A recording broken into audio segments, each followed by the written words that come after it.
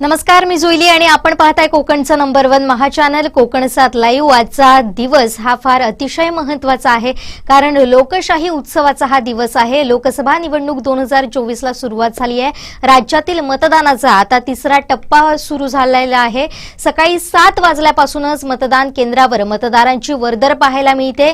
अनेक मतदारांनी मतदानाचा सकाळीच अधिकार बजावलेला आहे। महायुतीचे उमेदवार केंद्रीय मंत्री नारायण राणे आणि इंडिया आघाडीचे उमेदवार खासदार विनायक राऊत यांच्या ही थेट लढत होणार आहे आणि या मतदारसंघातून 9 उमेदवार निवडणूक रिंगणात आहेत। केंद्रीय मंत्री नारायण राणे यांच्या सोबतच बहुजन समाजवादी पार्टीचे राजेंद्र आयरे, उद्धव बाळासाहेब ठाकरे शिवसेना पक्षाचे विनायक राऊत, बहुजन मुक्ती पार्टीचे अशोक पवार, वंचित बहुजन आघाडीचे मारुती जोशी, सैनिक समाज पार्टीचे सुरेश शिंदे आणि 3 अपक्ष उमेदवार म्हणून अमृत तांबडे, विनायक राऊत आणि शकील अब्दुल करीम सावंत असे 9 उमेदवार निवडणुकीच्या रिंगणात आहेत। 9 वाजेपर्यंत म्हणजे पहिल्या टप्प्यात आतापर्यंत 8.12% एवढं मतदान झालंय। सकाळपासूनच मतदारांसह अनेक नेत्यांनी आमदारांनी सुद्धा मतदान केलेलं आहे। महायुतीचे उमेदवार नारायण राणे यांनी देखील मतदान केलेलं आहे। त्यांच्या सोबत त्यांच्या पत्नी नीलमताई राणे ह्या देखील उपस्थित होत्या।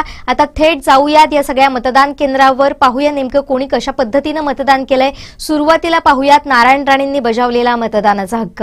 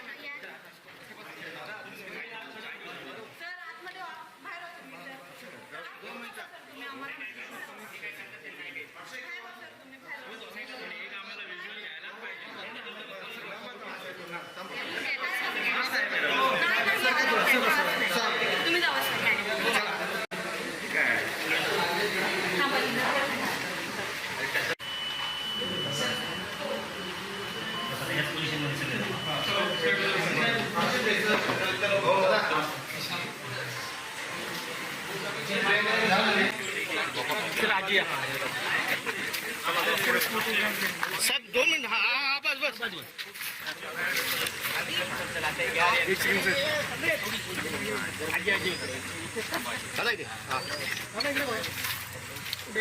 सदा इथे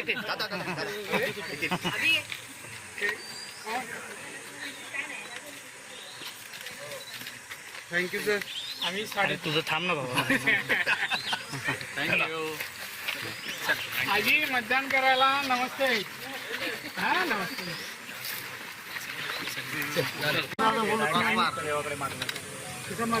काय मागणं देवाजवळ आता मी देवा नमस्कार करून मतदान मारतोय, मतदान करणार टिकू नका आणि मला यश प्राप्त करून द्यावं या निवडणुकीत अशी देवाजवळ प्रार्थना।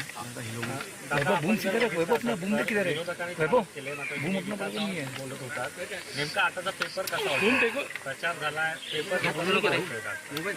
मी परीक्षेला बसतो तर मला पेपर सोपा वाटतो, मी अभ्यास करून बसतो। जे अभ्यास करत नसतात ना त्यांना कठीण जाणार, त्यामुळे मला काय पेपर कठीण जात नाही।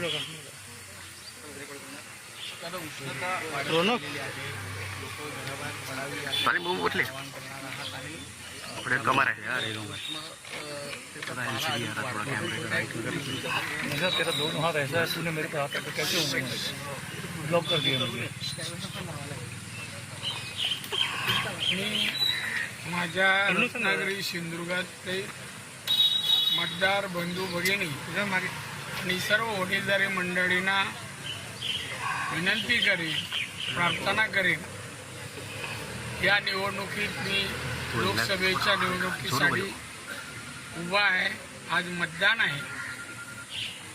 मोदींनी यापूर्वी घोषणा केली आहे की अबकी बार 400 पार 400 खासदार देशातून निवडून येणार, त्यामध्ये आपल्या कोकणाचा, तुमच्या हक्काचा आणि तुम्ही आतापर्यंत ज्याला अनेक वर्ष प्रेम दिलं, प्रोत्साहन दिलं, एवढी पदं मिळवून दिली, त्याप्रमाणे याही वेळेला लोकसभेची निवडणुकीसाठी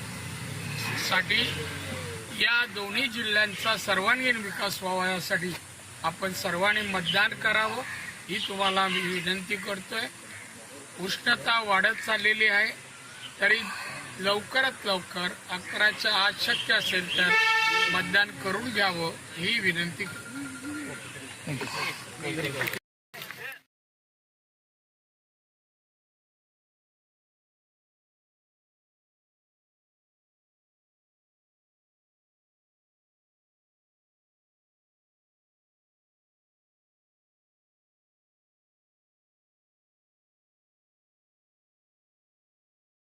आणि त्याचबरोबर त्यांनी आवाहन देखील केलं की 11च्या आत तुम्ही मतदान करा, कारण उष्णता वाढते, त्रास होता नाही याची सुद्धा काळजी घेण्याचं आवाहन नारायण राणेंनी केलं आहे. आणि त्याचबरोबर आता आपण पाहूयात मंत्री दीपक केसरकर यांनी देखील सावंतवाडीत मतदानाचा हक्क बजावलाय. त्यांनी आपल्या कुटुंबियांसोबत हा मतदानाचा हक्क बजावलाय. पाहूयात दीपक केसरकरांनी कशा पद्धतीनं मतदान केलंय आणि त्यांनी त्यानंतर विजयाचा, नारायण राणेंच्या विजयाचा विश्वास देखील व्यक्त केलाय. पाहूयात. बघा चितारळीत निघाले. ओके ओके पाठव.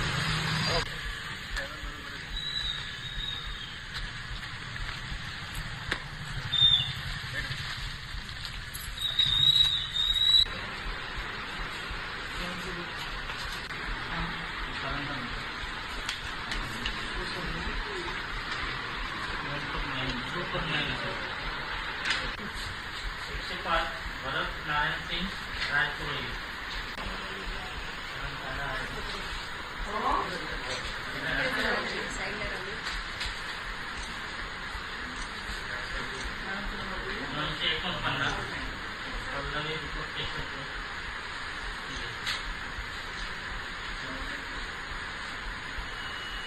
तिथून हात दाखव. बोट बोट बोट बोट बोट बोट नाही साईड.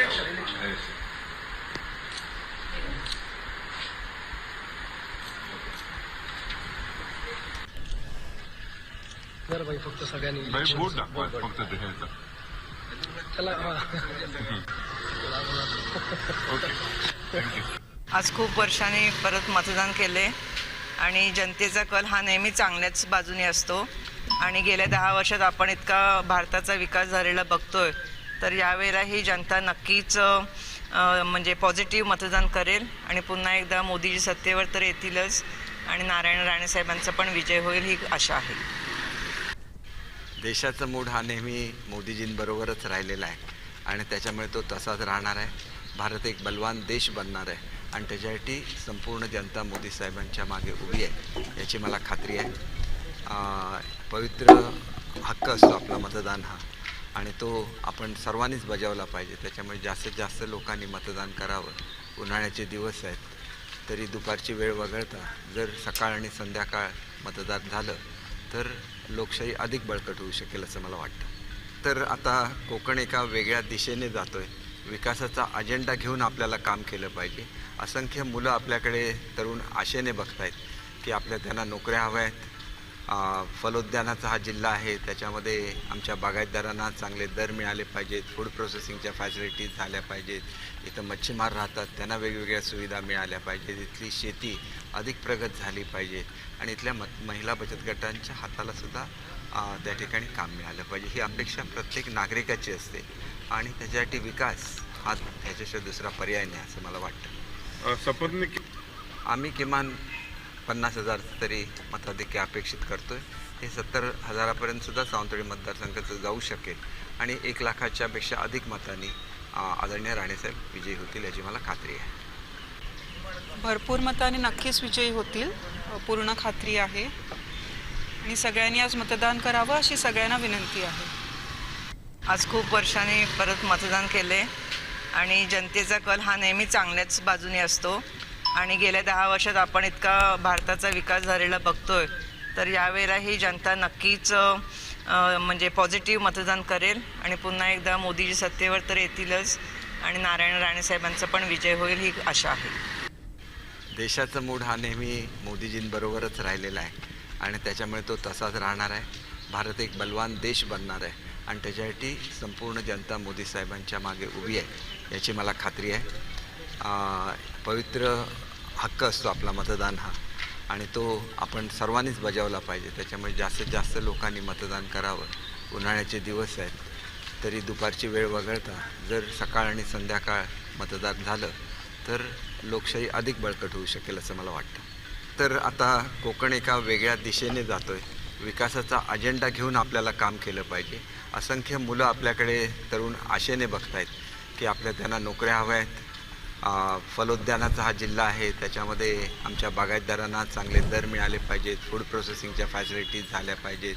इथं मच्छीमार राहतात, त्यांना वेगवेगळ्या सुविधा मिळाल्या पाहिजेत. इथली शेती अधिक प्रगत झाली पाहिजे आणि इथल्या महिला बचत गटांच्या हातालासुद्धा त्या ठिकाणी काम मिळालं पाहिजे. ही अपेक्षा प्रत्येक नागरिकाची असते आणि त्याच्यासाठी विकास हा ह्याच्याशिवाय दुसरा पर्याय नाही असं मला वाटतं. शपथविधी आम्ही किमान 50,000 तरी मताधिक्य अपेक्षित करतो आहे.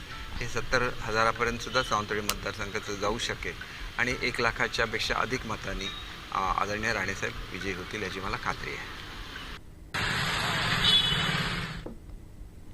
तर हे होते दीपक केसरकर. त्यांनी मतदानाचा हक्क बजावला. यावेळी त्यांच्यासोबत त्यांच्या पत्नी पल्लवी केसरकर, त्याचबरोबर मुलगी सोनाली केसरकर, त्यांचे जावई आणि नातू देखील उपस्थित होते आणि त्यांनी विजयाचा विश्वास व्यक्त केलाय. नारायण राणेंच्या विजयाचा विश्वास व्यक्त केलाय.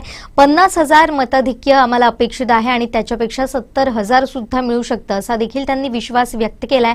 आणि त्याचबरोबर पल्लवी केसरकर म्हणाले आहेत की आतापर्यंत अनेक वेळा पॉझिटिव्ह मतदान झालेलं आहे आणि त्याबरोबर मोदी पुन्हा एकदा सत्तेत येतील असा विश्वास पल्लवी केसरकर यांनी व्यक्त केलाय. त्याचबरोबर दीपक केसरकर यांच्याप्रमाणे आमदार वैभव नाईकांनी देखील मतदान केलेलं आहे. कणकवलीत त्यांचं मतदान झालंय. त्यांनी सुद्धा आपल्या कुटुंबियांसमवेत मतदान केंद्रावर जात हे मतदान केलंय. पाहुयात वैभव नाईकांनी केलेलं मतदान.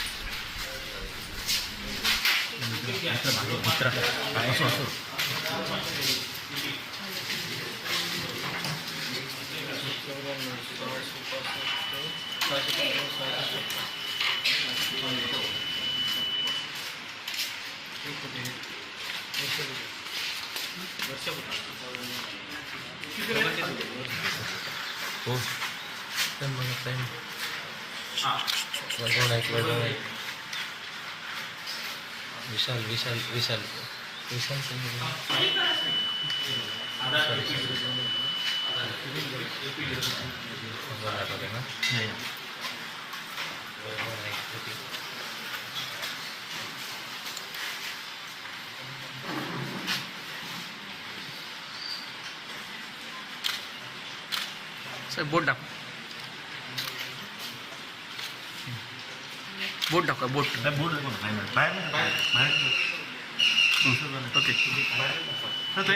ओके.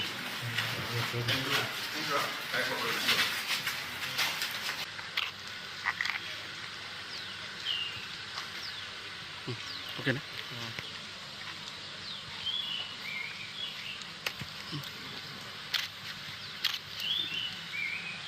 आज तुम्ही मतदान केलंय, काय सांगा? निश्चितपणे आज मोठ्या उत्साहात आम्ही सर्व कुटुंबासोबत मतदान केलं आणि अत्यंत आनंद होतोय. विनायक राऊत साहेब हे मोठ्या मताधिक्याने निवडून येतील असा विश्वास आम्हाला आहे आणि गेल्या वर्षी जास्त मताधिक्य त्यांना मतदारांच्या उत्साहात जो आहे ते पाहता त्यांना गेल्या वर्षी जास्त मताधिक्य यावी मिळेल. आज आपण बघितलं असाल की सुरुवातीपासूनच मतदारांमध्ये उत्साह आहे आणि लवकरात लवकर जास्तीत जास्त माझ्या मते 65 ते 70% मतदान या जिल्ह्यामध्ये या मतदारसंघामध्ये होईल.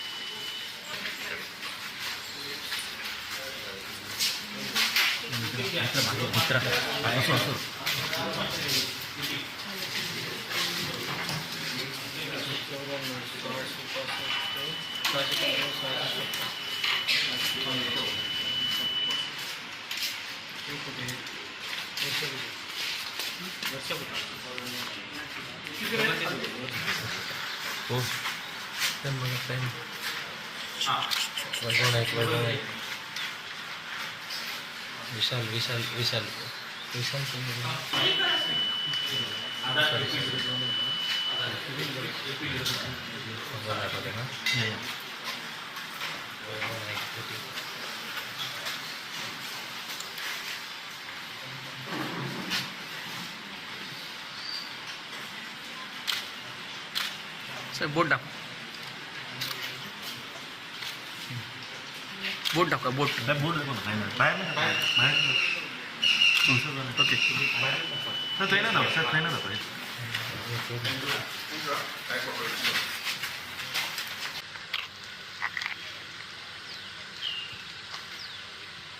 ओके ना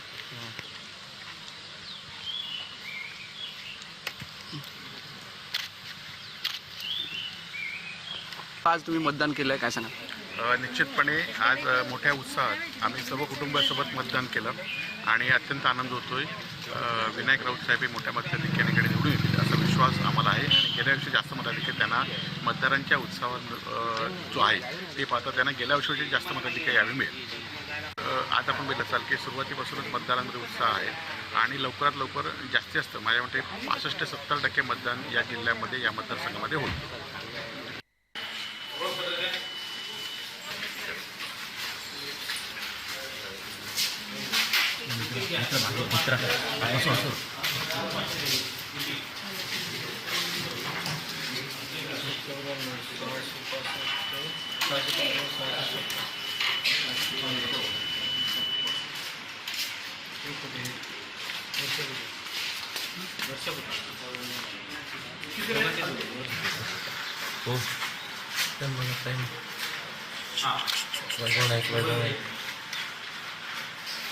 विशाल विशाल विशाल विशाल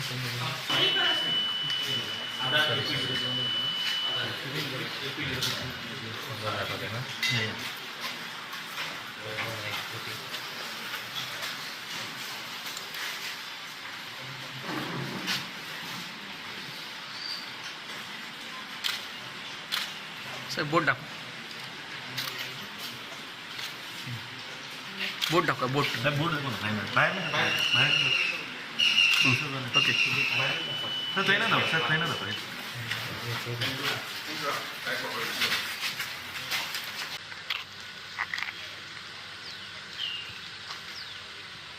ओके ना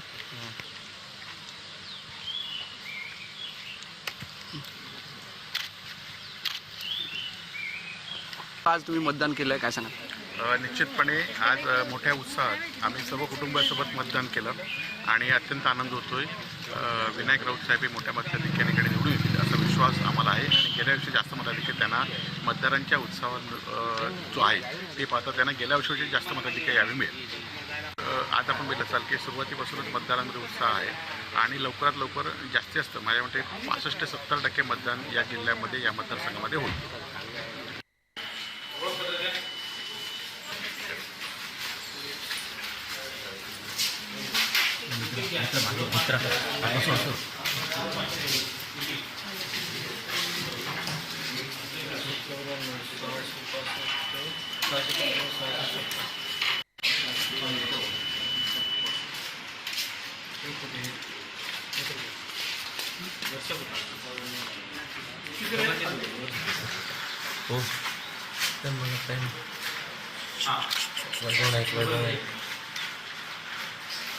विशाल विशाल विशाल विशाल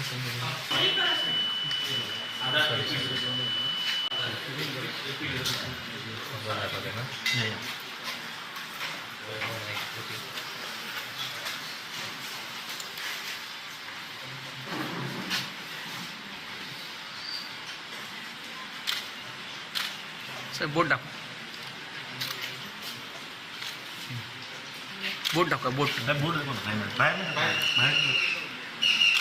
ओके सर ट्रेनर दाखव सर ट्रेनर दाखव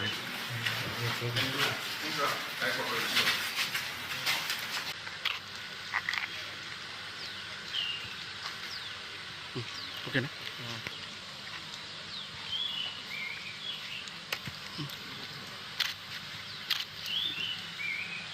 आज तुम्ही मतदान केलं आहे काय सांगा निश्चितपणे आज मोठ्या उत्साहात आम्ही सर्व कुटुंबासोबत मतदान केलं आणि अत्यंत आनंद होतोय. विनायक राऊत साहेब हे मोठ्या मताधिक्याने निवडून येतील असा विश्वास आम्हाला आहे आणि गेल्या वर्षी जास्त मताधिक्य त्यांना मतदारांच्या उत्साहावर जो आहे ते पाहता त्यांना गेल्या वर्षी जास्त मताधिक्य यावी मिळेल. आज आपण बघत असाल की सुरुवातीपासूनच मतदारांमध्ये उत्साह आहे आणि लवकरात लवकर जास्तीत जास्त माझ्या मते 65 ते 70% मतदान या जिल्ह्यामध्ये या मतदारसंघामध्ये होईल.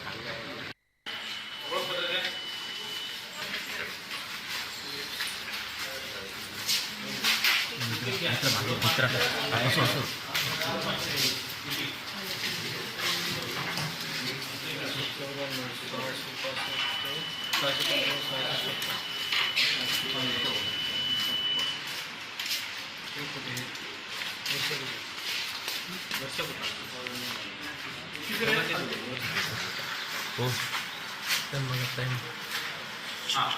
वैभव नाईक विशाल विशाल विशाल विशाल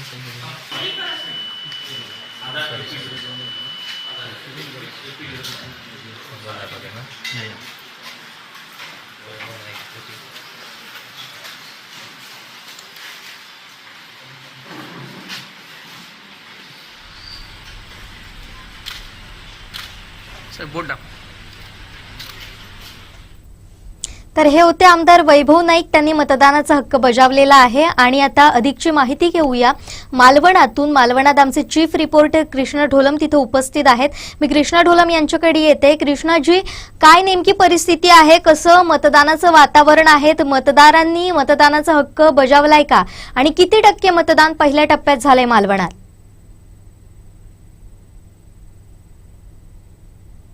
नक्कीच गेले आज सकाळपासूनच आज शांततेत मतदान हे पार पडलेलं आहे. लोकसभेसाठी ही निवडणूक होत असून आज सकाळी 7 वाजल्यापासून ही मतदानाला सुरुवात झालेली आहे. तर प्रत्येक मतदान केंद्रावर ही कडेकोट पोलीस बंदोबस्त सुद्धा होमगार्ड असतील हे ठेवण्यात आलेले आहेत. पोलीस अधिकारी सुद्धा मतदान केंद्रावर जाऊन मतदान केंद्राचा आढावा घेत आहेत. राजकीय पक्षाचे पुढारी असतील त्यांनी सुद्धा प्रत्येक बूथवर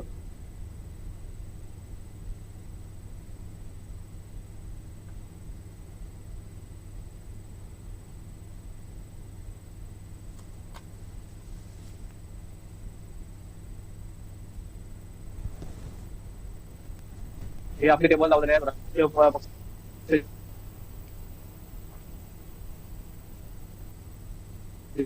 बडे पदाधिकारी सुद्धा टेबलवर स्वतः लक्ष घालून मतदानाची आकडेवारी घेत आहेत. मतदानाची सध्याची परिस्थिती जाणून घेत आहेत. एकूणच असल्यामुळे राणे आणि राऊत यांनी दोन्ही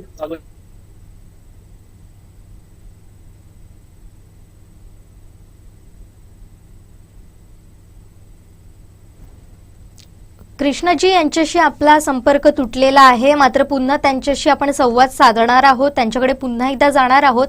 मात्र आता पाहूयात माजी नगराध्यक्ष समीर नलावडे यांनी सपत्नीक मतदानाचा अधिकार बजावलाय. आपण थेट जाऊया कणकवलीत. समीर नलावडे यांनी मतदान केल्यानंतर पत्रकारांशी देखील म्हणजेच कोकण 7 लाईव्हशी संवाद साधला. पाहूया.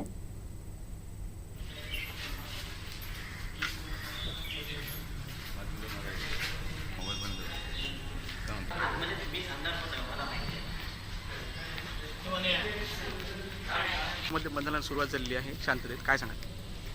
आपण सकाळपासून पाहिलं असाल की मतदारांमध्ये एक जागरूकता निर्माण झाली होती. प्रशासनाने केलेलं काम असेल की मतदारांना जागरूक करण्याचं आणि राणे साहेबांवर जे प्रेम करतात ते उत्साही मतदार आज बाहेर पडलेले आहेत. त्याच्यामुळे कणकवली शहरातील प्रत्येक बूथवर जर तुम्ही पाहिलं असेल तर गर्दी आहे आणि चांगल्या प्रकारे मतदान होते. आणि मला खात्री आहे की देशाचे पंतप्रधान नरेंद्र मोदी साहेब यांच्यावर विश्वास ठेवून आणि राणे साहेबांच्या नेतृत्वावर विश्वास ठेवून आज कणकवली शहरातून जास्तीत जास्त मतदान हे राणे साहेबांना मिळेल. मतदार महिला आहेत, काय म्हणतात? सकाळपासूनच जर बघितलं तर सर्वच महिलांनी उत्स्फूर्त असा प्रतिसाद दिलेला आहे. सकाळी नाश्ता करायच्या आधीच महिलांनी येऊन इथे मतदान केलेलं आहे आणि त्याच्यामुळे मला खात्री आहे की दादा नक्कीच विजयी चांगल्या मताने होणार आहेत. आणि सगळ्यांनी अशी टॅगलाईनच ठेवली आहे, दादा विजयी भव. माझं सर्व महिलांना असं सांगणं आहे की तुम्ही जास्तीत जास्त मतदान करायचं आहे, कारण मोदी साहेबांनी राणे साहेबांनी आपल्यासाठी स्कीम आणलेल्या आहेत आणि त्या सगळ्या महिलांसाठी उपयोगी आहेत. तर माझं महिलांना सगळं आव्हान आहे की जास्तीत जास्त महिलांनी दादांना मतदान करायचं आहे. तर हे होते माजी नगराध्यक्ष समीर नलावडे आणि त्यांच्या पत्नी. त्यांनी देखील मतदानाचा अधिकार बजावलाय आणि नारायण राणेंच्या विजयाचा विश्वास व्यक्त केलाय. आता पाहूयात नितेश राणेंच्या पत्नी ऋतुजा राणे यांनी देखील मतदान केंद्रावर जाऊन आपला मतदानाचा हक्क बजावलेला आहे आणि त्याचबरोबर त्यांनी नारायण राणेंना मतदान करण्याचं आवाहन देखील केलेलं आहे आणि त्याचबरोबर विजयाचा विश्वास देखील व्यक्त केलाय. पाहूया.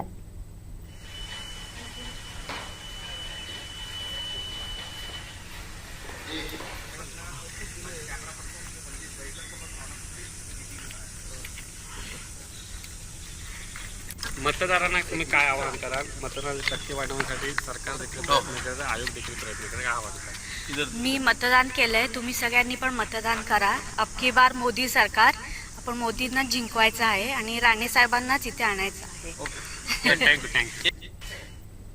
तर या होत्या नितेश राणे यांच्या पत्नी ऋतुजा राणे यांनी मतदान केलंय आणि आवाहन देखील केले की तुम्ही सुद्धा मतदान करा. आणि याचबरोबर महत्त्वाची बातमी म्हणजे विशेष पोलीस महानिरीक्षक संजय दराडे यांनी देखील मतदान केंद्रांची पाहणी केलेली आहे. कणकवली शहर हे संवेदनशील म्हणून ओळखलं जातं राजकीय दृष्ट्या आणि यासाठी त्यांनी विशेष कणकवली इथं दौरा केलेला आहे. तिथं त्यांनी मतदानाचा आढावा घेतलेला आहे. केंद्रांवर त्यांनी भेटी दिल्यात आणि कशा पद्धतीनं मतदान होतं याची पाहणी केलेली आहे. आपण थेट जाऊयात कणकवलीत. विशेष पोलीस महानिरीक्षक संजय दराडे हे आढावा घेत आहेत. विशेष पोलीस महानिरीक्षक संजय दराडे यांनी शहरातील मतदान केंद्रांची फिरून पाहणी केली. मतदान शांततेत सुरू असल्याची पाहणी केली. त्यांच्या समवेत कणकवली पोलीस अधिकारी मनोज पाटील देखील उपस्थित होते.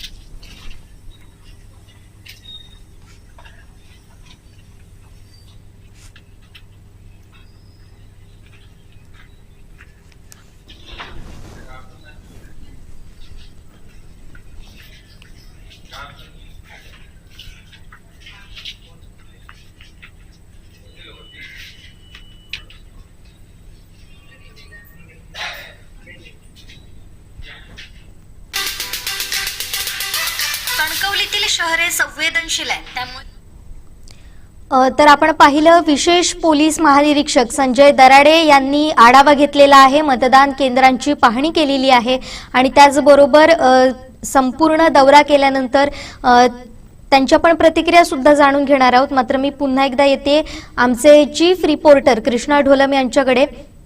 काही टेक्निकल कारणांमुळे ते आपल्याशी जोडू शकले नाहीयेत. आपण त्यांच्याशी संवाद साधणार आहोत, मालवणातली आकडेवारी जाणून घेणार आहोत. मात्र आता आपल्या सोबत आहेत कोकण 7 लाईव्हच्या संपादक देवयानी वरसकर मॅडम आपलं मनपूर्वक स्वागत. आपण पाहतोय की सकाळपासून मतदानाला सुरुवात झालेली आहे. म्हणजे अनेक मतदान केंद्राचा जर आपण आढावा घेतला तर गर्दी नाहीये, मात्र मतदार येत आहेत, मतदान करतात आणि जात आहेत. शांततेत मतदान सुरू आहे आणि आपण पहिल्या टप्प्यात पाहिलं तर 8.18% एवढं मतदान झालेलं होतं. आणि त्याचबरोबर आपल्याकडे आता रत्नागिरीचा सुद्धा आढावा आहे. तर एकंदरीत कशा पद्धतीनं वातावरण आहे रत्नागिरी सिंधुदुर्गचं? जुईली सकाळपासूनच सकाळी 7 वाजल्यापासून आपल्याकडे मतदानाला सुरुवात झालेली आहे आणि सध्याचा आत्ताचा जो गरमीचा किंवा उष्म्याचा जर कालावधी बघितला तर सकाळीच मतदारांनी मतदान केंद्राकडे जाऊन आपलं मतदान करण्यासाठीचा ओढा जास्ती दिसतोय. जरी सकाळी 7 वाजता मतदान सुरू झालेलं असलं तरी बऱ्याच मतदान केंद्रांवरती 8-8:30 वाजता मोठ्या रांगा लागलेल्या होत्या की आपलं मतदान लवकर करून आपण घरी जावं, उन्हाच्या अगोदर घरी जावं, हाच कुठेतरी थोडासा एक मत दिसत होतं. त्याचप्रमाणे रत्नागिरी जिल्ह्यामध्ये देखील उत्साहामध्ये मतदानाला सुरुवात झालेली आहे. आपल्या ह्या रत्नागिरी सिंधुदुर्ग लोकसभा मतदारसंघाचे जे इलेक्शन ऑफिसर आहेत म्हणजे जिल्हाधिकारी रत्नागिरी हे जे आहेत देवेंदर सिंह, त्यांनी पहाटे 5 वाजता त्यांच्यासह बर्गे साहेब आणि तिथले जिल्हा पोलीस अधीक्षक श्री धनंजय कुलकर्णी यांनी देखील मतदानासाठी आवाहन करण्यासाठी पहाटे 5 वाजता दूरदृश्य प्रणालीद्वारे सगळ्या मतदारांना आवाहन केलेलं आहे. त्याच्यानंतर ते स्वतः त्यांनी मतदान केलेलं आहे. तिथले मुख्य कार्यकारी अधिकारी त्यांनी मतदान केलेले आहे. तिथले शंकर बर्गे जे RDC आहेत त्यांनी मतदान केलेलं आहे. त्याचप्रमाणे रत्नागिरी जिल्ह्यामध्ये देखील मतदानाला जोरात सुरुवात झालेली आहे आणि तिथे देखील हाच ओढा दिसतोय की सकाळच्या सत्रामध्ये जास्तीत जास्त लवकर मतदान करून घ्यायचं. म्हणूनच जर तू बघितलंस तर अनेक ठिकाणी म्हणजे दापोली म्हणा किंवा रत्नागिरी शहरातली जी काही मतदान केंद्र आहेत ती म्हणा, अशा ठिकाणी खूप रांगा दिसत आहेत मतदानासाठी उभ्या असलेल्या.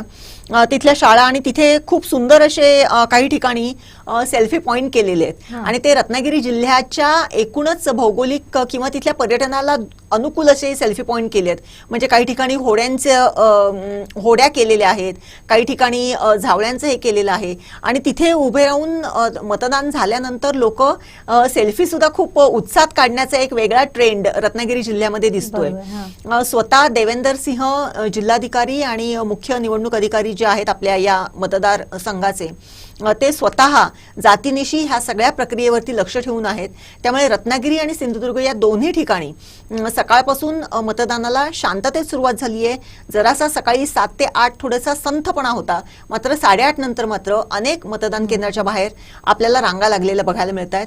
सगळे जे मोठे सेलिब्रिटी मतदार आहेत आपण असं म्हणूया, त्या मतदारांनी देखील मतदान केलेलं आहे. त्याचबरोबर जे आपले कॅन्डिडेट आहेत त्यांनी देखील मतदान केलेलं आहे आणि त्यांच्या कुटुंबियांनी मतदान केलेलं आहे. सगळेजण, बहुतेक जण एकत्र कुटुंबासोबत मतदान करताना आपल्याला जायला बघायला मिळालेली आहेत. त्यामुळे सकाळीच आपल्याकडे मग सावंतवाडीमध्ये दीपक केसरकर असू देत, तिथे नारायण राणे असू देत, वैभव नाईक असू देत, समीर नलावडे असू देत, अनेकांनी आपल्या कुटुंबासोबत मतदान केलेलं आहे हे दिसतंय आणि प्रत्येक जण आपापल्या उमेदवाराला निवडून आणण्याचं वारंवार अपील करतायत.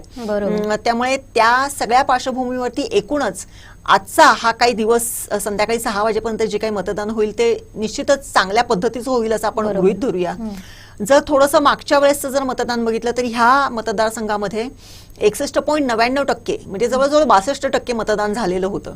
हा मतदानाचा टक्का तेवढाच राहतो की तो वाढतो आणि तो वाढण्यासाठी काय प्रयत्न केले जातात किंवा हा मतदानाचा टक्का वाढण्यासाठी आपल्याकडून काय काय होतंय हे बघणं निश्चितच आज संध्याकाळी उत्सुकतेचं ठरणार आहे. जास्तीत जास्त मतदारांनी ह्या मतदान प्रक्रियेमध्ये सहभागी व्हावं असं आपण देखील मतदारांना आवाहन करूया. नक्कीच. पण हे जर आपण बघितलं तर निवडणूक आयोगानं किंवा निवडणुकीच्या ज्या प्रक्रियेमध्ये सगळे अधिकारी असतील त्यांनी महत्त्वपूर्ण अशी भूमिका बजावलेली आहे आणि त्याचा जर आपण आढावा घेतला म्हणजे मागच्या काही दिवसांपासून पाहतोय आपण मोठी मेहनत घेत आहेत ही सगळीच मंडळी आणि त्यासाठी काम करतात आणि अगदी कालच्या किंवा आजच्या दिवसांपासून सकाळपासून हे सगळेजण फील्डवर उतरलेले आहेत आणि त्यासाठी काम करतात. त्यामुळे एकंदरीत त्याचा परिणाम आता कितपत होतो हा आजच्या दिवसात आपल्याला स्पष्ट होणार आहे. मात्र याबद्दल काय सांगाल, कशा पद्धतीनं या सगळ्यांनी मेहनत घेतली निवडणूक प्रक्रिया राबवण्यासाठी? एकूण जर बघितलं तर पूर्णच या मतदार संघामध्ये जर बघितलं तर रत्नागिरी आणि सिंधुदुर्ग या दोन्ही जिल्ह्यामध्ये हे वाडी वस्त्यांचे जिल्हे आहेत. दूर दूर गावांमध्ये वसलेल्या वाड्या वस्त्या आहेत.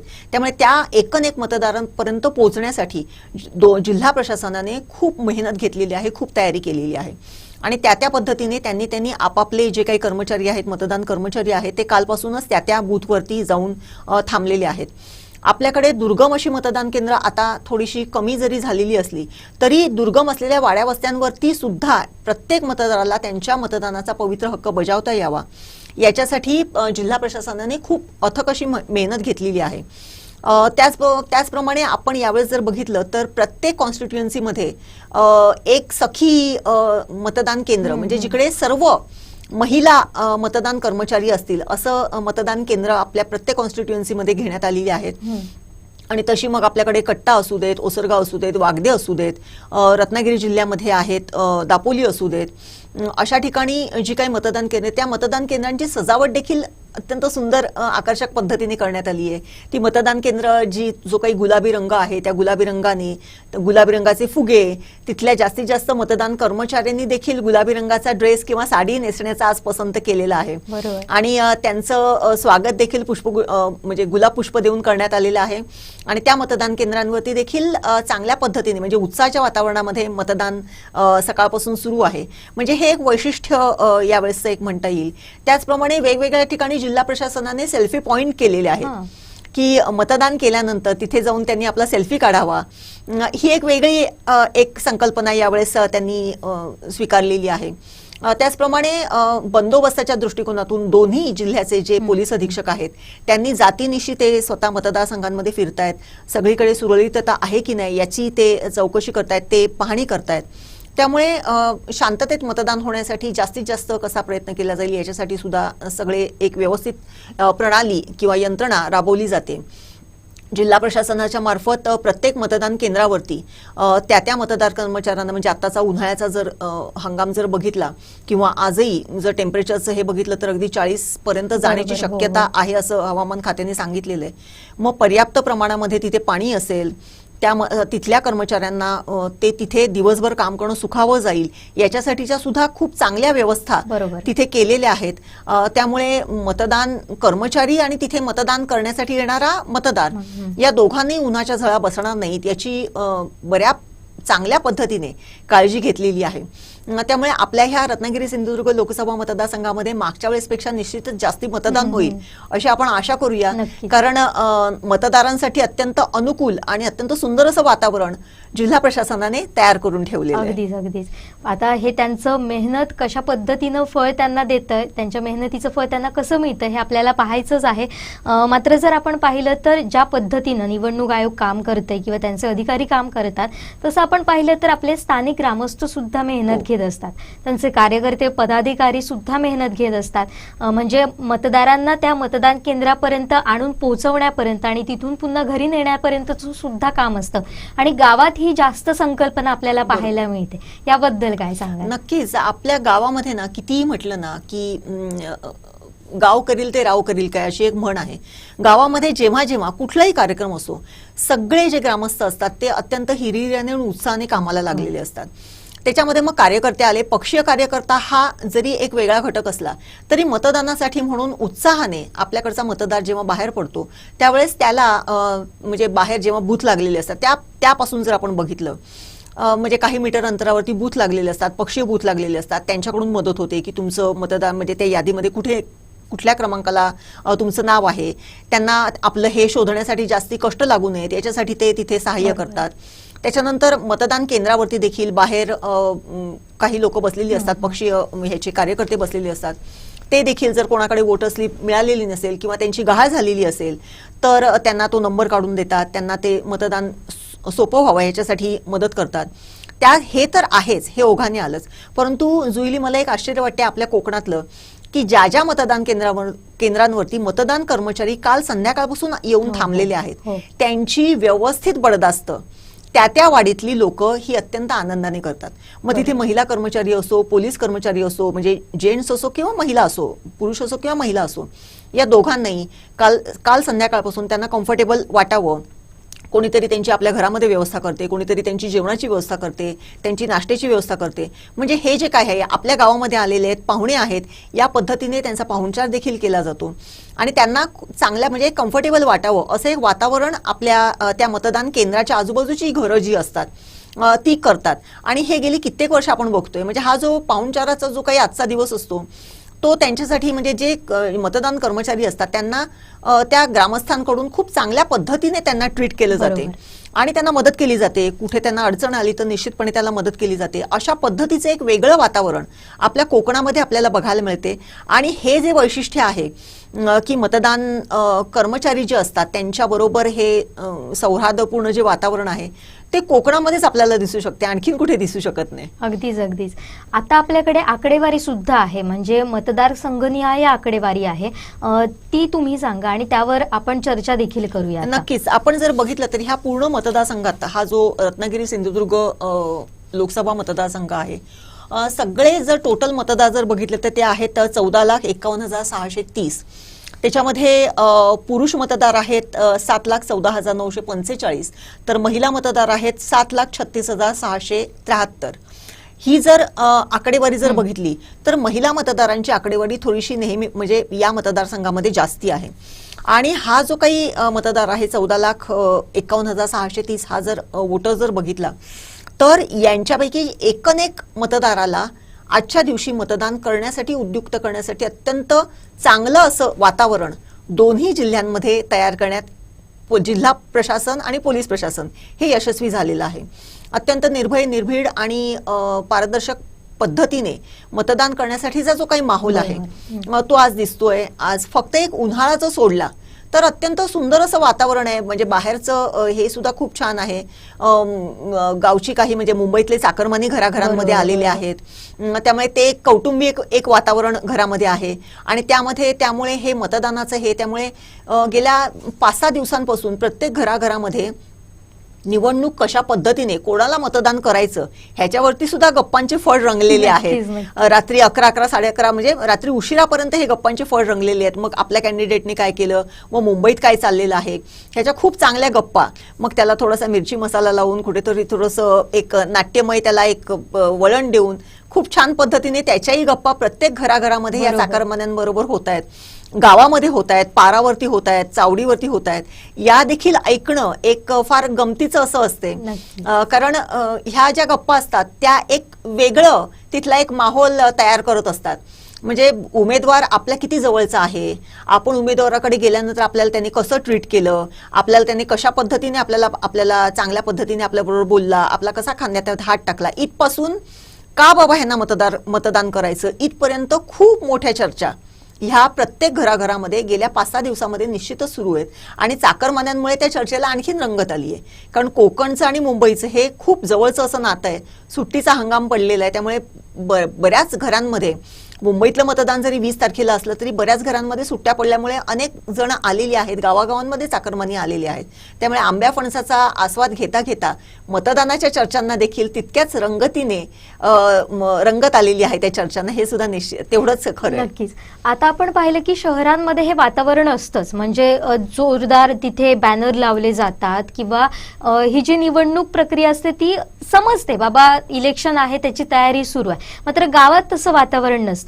मात्र अलीकडच्या सोशल मीडियामुळे हे वातावरण आता गावागावातही झालं. आणि जसं तुम्ही म्हटलात की गावागावात पारापारावर याच्या चर्चा होतात, आता युवक देखील त्याच्या चवीनं चर्चा करू लागल्यात. म्हणजे मध्यंतरीचा असा काळ होता की युवक मतदान करत नाहीयेत किंवा युवकांमध्ये याची गोडी नाहीये, असं एकंदरीत वातावरण होतं. मात्र अलीकडच्या काळामध्ये हे वातावरण कुठेतरी बदलताना तुम्हाला जाणवते का? तुमचं एकंदरीत अनुभव काय? नक्कीच. गेल्या काही वर्षांमध्ये म्हणजे आताच्या ह्या टर्म मध्ये 2019 नंतर हा जो युवा मतदार आहे तो खूप सजग झालेला आहे आणि तो हिरिरीने ह्या चर्चांमध्ये भाग सुद्धा घेत असतो.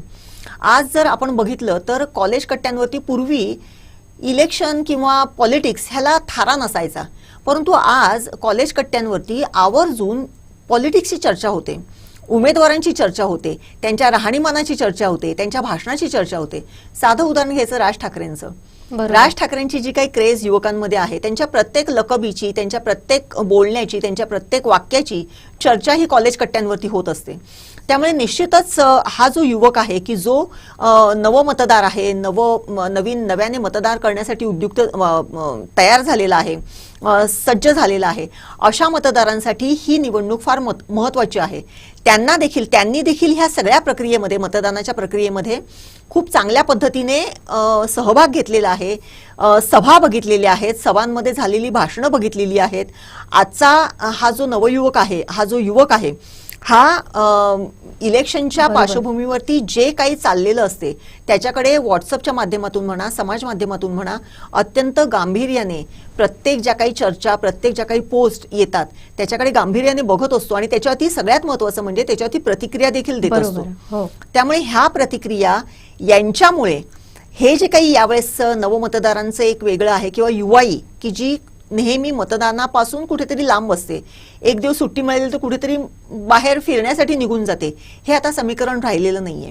आज युवाई ही आवर्जून मतदान करण्यासाठी उद्युक्त होते, पुढे येते आणि आवर्जून मतदान देखील करते. आपण जर ह्या संपूर्ण प्रक्रियेच्या शेवटी ज्यावेळेस आपण बघू की किती वर्षांपर्यंतच्या टप्प्यातल्या लोकांनी मतदान केलेलं आहे, तर आपल्या ह्या मतदारसंघामध्ये निश्चितच युवाईने मतदान केलेला जो टक्का असेल तो जास्ती असणार आहे. नक्कीच. आता आपण पाहतोय तर अनेकांनी मतदान केलेलं आहे, नेते मंडळींनी केलेलं आहे आणि आपल्याकडे एका मुलीची सुद्धा बाईट आलेली आहे. म्हणजे तिने आपलं मत व्यक्त केलं. मतदान केल्यानंतर ती असं म्हणाली की मला खूप छान वाटलं, मस्त वाटलं आणि आता मी अनेकांना सुद्धा सांगते की मतदान करा. अशा पद्धतीचं काम कुठेतरी होणं गरजेचं आहे. अशा पद्धतीनं युवक हे स्वतःहून उद्युक्त होऊन मतदान करण्यासाठी पुढे आले पाहिजेत आणि ही आताच्या काळची गरज आहे. कारण आपला भारत देश हा नवयुवकांचा म्हणून मानला जातोय आणि तरुणांचा त्याचबरोबर देश. पुढचं नेतृत्व सुद्धा त्यांच्या हातात जाणार आहे. त्यामुळे त्यांनी सजगपणे या मतदानाकडे, या मतदान प्रक्रियेकडे पाहणं गरजेचं आहे. याचबरोबर आणखीन काही प्रश्न आहेत, ते म्हणजे आता आपण पाहिलं की कालचा दिवस अत्यंत महत्त्वाचा होता. म्हणजे प्रचाराच्या तोफा थंडावल्या असल्या तरी पडद्यामागून अनेक घडामोडी घडलेल्या असू शकतात किंवा घडतात आणि घडल्या देखील आहेत. तर याबाबत काय सांगाल? एकंदरीत कालचं वातावरण कसं महत्त्वाचं होतं आणि त्यानंतर कशा पद्धतीनं आजच्या मतदानावर त्याचे पडसाद उमटताना आपल्याला दिसतील? आपण जर कॅन्डिडेट वाईज जर बघितलं तर निश्चितच दोन्ही उमेदवार जे दोन्ही उमेदवार आहेत, नारायण राणे आणि विनायक राऊत, यांच्या नक्कीच दिल की धडकन ही वाढलेली असणार आहे. कारण आणि साहजिक देखील आहे, कारण दोघांसाठी ही प्रतिष्ठेची निवडणूक आहे. विनायक राऊतांसाठी सुद्धा आहे आणि नारायण राणेंसाठी सुद्धा आहे. भाजपने पहिल्यांदाच या मतदारसंघामध्ये आपला पाय ठेवलेला आहे. त्यामुळे भाजपची सगळी फळी, सगळी यंत्रणा अगदी शेवटच्या क्षणापर्यंत काम करते आणि म्हणजे अगदी सूक्ष्म लेवलवरती त्यांचं जे काही नियोजन आहे ते सुरू होतं. ते काल दिवसभर देखील सुरू होतं. प्रचार अधिकृतरित्या जरी परवाच्या दिवशी संध्याकाळी 6 वाजता थांबलेला असला तरी तो अधिकृतरित्या थांबलेला प्रचार असतो. परंतु ज्याला म्हणजे पूर्वी आपण कंदील प्रचार म्हणायचो किंवा वाडीवरती जाऊन पुन्हा एकदा मतदारांना सांगणं, हा कधीच कुठे थांबणार नाही. म्हणजे आपण कितीही त्याला हे म्हटलं तरी असं कधी होणार नाहीये. त्यामुळे मतदारांना जास्तीत जास्त मतदान करण्यासाठी उद्युक्त करणं, आपल्या उमेदवाराला मतदान करण्यासाठी उद्युक्त करणं, याच्यासाठी दोन्ही पक्षाचे कार्यकर्ते हे काल रात्रभर झोपलेले नाहीत. ते रात्रभर ह्या मतदारांनी आपल्या उमेदवाराला मतदान करावं याच्यासाठी दोन्ही पक्षाचे कार्यकर्ते अत्यंत चांगल्या पद्धतीने कार्यरत होते. दोन्ही पक्षाच्या कार्यकर्त्यांबरोबर त्या पक्षाचे म्हणजे त्या ह्याचे जे पुढारी आहेत ते देखील ह्या सगळ्या गोष्टींचं मॉनिटरिंग करत होते. आता जर भाजपचं जर बघितलं तर अनेक लोकांच्या इथे, अनेक मोठ्या नेत्यांच्या इथे सभा वगैरे झालेल्या आहेत. सगळ्या पद्धतीचं वातावरण झालेलं आहे. एकमेकांवरती ॲलिगेशन झालेली आहेत. त्या ह्याच्यावरती सगळं यंत्रणा राबवली गेलेली आहे. तर इकडे विनायक राऊत यांचं असं आहे की शिवसेना हा जो काही पक्ष आहे ह्या पक्षामध्ये फूट पडलेली आहे. शिवसेनेचं धनुष्यबाण चिन्ह हे ह्या मतदारसंघातून हद्दपार झालेलं आहे, त्याचं एक वातावरण होतं. त्यामुळे ते एक आहे. त्यामुळे या सगळ्या पार्श्वभूमीवरती काल दिवसभरामध्ये अत्यंत चांगल्या पद्धतीने, अत्यंत सजगतेने आणि जरी छुपा म्हटला तरी तो कुठेतरी उघड अशा पद्धतीचा प्रचार हा झालेला आहेच. आणि ते साहजिक आहे. आज सकाळची म्हणजे आज सकाळी 7 वाजल्यापासून ज्यावेळेस मतदानाला सुरुवात झालेली आहे त्यामुळे तेव्हा देखील प्रत्येक उमेदवार जो उमेदवार आपल्या मतदान करायला जातोय तो देखील सांगतोय की आपण काय केलं आणि आपल्याला का मतदान करावं हे आपण बघतोय. त्यामुळे अशा पद्धतीचं कालच्या दिवसाचं जे वातावरण होतं ते कुठेतरी अत्यंत टोकाच्या, अत्यंत अशा एका वेगळ्या घालमेलीचं पण होतं. दुसरीकडे मतदान जास्तीत जास्त व्हावं याच्यासाठी कार्यकर्त्यांना पिटाळण्याचं देखील होतं. आणि तिसरीकडे पुढे काय होणार आहे ह्याची सातत्याने धाकधूक जीवामध्ये असलेल्याचं सुद्धा होतं. त्यामुळे कालचा जो दिवस होता तो उमेदवारांना, कार्यकर्त्यांना अत्यंत महत्वाचा आणि एकदम क्रुशियल असा कालचा दिवस होता. अगदी हे निश्चितच आहे. बरोबर. यावर आपण अधिक चर्चा करणार आहोत, पण आता जाऊयात वैभववाडीत आमचे करस्पॉन्डंट श्रीधर साळुंखे आपल्याशी जोडले गेले आहेत. श्रीधरजी, एकूण वैभववाडीचं वातावरण काय आहे? कशा पद्धतीनं या मतदानासाठी मतदारांनी प्रतिसाद दिलाय आणि पहिल्या टप्प्यातलं एकंदरीत आकडेवारी नेमकी काय आहे?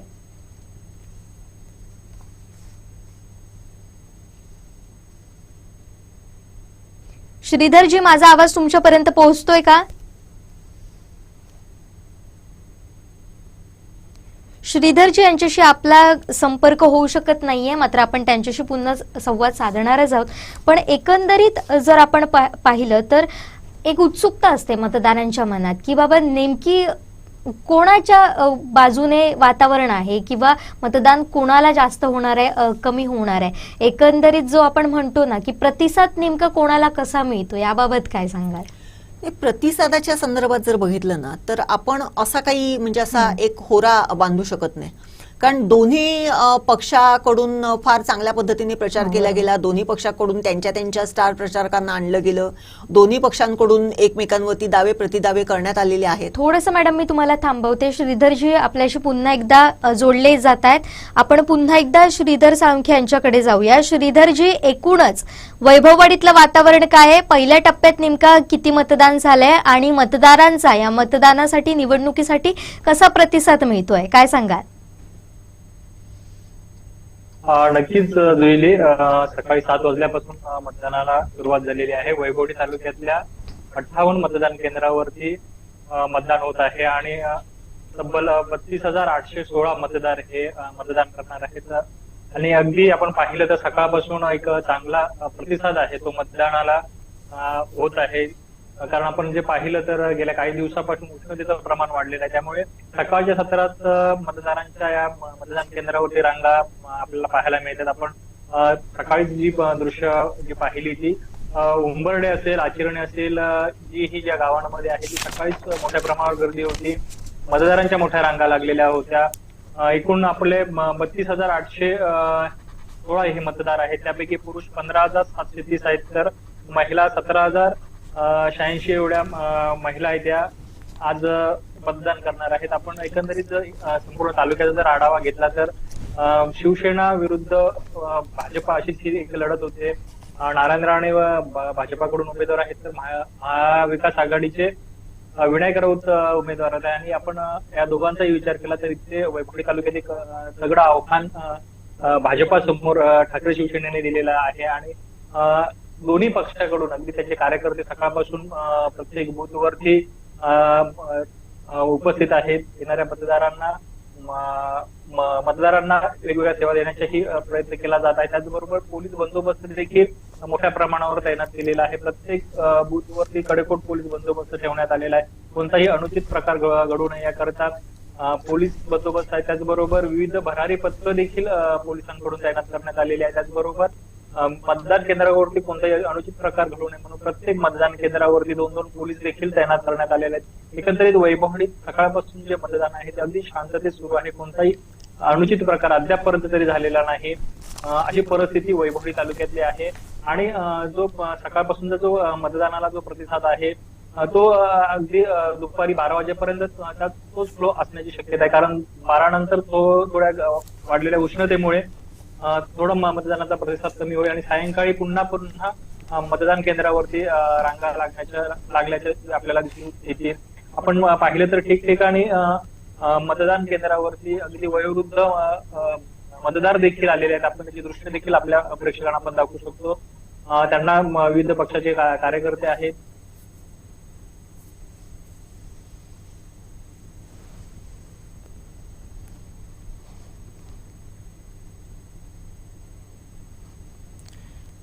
श्रीधरजी यांच्याशी आपण पुन्हा एकदा जोडले जाणार आहोत. काही टेक्निकल कारणांमुळे आपण त्यांच्याशी संपर्क साधू शकत नाही, त्यांच्याशी बोलू शकत नाही आहोत. मॅडम, मी पुन्हा एकदा तुमच्याकडे येते. एकंदरीत पुन्हा एकदा जाऊया श्रीधर साळुंखे यांच्याकडे. ते पुन्हा एकदा आपल्याशी जोडले गेले. श्रीधरजी, तुम्ही माहिती देत होतात, एकंदरीत वातावरण कसं आहे वैभववाडीतलं? नक्कीच सकाळपासून चांगला प्रतिसाद आहे तो मतदारांकडून मिळत आहे. सर्वच मतदान केंद्रावरती जर आपण पाहिलं तर मोठ्या रांगा आपल्याला सकाळपासून लागलेल्या पाहायला मिळाल्या.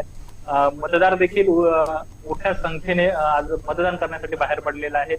आणि सकाळच्या सत्रात एक चांगलं मतदान आहे. आपण बघितलं तर सरासरी 9 वाजेपर्यंत 7% एवढं मतदान आपल्या तालुक्यात झालेल्याचं निदर्शनास येत आहे. मतदारांचा आपण प्रतिसाद पाहिला, पण आणखीन जास्तीत जास्त मतदान होण्यासाठी कार्यकर्ते पदाधिकारी यांची धावपळ देखील नक्कीच असेल तिथे. तर त्यांची कशी घालमेल सुरू आहे या सगळ्यासाठी?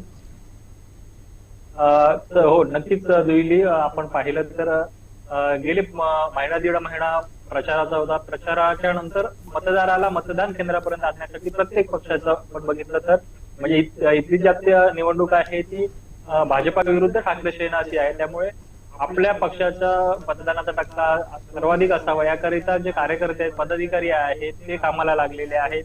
प्रत्येक मतदारापर्यंत, प्रत्येकाच्या घरापर्यंत पोहोचून त्याला मतदान केंद्रापर्यंत आणण्याची व्यवस्था देखील प्रत्येक राजकीय पक्षाकडून करण्यात आलेली आहे. त्याचबरोबर त्याला त्याच्या मतदान केंद्रापर्यंत पोहोचण्यासाठी वाहन व्यवस्था देखील विविध राजकीय पक्षांकडून करण्यात आली. त्यामुळे मतदाराला एक प्रकारे मतदान केंद्रापर्यंत पोहोचून त्या मतदानाचा आपल्या पक्षासाठी फायदा होईल याकरता कार्यकर्ते आणि पदाधिकारी असतील हे सकाळपासूनच अगदी कामाला लागलेत. आपण पाहिलं तर सर्वच मतदान केंद्रांवरती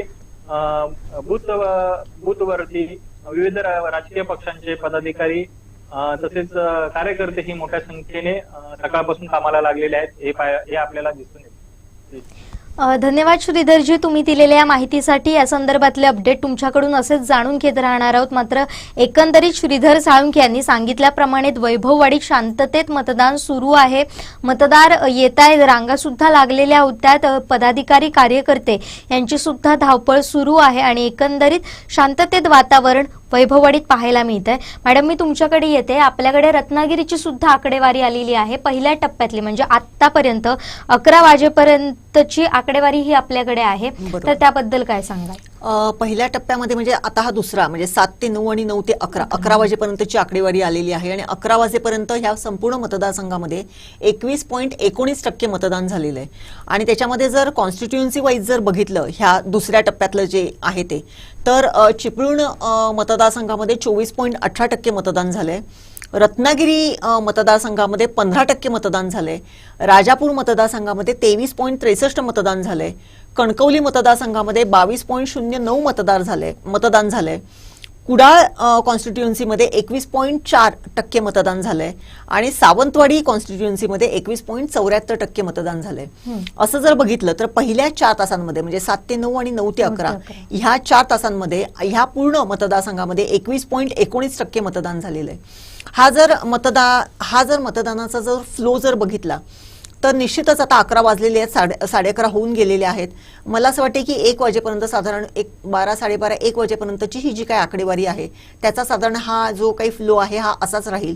त्याच्यानंतर पुन्हा 1 ते 3 या दरम्यानमध्ये कुठेतरी थोडासा ब्रेक असेल असं वाटतंय आणि पुन्हा 3 ते 6 या ह्याच्यामध्ये सगळ्या मतदान केंद्राच्या भोवती म्हणजे बाहेर मतदानासाठी रांगा लागतील असा थोडासा अंदाज आपण आता वर्तवूया.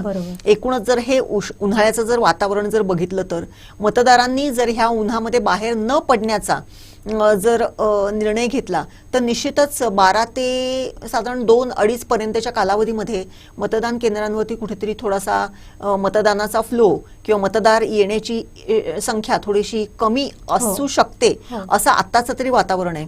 परंतु हा जर फ्लो बघितला तर निश्चितच आपल्या ह्या एकूण मतदारसंघामध्ये 60% वरती मतदान होईल अशी एक आशा मला वाटते. हा जर आकडेवारीचा फ्लो जर असाच राहिला तर निश्चित 60% वरती आपल्या मतदान ह्या कॉन्स्टिट्युएन्सीमध्ये पूर्ण मतदान होईल असं वाटतंय. म्हणजे थोडासा उन्हाचा परिणाम या मतदानावर होताना दिसतोय, कारण आता 21 पॉईंट आपले हे मतदान झाल्याचं दिसतंय आपल्याला. 21.19 म्हणजे एकंदरीत पाहिलं तर सकाळच्या वेळेत वातावरण चांगलं होतं, म्हणजे मतदानाला वेग होता. आता थोडासा तो काहीसा कमी झाल्याचं दिसतंय. एकंदरीत ज्या पद्धतीनं सगळेजण शक्यता वर्तवत होते की दुपारच्या वेळेत थोडंसं संथ गतीने चालेल, तशीच परिस्थिती आपल्याला इथे पाहायला. आणि सगळ्यात महत्वाचं म्हणजे सगळ्या मॅक्झिमम ज्या कॉन्स्टिट्युएन्सी आहेत त्याच्यामध्ये जे मतदान आहे ते साधारण 21, 22, 24% गेलेलं आहे. मात्र रत्नागिरी कॉन्स्टिट्युएन्सीमध्ये 15% अजून मतदान थांबलेलं आहे. म्हणजे 11 पर्यंतची जी आकडेवारी आहे ती 15%ची आहे. त्यामुळे रत्नागिरी विधानसभा मतदारसंघामधलं मतदान वाढण्यासाठी जास्तीत जास्त प्रयत्न होणं आवश्यक आहे. आणि त्या ह्याच्या जर या सगळ्या जर बघितलं तर राजापूरमध्ये देखील 23.63 म्हणजे बऱ्यापैकी तिथे मतदानाचा जो काही टक्का आहे तो बऱ्यापैकी दिसतोय. आता 11 वाजल्यानंतर 1 वाजताच जी काही आकडेवारी असेल ती आपल्याकडे येईल आणि 1 वाजताची जी काही आकडेवारी असेल त्याच्यावरती आपल्याला ह्या 11 ते 1 यामध्ये किती मतदान झालेलं आहे, मतदारांनी कसा प्रतिसाद देतायत याच्याबद्दल आपल्याला त्याचा थोडासा आढावा घेता येईल. पण चिपळूणमध्ये जर आपण पाहिलं तर 24.18% इतकं मतदान दिसतंय, म्हणजे मोठ्या प्रमाणात इथं झालंय. इतर तालुक्यांच्या किंवा इतर मतदारसंघाचा जर आपण विचार केला तरी चिपळूणमध्ये अधिकाधिक मतदान दिसतंय. आणि त्यात खालोखाल जे मतदान आहे ते इथे राजापूरमध्ये दिसतंय, म्हणजे 23.63%. कणकवली त्या खालोखाल आहे, बरोबर. म्हणजे राजापूरच्या खालोखाल ते 22.09 टक्के. टक्के. त्याचबरोबर दुसरा जर आपण पाहिलं तर सावंतवाडीचा नंबर लागतो 21.74, कुडाळचा 21.4 टक्के आणि सगळ्यात कमी आहे ते रत्नागिरी. त्यामुळे आता कुठेतरी रत्नागिरीवाल्यांनी लवकरात लवकर बाहेर पडणं गरजेचं आहे, नक्कीच. नाहीतर तिथे उमेदवारांना घाम फुटेल, त्यांच्या कार्यकर्त्यांना पदाधिकाऱ्यांना घाम फुटेल. नक्कीच नक्कीच तर त्याचा सुद्धा आपण आढावा घेणार आहोत. मात्र आता जाऊयात वैभववाडीत. वैभववाडीत अतुल रावराणे यांनी मतदानाचा हक्क बजावलेला आहे. तर त्यांनी कशा पद्धतीनं मतदान केलं आणि त्यानंतर त्यांनी काय विजयाचा विश्वास व्यक्त केलाय विनायक राऊत यांच्यासाठी पाहूया.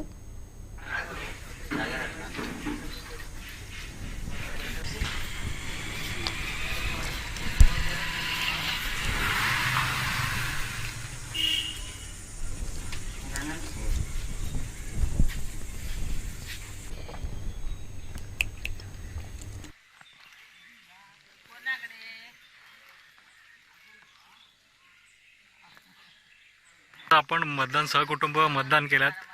गेले महिनाभर तुम्ही विनायक राऊतांच्या प्रचारात होता, आज मतदान होतंय. कसं एकंदरीत वातावरण आहे, काय वाटतंय, काय सांगा? वातावरण अतिशय सुंदर आहे. 100% हॅट्रिक होणार विनायक राऊत साहेबांची आणि तिसऱ्यांदा ते विजय आलेले असतील आणि सिंधुदुर्ग जिल्ह्याचे केंद्रीय मंत्री म्हणून ते या भागाला सेवा पुरवतील. आम्ही आज जे मतदान केलेलं आहे ते लोकशाहीच्या रक्षणासाठी केलेलं आहे आणि जी घटना आहे ती अबाधित राखली पाहिजे. त्याच्यामुळे जनतेमध्ये अतिशय चांगला उत्साह आहे आणि चांगल्या प्रकारे मतदान सर्वत्र चालू आहे. आपण गेले महिनाभर आपण प्रचारात होता, विनायक राऊतांसोबत होता. विनायक राऊतांच्या प्रचारात असताना एकंदरीत कसं वातावरण होतं, मतदारांचं, ग्रामस्थांचं, नागरिकांचं कसा प्रतिसाद मिळत होता, त्याबद्दल काय सांगा? ज्या ठिकाणी आम्ही वाडी वस्त्यावरती जात होतो तिथे समोरून जनतेचा प्रतिसाद अतिशय चांगल्या प्रकारे राऊत साहेब तुम्हाला जास्त फिरायची गरज लागणार नाही, आम्ही सर्व तुमच्या पाठीशी ठाम आहोत. आज जे काय उद्धव साहेबांवरती अन्याय झालेला आहे, पवार साहेबांवरती अन्याय तो आम्ही सगळ्यांनी पाहिलेला आहे आणि याचं उत्तर यावेळेला आम्ही लोकसभेला नक्की 100% देणार. तुम्ही काय आमची काळजी करू नका, आम्ही सगळे तुमच्या पाठीशी ठाम आहोत असं जनतेमधून प्रत्येक वाडी वस्त्यातून आम्ही जेव्हा फिरत होतो त्या लोकांचा प्रतिसाद चांगल्या प्रकारे आम्हाला मिळत होता. कारण ज्यांच्याकडे 35 वर्ष सत्ता होती त्यांनी 35 वर्षात विकास तर सोडा काय कोणत्याही प्रकारचा उद्योग आणू शकले नाही. 2 वर्ष आता केंद्रीय मंत्री पण होते. त्याच्यामुळे लोकांमध्ये त्यांच्याबद्दल जो राग आणि चीड आहे ती आज या मतदान पेटीतून ते नक्कीच व्यक्त करतील. कारण आज तुम्ही सांगताय की कॅलिफोर्नियाकडनं 35 वर्ष ज्या सत्ता होती त्या तुम्ही काय केलं, हे जनता आम्ही जिथे येतो ते विचारते, बोलले आम्हाला माहिती आहे काय करायचं, तुम्ही काय काळजी करू नका, याचा आम्ही तिसऱ्यांदा घरी बसवता, तुम्ही पुढचे चांगल्या प्रकारे काम केलेलं आहे. कारण या भागामध्ये सर्वात जास्त आरोग्याच्या सुविधा नव्हत्या. पण ज्यावेळेला उद्धवसाहेब मुख्यमंत्री झाले त्यावेळेला आमच्या नेत्यांनी म्हणजे विनायक राऊत साहेबांनी पहिले आरोग्याची सुविधा म्हणून शासकीय हॉस्पिटलची 500 बेडची मागणी केली आणि शासकीय मेडिकल कॉलेजची मागणी केली. पण त्याचसमोर विरोधी पक्षाचे जे उमेदवार आहेत माजी केंद्रीय मंत्री त्यांनी स्वतःचं खाजगी हॉस्पिटल म्हणजे जिथे आज ते करोडो रुपये कमवत आहेत ॲडमिशनवर आणि आम्ही शासनाच्या सेवा पुरवतो आहे. म्हणजे इथला जो शेतकऱ्याचा मुलगा आहे तो सर्वसामान्य कुटुंबातला आहे आणि त्याला त्याच्या उच्च दर्जाचं शिक्षण मिळालं पाहिजे आणि ते त्याच्या बुद्धिमत्तेच्या जीवावर मिळालं पाहिजे. म्हणून जो काही आम्हाला प्रयत्न करा तो करून आम्ही जनतेची सेवा करतो आहे आणि ते स्वतःच्या कुटुंबाची सेवा करत आहेत. हा फरक आहे आणि ही जनता चांगली सुज्ञ आहे आणि ती आजच्या मतदानामध्ये त्यांना नक्कीच घरी बसवतील.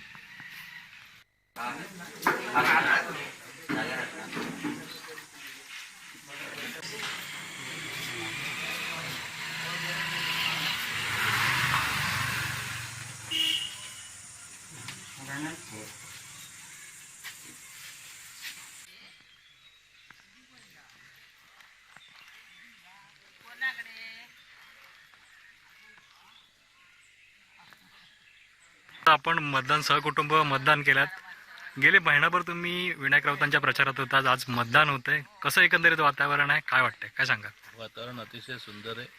100% हॅट्रिक होणार विनायक राऊत साहेबांची आणि तिसऱ्यांदा ते विजय आलेले असतील आणि सिंधुदुर्ग जिल्ह्याचे केंद्रीय मंत्री म्हणून ते या भागाला सेवा पुरवतील.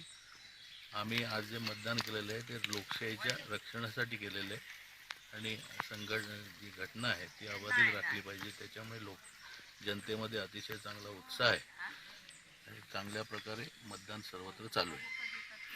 आपण गेले महिनाभर आपण प्रचारात होता, विनायक राऊतांसोबत होता.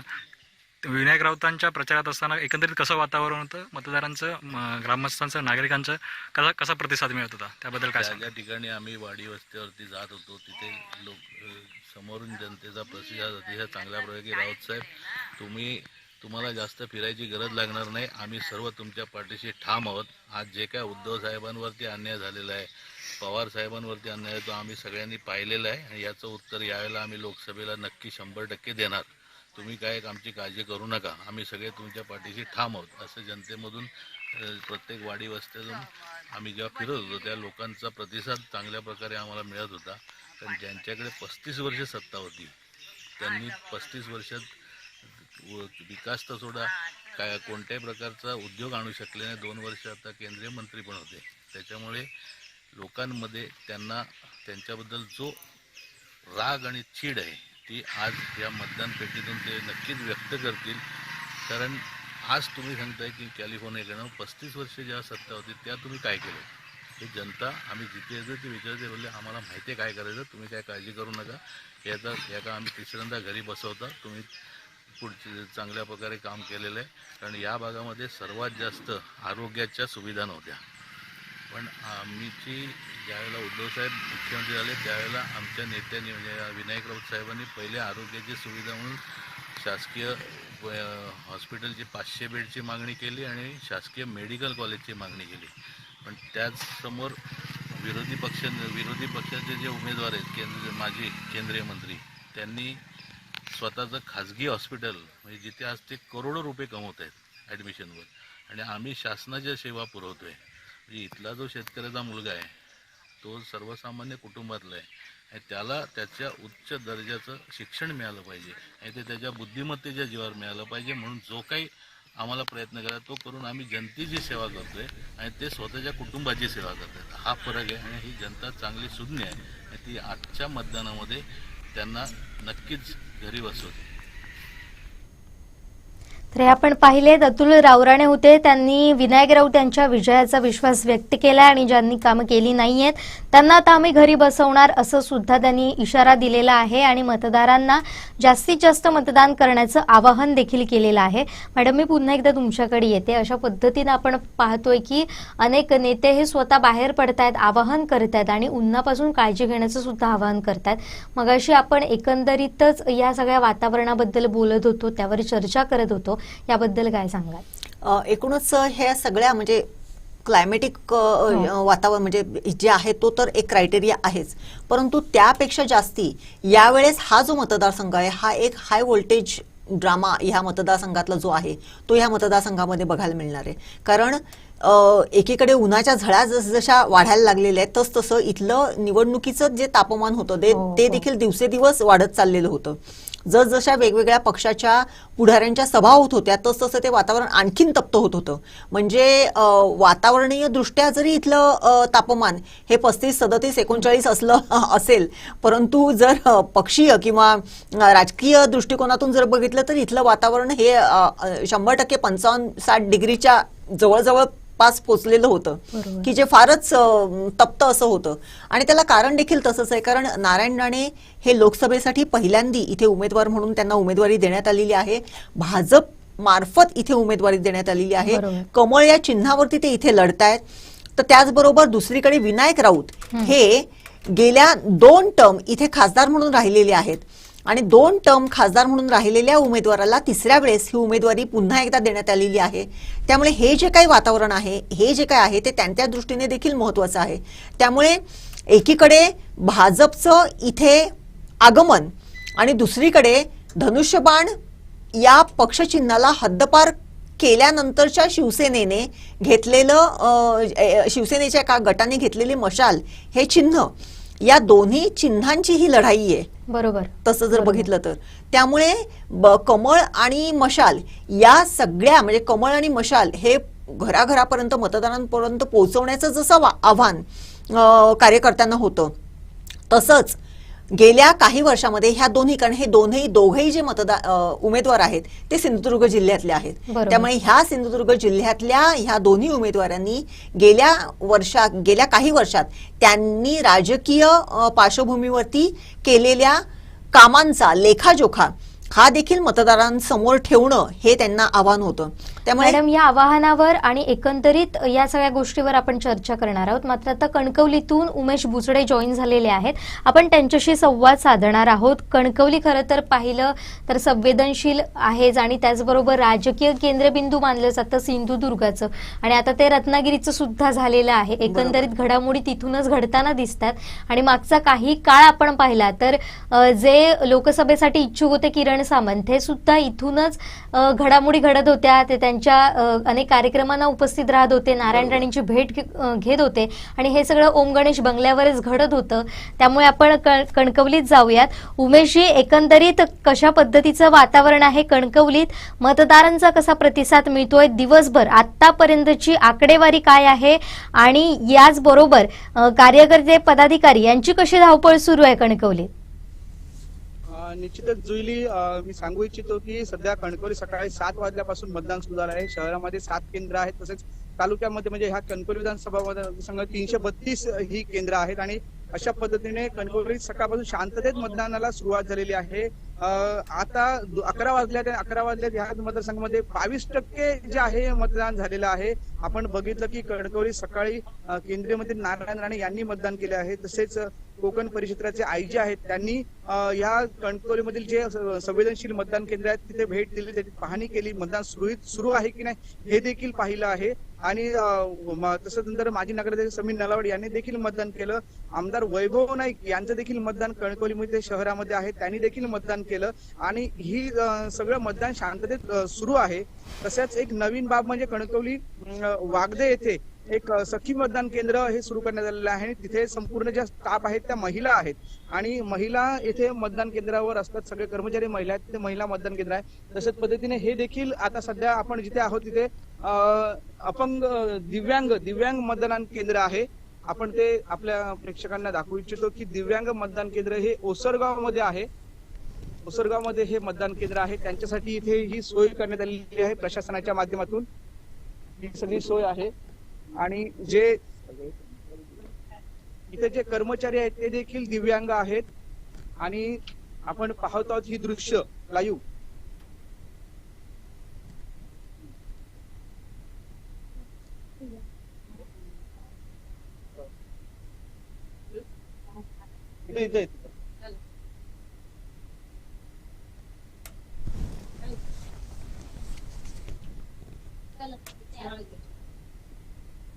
इथे एका साईडला एका लाईनीत मावशी.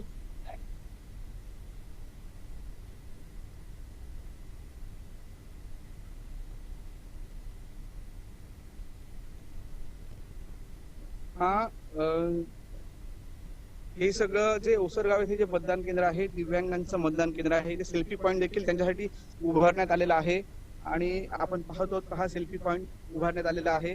तिथे त्यांनी सेल्फी पॉइंट देखील घेतलाय, रांगोळी देखील काढण्यात आलेली आहे.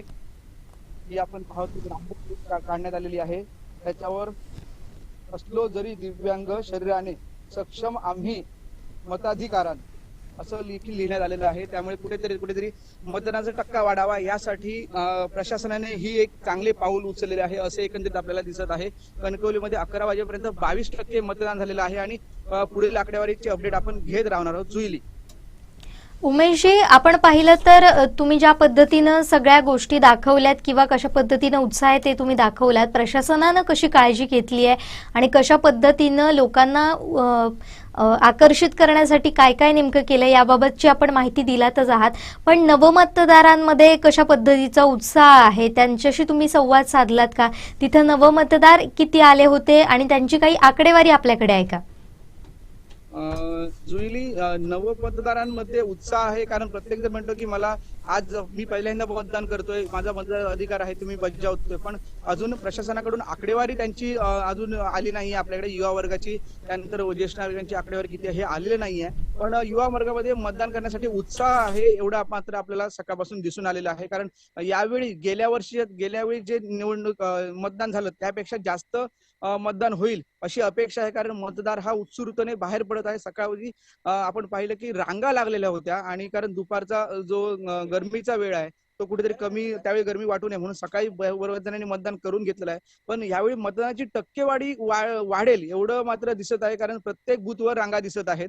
म्हणजे कणकवली शहरात असतील, तालुक्यात असतील, प्रत्येक ठिकाणी लोक उत्स्फूर्तपणे बाहेर पडत आहेत आणि मतदान करत आहेत, एवढं आपल्याला सगळीकडे दिसलेलं आहे. जुईली. उमेशजी, एकंदरीत नवमतदारांमध्ये उत्साह आहेच, पण नेत्यांमध्ये, पदाधिकाऱ्यांमध्ये सुद्धा उत्साह असेल. आणि ज्या पद्धतीनं आपण पाहिलं तर अनेक महत्त्वाच्या नेते मंडळींनी कणकवलीत येऊन मतदान केलेलं आहे. त्यातली अनेक नावं म्हणजे सुरुवातीला आपण पाहूया महायुतीचे उमेदवार जे नारायण राणे, त्यांच्या पत्नी नीलमताई राणे आणि त्यांचा नातू सुद्धा होता, त्यांच्या सोबत आलेला होता. आणि आपण पाहिलं तर वैभव नाईकांनी सुद्धा सहकुटुंब मतदान केल्याचं आपल्याला पाहायला मिळतंय. त्याचबरोबर समीर नलावडे सपत्नीक मतदानासाठी आलेले होते. नितेश राणेंच्या पत्नी ऋतुजा राणे सुद्धा उपस्थित होत्या. मात्र नितेश राणे इथे कुठे दिसलेले नाहीये. तर नितेश राणे नेमकं कधी मतदान करणार आहेत आणि त्यांनी मतदान केलेलं आहे का, याबद्दल काय सांगाल? निश्चित जुईली, नितेश राणे यांनी अजून मतदान केलं नाहीये, ते दुपारनंतर मतदान करतील अशी एक माहिती आता पुढे येत आहे. कारण काय झालं, त्यांचे आता सगळे दौरे सुरू आहेत. कालपासून ते प्रचारामध्ये सक्रिय होते केंद्रीय मंत्री नारायण राणेंच्या, आणि त्याच्यामुळे कुठे ना कुठेतरी ते आपल्या भागामध्ये, आपल्या विभागामध्ये कार्यकर्त्यांना सांगत आहेत जास्तीत जास्त मतदान व्हावे यासाठी ते प्रयत्न करत आहेत. त्यामुळे ते दुपारनंतर मतदानाला येतील. केंद्रीय मंत्री नारायण राणे यांनी मतदान केलंय, त्यांचे नीलमताई राणे यांनी देखील केलेलं आहे, नितेश राणे यांचे मिसेस यांनी देखील केलेलं आहे, आणि सकाळी त्यांचं मतदान पार पडलेलं आहे. आणि नितेश राणे हे दुपारनंतर मतदान करतील एवढं आपल्याला समजत आहे. नक्कीच. तर या सगळ्या घडामोडींकडे आपलं लक्ष राहणारच आहे. पण उमेशजी, विशेष पोलीस महानिरीक्षक संजय दराडे यांनी हे ऑनफिल्ड होते, त्यांनी शहरातील मतदान केंद्राची पाहणी केली. कारण कणकवली शहर मगाशी जसं मी म्हटलं तसं संवेदनशील आहे. तर याबाबत काय सांगाल, कशा पद्धतीनं त्यांनी सगळ्याचा आढावा घेतला आणि नेमक्या काय सूचना केलेल्या आहेत पोलीस प्रशासनाला, विशेषतः कणकवलीत? पोलीस महानिरीक्षक जे आले होते आयजी दराडे साहेब, त्यांनी येऊन पाहणी केली. कणकवलीचे जे संवेदनशील मतदान केंद्र आहेत तिथे जाऊन त्यांनी बघितली की आणि कशा पद्धतीने मतदान होत आहे, काही अडचणी आहेत का याची देखील त्यांनी माहिती जाणून घेतलेली आहे. आणि त्यानंतर त्यांना सूचना देखील कणकवली पोलीस जे अधिकारी आहेत मनोज पाटील सर यांच्याकडून माहिती जाणून घेतली, कशा पद्धतीने कुठे कुठे मतदान केंद्र आहेत आणि संवेदनशील कुठली आहेत. तिथे जाऊन त्यांनी स्पेशल कणकवली भालचंद्ररावांचं मंदिर म्हणजे 5 नंबर शाळा, 3 नंबर शाळा, कणकवली भालचंद्रराव नंबर 3 शाळा, इथे जाऊन त्यांनी स्वतः आले, तिथे पाहणी केली. तिथे जे आहेत मतदार त्यांच्याशी चौकशी केली, मतदान कशा पद्धतीने चालू आहे हे देखील पाहिले. आणि त्यांनी सांगितले काही अडचण असल्यास तर कळवा असे देखील सांगितलेलं आहे. त्यामुळे कुठेतरी निवडणूक आयोगाच्या वतीने पोलीस देखील हे मतदान केंद्रावर व्हिजिट देत आहे, त्यांचे अधिकारी व्हिजिट देत आहे आणि मतदान शांततेत सुरळीत पार पाडावं यासाठी पोलिसांचं हे नियोजन सुरू आहे, एकंदरीत आपल्याला दिसत आहे. जुईली, पण जर आपण पाहिलं तर अनेक मतदारसंघाचा आपण आढावा घेतलेला होता मगाशी, आणि तिथं चिपळूणमध्ये काहीसं कमी मतदान झालेलं पाहायला मिळतंय. मात्र उन्हाचा तडाख्याचा कणकवलीत काही परिणाम होताना दिसतोय का? म्हणजे आता तिथं कशा पद्धतीनं मतदारांचा प्रतिसाद पाहायला मिळतोय? आता इथे सध्याच्या घडीला आपल्याला जे वाजले तर 12 वाजण्यात आलेले आहेत आणि थोडासा मतदानाचा जो फ्लो आहे तो कमी झालेला आहे. पण काही जे इथे आपण ज्या मतदान केंद्र आहोत ते दिव्यांगांचं मतदान केंद्र आहे, इथे आपल्याला कॅन्डल टाकलेला दिसतोय, तिथे उभे आहेत आणि ते मतदान करत आहेत.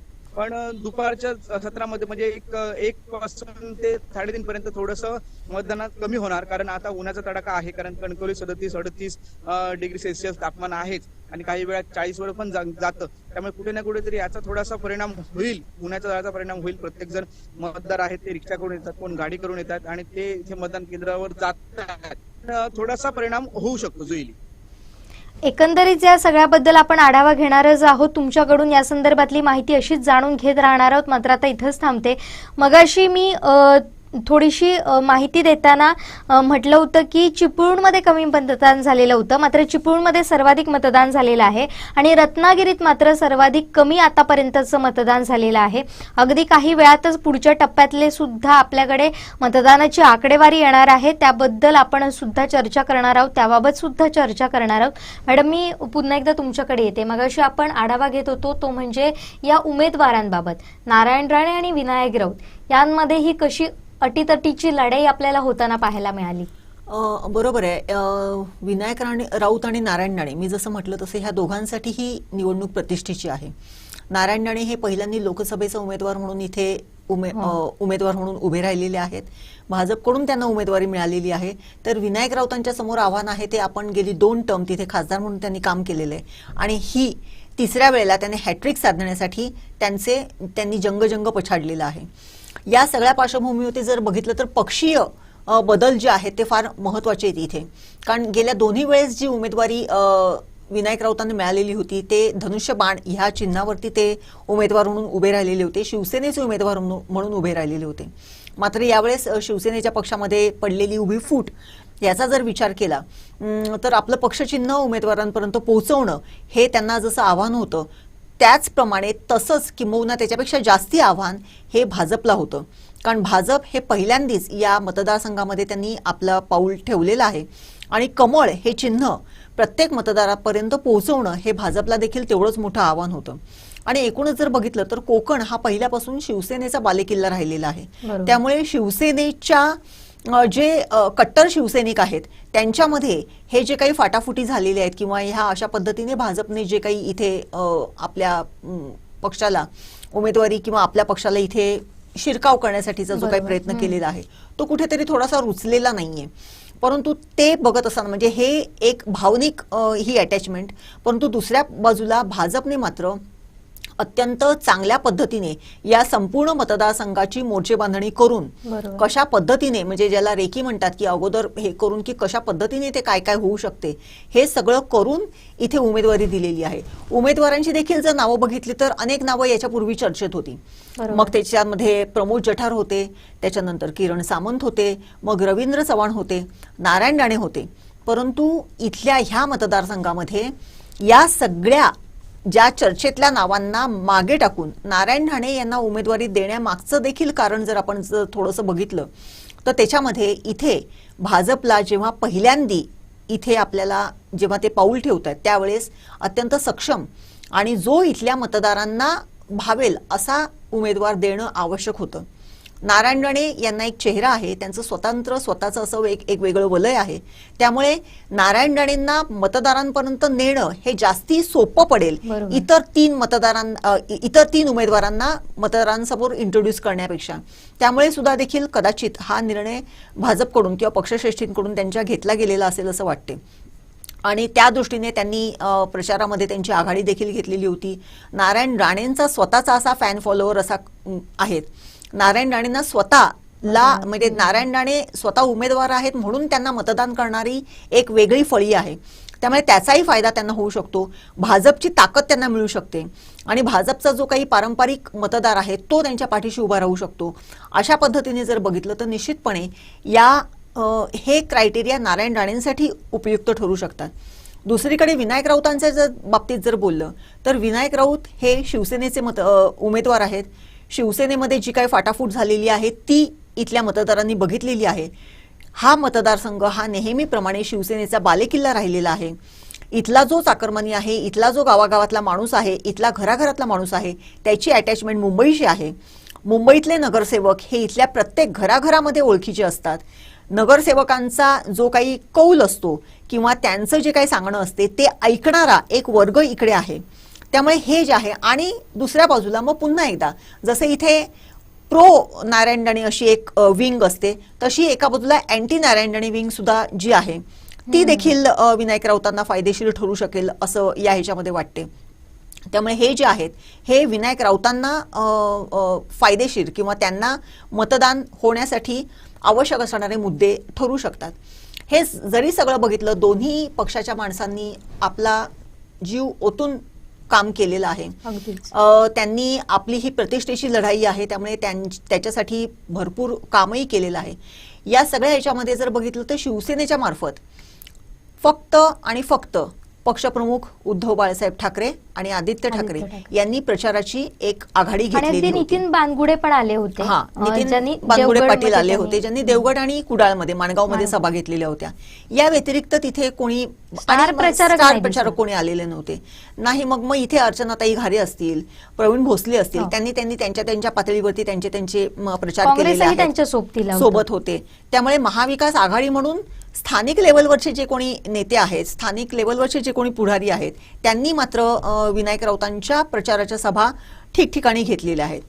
त्याच्या अगेन्स्ट भाजपकडे जर बघितलं तर देवेंद्र फडणवीसांची सभा झाली राजापूरमध्ये, अमित शहांची सभा झाली रत्नागिरीमध्ये, इकडे राज ठाकरेंची कणकवलीमध्ये सभा झाली. त्याचबरोबर नारायण राणेंच्या ज्या स्वतः त्यांच्या सभा ह्या प्रत्येक ठिकाणी होत होत्या.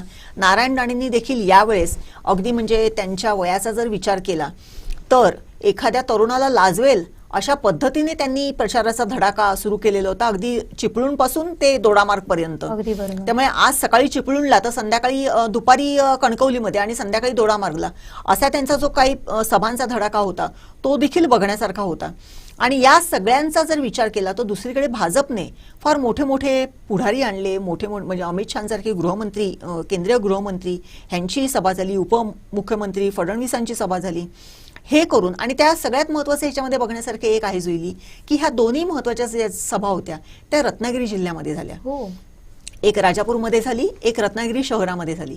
त्यामुळे कुठेतरी पुन्हा एकदा, कारण सिंधुदुर्ग हा एक सेफ जिल्हा आहे नारायण राणेंना धरलं तर, परंतु रत्नागिरीमध्ये कुठे त्यांना सेटबॅक बसू नये याच्यासाठी भाजपने चांगल्या पद्धतीने मोर्ची बांधणी करून तिथे मोठ्या मोठ्या ह्या पुढाऱ्यांच्या सभा लावल्या आणि मतदारांना आकर्षित करण्यासाठी, मतदारांना भाजपला मतदानाला उद्युक्त करण्यासाठी या सभा तिथे घेतल्या गेल्या. हे सगळं बघितलं, हे सभांचं झालं.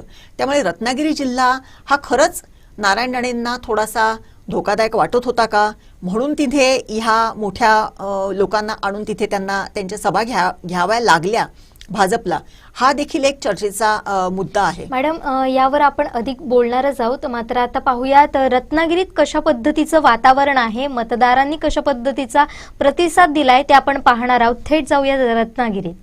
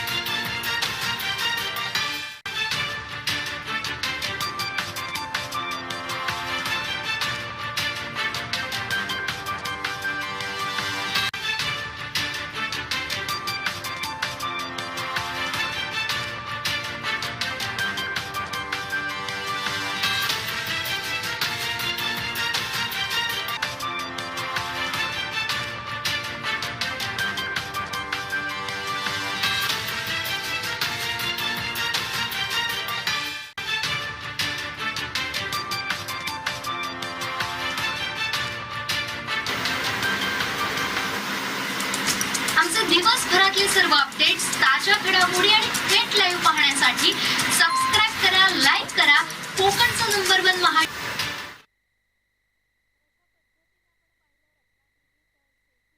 करण्यात आले होते. तिथं अधिकाऱ्यांनी ठाण मांडून होते आणि व्यवस्थित नियोजन करून रत्नागिरीतलं आपण हे सगळं वातावरण पाहिलं.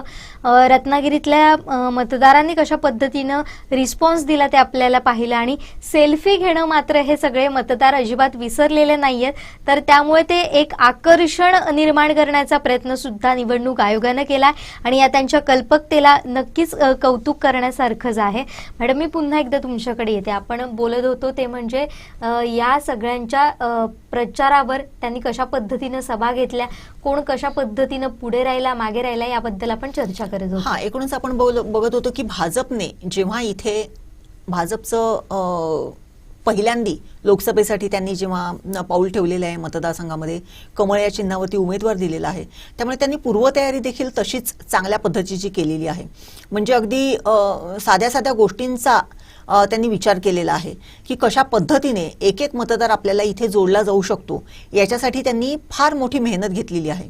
मग त्यांचे शक्ती प्रमुख असतील इथपासून ते अगदी पुढाऱ्यांपर्यंत या सगळ्यांनी एक एक मतदार आपल्या भाजपला पर्यायाने मोदींना आणि पर्यायाने नारायण राणेंना जोडला कसा जाईल याच्यासाठी त्यांनी एक पद्धतशीर यंत्रणा राबवलेली होती आणि ती आपल्याला गावागावामध्ये ती कशा पद्धतीने कार्यरत होती हे देखील दिसत होतं.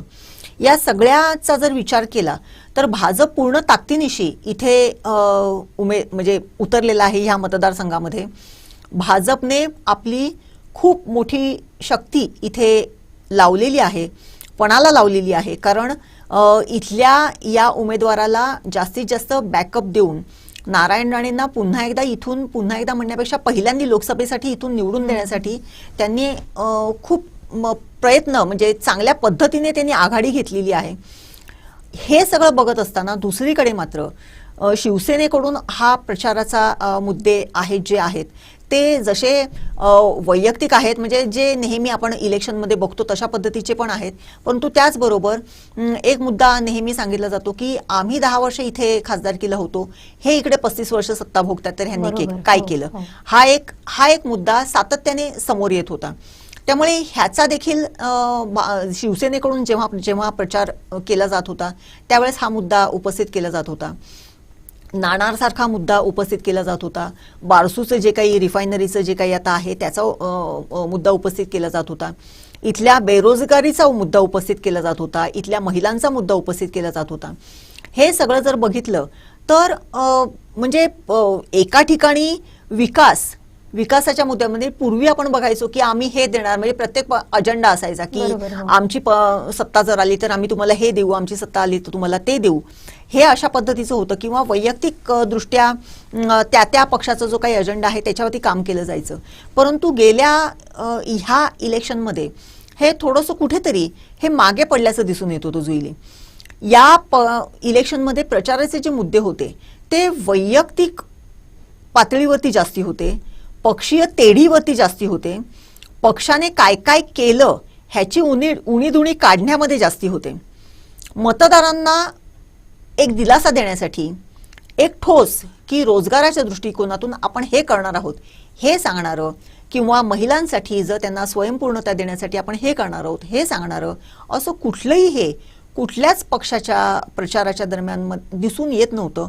हा यावेळेसचा एक महत्त्वाचा प्रचाराचा एक जर आपण बघितलं तर मुद्दा आपण म्हणू शकतो. दुसरी गोष्ट अशी होती की ज्यावेळेस हे दोन्ही, मी म्हटलं तसं हे दोन्ही उमेदवार हे सिंधुदुर्ग जिल्ह्यातले आहेत. हे दोन्ही उमेदवार एकाच पक्षातले होते पूर्वी. बरोबर. पक्षांमध्ये फाटाफुटी झाल्या, उमेदवारांच्या ह्याच्यामध्ये फाटाफुटी झाल्या, मतांतरांमध्ये फाटाफुटी झाल्या, वेगवेगळे विचार प्रवाहाशी निगडीत असलेल्या पक्षांमध्ये हे उमेदवार गेले. विनायक राऊत हे जरी शिवसेनेबरोबर होते, त्यांच्याबरोबरच नारायण राणे तेव्हा काम करत होते, ते बाहेर पडले. त्यांचा एक वेगळा विचार प्रवाह सुरू झाला. शिवसेनेमध्ये फूट पडल्यामुळे उभाठा गट आणि शिंदे सेना याच्यामधले वेगवेगळे मतप्रवाह असल्यामुळे उद्धव बाळासाहेब ठाकरेंची शिवसेना आहे, हिची एक वेगळी विचार प्रणाली सुरू झाली, म्हणजे पक्षीय पातळीवरती विचार प्रणाली सुरू झाली.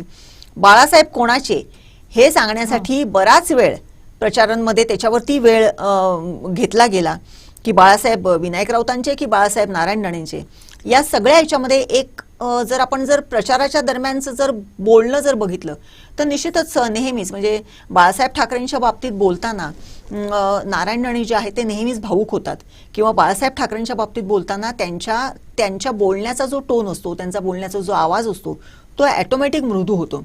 कारण त्यांची निष्ठा, त्यांचं ते सातत्याने जे बोलतात की बाळासाहेब ठाकरेंनी मला घडवलं, हे जे काय आहे ते त्यांच्या भाषणामध्ये, त्यांच्या बोलण्यामध्ये, त्यांच्या शब्दांमध्ये नेहमीच व्यतीत होत आलेलं आहे. आपण ते बघितलेलं आहे.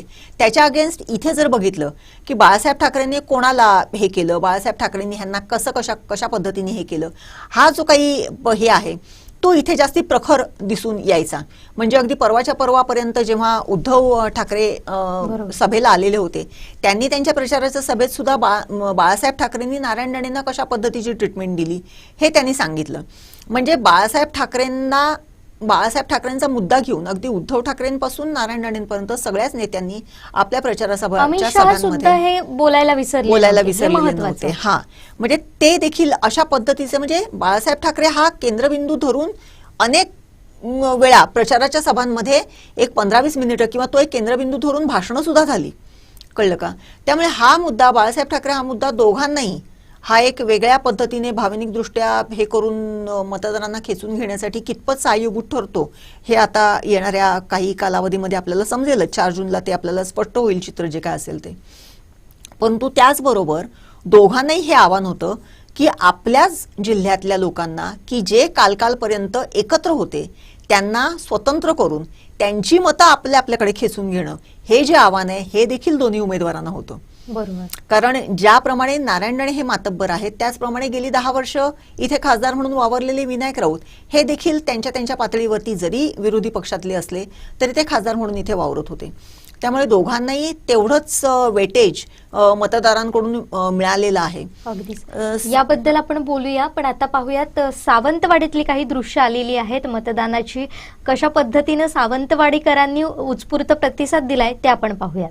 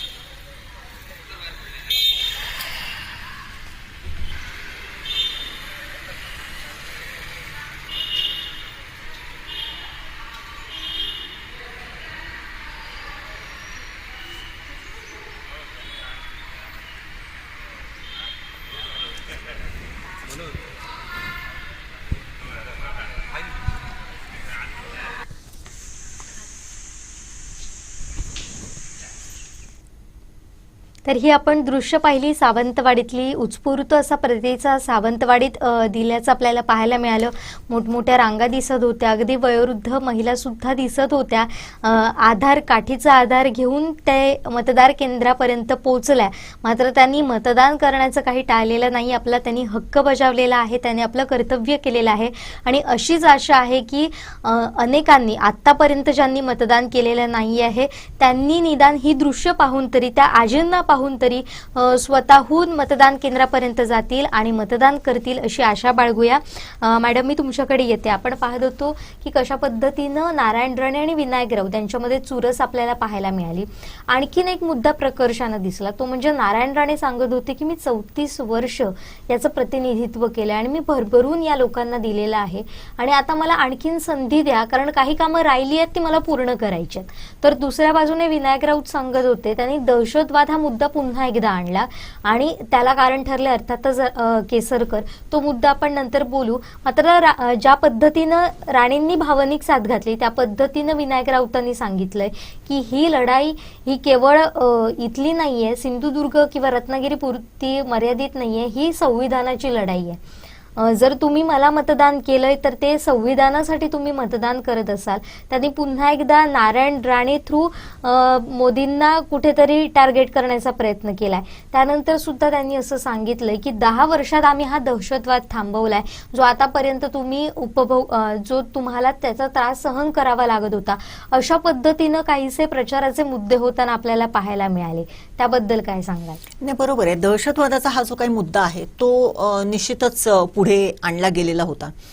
विनायक राऊत यांनी हेच सांगितलेलं होतं की दहशतवादाला जर तुम्हाला मतदान करायचं असेल तर तुम्ही नारायण राणेंना मतदान करा आणि दहशतवाद मुक्त वातावरणात जर राहायचं असेल सिंधुदुर्गातल्या लोकांना तर आपल्याला मतदान करा. हा दहशतवादाचा मुद्दा म्हणजे दहशतवाद आणि नारायण राणे हा जे काही हे आहे ते गेली कित्येक वर्ष आपण ऐकत आलेलो आहोत. परंतु एकूणच जर बघितलं तर खरंच तशा पद्धतीचं वातावरण सिंधुदुर्ग आणि रत्नागिरी जिल्ह्यामध्ये आहे का? आपण पक्षीय पातळीवरती बघूया नको, वैयक्तिक पातळीवरती बघूया नको, उमेदवारांच्या पातळीवरती बघूया नको, असं खरंच वातावरण आहे का? एकूणच जर बघितलं तर आपले हे दोन्ही मतदारसंघ म्हणजे दोन्ही जिल्हे जर बघितलं तर ते तसे शांत जिल्हे आहेत. म्हणजे जरी कुठल्याही पद्धतीचं म्हणजे किती काही झालेलं असलं त्याच्या चर्चा मात्र जोरजोरात आपल्याकडे होतात. आपल्याकडच्या याच्यावरती अगदी एकमेकांच्या अंगावरती म्हणजे अगदी जोरजोराने भांडल्यासारख्या चर्चा होतील. परंतु हा जो काही वेगळा हे आहे तो मतप्रवाह किंवा अशा पद्धतीचं हे आपल्याकडे फारसं तेवढंसं असं दृष्टीस आलेलं नाहीये.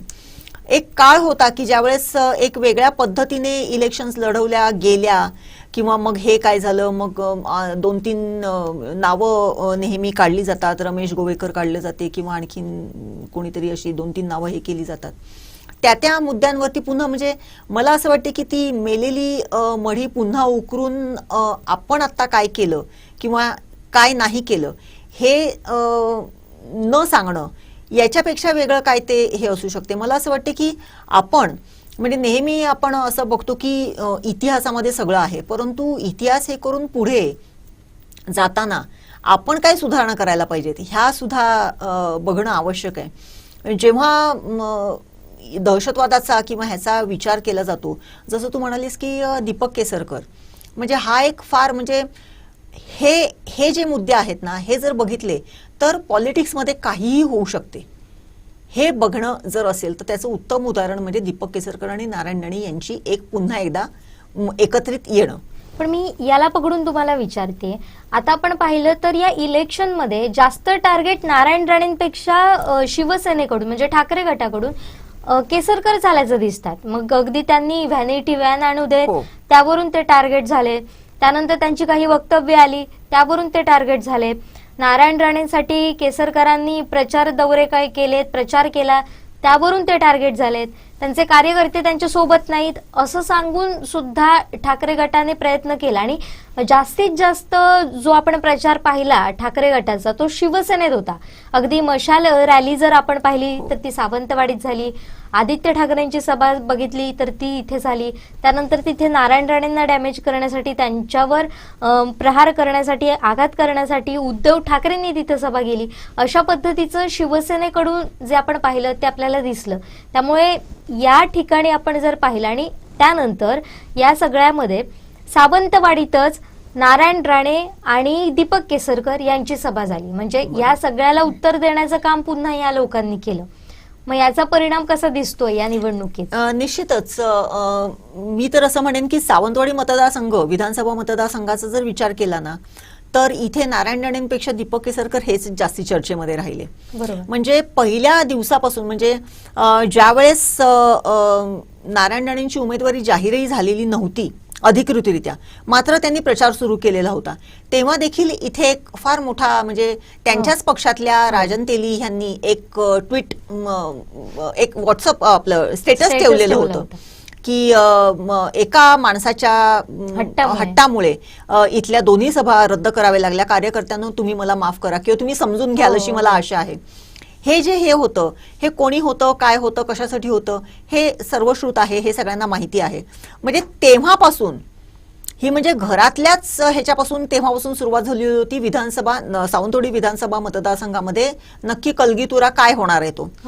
एकीकडे राजन तेली यांनी अशा पद्धतीने ट्विट केलं, त्याच्यानंतर ती सभा झाली, त्याच्यानंतर भर सभेमध्ये पहिल्यांदाच नारायण राणे यांनी राजन तेलींना सांगितलं की राजन जरा थोडंसं सबुरीने घे. म्हणजे हे जे सांगणं होतं ते देखील एक महत्वाचं होतं. म्हणजे राजन तेली हे मागच्या वेळेस अत्यंत घासाघिसीने ह्या मतदारसंघातून पराभूत झालेले होते. तो कुठेसा थोडासा राग किंवा आगामी कालावधीमध्ये त्यांच्या मनामध्ये पुन्हा एकदा या मतदारसंघामधून उभी राहण्याची जी काही इच्छा आहे ती त्याच्यामध्ये प्रतीत होतीच. परंतु दुसरीकडे केसरकरांच्या बाबत किंवा केसरकरांची स्ट्रॅटेजी, केसरकरांची रणनीती ही जी काय आहे ती त्याच्यामधून सुद्धा दिसून येत होती. बरोबर. दरम्यानच्या कालावधीमध्ये असं झालं जुईली की ज्यावेळेस शिंदे सेना झाली, काल परवापर्यंत शिवसेनेमध्ये असणारे दीपक केसरकर देखील तिथे पोचले, आसामला पोचले, तिथेच हे सगळं त्यांचं जे काही सगळं झालं आणि त्याच्यानंतर ते मुख्य प्रवक्ते म्हणून काम करायला लागले. आणि इथे ज्या पद्धतीने दीपक केसरकर वावरायचे किंवा ज्या पद्धतीने त्यांची बोलण्याची स्ट्रॅटेजी होती, त्यांचं बोलण्याचं एक हे होतं, ते पूर्णपणे बदलून गेलं. म्हणजे दीपक केसरकर किती मवाळ बोलू शकतात हे सावंतवाडीकरांनी बघितलेलं आहे, परंतु दीपक केसरकर किती जहाल बोलू शकतात हे पूर्ण देश बघत होता. आणि ते जर बघितलं तर खरंच म्हणजे इतक्या ह्याच्यामध्ये एवढ्या स्ट्रॉंगली उत्तरं देणं, आपल्या पक्षाचं, आपल्या नेत्यांचं बाजू मांडणं, समर्थन करणं, बाजू मांडणं हे जर बघितलं आणि त्याच्यानंतरचा जो तो त्यांचा धडाका आहे तो कालच्या परवाच्या सभेपर्यंतचा होता. परवाच्या दिवशी संध्याकाळी 6 वाजता म्हणजे सावंतवाडीमध्ये जी गांधी चौकात जी सभा झाली त्याच्यामध्ये देखील ते जे काय बोलले ती देखील भाषा जर बघितली तर फार एक वेगळा म्हणजे त्यांच्यातलं हे ट्रान्सफॉर्मेशन आहे असं म्हटलं तर वावगं ठरणार नाही. विरोधाभास दिसून आला. म्हणजे अगदी शांत संयमी वाटणारं नेतृत्व अचानक आक्रमकपणे जहाल बोलतोय हे कुठेतरी दिसून येत होतं आणि प्रकर्षाने जाणवत होतं. आणि तसं बघायला गेलं तर म्हणजे पहिल्यांदा दीपक केसरकर हे आपल्या लोकल ह्याच्यावरती मर्यादित होते, परंतु ज्या वेळेस ते पक्ष प्रवक्ते झाले त्यावेळेस नॅशनल लेवलवरती प्रत्येक ह्याच्यावरती दीपक केसरकर हे दर दिवसाला 1 ना 2 वेळा 3 ना 4 वेळा हे दिसायचेच आणि त्यांचं वक्तव्य लोकांना दिसत होतं. त्यामुळे ते वक्तव्य सावंतवाडीकर सुद्धा बघत होते, सावंतवाडी मतदारसंघातले मतदार देखील बघत होते. तो एक मुद्दा जरी एक महत्वाचा असला, त्याचबरोबर पुन्हा एकदा म्हणजे ज्या दहशतवादासाठी म्हणजे दहशतवाद किंवा नारायण राणेंचा दहशतवाद ह्याच्यावरती सर्वात जास्त वक्तव्य जर कोणी केलेलं असेल तर ते देखील दीपक केसरकरांनी केलेलं आहे. आणि तो दहशतवादाचा मुद्दा ज्यावेळेस त्यांनी तेव्हा मांडलेला होता आणि आज जेव्हा युतीमध्ये आज पुन्हा एकदा ते एकत्र आले, नारायण राणे त्यांच्या घरी गेले, त्यांचा पाहुणचार घेतला किंवा त्यांच्या व्हॅनिटी व्हॅनचं उद्घाटन केलं, त्यांच्याबरोबर तिथे सभेला होते, हा सगळा हा जर प्रवाह बघितला किंवा हा सिनॅरिओ जर बघितला तर पुन्हा एकदा राजकारणात कधी कोणाचं कोण कायमस्वरूपी शत्रू नसतो आणि राजकारणात कधी कोणाचा कोण कायमस्वरूपी मित्र नसतो हे पुन्हा एकदा प्रकर्षाने मात्र जाणवलं. त्यामुळे एकेकाळी एकमेकांच्या संदर्भामध्ये अत्यंत टोकाची भूमिका घेणारी लोक आज जेव्हा युती होते त्यावेळेस हातात हात घालून हसताना दिसत होती. त्यामुळे हे आणखीन वेगळं काय आहे, म्हणजे राजकारण म्हणजे काय असू शकते ते हेच असू शकते ना. यावर सुद्धा आपण बोलूयात, पण आता देवगडात जाऊया. देवगडमध्ये कशा पद्धतीचं वातावरण आहे ते आपण पाहणार आहोत. मतदारांनी कशा पद्धतीनं या निवडणुकीत उतरून प्रतिसाद दिलाय हे पाहणार आहोत.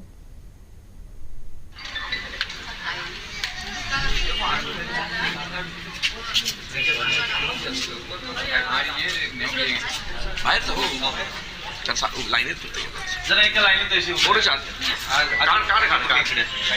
या साईडला हातात धरा उजव्या काढ जरा काढ मी ते उभे काढ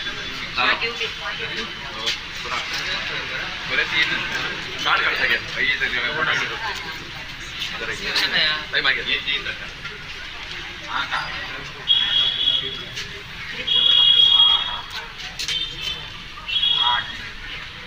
त्या साईडला तिकडे बघा त्यांच्या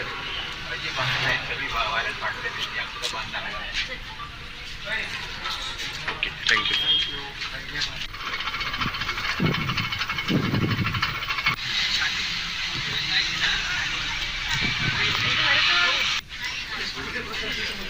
तुमचं झालं ना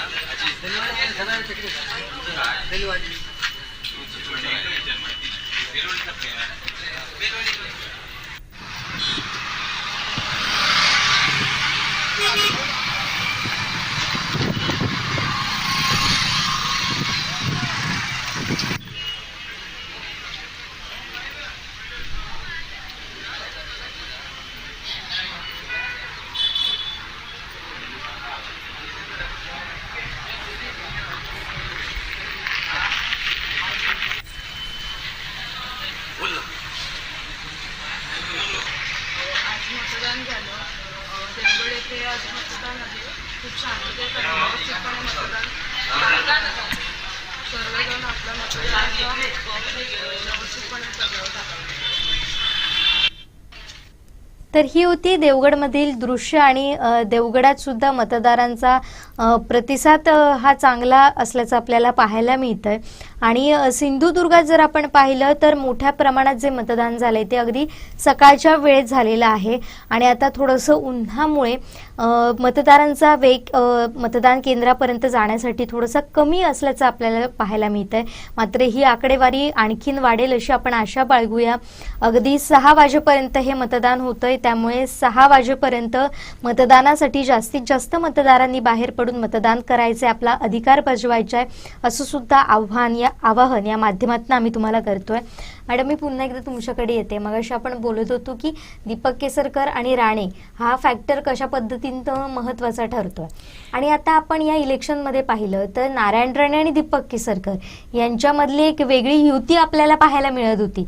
ज्या पद्धतीनं दीपक केसरकर सुरुवातीला म्हणजे अगदी इलेक्शन जाहीर व्हायच्या अगोदर सुद्धा जेव्हा D.Ed धारकांचा जो प्रश्न होता तो मिटवण्यासाठी, शिक्षकांचा प्रश्न मिटवण्यासाठी त्यांनी ओम गणेश बंगल्यावर जाऊन भेट घेतली होती आणि तेव्हापासून हा मैत्रीचा नवा सिलसिला आपण पाहत होतो.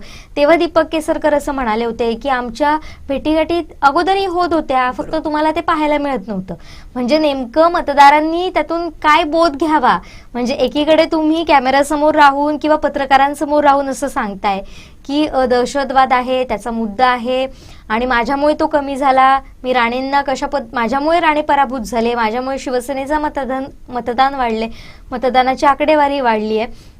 आणि दुसरीकडे आपण पाहतोय तर ते नारायण राणेंची आपण भेट घेत होतो, कोकणच्या विकासासाठी आम्ही कायमच एकत्र येत होतो, अशा पद्धतीची विधानं दोन्ही बाजूंकडून येत होती. तर याकडे आपण कसं पाहताय? नक्कीच याच्या संदर्भात बोलूयाच, पण तू मला एक जुईल एक सुंदर कविता एकाने पाठवलेली आहे.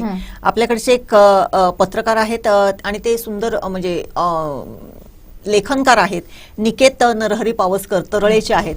त्यांनी एक सुंदर कविता पाठवली आहे. त्यांनी असं म्हटलंय की नोंद घ्यावी असे काहीच नाही, नोंद घ्यावी असे काहीच नाही, टाळावे असे मात्र बरेच काही. नोंद घ्यावी असे काहीच नाही, टाळावे असे मात्र बरेच काही. भीक मागत नाही आम्ही, मत देतो हक्काने, चिरीमिरी घेत नाही आम्ही, कामे करा जबाबदारीने. कवडीमोल किंमत नाही आमची, निर्धार आमचा पक्का, आमचं ठरलंय निर्भीड मतदान, जबाबदारी आमची. विकले जात नाही कधीही, स्वाभिमान गहाण टाकत नाही, मतदान करताना किंमत आमची करत नाही. कलियुग आहे म्हणतात, खरंच आहे, कलियुग आहे म्हणतात, खरंच आहे, माणसातील दैत्यासूर रोज जागत आहे.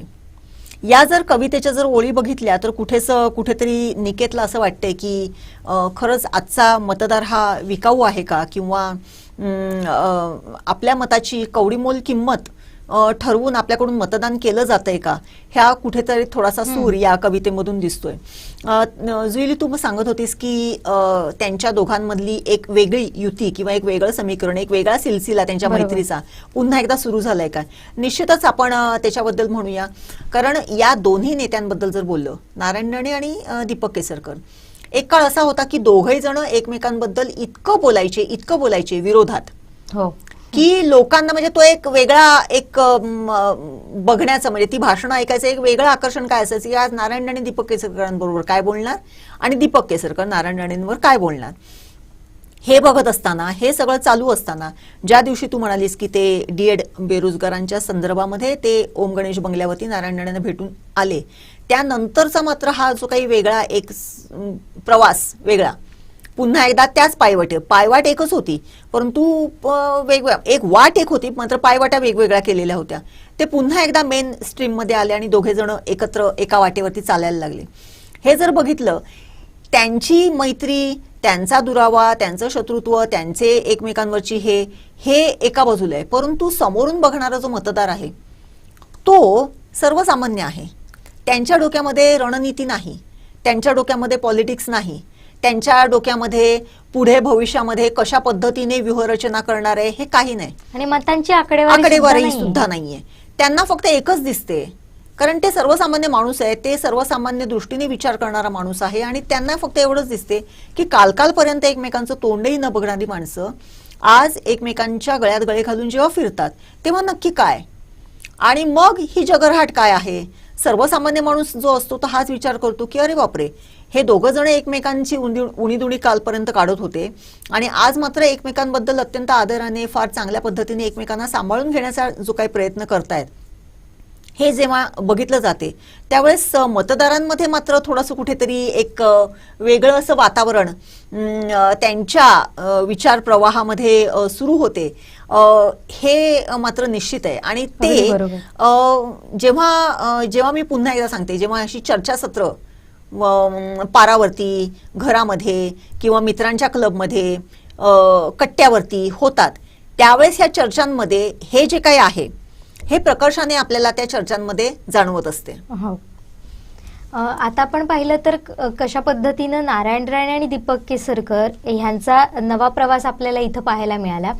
मात्र हे घडत असताना दुसरीकडे राज ठाकरे, जे नारायण राणेंचे जुने सहकारी म्हणून होते, आणि राज ठाकरेंचं तुम्ही जर भाषण सुरुवातीपासून ऐकलं तर ते भाषणाला उभे राहिले आणि तिथून त्यांनी सुरू केलं की माझे जुने सहकारी, माझे मित्र, अशा पद्धतीनंच भाषणाची सुरुवात झालेली होती. त्यांनी बाळासाहेबांनी सांगितलेला एक किस्सा सुद्धा सांगितला, म्हणजे अतुल, त्यांच्यानंतर जर कोण कामाचा सपाटा असेल लावला असेल तर तो नारायण राणे. आणि कशा पद्धतीनं नारायण राणेंची शैली आहे, म्हणजे एखाद्या विषयाचा अभ्यास करणं, तो समजून घेणं आणि नंतर बोलणं. सभागृहातला त्यांनी तो किस्सा सांगितला होता आणि तो बाळासाहेबांनी त्यांना सांगितला, अशा पद्धतीनं त्यांनी आपल्या भाषणात वक्तव्य केलेली होती. आणि तो जुना जो सगळा काळ होता तो त्यांना आठवला. त्याचबरोबर नारायण राणेंनी सुद्धा राज ठाकरेंचं कौतुक केलं, म्हणजे शब्द द्यावा आणि तो पाळावा, याला म्हणतात राज ठाकरे. अशा पद्धतीनं दोघांच्याही भाषणाची सुरुवात झाली. म्हणजे आणखीन एक वेगळं समीकरण इथं पाहायला मिळालं, म्हणजे मनसे, भाजप ही महायुतीत सामील झालेली, बिनशर्त पाठिंबा इथं दिसून आला. आणि कुठेतरी जुन्या मित्रासाठी, जुन्या सहकार्यासाठी राज ठाकरे मदतीला धावून आले. आणखीन एक राज ठाकरेंचं वाक्य होतं ते म्हणजे, जर नारायण राणेंना मुख्यमंत्री पदाची 5 वर्ष मिळाली असती तर आम्हाला या प्रचार सभेची गरजच नसती, या मतदानाची, त्यांना घरोघरी जाऊन मतदान करा हे सांगायची सुद्धा वेळ आली नसती. आणि दुसरं त्यांनी म्हटलं, माझी सुद्धा गरज नव्हती, माझ्या सभेची सुद्धा गरज नव्हती. या सगळ्या विधानांचा आपण काय अर्थ काढू शकतो नेमका? नक्कीच आहे. मुळात आधी राज ठाकरे हे कित्येक वर्षांनी सिंधुदुर्गमध्ये म्हणजे नारायण राणेंच्या प्रचारासाठी म्हणून आले, आणि त्यावेळेस त्या दोघांची जर भाषणं जर ऐकली तर थोडंसं तुम्हाला थांबवते. राज ठाकरेंबद्दल आपण तर बोलणारच आहोत, पण अत्यंत सुंदर अशी घटना घडलेली आहे आणि सावंतवाडीत. ती नेमकी काय ते मी तुम्हाला सांगते. सावंतवाडीची कन्या जी आता अमेरिकेत असते, ती थेट अमेरिकेतून मतदानासाठी सावंतवाडीत पोहोचलेली आहे आणि जिचं नाव आहे मानसी परांजपे आणि तिनं जिल्हा परिषद पूर्ण प्राथमिक शाळा नंबर 4 इथं खाजकीलवाडा इथं मतदानाचा हक्क बजावलेला आहे आणि त्याचबरोबर ती माजी प्राचार्य गिरीधर परांजपे यांची कन्या आहे आणि या तिच्या मतदानाच्या हक्कासाठीचं तिच्या या कर्तव्याचं अनेक स्तरातून कौतुक देखील होतंय. त्यामुळे सुंदर अशी ही घटना आहे आणि मानसीची आपल्याला प्रतिक्रिया सुद्धा पाहायला मिळते आहे. आपण थेट जाऊयात मानसीकडे. मानसीनं मतदान केल्यानंतर नेमकं काय बोललेली आहे आणि मतदारांना देखील तिनं काय आवाहन केलंय ते आपण पाहणार आहोत.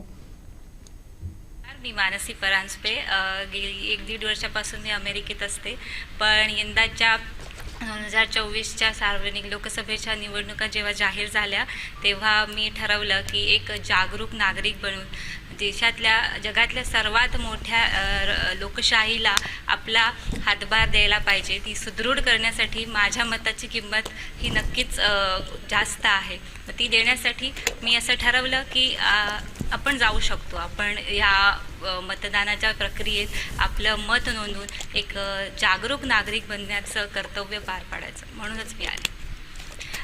मतदानाकडे दुर्लक्ष, अगदी लोक हा दिवस सुट्टी म्हणून एन्जॉय करतात, परंतु जसं आपण अपेक्षा करतो की सरकारने आपल्यासाठी हे केलं पाहिजे ते केलं पाहिजे, पण तो योग्य प्रतिनिधी लोकप्रतिनिधी आपण निवडून देणं हे आपलं कर्तव्य आहे. जसं एखादा हक्क भत्ता मिळणे ही आपली जशी अपेक्षा असते, तसंच त्या देशाप्रती त्या काय म्हणतात त्या पद्धतीप्रती आपण आपलं मत देणं हे सगळ्यात महत्त्वाचं आहे. अशांना मी आवाहन करेन की तुम्ही तुमचं मत येऊन नोंदवा. नोटा हा प्रकार नक्कीच जर तुम्हाला एखादा प्रतिनिधी पसंत नाही पडला तर द्यावा, पण तुम्ही विचार करा की तुमच्या पुढच्या भवितव्यासाठी, पुढच्या येणाऱ्या आपल्या आयुष्यासाठी, आपल्या देशासाठी जो कोणी व्यवस्थितपणे तुमच्या बोलण्याला देशापुढे ठेवू शकेल त्यांना तुम्ही वत करा. एकदमच एक्साइटिंग होते. एकतर बऱ्याच वर्षांनी बऱ्याच दिवसांनी म्हणणार, वर्षापेक्षा वडिलांना भेटणे, सासू सासऱ्यांना तिकडे भेटणे, त्यामुळे आणि आपल्या देशात येण्याचं एक खूपच मोठं हे असतं, आनंद असतो. आपण जेव्हा बाहेर राहतो तेव्हा आपल्याला इकडच्या ह्या लोकांची, इकडच्या निसर्ग सौंदर्याची जी आस असते ती आणि त्याची खरी किंमत असते ही जोपर्यंत आपण बाहेर जात नाही तोपर्यंत कळत नाही. त्यामुळे एक खूपच रोमांचक, एक्साइटिंग आणि आनंददायक होतं. मला फार अभिमान वाटतो, कारण प्रत्येक प्रेमी लोकांना सांगत असतो मतदान करा. मतदान हा आपला हक्क आहे. लोकशाहीमध्ये मिळालं सर्वात श्रेष्ठ दान जर कोणतं असेल तर मतदानाचा हक्क. इथे कसं आहे, सगळी लोकशाहीची सर्वोत्कृष्ट पद्धत म्हणजे लोकशाही. राज्यकारभार चालवण्याची पद्धत लोकशाही. याच्यामध्ये लोकांनी निवडून दिलेल्या प्रतिनिधीमार्फत आपला कारभार चालतो. तो उत्कृष्ट असला पाहिजे. त्याचे प्रत्येकाने मतदान केलं पाहिजे. मतदान हे आपलं शस्त्र आहे. त्या शस्त्राने आपण चांगल्या लोकशाहीचे खिळखिळी होण्यापासून वाचवू शकतो आणि देशाचा उत्कर्ष करू शकतो. प्रत्येकाने मत दिलंच पाहिजे, या मताचा मी आहे. काही लोक आता सरकारने योजना हे दिले नोटाची, पण मला तेव्हा आवडत. मतदान करायचं, मत मांडायचं नाही आहे. तुम्ही कोणाला देणार, पण द्या. मताची किंमत असते. प्रत्येकाने जायला पाहिजे, मतदान केलं पाहिजे, तरच आपली लोकशाही शाबूत राहील आणि खऱ्या अर्थाने चौफर विकास करता येईल. त्यामुळे हेच संस्था माझ्या मुलीवर पण आहे. त्यांनी मुद्दाम सांगितलं मी मतदान बाबा येणार काय झालं तरी. मला ऐकून ते बरं वाटलं आणि वाट बघत होतो. तसं ते आता दुसरं सांगायचं, ते काल अहमदाबाद वडोदऱ्याला होती, बसने प्रवास करून रात्रातून सकाळी आली, 8:30 वाजता आली, आंघोळ केली, बाबा मतदान जाऊया. इतका उत्साह जो आज या मुलामध्ये असा सगळ्यांकडे असला पाहिजे, विशेषतः नागरिकांनी, तरुणींनी, तरच खरं भविष्य देशाचं अवलंबून आहे आपलं.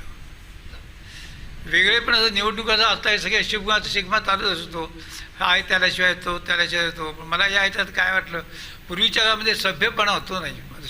शब्द लोक खूप घसरतात, कुणी कोणाला ओरडतो, बोलतो. ही संस्कृती नाही असं मला वाटतं.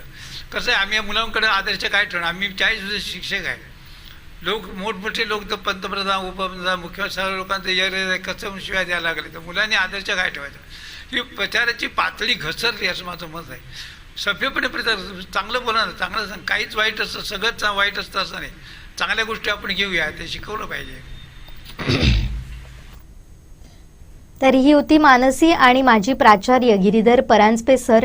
त्यांनी महत्त्वाचा संदेश मतदारांना दिलाय. अगदी जसं मानसीनं अमेरिकेतून येऊन सावंतवाडी गाठली आणि आपलं मतदान केलंय, मतदानाचा हक्क बजावलाय आणि तिनं सांगितलंय जर तुम्हाला एखादा उमेदवार पसंत नसेल तर तुम्ही नोटा दाबा, मात्र मतदान करून या, कारण तो तुमचा हक्क आहे. हेरवी तुम्ही कामं नाही झाली तर गळे काढता, मात्र जर तसं नको असेल आणि कामं पण हवी असतील तर तुम्ही मतदानाचा हक्क हा बजावलाच पाहिजे, आपलं कर्तव्य हे पार पाडलंच पाहिजे, असं सुद्धा तिनं आवाहन केलंय.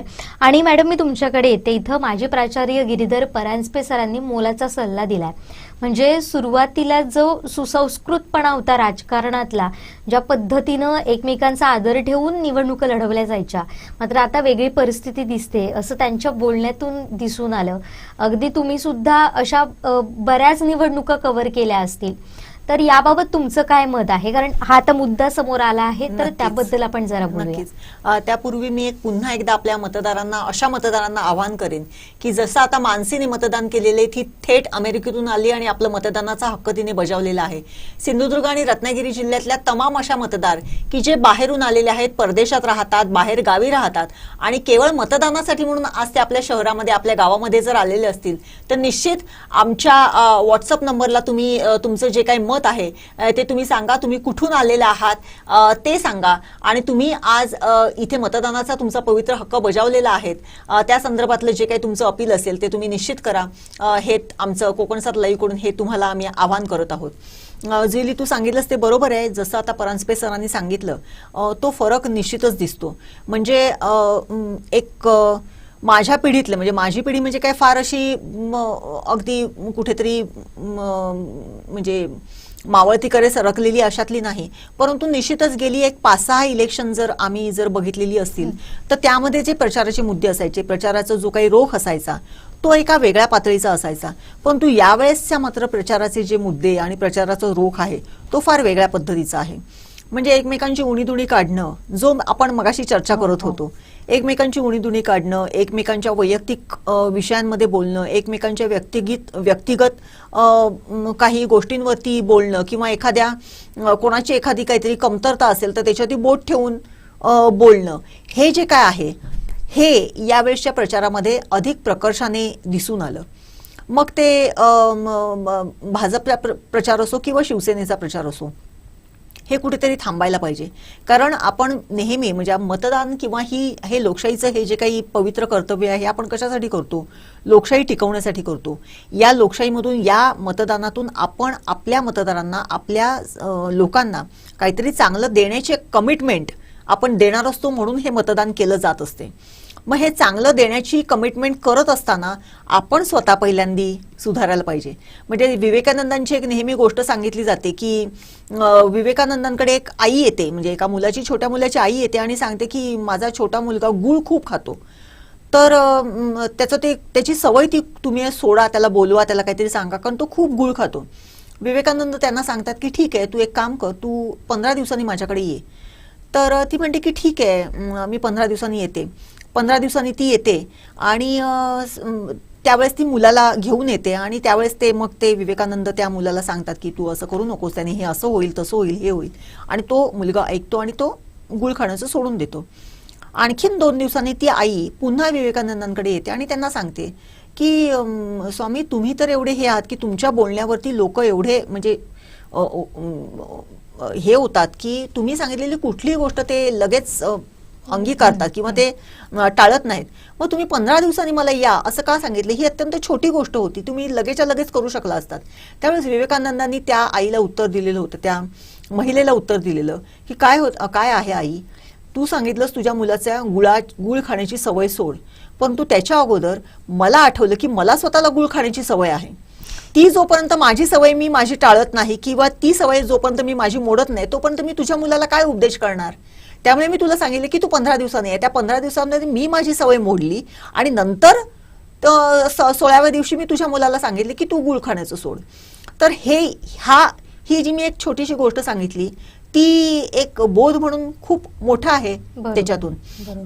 त्यामुळे जर आपल्याला इथल्या मतदारांच्यासाठी, इथल्या मतदारांच्या दृष्टीने जर खूप चांगलं किंवा कन्स्ट्रक्टिव्ह जर करायचं असेल तर आपल्यातले उणेधुणे, आपल्यातले हेवेदावे आधी कमी करायला पाहिजेत. ते जर कमी केले तर आपण काहीतरी शाश्वत विकासासाठी, इथल्या लोकांसाठी काहीतरी प्रयत्न करू शकू की जे पूर्वीच्या, म्हणजे आपण नेहमी आपला मतदारसंघाची परंपरा ही बॅरिस्टर नाथ पै, मधु दंडवते ह्यांच्यासारख्या माणसांशी जोडतो. मग त्यांचं जर कामाचा करण्याचा जर एक हे बघितला किंवा त्यांचं जर जीवनचरित्र बघितलं तर, आणि आता ह्याच्यामध्ये आपल्यासारखी माणसं नेहमीच तफावत करतात की तेव्हाचं काय होतं, आताचं काय होतं. तेव्हाची भाषणं आपण जर ऐकली तर त्या भाषणाचे मुद्दे काय होते, आताचे मुद्दे काय आहेत, आणि मगाशी परांजपे सरांनी जे सांगितलं त्याच्यावरती आपण साकल्याने विचार करण्याची गरज आहे असं निश्चितच वाटते. नक्कीच. फार मोलाचा तुम्ही सल्ला त्या छोट्याशा बोधकथेतून दिलेला आहे. मात्र मला असं वाटतं की अनेकांना त्यातून बऱ्याच गोष्टी उमजल्या असतील, समजल्या असतील. मगाशी आपण बोलत होतो ते नारायण राणे आणि राज ठाकरे यांच्या मैत्रीबद्दल आणि त्यांच्या प्रत्येक भाषणातल्या मुद्द्याबद्दल. मगाशी एक छोटासा मुद्दा राहिला, तो म्हणजे राज ठाकरे असंही म्हणाले होते की नारायण राणे निवडून आलेच आहेत कारण त्यांनी 34 वर्षात एवढं काही काम करून ठेवलंय. त्यामुळे आणि ज्या पद्धतीनं या सभेला उत्स्फूर्त प्रतिसाद मिळतोय त्यातून तर हे फक्त जाणवतंय की त्यांचा विजय हा निश्चित आहे असा विश्वास सुद्धा त्यांनी व्यक्त केला होता. तर एकूणच या सगळ्याबद्दल आपल्याला काय वाटतं? नाही, कसं आहे माहितीये, विजयाचा विश्वास हा दोन्ही उमेदवारांनी व्यक्त केलेला आहे. दोन्ही उमेदवारांच्या प्रचाराच्या जेव्हा जेव्हा सभा झालेल्या तेव्हा तेव्हा त्यांच्या पुढाऱ्यांनी, त्यांच्या नेत्यांनी हेच सांगितलंय की ही प्रचाराची सभा नाहीये तर ही विजयाची सभा आहे. त्यामुळे हे साहजिक आहे. आता मुद्दा येतो राज ठाकरे आणि नारायण राणे यांच्या मैत्रीचा. एक काळ असा होता, म्हणजे जसं आत्ताच्या पक्षीय फाटाफुटी झालेल्या आहेत तसं एकेकाळी राज ठाकरे आणि नारायण राणे हे एकत्रच होते, कारण ठाकरे परिवारच एकत्र होता. त्यामुळे साहजिकच आहे की नारायण राणे आणि राज ठाकरेंचं एक वेगळं असं एक बांधिलकी होती, एक वेगळा असा घरोबा होता. त्यामुळे ते विसरू शकणार नाहीये. आणि मुळात आधी ठाकरे कुटुंब किंवा ठाकरे यांच्या संदर्भातले जर विचार प्रवाह जर नारायण राणेंचे जर बघितले तर ते आता ह्या गेल्या काही वर्षात हे बदललेले आहेत. आता जर बघितलं तर राज ठाकरेंची, दस्तूर खुद्द राज ठाकरेंची देखील नारायण राणेंसाठी म्हणून जी काही सभा झाली आहे ती तब्बल जवळजवळ 19 वर्षांनंतर इथे झालेली आहे सिंधुदुर्ग जिल्ह्यामध्ये. याचा जर विचार केला तर एकूणच नारायण राणेच्या संदर्भामध्ये राज ठाकरे जे काही बोललेले आहेत ते निश्चितच त्यांना पुढे घेऊन जाण्यासाठी, कारण राज ठाकरेंनी भाजपला बिनशर्त पाठिंबा दिलेला आहे. बिनशर्त याच्यामध्ये पाठिंबा त्यांनी अगोदरच डिक्लेअर केलेला आहे. त्यामुळे महायुतीला झालेला आहे. महायुतीला झाला म्हणजे अर्थातच शेवटी नारायण राणे हे कॅन्डिडेट आहेत त्यांचे, त्यामुळे त्यांच्या प्रचारासाठी ते येणारच. आणि संपूर्ण जर भाषण बघितलं तर ते केवळ आणि केवळ नारायण राणे यांनी कशा पद्धतीने इथे कामं केलेली आहेत, नारायण राणे यांचा कामाचा धडाका कसा आहे, ते मुख्यमंत्री असताना त्यांनी कसा कामाचा सपाटा लावलेला होता, याबाबत बोलण्यामध्ये राज ठाकरेंनी त्यांनी भरपूर त्यांच्याविषयी भरभरून बोललेले आहेत नारायण राणेंविषयी. त्यामुळे हा जर विचार केला तर निश्चितच राज ठाकरे आणि नारायण राणे हे एक वेगळं पुन्हा समीकरण उदयाला येतंय असं म्हटलं तर काही वावगं ठरणार नाही. मुळात आधी समीकरणं घडतात बिघडतात ही पक्षीय पातळीवरती असतात, परंतु वैयक्तिकरित्या ह्या सगळ्याच लोकांचं एकमेकांशी चांगलं असते. म्हणजे नेहमी असं आपण नेहमी बघतो की शरद पवार आणि आपलं बाळासाहेब ठाकरे हे पक्षीय पातळीवरती जरी वेगवेगळ्या विचार प्रवाहाशी संबंधित असले तरी त्यांची दोघांची अत्यंत घट्ट अशी मैत्री होती. त्यामुळे हे पक्षीय लेवलवरती प्रत्येक ठिकाणी होत असते. मला इथे एक सांगावंसं वाटते जुईली, आपण आपल्या कोकणसात लाईव्हच्या मार्फत तालुक्यांमध्ये आमने सामने हे कार्यक्रम घेतलेले होते. मी त्या ह्याच्यामध्ये मी स्वतः होते, मी ते अँकरिंग केलेलं होतं. त्याच्यामध्ये मी बघितलं दोन्ही ह्याचे म्हणजे महाविकास आघाडी आणि महायुती ह्याचे सगळ्याचे म्हणजे वेगवेगळ्या पक्षाचे पुढारी एकमेकांच्या समोर बसलेले असायचे. ते 30-40 मिनिटं एकमेकांवरती अगदी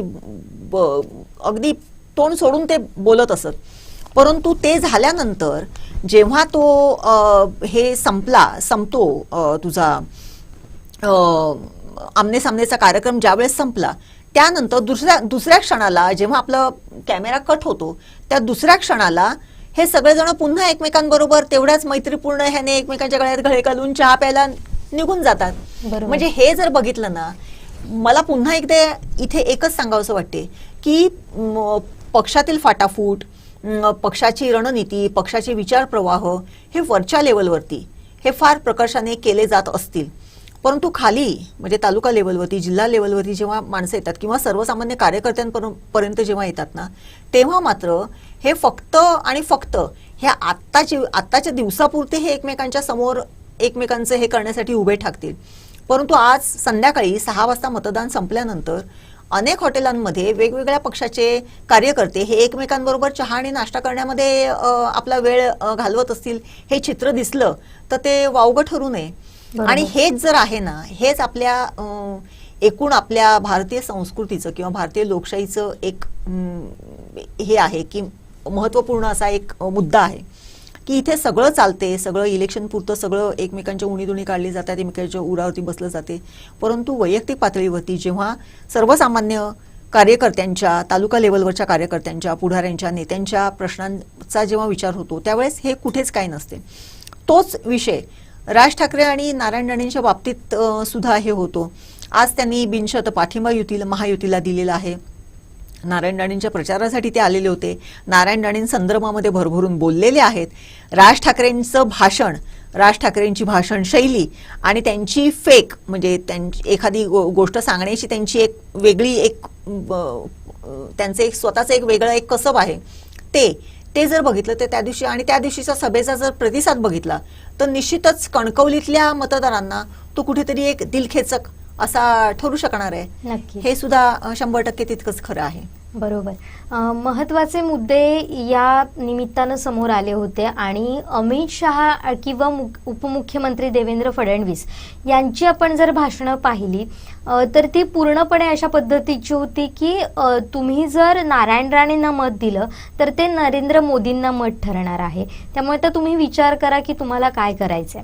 जर तुम्ही विनायक राऊतांना मत दिलंय तर ते राहुल गांधींना मत जाणार आहे, अशा पद्धतीनं दोघांनी ते सांगण्याचा प्रयत्न केला किंवा पक्षानं कशा पद्धतीनं आतापर्यंतची कामं केलीत हे सांगण्याचा प्रयत्न केला. त्यात अगदी राम मंदिर आहे, 370 कलम आहे, त्यानंतर तिहेरी तलाकचे मुद्दे आहेत, हे सुद्धा कोकणात येऊन त्यांनी मांडल्याचं आपल्याला पाहायला मिळते. मात्र या दोघांच्याही भाषणात कुठेही जो मुद्दा गेल्या काही वर्षांपासून चर्चेत होता किंवा अगदी मध्यंतरी माती परीक्षणानिमित्तानं त्यानं डोकं वर काढलं होतं तो रिफायनरीचा. रत्नागिरीत याच मुद्द्यावरून वातावरण चिघळलेलं होतं. मोठ्या प्रमाणात त्याचे पडसाद सुद्धा उमटल्याचे आपल्याला पाहायला मिळत होते. मात्र या दोन्ही नेत्यांनी तिथं चुप्पी बाळगल्याचं पाहायला मिळालं होतं आणि भाजपच्या या मुद्द्यांमध्ये कुठेही रिफायनरी नव्हता आणि त्याला वाचा फोडली ती अर्थात उद्धव ठाकरे यांनी, जेव्हा त्यांची कणकवलीत सभा झालेली होती. त्यांनी थेट अमित शहांना आव्हान दिलं की तुम्ही या मुद्द्यावर बोला आणि तुम्ही सांगा की आम्ही रिफायनरी करणार नाही आहोत.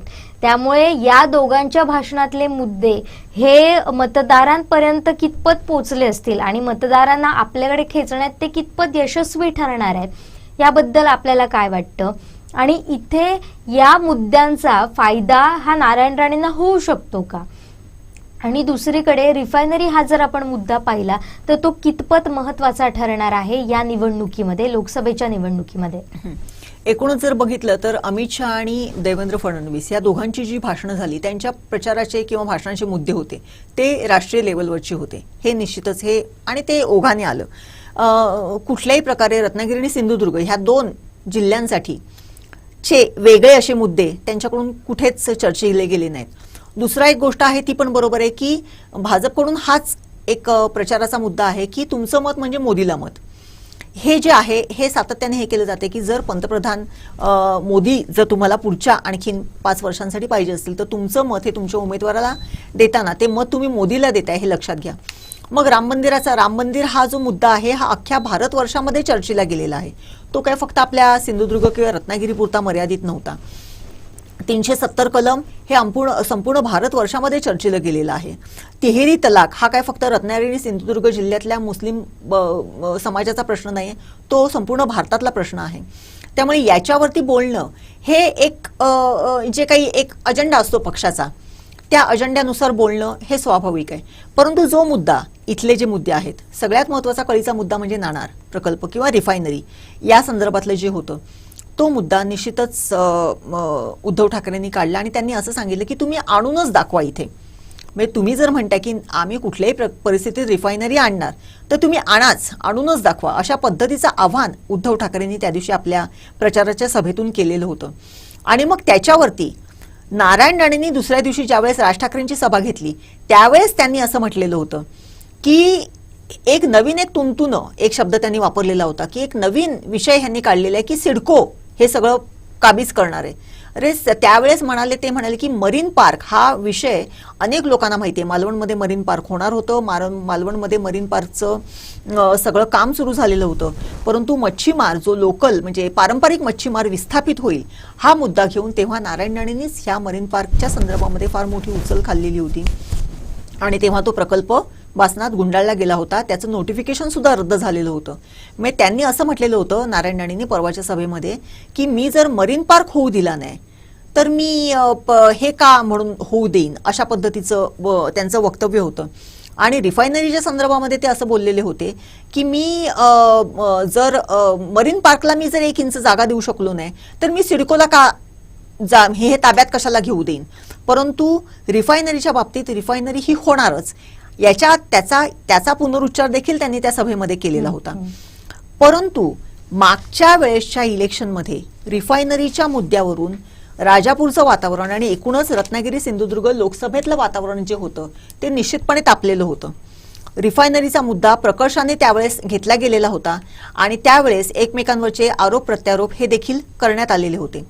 त्यावेळेस मागच्या वेळेसचा जर एकूणच जर आकडेवारी थोडीशी जर बघितली तर राजापूर विधानसभा मतदारसंघातून निलेश राणे यांना फार कमी मतदान झालेलं होतं आणि त्याच्या अगेन्स्ट विनायक राऊत यांना बऱ्यापैकी मतदान झालेलं होतं. म्हणजे हा फरक तेव्हा रिफायनरीच्या संदर्भातला जो काही विषय आहे त्याच्यावरून झालेला होता.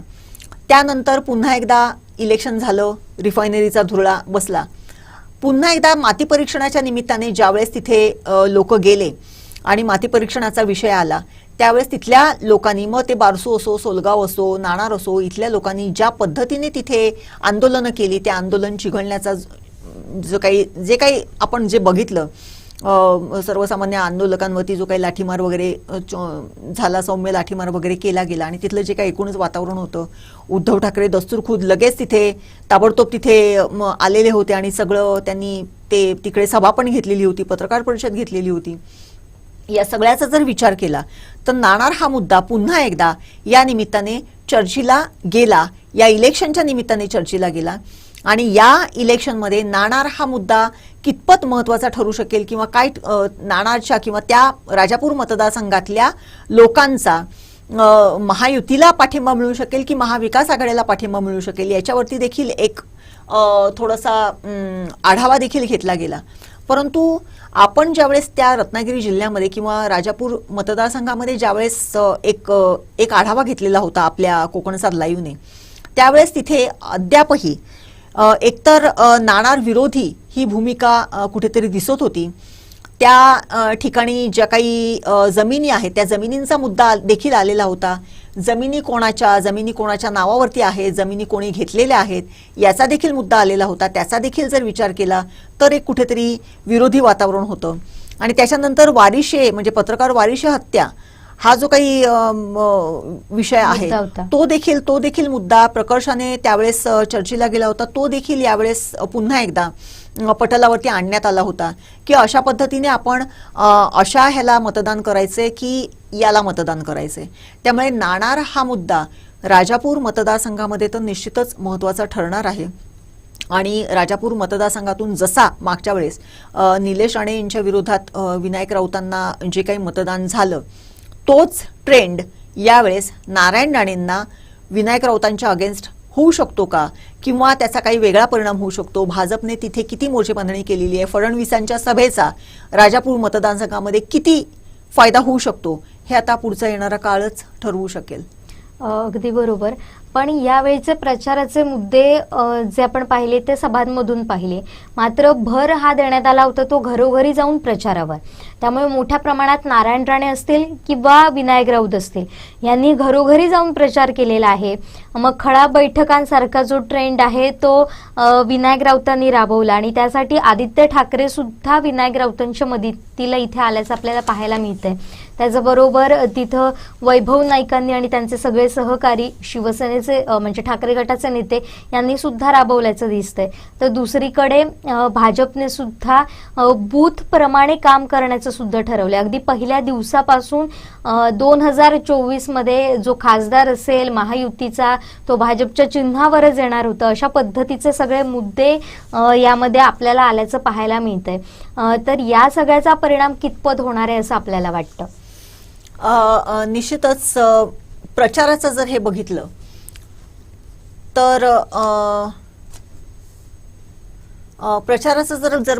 तर निश्चितच नारायण राणे आणि विनायक राऊत यांनी स्वतः जेवढी प्रचारामध्ये आघाडी घेतलेली होती तशीच त्यांच्या वेगवेगळ्या आमदारांनी, वेगवेगळ्या शिलेदारांनी, वेगवेगळ्या नेत्यांनी, वेगवेगळ्या कार्यकर्त्यांनी प्रचारामध्ये आघाडी घेतलेली होती. आता इथे जर बघितलं तर बघ ना, सावंतवाडीतून दस्तूरखुद्द शालेय शिक्षण मंत्री दीपक केसरकर हे स्वतः फिरून मतदारांना आवाहन करत होते. मग ती शिरोडा बाजारपेठ असो, वेंगुर्ला असो, सावंतवाडी असो, वेगवेगळ्या गावांमध्ये ते जाऊन प्रचार करत होते. वेगवेगळ्या ठिकाणी जाऊन ते प्रचारकांना, मतदारांना आवाहन करत होते तुम्ही मतदान करा म्हणून.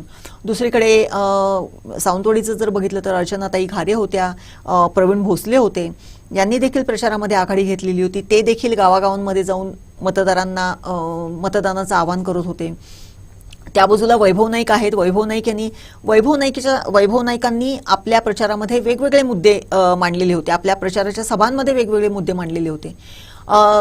देवगड कणकवली साईडला देखील गोगटे असतील किंवा देवगडमध्ये तिथले अतुल रावराणे असतील, जयेंद्र रावराणे असतील किंवा महेश रावराणे असतील, ह्यांनी सगळ्यांनी प्रचाराच्या ह्याच्यामध्ये आघाडी घेतलेली होती. एकूणच मालवणमध्ये अशा सभा झालेल्या होत्या, वेंगुर्ल्यामध्ये सभा झालेल्या आहेत.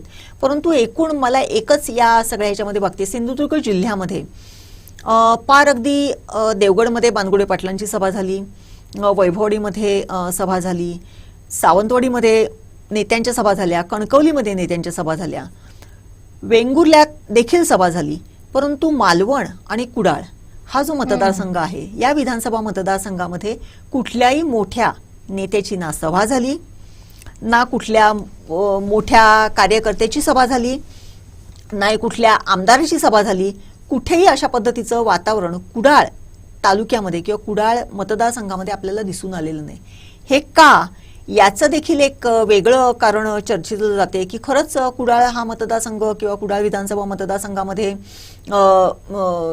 महाविकास आघाडीला अनुकूल असं वातावरण आहे म्हणून त्यांना तिथे प्रचार करायचा वाटला नाही, की महायुतीला एक गॅरंटी आहे कारण तिथे दत्ता सामंतांसारखे खंदे एक कार्यकर्ता आहे, ह्या बाजूला इथे देसाई आहेत त्यांच्यासारखा एक कार्यकर्ता आहे.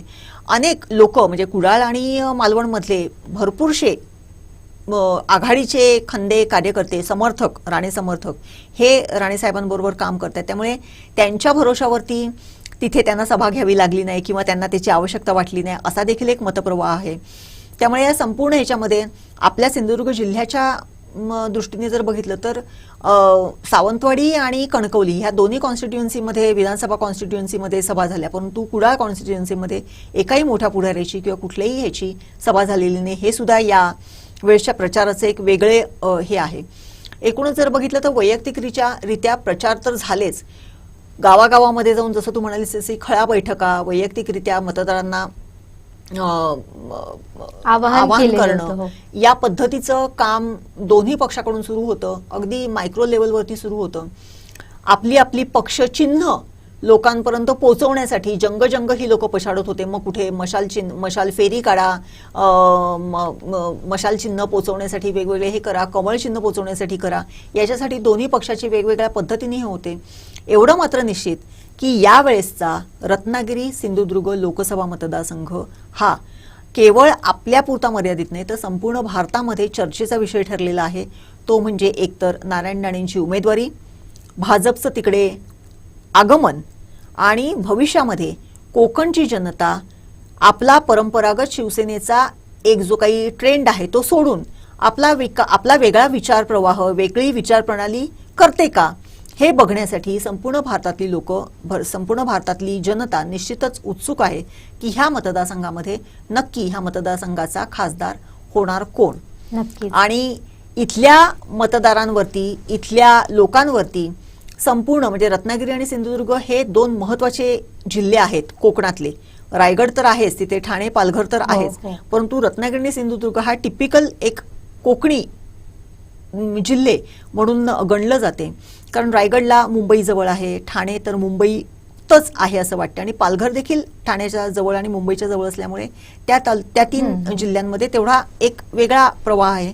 परंतु रत्नागिरी आणि सिंधुदुर्ग इथला एक टिपिकल मतदार आहे, टिपिकल विचारसरणीचा मतदार आहे, एक वेगळी राजकीय विचारसरणी असलेला मतदार आहे आणि मोठ्या मोठ्या संसदपटूंचा हा मतदारसंघ आहे.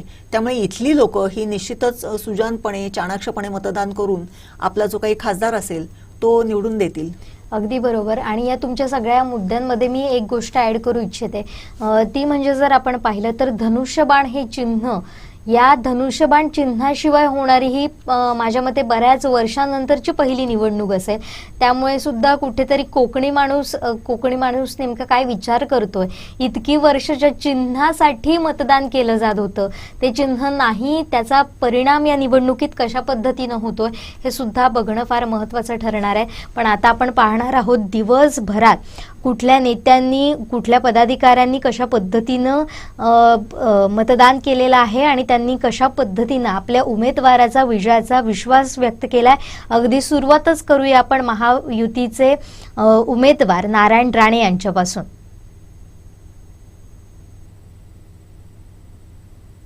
ही थेट दृश्य आपण पाहणार आहोत. तर ही आपण सगळी दृश्य पाहणार आहोत. आज सकाळपासूनच महत्त्वाच्या नेत्यांनी सिंधुदुर्गातल्या सुरुवातीच्या पहिल्या टप्प्यातच मतदान केलेलं आहे.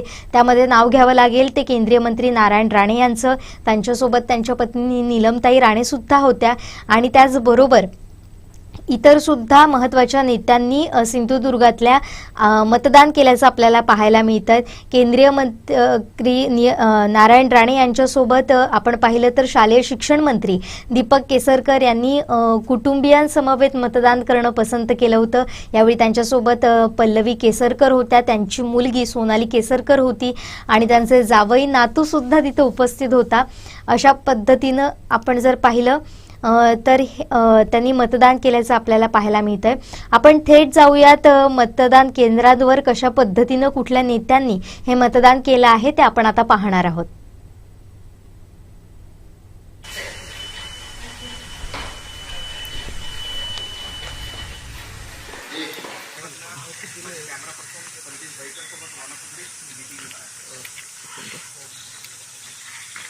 मतदारांना तुम्ही काय आवाहन कराल? मतदानाची टक्के वाढवण्यासाठी सरकार देखील प्रयत्न करत आहे, आयोग देखील प्रयत्न करत आहे, काय आवाहन कराल? मी मतदान केलंय, तुम्ही सगळ्यांनी पण मतदान करा. अबकी बार मोदी सरकार, आपण मोदींना जिंकवायचं आहे आणि राणे साहेबांनाच इथे आणायचं आहे. थँक्यू.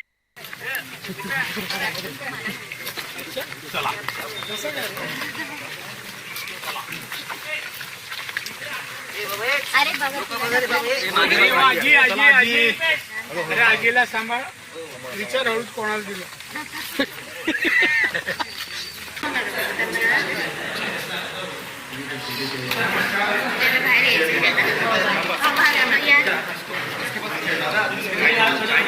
सर आतमध्ये बाहेर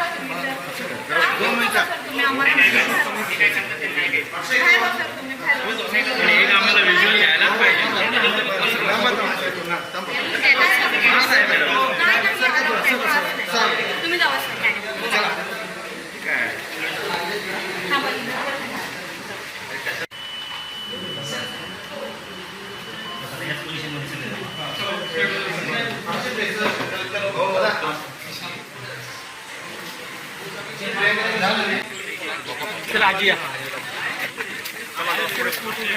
साहेब 2 मिनिट. हा बस.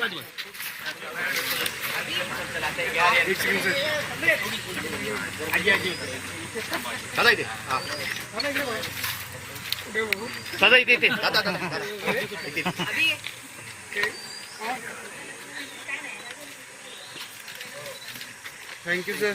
आम्ही तुझं थांब ना बाबा. थँक्यू. आजी मतदान करायला. नमस्ते. हा नमस्ते.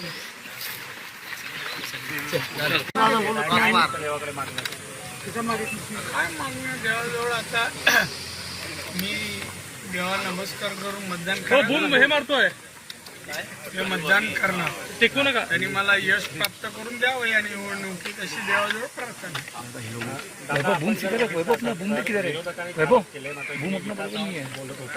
नेमका आताचा पेपर कसा प्रचार झालाय. नेहमी परीक्षेला बसतो तर मला पेपर सोपत वाटतो. मी अभ्यास करून बसतो. जे अभ्यास करत नसतात ना त्यांना कठीण जाणार. त्यामुळे मला काय पेपर कठीण जात नाही.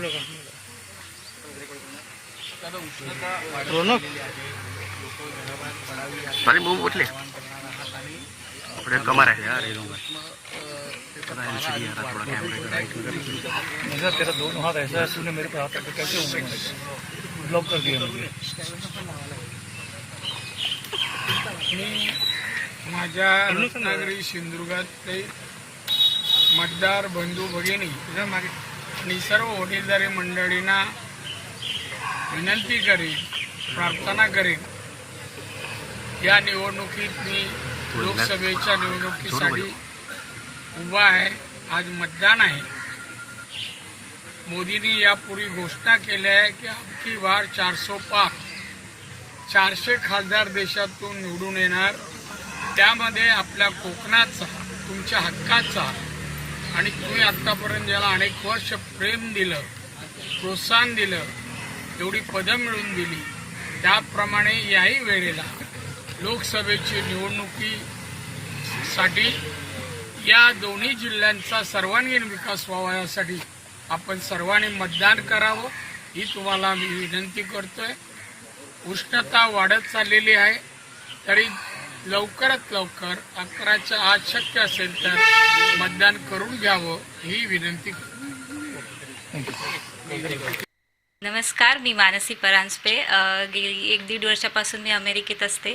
पण यंदाच्या 2024च्या सार्वजनिक लोकसभेच्या निवडणुका जेव्हा जाहीर झाल्या तेव्हा मी ठरवलं की एक जागरूक नागरिक बनून जगातल्या सर्वात मोठ्या लोकशाहीला आपला हातभार द्यायला पाहिजे. ती सुदृढ करण्यासाठी माझ्या मताची किंमत ही नक्कीच जास्त आहे. मग ती देण्यासाठी मी असं ठरवलं की आपण जाऊ शकतो. आपण ह्या मतदानाच्या प्रक्रियेत आपलं मत नोंदवून एक जागरूक नागरिक बनण्याचं कर्तव्य पार पाडायचं. म्हणूनच मी आले.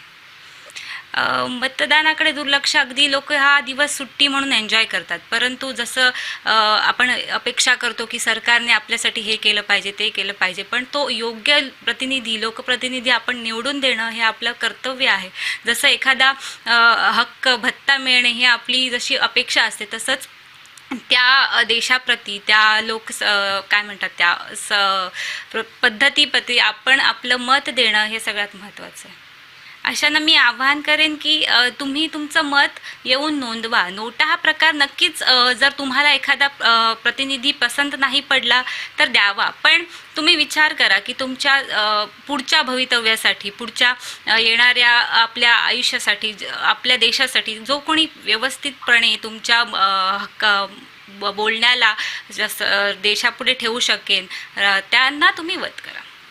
एकदमच एक्साइटिंग होते. एकतर बऱ्याच वर्षांनी, बऱ्याच दिवसांनी म्हणणार, वर्षापेक्षा वडिलांना भेटणे, सासू सासऱ्यांना तिकडे भेटणे, त्यामुळे आणि आपल्या देशात येण्याचं एक खूपच मोठं हे असतं, आनंद असतो. आपण जेव्हा बाहेर राहतो तेव्हा आपल्याला इकडच्या ह्या लोकांची, इकडच्या निसर्ग सौंदर्याची जी आस असते ती आणि त्याची खरी किंमत असते ही जोपर्यंत आपण बाहेर जात नाही तोपर्यंत कळत नाही. त्यामुळे एक खूपच रोमांचक, एक्साइटिंग आणि आनंददायक होतं. मला फार अभिमान वाटतो, कारण प्रत्येक खेपेला मी लोकांना सांगत असतो मतदान करा. मतदान हा आपला हक्क आहे. लोकशाहीमध्ये मिळालं सर्वात श्रेष्ठ दान जर कोणतं असेल तर मतदानाचा हक्क. इथे कसं आहे सगळी लोकशाहीची सर्वोत्कृष्ट पद्धत म्हणजे लोकशाही, राज्यकारभार चालवण्याची पद्धत लोकशाही आहे. याच्यामध्ये लोकांनी निवडून दिलेल्या प्रतिनिधीमार्फत आपला कारभार चालतो. तो उत्कृष्ट असला पाहिजे. त्याचे प्रत्येकाने मतदान केलं पाहिजे. मतदान हे आपलं शस्त्र आहे. त्या शस्त्राने आपण चांगल्या लोकशाहीचे खिळखिळी होण्यापासून वाचवू शकतो आणि देशाचा उत्कर्ष करू शकतो. प्रत्येकाने मत दिलंच पाहिजे, या मताचं मी आहे. काही लोक आता सरकारने योजना हे दिले सवलत नोटाची, पण मला ते आवडत. मतदान करायचं आहे, मत मांडायचं नाही आहे. तुम्ही कोणाला देणार, पण द्या. मताची किंमत असते. प्रत्येकाने जायला पाहिजे, मतदान केलं पाहिजे, तरच आपली लोकशाही शाबूत राहील आणि खऱ्या अर्थाने चौफर विकास करता येईल. त्यामुळे हेच संस्कार माझ्या या मुलीवर पण आहेत. त्यांनी मुद्दाम साहेब तुम्ही मतदान बाबा येणार काय झालं तरी. मला ऐकून ते बरं वाटलं आणि वाट बघत होतो. तसं ते आता दुसरं सांगायचं, ते काल अहमदाबाद वडोदऱ्याला होते, बसने प्रवास करून रात्रातून सकाळी आले, 8:30 वाजता आले, आंघोळ केली, बाबा मतदानाला जाऊया. इतका उत्साह जो आज या मुलामध्ये असा सगळ्यांकडे असला पाहिजे, विशेषतः नागरिकांनी, तरुणींनी, तरच खरं भविष्य देशाचं अवलंबून आहे आपलं. वेगळेपणाचं निवडणुकाचा आता हे सगळे शिगमा चालूच असतो. आहे त्याल्याशिवाय तो. पण मला या ह्याच्यात काय वाटलं, पूर्वीच्या काळामध्ये सभ्यपणा होतो नाही. शब्द लोक खूप घसरतात, कुणी कोणाला ओरडतो बोलतो, ही संस्कृती नाही असं मला वाटतं.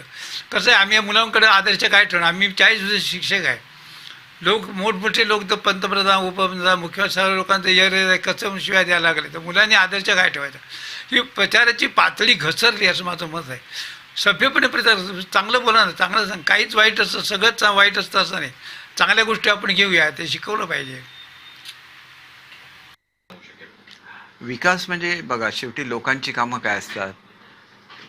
प्रत्येक गावागावामध्ये रस्ते झाले पाहिजे, पाणी झाले पाहिजे, वीज आली पाहिजे, त्याच्याचबरोबर शेतीसाठी धरणं झाली पाहिजेत आणि मग मुलांना नोकऱ्या मिळाल्या पाहिजेत. नुसतं माझ्याच मतदारसंघाचं उदाहरण द्यायचं झालं तरी आमचं सरकार बदलल्यापासून 1000 कोटी रुपये हे माझ्या मतदारसंघामध्ये आलेले आहेत. कोणासाठी आले? माझ्यासाठी नाही, लोकांसाठी आलेले आहेत.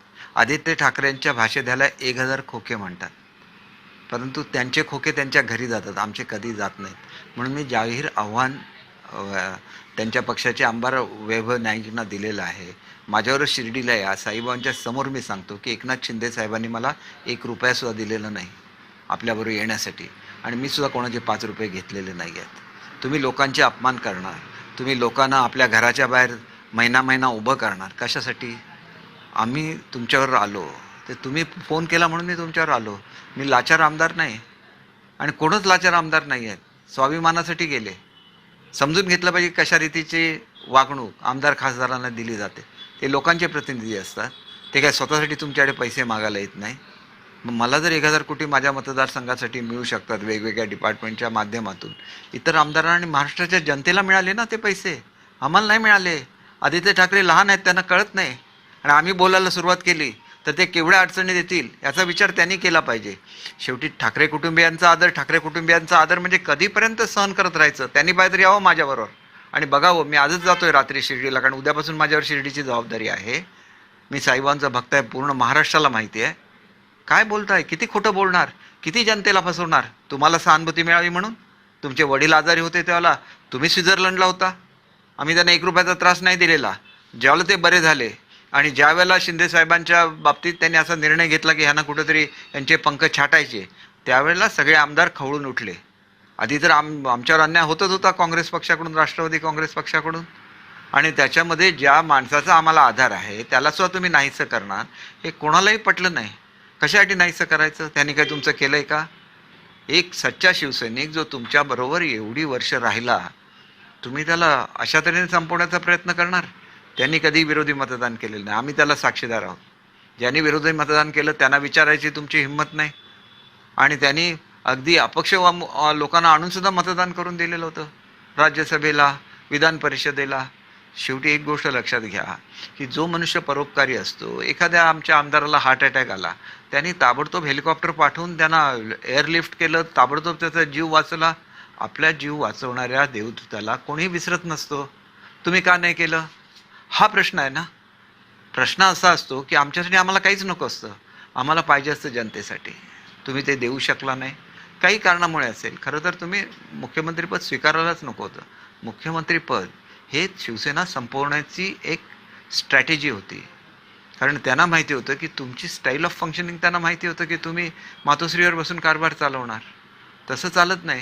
ज्यावेळेला मुख्यमंत्री झाला त्यावेळेला तुम्ही फक्त अधिकाऱ्यांना घेऊन बसत होता. अधिकाऱ्यांवर राज्य नाही चालत. राज्य तुमच्यावर किती आमदार आहेत, किती खासदार आहेत याच्यावर राज्य चालत असतं. तुम्हाला असेंब्लीमध्ये किती सपोर्ट आहे. आमची ज्याला कामं होत नव्हती त्याला शेवटी आम्हाला सांगायला लागलं की आम्ही तुमच्या बजेटच्या मिटिंगला बजेटच्या अधिवेशनाला येणार नाही असं सांगायला लागलं. त्याला आमच्या मतदारसंघाला पैसे मिळाले, नाहीतर ते पैसे सुद्धा मिळत नव्हते. मग शेवटी खरं आहे खरं असतं, खोटं आहे खोटं असतं. शेवटी महाराष्ट्रातल्या जनतेला ही वस्तुस्थिती समजलीच पाहिजे. त्यांच्याकडे खूप वेळ होता फिरण्यासाठी. वाटेल तसं खोटं बोलत फिरत होते. खोके, अमुक तमुक. एक तर दाखवा ना, 1 रुपया घेतलेला दाखवा. म्हणून मी जाहीर आव्हान दिलं आहे. तुम्ही बोलायला लागल्यानंतर वैभव नाईक बोलायला लागले. म्हणजे ज्याचं मुळात आमदारकीचा पाया हाच माझ्या बंडामध्ये लपलेला आहे. त्यांच्या मतदारसंघाचा जो भाग ज्याच्यामधून आज त्यांना मतदान मिळतं तो सावंतवाडी मतदारसंघाचा भाग होता. सगळे माझे कार्यकर्ते त्यांच्यावर जोडले गेले. शिवसेना जिथे 40-45 हजार मतं मिळवत होती या जिल्ह्यामध्ये, तिथं मी शिवसेनेत आल्यानंतर ती संख्या एकदम 1.5 लाखावर गेली. आणि मी ज्या राष्ट्रवादीचा अध्यक्ष होतो ते 1.5 लाखावरून 35-40 हजारावर आलं. ही जीवनातली वस्तुस्थिती असते. आणि मग तुम्हाला आतापर्यंत तुम्ही त्या ह्याच्यावर का गेला नव्हता हा प्रश्न आहे. म्हणून जनतेला फसवू नका. बघा, तुम्ही आजारपणाचं भांडवल करू नका. आजारपणाचं भांडवल करत असेल तर आजारपणामध्ये तुमचा मुलगा स्वित्झर्लंडला का गेला होता याचं उत्तर दिलं पाहिजे. त्यांनी तुमची काळजी घेतली. आम्हाला तर तुमच्याकडे एंट्रीसुद्धा नव्हती. आणि तुम्ही आजारी असताना हे बंड झालेलं नाही आहे. तुम्ही ज्याला रेग्युलरली यायला लागलं त्याला तुमच्याशी बोललं गेलं, तुम्हाला सांगितलं गेलं की आपण मूळ विचाराबरोबर जाऊया, BJP बरोबर जाऊया. आणि ज्याला तुमची तयारी होती, तुम्ही BJP बरोबर गेला तर BJP बरी आणि आम्ही गेलो तर BJP वाईट. कुठला न्याय आहे. तुम्हाला सांगितलं शेवटच्या क्षणापर्यंत मी आसाममधून सांगत होतो, आजसुद्धा एकत्र येऊया. आज एकत्र येऊन आपण ज्यासाठी जनतेने आपल्याला निवडून दिलं आहे त्या युती आपण पुनर्स्थापित करूया. आम्ही सगळेजण परत येतो. याचं सगळं रेकॉर्डिंग आहे. ह्या सगळ्याचं रेकॉर्डिंग हे प्रत्येक चॅनलकडे आहे. कशाला इलेक्शनमध्ये काय चाललेलं मी काय बोलू शकत नव्हतो, कारण मी इलेक्शनला राणेसाहेबांचा प्रचार करत होतो. आम्ही शेवटी कोकणचा विकास मानतो. कोकणच्या विकासासाठी जर आम्ही दोघं एकत्र आलो, तुमच्या पोटामध्ये का दुखतं? आमच्या लोकांचा कधी विकास व्हायला नको का की तुम्ही त्यांच्याकडे व्होटिंग मशीन म्हणून बघता?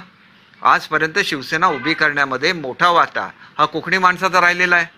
तुमचे जर 80 आणि 100 नगरसेवक निवडून आले तर त्याच्यापैकी 60 ते 70 हे मुळात सिंधुदुर्ग किंवा रत्नागिरीमधले असे राहिलेले आहेत.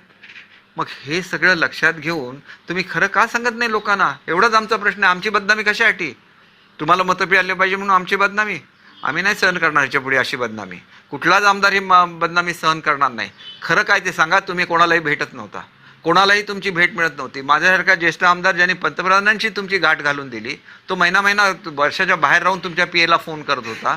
सिस्टम कोणी बसवल्या? तुम्ही बसवल्या ना, आम्ही नाही बसवल्या. तुम्ही आजारपणाचे आम्ही आजारपणामध्ये तुमच्या नेहमी प्रार्थना केलेली आहे तुम्ही लवकर बरे व्हावे म्हणून.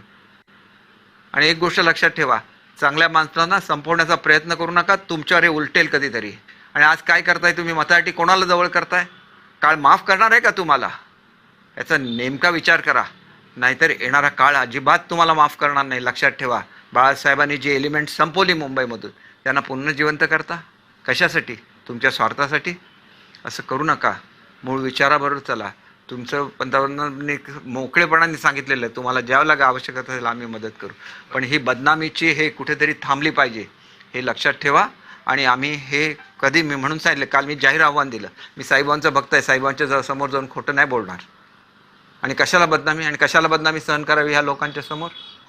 कोणी असं केलेलं नाही आहे. प्रत्येकावर जो मनुष्य रोज आम्हाला जेवायला, आम्ही ज्याला असेंब्ली असेल रोज जेवायला जो मनुष्य वाढणार त्याच्या जेवणाची तरी किंमत ठेवायला नको? त्या माणसाला तुम्ही संपवायला निघाला. त्यांनी आमचं एवढं तर कर्तव्य आहे ना, माणुसकी आहे ना काय आमची, की आम्ही तुमचे गुलाम आहोत? अनेक वेळेला तुम्ही लोकांशी बोलताना म्हणाले की तुम्ही नोकरांशी बोलणार की मालकाशी बोलणार. तुम्ही आमचे मालक आहे का? लोकशाहीमध्ये आम्हाला मालक नाही. मालक ही व्याख्या आम्हाला मान्य नाही. लोकशाहीमध्ये तुम्ही आमचे नेते असू शकता, आमचे मालक असू शकत नाही. लक्षात ठेवा. आणि तसंच वागा. तुमच्याबद्दल आदर आहे म्हणून आम्ही काय बोलत नाही. अधिकचं बोलायला सुद्धा देवाने आम्हाला बुद्धी दिलेली आहे. आमचं व्होटिंग होतं म्हणून मी बोललो नाही. उद्यापासून बोलायला सुरुवात करेन, पण खरं ते बोलेन. म्हणून आव्हान दिलं तुमच्या आमदारांना. दाखवा कुठे लाचारी आहे, कुठे खोके आहेत, दाखवून द्या. आणि जर हे खरं असेल तर मग बदनामी तुम्ही जी केली महाराष्ट्रामध्ये आमची, त्याची किंमत कोण भरून देणार आहे? आज तुम्ही ज्यांच्याबरोबर गेलाय, हे तुम्ही जे नुकसान केलेलं आहे स्वतःच्या पक्षाचं, तुम्ही भरून काढणार आहे का? उद्या काँग्रेस पॉवरफुल झाल्यानंतर शिवसेनेला बरोबर घेऊन जाणार आहे? शिवसेनेचं जे काही विचारधारा आहे ती काँग्रेस मान्य करणार आहे? काँग्रेसने लिहून द्यावं. बदनामी करता, घटना बदलणार म्हणून सांगता. कधी बदलली आहे घटना? घटना काँग्रेसने बदलली आहे. जवळजवळ 96 वेळा घटना काँग्रेसने बदलली आहे.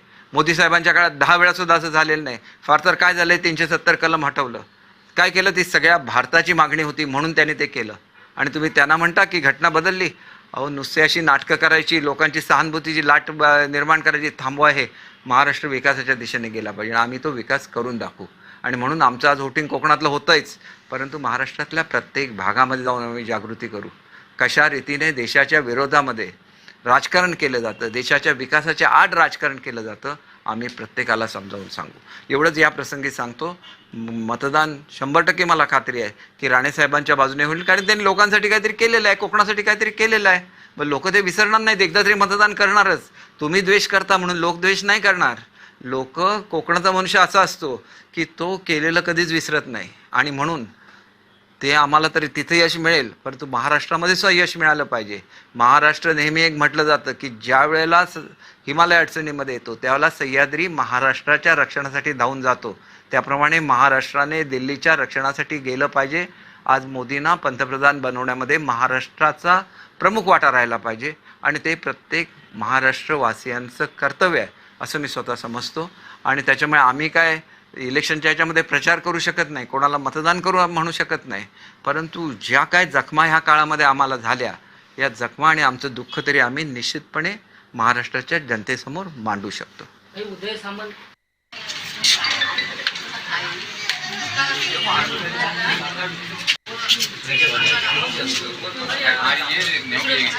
बाहेरचं हो लाईनीत जरा एका लाईनीत अशी काढ इकडे असं या साईडला हातात धरा, उजव्यात काढ धरा, काढ तुम्ही ते उभे बरेच काढ सगळ्यात मागे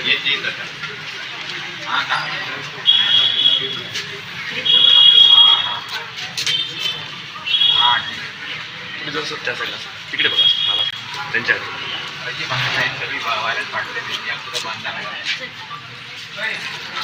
ओके, थँक्यू.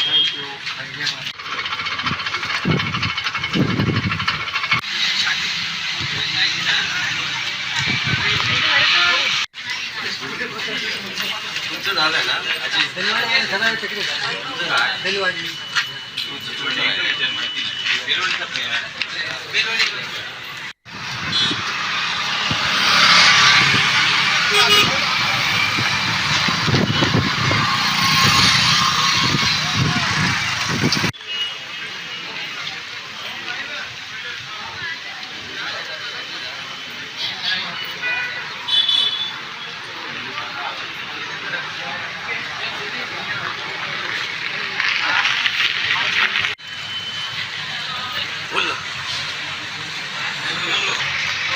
मतदान झालं. देवगड येथे आज मतदान आहे. खूप शांततेत आणि व्यवस्थितपणे मतदान सर्वजण आपल्या मतदानाचा हक्क व्यवस्थितपणे बजावत आहेत.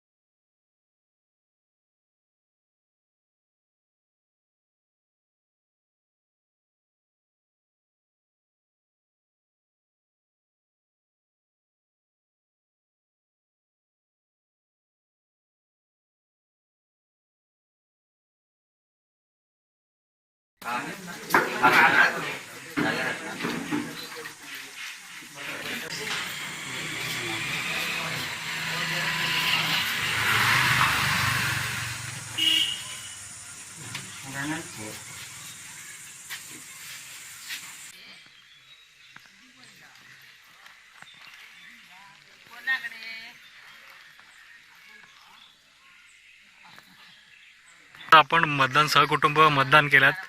गेले महिनाभर तुम्ही विनायक राऊतांच्या प्रचारात होता. आज मतदान होतंय. कसं एकंदरीत वातावरण आहे, काय वाटतंय, काय सांगा? वातावरण अतिशय सुंदर आहे.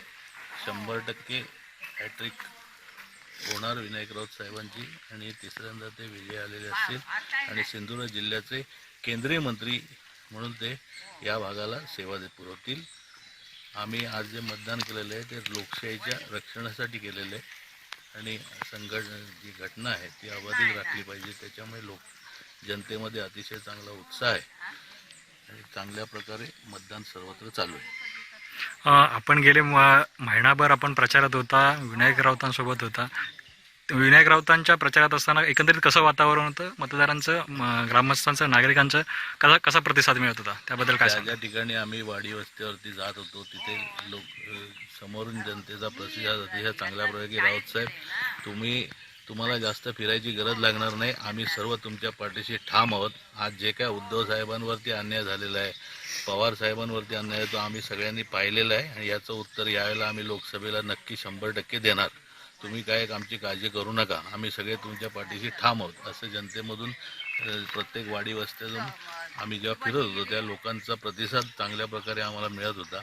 कारण ज्यांच्याकडे 35 वर्ष सत्ता होती त्यांनी 35 वर्षात विकास तर सोडा काय कोणत्याही प्रकारचा उद्योग आणू शकले नाही. 2 वर्ष आता केंद्रीय मंत्री पण होते. त्याच्यामुळे लोकांमध्ये त्यांच्याबद्दल जो राग आणि चीड आहे ती आज या मतदान पेटीतून ते नक्कीच व्यक्त करतील.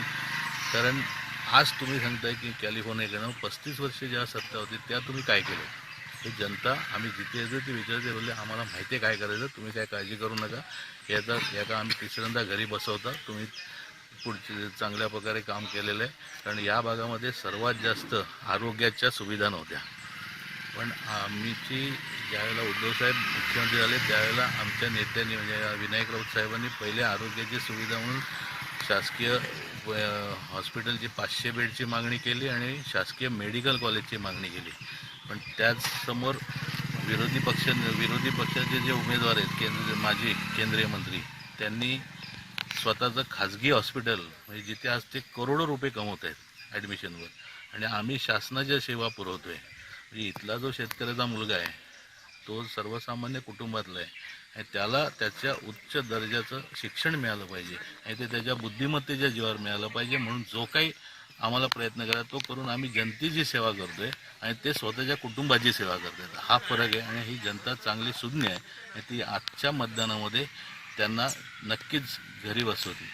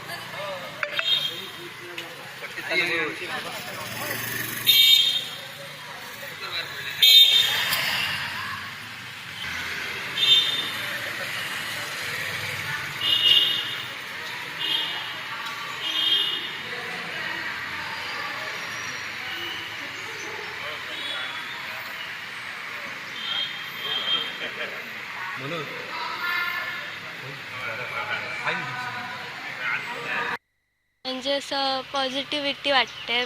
पहिल्यांदा असं मतदान केलं आहे, कुणाला तरी वोट केला आहे देशासाठी आपल्या. काय बघू आता काय होतंय. मोदी येतील 100% येतील.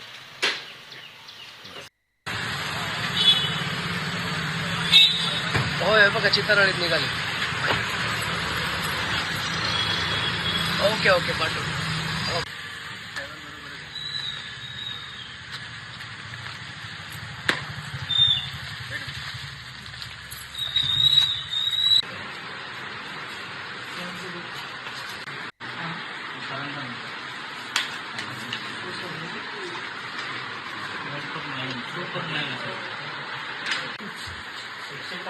भरत नारायण सिंह राजपुरोहित.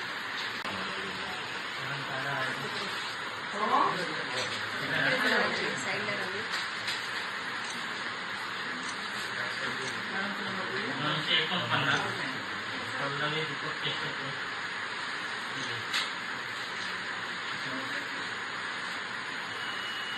तिथून हात दाखव. बोट बोट बोट बोट बोट बोट नाही इलेक्शन.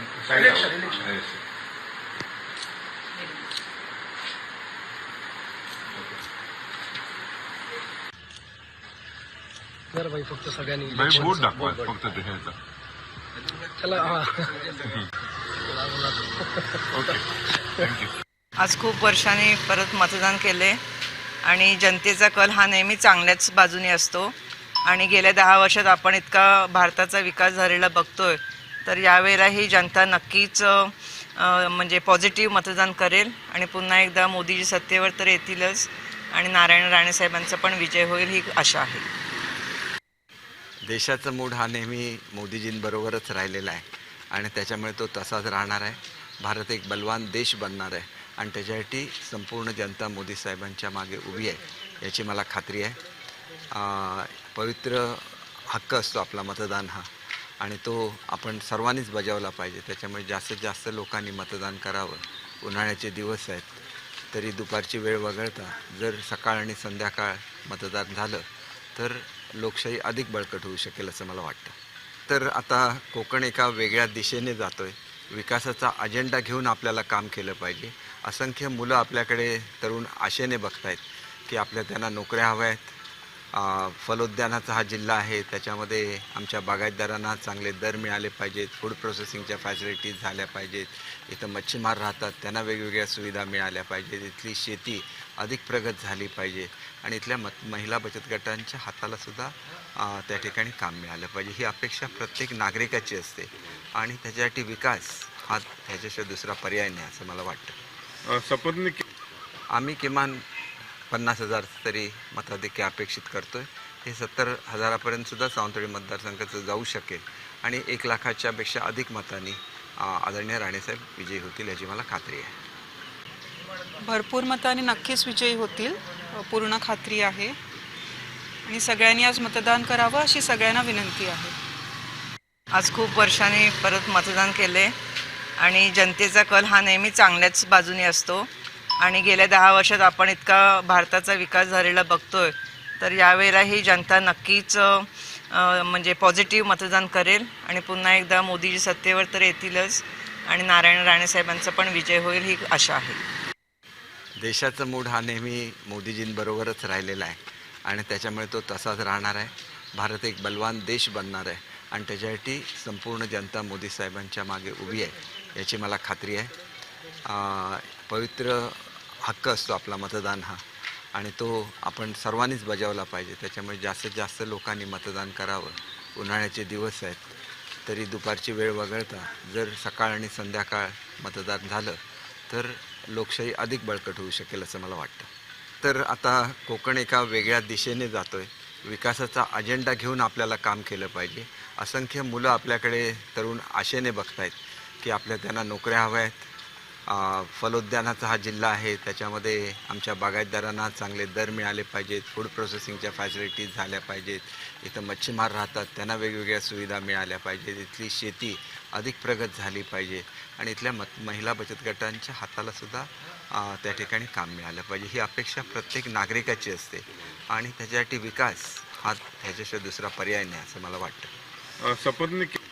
आम्ही किमान 50,000 तरी मताधिक्य अपेक्षित करतो आहे. हे 70,000पर्यंत सुद्धा सावंतवाडी मतदारसंघाचं जाऊ शकेल आणि 1 लाखाच्या पेक्षा अधिक मतांनी आदरणीय राणेसाहेब विजयी होतील याची मला खात्री आहे.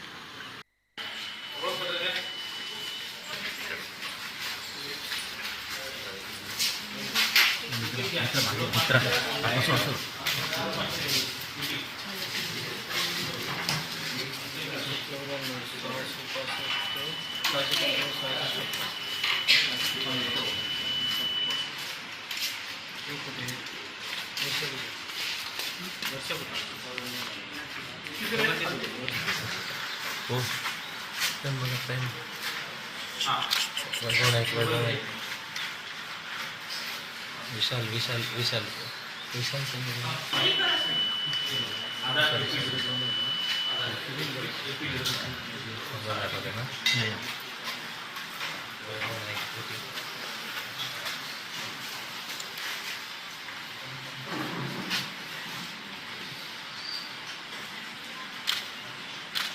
सर बोट दाखव, बोट दाखवा, बोट बाहेर ओके सर ट्रेन दाखव, सर ट्रेन दाखव.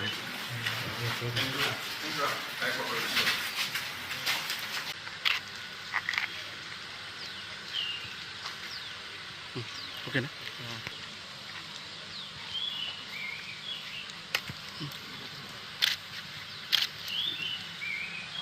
आज तुम्ही मतदान केलंय, काय सांगा? निश्चितपणे आज मोठ्या उत्साहात आम्ही सर्व कुटुंबासोबत मतदान केलं आणि अत्यंत आनंद होतोय. विनायक राऊत साहेब हे मोठ्या मताधिक्याने निवडून येतील असा विश्वास आम्हाला आहे आणि गेल्या वर्षी जास्त मताधिक्य त्यांना मतदारांच्या उत्साहात जो आहे ते पाहता त्यांना गेल्या वर्षी जास्त मताधिक्य यावी मिळेल. आज आपण बघितलं असाल की सुरुवातीपासूनच मतदारांमध्ये उत्साह आहे आणि लवकरात लवकर जास्तीत जास्त माझ्या मते 65 ते 70% मतदान या जिल्ह्यामध्ये या मतदारसंघामध्ये होईल.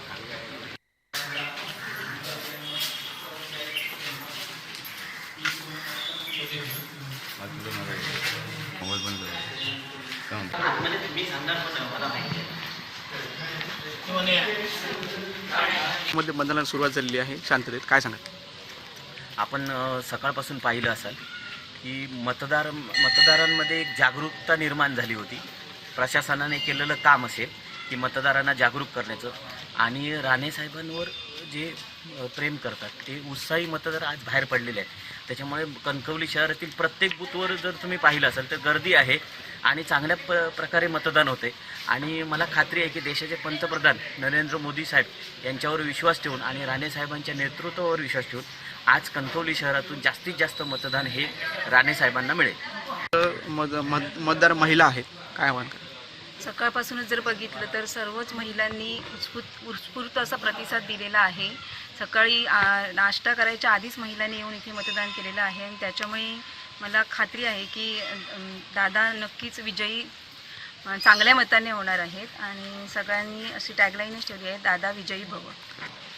माझं सर्व महिलांना असं सांगणं आहे की तुम्ही जास्तीत जास्त मतदान करायचं आहे, कारण मोदी साहेबांनी राणेसाहेबांनी आपल्यासाठी स्कीम आणलेल्या आहेत आणि त्या सगळ्या महिलांसाठी उपयोगी आहेत. तर माझं महिलांना सगळं आव्हान आहे की जास्तीत जास्त महिलांनी दादांना मतदान करायचं आहे.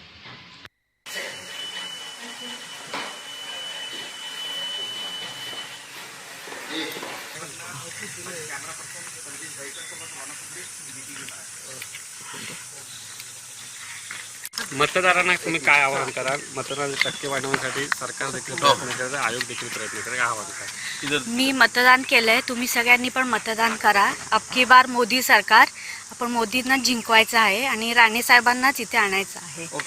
Thank you thank you.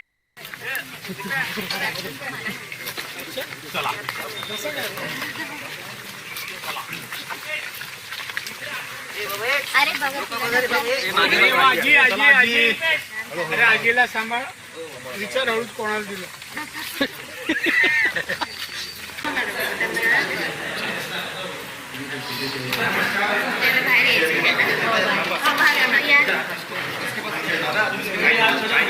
सर आतमध्ये बाहेर होते मी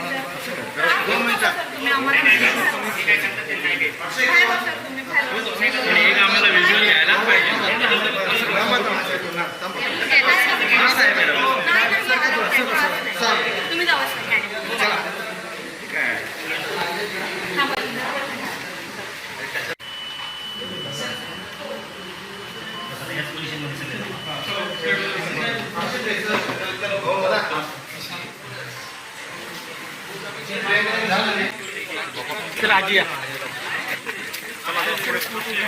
सब 2 मिनिट हा बस बस बस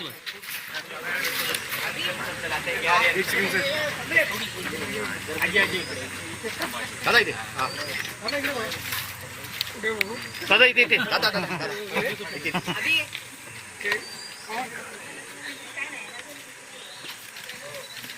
थँक्यू सर.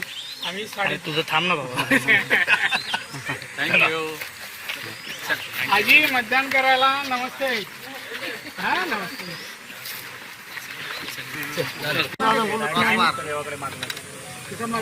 काय मागणं देवाजवळ आता मी देवा नमस्कार करून मतदान हे मारतोय हे मतदान करणार. टेकू नका. त्यांनी मला यश प्राप्त करून द्यावं या निवडणुकीत अशी देवाजवळ प्रार्थना.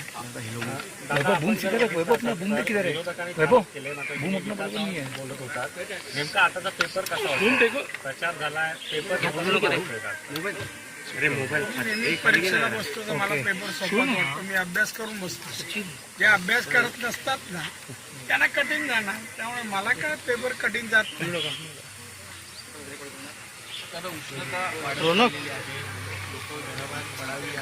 उठले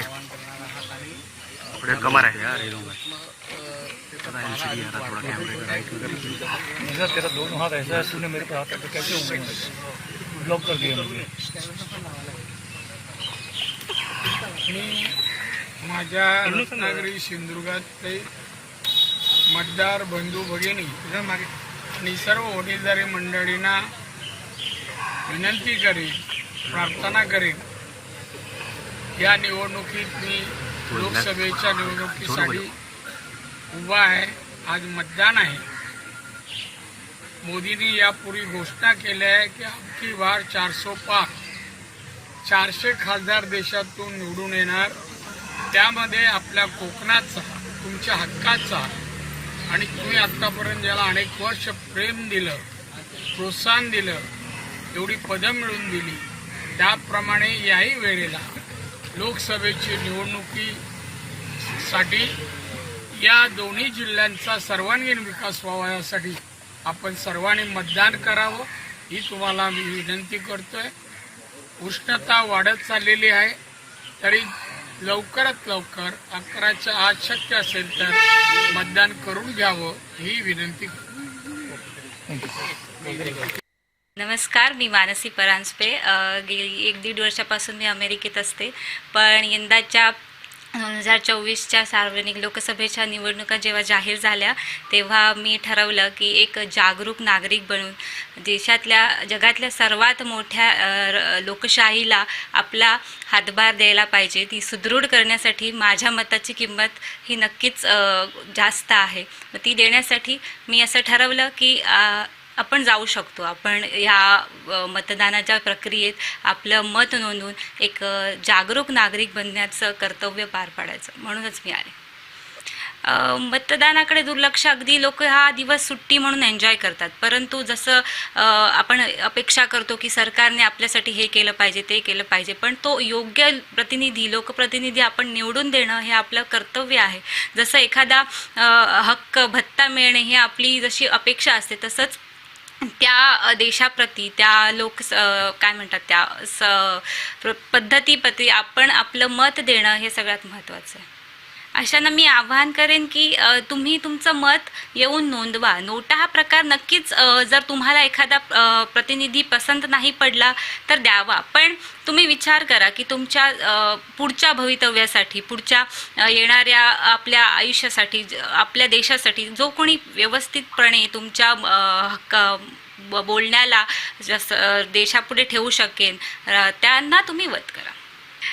एकदमच एक्साइटिंग होते. एकतर बऱ्याच वर्षांनी बऱ्याच दिवसांनी म्हणणार, वर्षापेक्षा वडिलांना भेटणे, सासू सासऱ्यांना तिकडे भेटणे, त्यामुळे आणि आपल्या देशात येण्याचं एक खूपच मोठं हे असतं, आनंद असतो. आपण जेव्हा बाहेर राहतो तेव्हा आपल्याला इकडच्या ह्या लोकांची, इकडच्या निसर्ग सौंदर्याची जी आस असते ती आणि त्याची खरी किंमत असते ही जोपर्यंत आपण बाहेर जात नाही तोपर्यंत कळत नाही. त्यामुळे एक खूपच रोमांचक, एक्साइटिंग आणि आनंददायक होतं.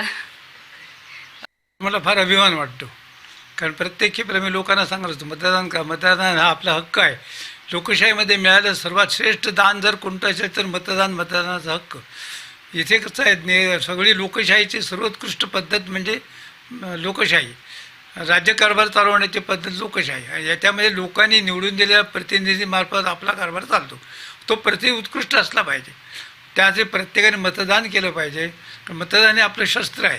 त्या शस्त्राने आपण चांगल्या लोकशाहीचे खिळखिळी होण्यापासून वाचवू शकतो आणि देशाचा उत्कर्ष करू शकतो. प्रत्येकाने मत दिलंच पाहिजे, या मताचा मी आहे. काही लोक आता सरकारने योजना हे दिले सवलत नोटाची, पण मला ते आवडत. मतदान करायचं आहे, मत मांडायचं नाही आहे. तुम्ही कोणाला देणार, पण द्या. मताची किंमत असते. प्रत्येकाने जायला पाहिजे, मतदान केलं पाहिजे, तरच आपली लोकशाही शाबूत राहील आणि खऱ्या अर्थाने चौफेर विकास करता येईल. त्यामुळे हेच संस्कार माझ्या या मुलीवर पण आहे. त्यांनी मुद्दाम सांगितलं तुम्ही मतदान बाबा येणार काय झालं तरी. मला ऐकून ते बरं वाटलं आणि वाट बघत होतो. तसं ते आता दुसरं सांगायचं, ते काल अहमदाबाद वडोदऱ्याला होती, बसने प्रवास करून रात्रातून सकाळी आली, 8:30 वाजता आली, आंघोळ केली, बाबा मतदान जाऊया. इतका उत्साह जो आज या मुलामध्ये असा सगळ्यांकडे असला पाहिजे, विशेषतः नागरिकांनी, तरुणींनी, तरच खरं भविष्य देशाचं अवलंबून आहे आपलं. वेगळेपण असं निवडणुकाचा असता सगळे शिगमा चालूच असतो. हा त्याल्याशिवाय येतो, त्याल्याशिवाय येतो. पण मला या ह्याच्यात काय वाटलं, पूर्वीच्या काळामध्ये सभ्यपणा होतो नाही. शब्द लोक खूप घसरतात, कुणी कोणाला ओरडतो, बोलतो. ही संस्कृती नाही असं मला वाटतं. कसं आहे, आम्ही या मुलांकडे आदर्श काय ठेवणार. आम्ही 40 वर्ष शिक्षक आहे. लोक मोठमोठे लोक तर पंतप्रधान, उपप्रधान, मुख्यमंत्री सर्व लोकांचं कसं शिवाय द्यायला लागले, तर मुलांनी आदर्श काय ठेवायचा. ही प्रचाराची पातळी घसरली असं माझं मत आहे. सभ्यपणे प्रचार, चांगलं बोला ना, चांगलं सांग. काहीच वाईट असतं, सगळंच वाईट असतं असं नाही. चांगल्या गोष्टी आपण घेऊया, ते शिकवलं पाहिजे. विकास म्हणजे बघा, शेवटी लोकांची कामं काय असतात. प्रत्येक गावागावामध्ये रस्ते झाले पाहिजे, पाणी झाले पाहिजे, वीज आली पाहिजे, त्याच्याचबरोबर शेतीसाठी धरणं झाली पाहिजेत आणि मग मुलांना नोकऱ्या मिळाल्या पाहिजेत. नुसतं माझ्याच मतदारसंघाचं उदाहरण द्यायचं झालं तरी आमचं सरकार बदलल्यापासून 1000 कोटी रुपये हे माझ्या मतदारसंघामध्ये आलेले आहेत. कोणासाठी आले? माझ्यासाठी नाही, लोकांसाठी आलेले आहेत. आदित्य ठाकरेंच्या भाषेत ह्याला 1000 खोके म्हणतात, परंतु त्यांचे खोके त्यांच्या घरी जातात, आमचे कधी जात नाहीत. म्हणून मी जाहीर आव्हान त्यांच्या पक्षाचे आमदार वैभव नाईकना दिलेलं आहे. माझ्यावर शिर्डीला या साईबाबांच्या समोर मी सांगतो की एकनाथ शिंदे साहेबांनी मला 1 रुपयासुद्धा दिलेला नाही आपल्याबरोबर येण्यासाठी, आणि मी सुद्धा कोणाचे 5 रुपये घेतलेले नाही आहेत. तुम्ही लोकांचे अपमान करणार, तुम्ही लोकांना आपल्या घराच्या बाहेर महिना उभं करणार, कशासाठी? आम्ही तुमच्यावर आलो, ते तुम्ही फोन केला म्हणून मी तुमच्यावर आलो. मी लाचार आमदार नाही आणि कोणच लाचार आमदार नाही आहेत. स्वाभिमानासाठी गेले. समजून घेतलं पाहिजे कशा रीतीची वागणूक आमदार खासदारांना दिली जाते. ते लोकांचे प्रतिनिधी असतात, ते काय स्वतःसाठी तुमच्याकडे पैसे मागायला येत नाही. मग मला जर 1000 कोटी माझ्या मतदारसंघासाठी मिळू शकतात वेगवेगळ्या डिपार्टमेंटच्या माध्यमातून, इतर आमदारांना आणि महाराष्ट्राच्या जनतेला मिळाले ना ते पैसे, आम्हाला नाही मिळाले. आदित्य ठाकरे लहान आहेत, त्यांना कळत नाही, आणि आम्ही बोलायला सुरुवात केली तर ते केवढ्या अडचणी देतील याचा विचार त्यांनी केला पाहिजे. शेवटी ठाकरे कुटुंबियांचा आदर म्हणजे कधीपर्यंत सहन करत राहायचं? त्यांनी पाहिजे यावं माझ्याबरोबर आणि बघावं. मी आजच जातोय रात्री शिर्डीला, कारण उद्यापासून माझ्यावर शिर्डीची जबाबदारी आहे. मी साईबाबांचा भक्त आहे, पूर्ण महाराष्ट्राला माहिती आहे. काय बोलताय? किती खोटं बोलणार, किती जनतेला फसवणार? तुम्हाला सहानुभूती मिळावी म्हणून? तुमचे वडील आजारी होते त्यावेळेला तुम्ही स्वित्झर्लंडला होता, आम्ही त्यांना 1 रुपयाचा त्रास नाही दिलेला. ज्यावेळेला ते बरे झाले आणि ज्या वेळेला शिंदे साहेबांच्या बाबतीत त्यांनी असा निर्णय घेतला की ह्यांना कुठंतरी यांचे पंख छाटायचे, त्यावेळेला सगळे आमदार खवळून उठले. आधी तर आमच्यावर अन्याय होतच होता काँग्रेस पक्षाकडून, राष्ट्रवादी काँग्रेस पक्षाकडून, आणि त्याच्यामध्ये ज्या माणसाचा आम्हाला आधार आहे त्याला सुद्धा तुम्ही नाहीसं करणार, हे कोणालाही पटलं नाही. कशासाठी नाहीसं करायचं? त्यांनी काय तुमचं केलं आहे का? एक सच्चा शिवसैनिक जो तुमच्याबरोबर एवढी वर्ष राहिला, तुम्ही त्याला अशा तऱ्हेने संपवण्याचा प्रयत्न करणार? त्यांनी कधी विरोधी मतदान केलेलं नाही, आम्ही त्याला साक्षीदार आहोत. ज्यांनी विरोधी मतदान केलं त्यांना विचारायची तुमची हिंमत नाही, आणि त्यांनी अगदी अपक्ष लोकांना आणूनसुद्धा मतदान करून दिलेलं होतं राज्यसभेला, विधान परिषदेला. शेवटी एक गोष्ट लक्षात घ्या की जो मनुष्य परोपकारी असतो, एखाद्या आमच्या आमदाराला हार्ट अटॅक आला, त्यांनी ताबडतोब हेलिकॉप्टर पाठवून त्यांना एअरलिफ्ट केलं, ताबडतोब त्याचा जीव वाचला. आपला जीव वाचवणाऱ्या देवदूताला कोणी विसरत नसतो. तुम्ही का नाही केलं? हा प्रश्न आहे ना. प्रश्न असा असतो की आमच्यासाठी आम्हाला काहीच नको असतं, आम्हाला पाहिजे असतं जनतेसाठी. तुम्ही ते देऊ शकला नाही, काही कारणामुळे असेल. खरं तर तुम्ही मुख्यमंत्रीपद स्वीकारायलाच नको होतं. मुख्यमंत्रीपद हे शिवसेना संपवण्याची एक स्ट्रॅटेजी होती, कारण त्यांना माहिती होतं की तुमची स्टाईल ऑफ फंक्शनिंग, त्यांना माहिती होतं की तुम्ही मातोश्रीवर बसून कारभार चालवणार. तसं चालत नाही. ज्यावेळेला मुख्यमंत्री झाला त्यावेळेला तुम्ही फक्त अधिकाऱ्यांना घेऊन बसत होता. अधिकाऱ्यांवर राज्य नाही चालत. राज्य तुमच्यावर किती आमदार आहेत, किती खासदार आहेत, याच्यावर राज्य चालत असतं. तुम्हाला असेंब्लीमध्ये किती सपोर्ट आहे.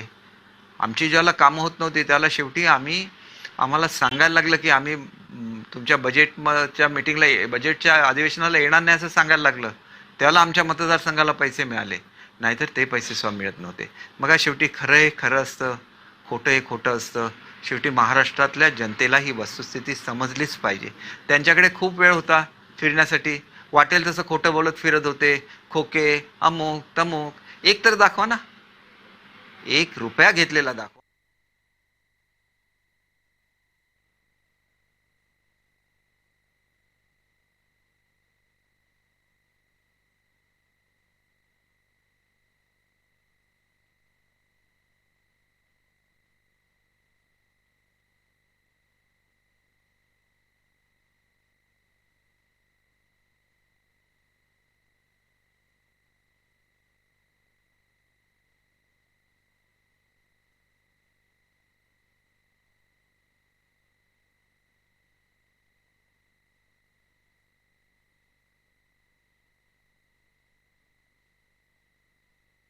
होय बघा चितरळीत निघाले. ओके पाठव.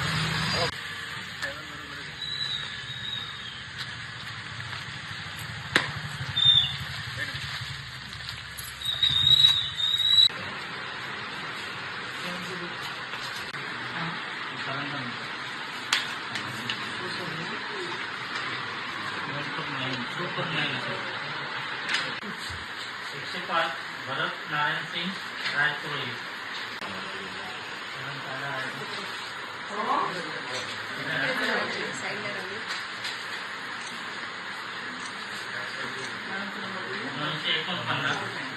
पल्लवी दीपक केशवपूर.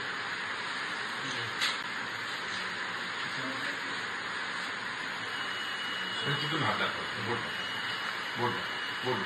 बोट नाही.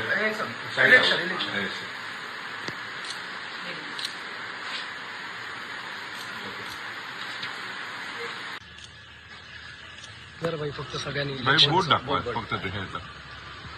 चला. आज खूप वर्षांनी परत मतदान केले आणि जनतेचा कल हा नेहमी चांगल्याच बाजूने असतो. आणि गेल्या 10 वर्षात आपण इतका भारताचा विकास झालेला बघतोय, तर यावेळेलाही जनता नक्कीच म्हणजे पॉझिटिव्ह मतदान करेल आणि पुन्हा एकदा मोदीजी सत्तेवर तर येतीलच आणि नारायण राणे साहेबांचा पण विजय होईल ही आशा आहे. देशाचा मूड हा नेहमी मोदीजींबरोबरच राहिलेला आहे आणि त्याच्यामुळे तो तसाच राहणार आहे. भारत एक बलवान देश बनणार आहे आणि त्याच्यासाठी संपूर्ण जनता मोदी साहेबांच्या मागे उभी आहे याची मला खात्री आहे. पवित्र हक्क असतो आपला मतदान हा, आणि तो आपण सर्वांनीच बजावला पाहिजे. त्याच्यामुळे जास्तीत जास्त लोकांनी मतदान करावं. उन्हाळ्याचे दिवस आहेत, तरी दुपारची वेळ वगळता जर सकाळ आणि संध्याकाळ मतदान झालं तर लोकशाही अधिक बळकट होऊ शकेल असं मला वाटतं. तर आता कोकण एका वेगळ्या दिशेने जातोय. विकासाचा अजेंडा घेऊन आपल्याला काम केलं पाहिजे. असंख्य मुलं आपल्याकडे तरुण आशेने बघतायत की आपल्या त्यांना नोकऱ्या हव्या आहेत. फलोद्यानाचा हा जिल्हा आहे, त्याच्यामध्ये आमच्या बागायतदारांना चांगले दर मिळाले पाहिजेत. फूड प्रोसेसिंगच्या फॅसिलिटीज झाल्या पाहिजेत.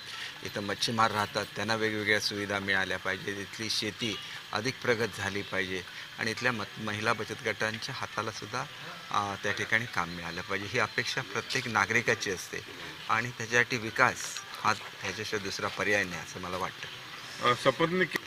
आम्ही किमान 50,000 तरी मताधिक्य अपेक्षित करतोय. हे 70,000पर्यंत सुद्धा सावंतवाडी मतदारसंघाचं जाऊ शकेल आणि 1 लाखाच्या पेक्षा अधिक मतांनी आदरणीय राणेसाहेब विजयी होतील याची मला खात्री आहे. भरपूर मताने नक्कीच विजयी होतील, पूर्ण खात्री आहे आणि सगळ्यांनी आज मतदान करावं अशी सगळ्यांना विनंती आहे.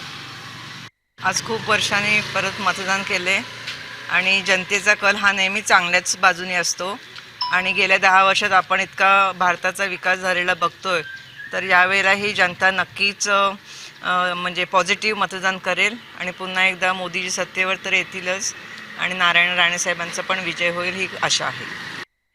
देशाचा मूड हा नेहमी मोदीजींबरोबरच राहिलेला आहे आणि त्याच्यामुळे तो तसाच राहणार आहे. भारत एक बलवान देश बनणार आहे आणि त्याच्यासाठी संपूर्ण जनता मोदी साहेबांच्या मागे उभी आहे याची मला खात्री आहे. पवित्र हक्क असतो आपला मतदान हा आणि तो आपण सर्वांनीच बजावला पाहिजे. त्याच्यामुळे जास्तीत जास्त लोकांनी मतदान करावं. उन्हाळ्याचे दिवस आहेत तरी दुपारची वेळ वगळता जर सकाळ आणि संध्याकाळ मतदान झालं तर लोकशाही अधिक बळकट होऊ शकेल असं. कोकण एका वेगळ्या दिशेने जातोय. विकासाचा अजेंडा घेऊन आपल्याला काम केलं पाहिजे. असंख्य मुलं आपल्याकडे तरुण आशेने बघतायत की आपल्या त्यांना नोकऱ्या हव्या आहेत. फलोद्यानाचा हा जिल्हा आहे, त्याच्यामध्ये आमच्या बागायतदारांना चांगले दर मिळाले पाहिजेत. फूड प्रोसेसिंगच्या फॅसिलिटीज झाल्या पाहिजेत. इथं मच्छीमार राहतात, त्यांना वेगवेगळ्या सुविधा मिळाल्या पाहिजेत. इथली शेती अधिक प्रगत झाली पाहिजे आणि इथल्या महिला बचत गटांच्या हाताला सुद्धा त्या ठिकाणी काम मिळालं पाहिजे. ही अपेक्षा प्रत्येक नागरिकाची असते आणि त्याच्यासाठी विकास हा ह्याच्याशिवाय दुसरा पर्याय नाही असं मला वाटतं. आम्ही किमान 50,000 तरी मताधिक्य अपेक्षित करतोय. हे 70,000पर्यंत सुद्धा सावंतवाडी मतदारसंघाचं जाऊ शकेल आणि 1 लाखाच्या पेक्षा अधिक मतांनी आदरणीय राणेसाहेब विजयी होतील याची मला खात्री आहे.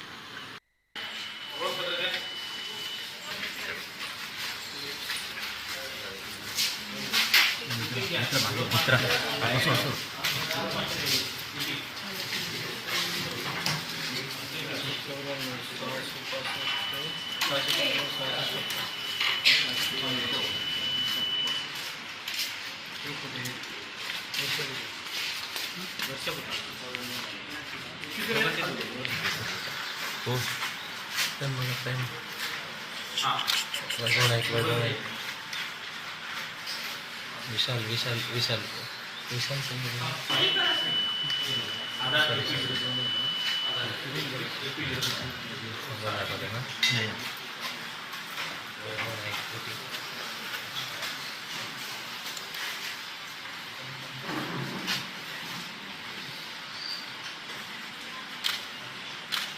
सर बोट दाखवा,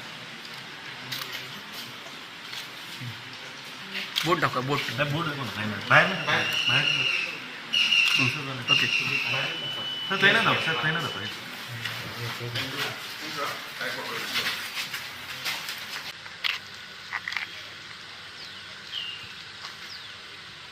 ओके ना.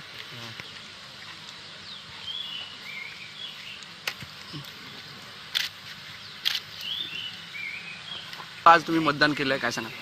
निश्चितपणे आज मोठ्या उत्साहात आम्ही सर्व कुटुंबासोबत मतदान केलं आणि अत्यंत आनंद होतोय. विनायक राऊत साहेब हे मोठ्या मताधिक्याने निवडून येतील असा विश्वास आम्हाला आहे आणि गेल्या वर्षी जास्त मताधिक्य त्यांना मतदारांच्या उत्साहात जो आहे ते पाहता त्यांना गेल्या वर्षी जास्त मताधिक्य यावी मिळेल. आज आपण बघत असाल की सुरुवातीपासूनच मतदारांमध्ये उत्साह आहे आणि लवकरात लवकर जास्तीत जास्त माझ्या मते 65 ते 70% मतदान या जिल्ह्यामध्ये या मतदारसंघामध्ये होईल.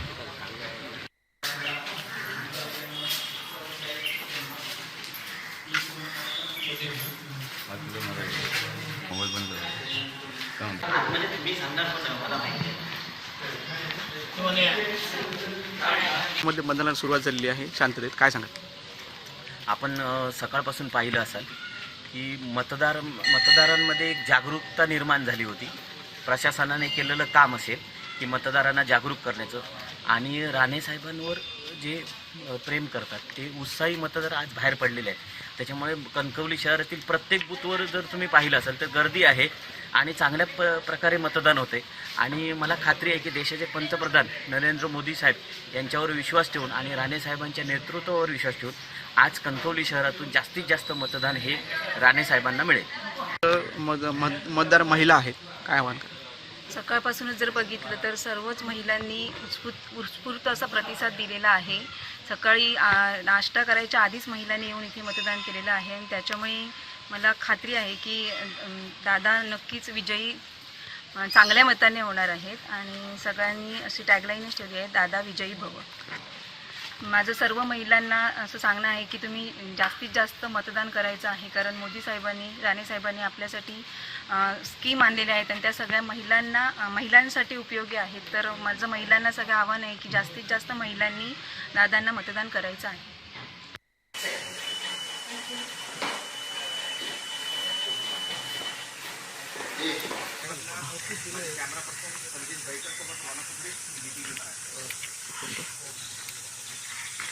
मतदारांना तुम्ही काय आवाहन कराल? मतदानाची टक्के वाढवण्यासाठी सरकार देखील प्रयत्न करत आहे, आयोग देखील प्रयत्न करत आहे, काय आवाहन कराल? मी मतदान केलंय, तुम्ही सगळ्यांनी पण मतदान करा. अबकी बार मोदी सरकार, आपण मोदींना जिंकवायचं आहे आणि राणे साहेबांनाच इथे आणायचं आहे. Okay, thank you.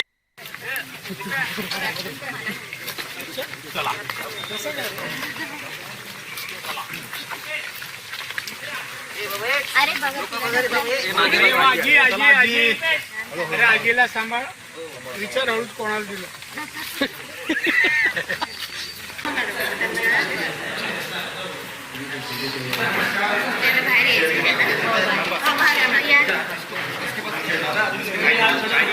सर आतमध्ये बाहेर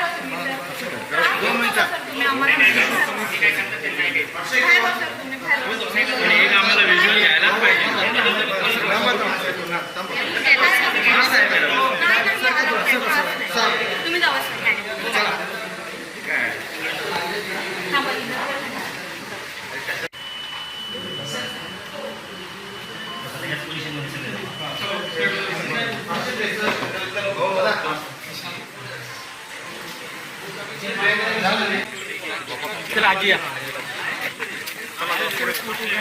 सब 2 मिनिट. हा बस.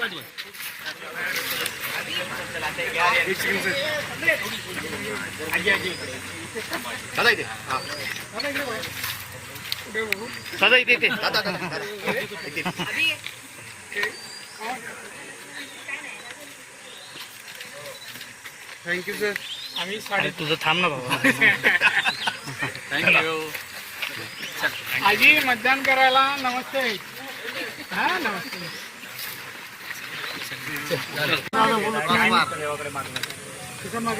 काय मागणं देवाजवळ आता मी देवाला नमस्कार करून मतदान हे मारतोय मतदान करणार टेकू नका. त्यांनी मला यश प्राप्त करून द्यावं या निवडणुकीत अशी देवाजवळ प्रार्थना.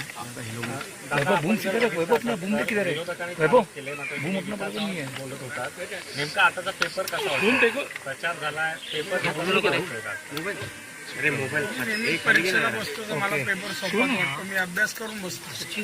जे अभ्यास करत नसतात ना त्यांना कठीण जाणार, त्यामुळे मला काय पेपर कठीण जात नाही.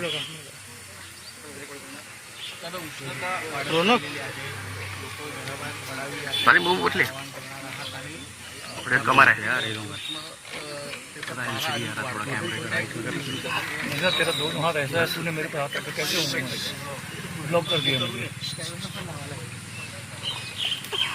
मी माझ्या रत्नागिरी सिंधुदुर्गातले मतदार बंधू भगिनी आणि सर्व वडीलधारी मंडळींना विनंती करेन, प्रार्थना करेन, या निवडणुकीत मी लोकसभेच्या निवडणुकीसाठी उभा आहे.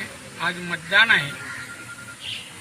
मोदींनी यापूर्वी घोषणा केल्या आहे की अबकी बार 400 पार 400 खासदार देशातून निवडून येणार. त्यामध्ये आपल्या कोकणाचा, तुमच्या हक्काचा आणि तुम्ही आत्तापर्यंत ज्याला अनेक वर्ष प्रेम दिलं, प्रोत्साहन दिलं, एवढी पदं मिळवून दिली, त्याप्रमाणे याही वेळेला लोकसभेची निवडणुकीसाठी या दोन्ही जिल्ह्यांचा सर्वांगीण विकास व्हावा यासाठी आपण सर्वांनी मतदान करावं ही तुम्हाला मी विनंती करतोय. उष्णता वाढत चाललेली आहे, तरी लवकरात लवकर 11च्या आत शक्य असेल तर मतदान करून घ्यावं ही विनंती करतो. नमस्कार. महाराष्ट्रातील ज्या मतदारसंघाकडे लक्ष लागलेलं आहे, रत्नागिरी सिंधुदुर्ग लोकसभा मतदारसंघाच्या प्रत्यक्ष मतदानाला आज सुरुवात झालेली आहे. मतदानाच्या दुसऱ्या टप्प्यामध्ये 11:30 पर्यंत जे 11 वाजेपर्यंत मतदान झालेलं आहे ते 21.19% इतके या मतदारसंघासाठी मतदान झालेलं आहे. या कालावधीमध्ये सकाळच्या सत्रामध्ये 7 ते 9 या कालावधीत 8.29% इतकं मतदान झालेलं होतं. सकाळी 9 वाजल्यानंतर सर्व मतदान केंद्रांवर मतदारांची गर्दी या ठिकाणी पाहायला मिळते. मात्र दुसऱ्या टप्प्यात जे 9 ते 11 या कालावधी मतदान झालं आहे ते फार मोठ्या प्रमाणात मतदान झालेलं आहे. आणि तिसरी जी आता मतदान प्रक्रिया सुरू आहे म्हणजे 11 वाजल्यापासून ते 1 वाजेपर्यंत या टप्प्यात सुद्धा आता बऱ्याच आम्ही मतदारसंघात येतं कोकणातील जी मतदान केंद्र आहे त्याचा आढावा घेतला. त्या मतदान केंद्रांवर मतदारांची रीघ लागलेली दिसते. या मतदान केंद्रांवर स्वतः जिल्हाधिकारी यांनी भेटी देऊन मतदान केंद्रांकडून आढावा घेतलेला आहे. पोलीस प्रशासनाचं सुद्धा लक्ष आहे आणि जे या ठिकाणी उमेदवार आहेत त्या उमेदवारांनी सुद्धा मतदान जी हक्क आहे तो बजावलेला आहे. एकूणच जर परिस्थिती पाहिली तर या सिंधुदुर्ग जिल्ह्यामध्ये आणि एकूणच लोकसभा मतदारसंघामध्ये चिपळूणमध्ये 11 वाजेपर्यंत जे मतदान झालेलं आहे ते आपल्या हाती आलेलं आहे. 24% इतकं चिपळूणमध्ये मतदान झालेलं आहे. तर रत्नागिरीमध्ये सर्वात कमी 15% इतकं मतदान झालेलं आहे. राजापूर विधानसभा मतदारसंघामध्ये सकाळी 11 वाजेपर्यंत 23% मतदानाची नोंद झालेली आहे. कणकवलीमध्ये जे मतदान झालेलं आहे, कणकवली विधानसभा मतदारसंघात स्वतः राणे त्या ठिकाणी निवडणूक लढवत आहेत. 22.9 म्हणजे 23% मतदानाची नोंद झालेली आहे. आणि कुडाळ विधानसभा मतदारसंघामध्ये 21%. तर रत्नागिरी सिंधुदुर्ग लोकसभा मतदारसंघातील सगळ्यात शेवटचा जो विधानसभा मतदारसंघ आहे सावंतवाडी, त्या ठिकाणी 22% इतक्या मतदानाची नोंद झालेली आहे. तसं हे चित्र पाहिलं तर सकाळी पहिल्या टप्प्यामध्ये मतदान फार कमी होतं, 8% इतकं अवघं मतदान झालेलं होतं. मात्र दुसऱ्या टप्प्यामध्ये 9 ते 11 या कालावधीमध्ये या मतदानामध्ये भर पडलेली आहे आणि हे मतदान जवळपास 15% झालं आणि त्यामुळे 21%च्या आसपास टोटल मतदान या ठिकाणी झालेलं आहे. आणि सगळ्यात महत्त्वाचा अजून एक लक्षवेधी, दोडामार्ग तालुका जो आहे या विधानसभा लोकसभा मतदारसंघातील शेवटचा तालुका. 6 विधानसभा मतदारसंघात दोडामार्ग हा अगदी गोवा महाराष्ट्र बॉर्डरवर वसलेला तालुका आहे आणि या ठिकाणी 39,791 इतके मतदार आहेत आणि 11 वाजेपर्यंत या ठिकाणी 8,570 इतक्या मतदारांनी मतदानाचा हक्क बजावलेला आहे. आणि एकूण तालुक्याची जी आकडेवारी आहे ती 21.54% इतकी मतदानाची आकडेवारी आहे. आत्ता जो तिसरा टप्पा सुरू झालेला आहे 11 वाजल्यापासून 1 वाजेपर्यंत, तर या टप्प्यात सुद्धा आपण ग्रामीण भागात विशेषतः आढावा घेतला तर ग्रामीण भागात मतदान केंद्रांवर मतदारांच्या मोठ्या रांगा लागलेल्या आहेत. लोकसभेसाठी जी मतदान केंद्र आहेत ती 2-2 गावांसाठी 3-3 गावांसाठी एक केंद्र सुद्धा झाल्यामुळे किंवा अखंड गावासाठी एकच मतदान केंद्र असल्यामुळे आत्ता मतदारांची वाढलेली रीक रांगा लागलेल्या आहेत. मतदारांना मतदान करण्यासाठी वाट बघावी लागते. तर या दृष्टीने सुद्धा मतदारातून एक अपेक्षा व्यक्त होते की तुम्ही मतदार केंद्र एक करा, पण मतदान यंत्रणा आहेत किंवा तिथले हे जे आहेत ते भविष्यात येत्या लोकसभा निवडणुकांसाठी विधानसभा निवडणुकांसाठी वाढवल्या पाहिजेत. कारण एकाच ठिकाणी गर्दी झाल्यामुळे मतदारांची रीघ लागते आणि जे वयोवृद्ध मतदार आहेत यांना सुद्धा प्राधान्य दिलं जातं. झरेबांबर या ठिकाणी आम्ही झरे 1 मध्ये ज्या ठिकाणी आढावा घेतला त्या ठिकाणी झरे 1 मध्ये सरगवे, आयनोड आणि पाल पुनर्वसन ह्या 3 गावांचं मतदान केंद्र एकच आहे आणि त्या ठिकाणी शेकडो मतदार हे साधारण 12 वाजता रांगेत होते आणि या मतदारांना मतदान करण्यासाठी तिष्ठत उभं राहावं लागत होतं. तर एकूणच परिस्थिती पाहिली तर चोख या ठिकाणी नियोजन दिसतंय. प्रशासनाचं व्यवस्थित यंत्रणा हाताळलेली आहेत. या काही ज्या त्रुटी आहेत त्या त्रुटी येत्या निवडणुकीमध्ये प्रशासनाने व्यवस्थित हाताळल्यास जी मतदारांना वाट बघावी लागते मतदान केंद्रावर पोहोचूनही मतदान करण्यासाठी ती कुठेतरी दूर होणार आहे. मात्र आत्तापर्यंतची आकडेवारी हाती आलेली आहे. एकूणच मतदान प्रक्रिया पाहिली तर ती शांततेत या ठिकाणी पार पडताना दिसते. दोडामार्ग तालुक्यात असलेल्या एकूण मतदान केंद्रांमध्ये सगळ्यात कमी जे मतदान या ठिकाणी आपल्याला दिसते त्याच्यामध्ये जे ग्रामीण भागातील मतदान केंद्र आहेत त्या मतदान केंद्रांमध्ये दिसते आणि 17% मतदान हे मोरगावमध्ये सगळ्यात कमी झालेलं आहे आपण पाहिलं तर 11 वाजेपर्यंत. आणि सगळ्यात जास्त मतदानाची जी आकडेवारी आहे ती फुकेरीसारख्या ग्रामीण भागामध्ये आहेत. फुकेरीमध्ये अवघे 282 मतदार आहेत. मात्र 11 वाजेपर्यंत या 107 मतदारांनी मतदानाचा हक्क बजावल्याने 37.94 म्हणजे 38% मतदान या दुसऱ्या टप्प्यामध्ये फुकेरी गावामध्ये झालेलं आपल्याला या ठिकाणी दिसून येतं. त्या खालोखाल 36% पाळये गावामध्ये सुद्धा मतदानाची आकडेवारी आपल्या समोर येते आणि त्या खालोखाल 20%, 25% अशी अनेक गावं आहेत. आणि सगळ्यात कमी बघायला गेलं तर 17% आईसुद्धा गावामध्ये सगळ्यात कमी मतदान होत आहे. आई हे गाव अगदी गोवा बॉर्डरवर शेवटचं गाव आहे आणि तिथले जे बरेचसे मतदार आहेत ते गोवा बॉर्डरवर वसलेले आहेत. ही एकूणच परिस्थिती या मतदारसंघाची जर पाहिली तर तळ कोकणातील सगळ्यात शेवटचा तालुका आणि शेवटचा विधानसभा मतदारसंघ या मतदारसंघाची जी आकडेवारी आहे ती सुद्धा पाहणीयोग्य आहे. लोकसभा मतदारसंघाची लोकशाहीत होणारी ही निवडणूक प्रत्येक मतदारासाठी महत्त्वाची आहे. अजूनही मतदानासाठी बराच कालावधी शिल्लक आहे आणि मतदारांनी बाहेर पडून उत्स्फूर्तपणे आपला मतदानाचा जो हक्क आहे तोच बजावा असं आपण आवाहन करतोय. सिंधूर कोकण 7 लाईव्हसाठी संदीप देसाई, सावंतवाडी, दोडामा. नमस्कार, मी मानसी परांजपे. गेली 1-1.5 वर्षापासून मी अमेरिकेत असते.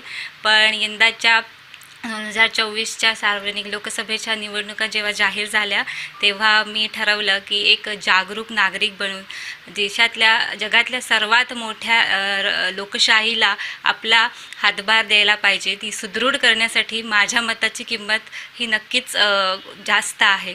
मग ती देण्यासाठी मी असं ठरवलं की आपण जाऊ शकतो. आपण ह्या मतदानाच्या प्रक्रियेत आपलं मत नोंदवून एक जागरूक नागरिक बनण्याचं कर्तव्य पार पाडायचं, म्हणूनच मी आले. मतदानाकडे दुर्लक्ष, अगदी लोक हा दिवस सुट्टी म्हणून एन्जॉय करतात, परंतु जसं आपण अपेक्षा करतो की सरकारने आपल्यासाठी हे केलं पाहिजे, ते केलं पाहिजे, पण तो योग्य प्रतिनिधी, लोकप्रतिनिधी आपण निवडून देणं हे आपलं कर्तव्य आहे. जसं एखादा हक्क, भत्ता मिळणे ही आपली जशी अपेक्षा असते, तसंच त्या देशाप्रती, त्या काय म्हणतात त्या पद्धतीप्रती आपण आपलं मत देणं हे सगळ्यात महत्त्वाचं आहे.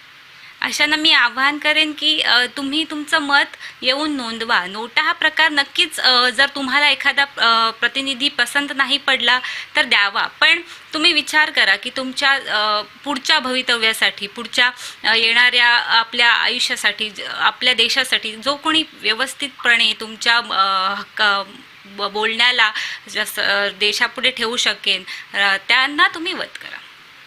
एकदमच एक्साइटिंग होते. एकतर बऱ्याच वर्षांनी, बऱ्याच दिवसांनी म्हणणार, वर्षापेक्षा वडिलांना भेटणे, सासू सासऱ्यांना तिकडे भेटणे, त्यामुळे आणि आपल्या देशात येण्याचं एक खूपच मोठं हे असतं, आनंद असतो. आपण जेव्हा बाहेर राहतो तेव्हा आपल्याला इकडच्या ह्या लोकांची, इकडच्या निसर्ग सौंदर्याची जी आस असते ती आणि त्याची खरी किंमत असते ही जोपर्यंत आपण बाहेर जात नाही तोपर्यंत कळत नाही. त्यामुळे खूपच रोमांचक, एक्साइटिंग आणि आनंददायक होतं. मला फार अभिमान वाटतो, कारण प्रत्येक खेपेला मी लोकांना सांगत होतो मतदान करा. मतदान हा आपला हक्क आहे. लोकशाहीमध्ये मिळालं सर्वात श्रेष्ठ दान जर कोणतं असेल तर मतदानाचा हक्क. इथे कसं आहे, सगळी लोकशाहीची सर्वोत्कृष्ट पद्धत म्हणजे लोकशाही. राज्यकारभार चालवण्याची पद्धत लोकशाही. याच्यामध्ये लोकांनी निवडून दिलेल्या प्रतिनिधीमार्फत आपला कारभार चालतो. तो प्रतिनिधी उत्कृष्ट असला पाहिजे. त्याचे प्रत्येकाने मतदान केलं पाहिजे. मतदान हे आपलं शस्त्र आहे. त्या शस्त्राने आपण चांगल्या लोकशाहीचे खिळखिळी होण्यापासून वाचवू शकतो आणि देशाचा उत्कर्ष करू शकतो. प्रत्येकाने मत दिलंच पाहिजे, या मताचा मी आहे. काही लोक आता सरकारने योजना हे दिले सवलत नोटाची, पण मला ते आवडत. मतदान करायचं आहे, मत मांडायचं नाही आहे. तुम्ही कोणाला देणार, पण द्या. मताची किंमत असते. प्रत्येकाने जायला पाहिजे, मतदान केलं पाहिजे, तरच आपली लोकशाही शाबूत राहील आणि खऱ्या अर्थाने चौफेर विकास करता येईल. त्यामुळे हेच संस्कार माझ्या या मुलीवर पण आहेत. त्यांनी मुद्दाम सांगितलं मी मतदान बाबा येणार काय झालं तरी. मला ऐकून ते बरं वाटलं आणि वाट बघत होतो. तसं ते आता दुसरं सांगायचं, ते काल अहमदाबाद वडोदऱ्याला होती, बसने प्रवास करून रात्रातून सकाळी आले, 8:30 वाजता आले, आंघोळ केली, बाबा मतदान जाऊया. इतका उत्साह जो आज या मुलामध्ये असा सगळ्यांकडे असला पाहिजे, विशेषतः नागरिकांनी, तरुणींनी, तरच खरं भविष्य देशाचं अवलंबून आहे आपलं. वेगळेपण असं निवडणुकाचा असता सगळे शिगमा चालूच असतो. आहे त्याल्याशिवाय तो. पण मला या ह्याच्यात काय वाटलं, पूर्वीच्या काळामध्ये सभ्यपणा होतो नाही. शब्द लोक खूप घसरतात. कुणी कोणाला ओरडतो बोलतो ही संस्कृती नाही असं मला वाटतं. कसं आहे, आम्ही या मुलांकडे आदर्श काय ठेवणार? आम्ही 40 वर्ष शिक्षक आहे. लोक मोठमोठे लोक तर पंतप्रधान उपप्रधान मुख्य सर्व लोकांचं यर कसं शिवाय द्यायला लागले, तर मुलांनी आदर्श काय ठेवायचा? ही प्रचाराची पातळी घसरली असं माझं मत आहे. सभ्यपणे प्रचार, चांगलं बोला ना, चांगलं सांग, काहीच वाईट असतं, सगळंच वाईट असतं असं नाही. चांगल्या गोष्टी आपण घेऊया, ते शिकवलं पाहिजे. विकास म्हणजे बघा, शेवटी लोकांची कामं काय असतात? प्रत्येक गावागावामध्ये रस्ते झाले पाहिजे, पाणी झाले पाहिजे, वीज आली पाहिजे, त्याच्याचबरोबर शेतीसाठी धरणं झाली पाहिजेत, आणि मग मुलांना नोकऱ्या मिळाल्या पाहिजेत. नुसतं माझ्याच मतदारसंघाचं उदाहरण द्यायचं झालं तरी आमचं सरकार बदलल्यापासून 1000 कोटी रुपये हे माझ्या मतदारसंघामध्ये आलेले आहेत. कोणासाठी आले? माझ्यासाठी नाही, लोकांसाठी आलेले आहेत. आदित्य ठाकरेंच्या भाषेत ह्याला 1000 खोके म्हणतात, परंतु त्यांचे खोके त्यांच्या घरी जातात, आमचे कधी जात नाहीत. म्हणून मी जाहीर आव्हान त्यांच्या पक्षाचे आमदार वैभव नाईकना दिलेलं आहे. माझ्यावर शिर्डीला या साईबाबांच्या समोर मी सांगतो की एकनाथ शिंदे साहेबांनी मला 1 रुपयासुद्धा दिलेला नाही आपल्याबरोबर येण्यासाठी, आणि मी सुद्धा कोणाचे 5 रुपये घेतलेले नाही आहेत. तुम्ही लोकांचे अपमान करणार, तुम्ही लोकांना आपल्या घराच्या बाहेर महिना महिना उभं करणार, कशासाठी? आम्ही तुमच्यावर आलो, ते तुम्ही फोन केला म्हणून मी तुमच्यावर आलो. मी लाचार आमदार नाही, आणि कोणच लाचार आमदार नाही आहेत. स्वाभिमानासाठी गेले. समजून घेतलं पाहिजे कशा रीतीची वागणूक आमदार खासदारांना दिली जाते. ते लोकांचे प्रतिनिधी असतात, ते काय स्वतःसाठी तुमच्याकडे पैसे मागायला येत नाही. मग मला जर 1000 कोटी माझ्या मतदारसंघासाठी मिळू शकतात वेगवेगळ्या डिपार्टमेंटच्या माध्यमातून, इतर आमदारांना आणि महाराष्ट्राच्या जनतेला मिळाले ना ते पैसे, आम्हाला नाही मिळाले. आदित्य ठाकरे लहान आहेत, त्यांना कळत नाही, आणि आम्ही बोलायला सुरुवात केली तर ते केवढ्या अडचणी देतील याचा विचार त्यांनी केला पाहिजे. शेवटी ठाकरे कुटुंबियांचा आदर म्हणजे कधीपर्यंत सहन करत राहायचं? त्यांनी पाहिजे यावं माझ्याबरोबर आणि बघावं. मी आजच जातोय रात्री शिर्डीला, कारण उद्यापासून माझ्यावर शिर्डीची जबाबदारी आहे. मी साईबाबांचा भक्त आहे, पूर्ण महाराष्ट्राला माहिती आहे. काय बोलताय? किती खोटं बोलणार, किती जनतेला फसवणार? तुम्हाला सहानुभूती मिळावी म्हणून? तुमचे वडील आजारी होते त्यावेळेला तुम्ही स्वित्झर्लंडला होता, आम्ही त्यांना 1 रुपयाचा त्रास नाही दिलेला. ज्यावेळेला ते बरे झाले आणि ज्या वेळेला शिंदे साहेबांच्या बाबतीत त्यांनी असा निर्णय घेतला की ह्यांना कुठंतरी यांचे पंख छाटायचे, त्यावेळेला सगळे आमदार खवळून उठले. आधी तर आमच्यावर अन्याय होतच होता काँग्रेस पक्षाकडून, राष्ट्रवादी काँग्रेस पक्षाकडून, आणि त्याच्यामध्ये ज्या माणसाचा आम्हाला आधार आहे त्यालासुद्धा तुम्ही नाहीसं करणार, हे कोणालाही पटलं नाही. कशासाठी नाहीसं करायचं? त्यांनी काय तुमचं केलं आहे का? एक सच्चा शिवसैनिक जो तुमच्याबरोबर एवढी वर्ष राहिला, तुम्ही त्याला अशा तऱ्हेने संपवण्याचा प्रयत्न करणार? त्यांनी कधी विरोधी मतदान केलेलं नाही, आम्ही त्याला साक्षीदार आहोत. ज्यांनी विरोधी मतदान केलं त्यांना विचारायची तुमची हिंमत नाही, आणि त्यांनी अगदी अपक्ष लोकांना आणूनसुद्धा मतदान करून दिलेलं होतं राज्यसभेला, विधान परिषदेला. शेवटी एक गोष्ट लक्षात घ्या की जो मनुष्य परोपकारी असतो, एखाद्या आमच्या आमदाराला हार्ट अटॅक आला, त्यांनी ताबडतोब हेलिकॉप्टर पाठवून त्यांना एअरलिफ्ट केलं, ताबडतोब त्याचा जीव वाचवला. आपल्या जीव वाचवणाऱ्या देवदूताला कोणी विसरत नसतो. तुम्ही का नाही केलं? हा प्रश्न आहे ना. प्रश्न असा असतो की आमच्यासाठी आम्हाला काहीच नको असतं, आम्हाला पाहिजे असतं जनतेसाठी.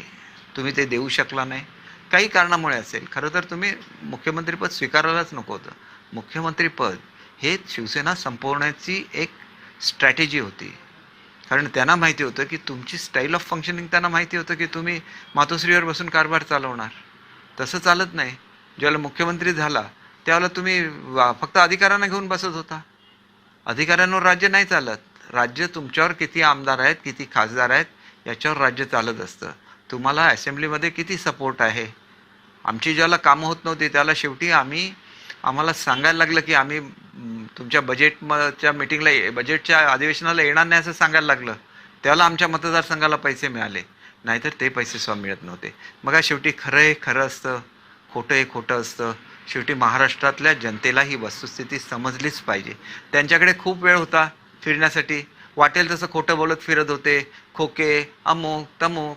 एक तर दाखवा ना, 1 रुपया घेतलेला दाखवा. म्हणून एक जाहीर आव्हान दिलं आहे. तुम्ही बोलायला लागल्यानंतर वैभव नाईक बोलायला लागले, म्हणजे ज्याचं मुळात आमदारकीचा पाया हाच माझ्या बंडामध्ये लपलेला आहे.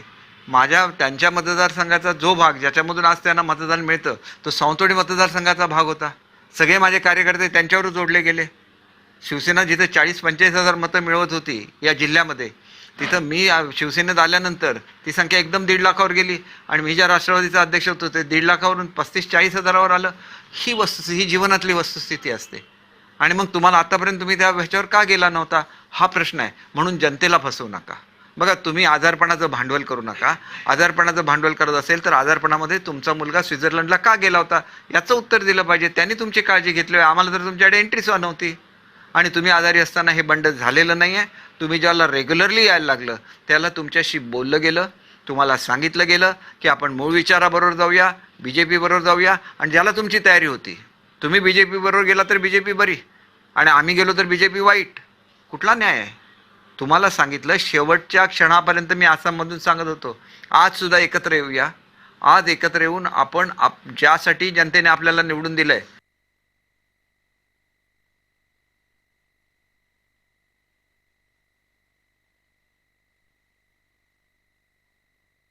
त्या युती आपण पुनर्स्थापित करूया. आम्ही सगळेजण परत येतो. ह्याचं सगळं रेकॉर्डिंग आहे. ह्या सगळ्याचं रेकॉर्डिंग हे प्रत्येक चॅनलकडे आहे. कशाला इलेक्शनमध्ये काय चाललेलं मी काय बोलू शकत नव्हतो, कारण मी इलेक्शनला राणेसाहेबांचा प्रचार करत होतो. आम्ही शेवटी कोकणचा विकास मानतो. कोकणच्या विकासासाठी जर आम्ही दोघं एकत्र आलो, तुमच्या पोटामध्ये का दुखतं? आमच्या लोकांचा कधी विकास व्हायला नको का? की तुम्ही त्यांच्याकडे व्होटिंग मशीन म्हणून बघता? आजपर्यंत शिवसेना उभी करण्यामध्ये मोठा वाटा हा कोकणी माणसाचा राहिलेला आहे. तुमचे जर 80 आणि 100 नगरसेवक निवडून आले तर त्याच्यापैकी 60 ते 70 हे मुळात सिंधुदुर्ग किंवा रत्नागिरीमधले असे राहिलेले आहेत. मग हे सगळं लक्षात घेऊन तुम्ही खरं का सांगत नाही लोकांना? एवढाच आमचा प्रश्न आहे. आमची बदनामी कशासाठी? तुम्हाला मतं मिळाले पाहिजे म्हणून आमची बदनामी? आम्ही नाही सहन करणार ह्याच्या पुढे अशी बदनामी. कुठलाच आमदार ही बदनामी सहन करणार नाही. खरं काय ते सांगा. तुम्ही कोणालाही भेटत नव्हता, कोणालाही तुमची भेट मिळत नव्हती. माझ्यासारखा ज्येष्ठ आमदार ज्यांनी पंतप्रधानांची तुमची गाठ घालून दिली, तो महिना वर्षाच्या बाहेर राहून तुमच्या PAला फोन करत होता. सिस्टम कोणी बसवल्या? तुम्ही बसवल्या ना, आम्ही नाही बसवल्या. तुम्ही आजारपणाचे आम्ही आजारपणामध्ये तुमच्या नेहमी प्रार्थना केलेली आहे तुम्ही लवकर बरे व्हावे म्हणून. आणि एक गोष्ट लक्षात ठेवा, चांगल्या माणसांना संपवण्याचा प्रयत्न करू नका. तुमच्यावर हे उलटेल कधीतरी. आणि आज काय करताय तुम्ही? मतासाठी कोणाला जवळ करताय? काळ माफ करणार आहे का तुम्हाला? याचा नेमका विचार करा. नाहीतर येणारा काळ अजिबात तुम्हाला माफ करणार नाही. लक्षात ठेवा. बाळासाहेबांनी जे एलिमेंट संपवली मुंबईमधून त्यांना पुन्हा जिवंत करता कशासाठी? तुमच्या स्वार्थासाठी? असं करू नका. मूळ विचाराबरोबर चला. तुमचं पंतप्रधानांनी मोकळेपणाने सांगितलेलं आहे तुम्हाला ज्यावेळेला काय आवश्यकता असेल आम्ही मदत करू. पण ही बदनामीची हे कुठेतरी थांबली पाहिजे हे लक्षात ठेवा. आणि आम्ही हे कधी मी म्हणून सांगितलं, काल मी जाहीर आव्हान दिलं, मी साईबाबांचा भक्त आहे, साईबाबांच्या समोर जाऊन खोटं नाही बोलणार. आणि कशाला बदनामी सहन करावी ह्या लोकांच्या समोर? कोणी असं केलेलं नाही आहे. प्रत्येकावर जो मनुष्य रोज आम्हाला जेवायला, आम्ही ज्याला असेंब्ली असेल रोज जेवायला जो मनुष्य वाढणार त्याच्या जेवणाची तरी किंमत ठेवायला नको? त्या माणसाला तुम्ही संपवायला निघाला. त्यांनी आमचं एवढं तर कर्तव्य आहे ना, माणुसकी आहे ना काय आमची, की आम्ही तुमचे गुलाम आहोत? अनेक वेळेला तुम्ही लोकांशी बोलताना म्हणाले की तुम्ही नोकरांशी बोलणार की मालकाशी बोलणार. तुम्ही आमचे मालक आहे का? लोकशाहीमध्ये आम्हाला मालक नाही. मालक ही व्याख्या आम्हाला मान्य नाही. लोकशाहीमध्ये तुम्ही आमचे नेते असू शकता, आमचे मालक असू शकत नाही. लक्षात ठेवा. आणि तसंच वागा. तुमच्याबद्दल आदर आहे म्हणून आम्ही काय बोलत नाही. अधिकचं बोलायला सुद्धा देवाने आम्हाला बुद्धी दिलेली आहे. आमचं व्होटिंग होतं म्हणून मी बोललो नाही. उद्यापासून बोलायला सुरुवात करेन, पण खरं ते बोलेन. म्हणून आव्हान दिलं तुमच्या आमदारांना, दाखवा कुठे लाचारी आहे, कुठे खोके आहेत, दाखवून द्या. आणि जर हे खरं असेल तर मग बदनामी तुम्ही जी केली महाराष्ट्रामध्ये आमची, त्याची किंमत कोण भरून देणार आहे? आज तुम्ही ज्यांच्याबरोबर गेलाय, हे तुम्ही जे नुकसान केलेलं आहे स्वतःच्या पक्षाचं, तुम्ही भरून काढणार आहे का? उद्या काँग्रेस पॉवरफुल झाल्यानंतर शिवसेनेला बरोबर घेऊन जाणार आहे? शिवसेनेचं जे काय विचारधारा आहे ती काँग्रेस मान्य करणार आहे? काँग्रेसने लिहून द्यावं. बदनामी करता, घटना बदलणार म्हणून सांगता. कधी बदलली आहे घटना? काँग्रेसने बदलली आहे. जवळजवळ 96 वेळा घटना काँग्रेसने बदलली आहे. मोदी साहेबांच्या काळात 10 वेळा सुद्धा असं झालेलं नाही. फार तर काय झालं, 370 कलम हटवलं. काय केलं? ती सगळ्या भारताची मागणी होती म्हणून त्यांनी ते केलं. आणि तुम्ही त्यांना म्हणता की घटना बदलली. अहो, नुसते अशी नाटकं करायची, लोकांची सहानुभूतीची लाट निर्माण करायची थांबवा. हे महाराष्ट्र विकासाच्या दिशेने गेला पाहिजे. आम्ही तो विकास करून दाखवू. आणि म्हणून आमचं आज व्होटिंग कोकणातलं होतंच, परंतु महाराष्ट्रातल्या प्रत्येक भागामध्ये जाऊन आम्ही जागृती करू. कशा रीतीने देशाच्या विरोधामध्ये राजकारण केलं जातं, देशाच्या विकासाच्या आड राजकारण केलं जातं, आम्ही प्रत्येकाला समजावून सांगू. एवढंच या प्रसंगी सांगतो. मतदान 100% मला खात्री आहे की राणेसाहेबांच्या बाजूने होईल, कारण त्यांनी लोकांसाठी काहीतरी केलेलं आहे, कोकणासाठी काहीतरी केलेलं आहे. पण लोक ते विसरणार नाहीत, एकदा तरी मतदान करणारच. तुम्ही द्वेष करता म्हणून लोक द्वेष नाही करणार. लोक, कोकणाचा मनुष्य असा असतो की तो केलेलं कधीच विसरत नाही, आणि म्हणून ते आम्हाला तरी तिथे यश मिळेल, परंतु महाराष्ट्रामध्ये सुद्धा यश मिळालं पाहिजे. महाराष्ट्र नेहमी एक म्हटलं जातं की ज्या वेळेला हिमालय अडचणीमध्ये येतो त्यावेळेला सह्याद्री महाराष्ट्राच्या रक्षणासाठी धावून जातो. त्याप्रमाणे महाराष्ट्राने दिल्लीच्या रक्षणासाठी गेलं पाहिजे. आज मोदींना पंतप्रधान बनवण्यामध्ये महाराष्ट्राचा प्रमुख वाटा राहिला पाहिजे, आणि ते प्रत्येक महाराष्ट्रवासियांचं कर्तव्य आहे असं मी स्वतः समजतो. आणि त्याच्यामुळे आम्ही काय इलेक्शनच्या ह्याच्यामध्ये प्रचार करू शकत नाही, कोणाला मतदान करू म्हणू शकत नाही, परंतु ज्या काय जखमा ह्या काळामध्ये आम्हाला झाल्या, या जखमा आणि आमचं दुःख तरी आम्ही निश्चितपणे महाराष्ट्राच्या जनतेसमोर मांडू शकतो. उदय सामंत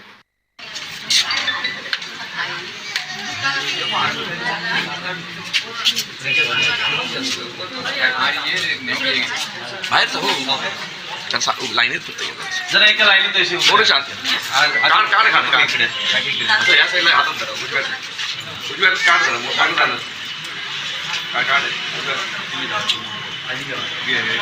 तुम्ही ते उभे बरेच येत काढ सगळ्यात मागे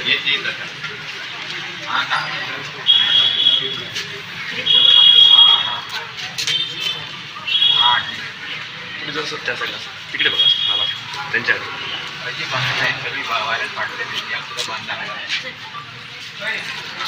ओके थँक्यू.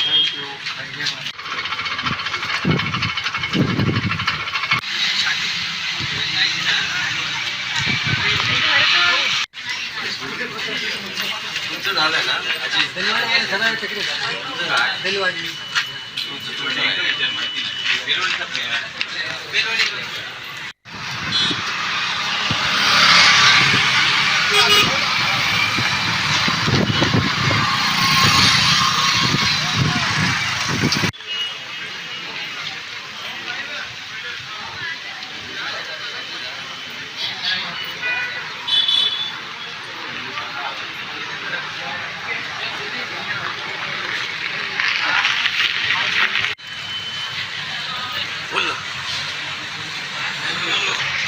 आज मतदान झालं.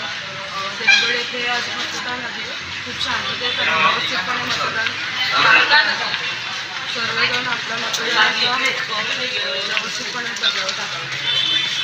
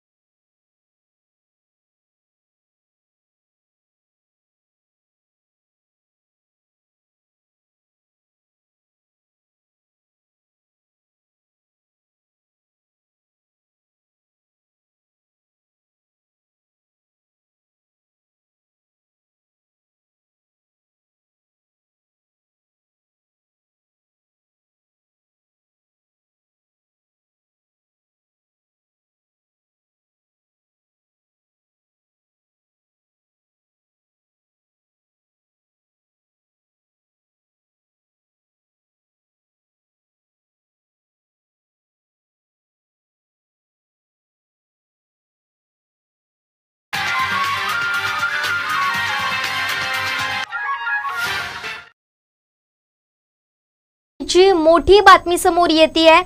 किरण सामंत हे नॉट रिचेबल असल्याचं कळतंय. महत्वाचं म्हणजे गेल्या काही दिवसांपासून राणे की किरण सामंत असा वाद सुरू होता आणि आता मतदानाचा दिवस असताना किरण सामंत नॉट रिचेबल असल्याची माहिती मिळते. या संदर्भात आमदार वैभव नाईक यांनी सुद्धा एक मोठं विधान केलंय. किरण सामंत यांना इलेक्शन झाल्यानंतर लगेचच पोलीस प्रोटेक्शन द्यावं अशी त्यांनी मागणी केलेली आहे. नेमकं याबाबत वैभव नाईक काय म्हणतात, किरण सामंत कशा पद्धतीनं नॉट रिचेबल आहेत, नेमकं ते कुठे गेलेत, पडद्यामागे नेमकं काय घडतंय जाणून घेऊया वैभव नाईक यांच्याकडून. खरं तर शिवसेनेचे नेते किरण सामंत हे कालपासून नॉट रिचेबल आहेत.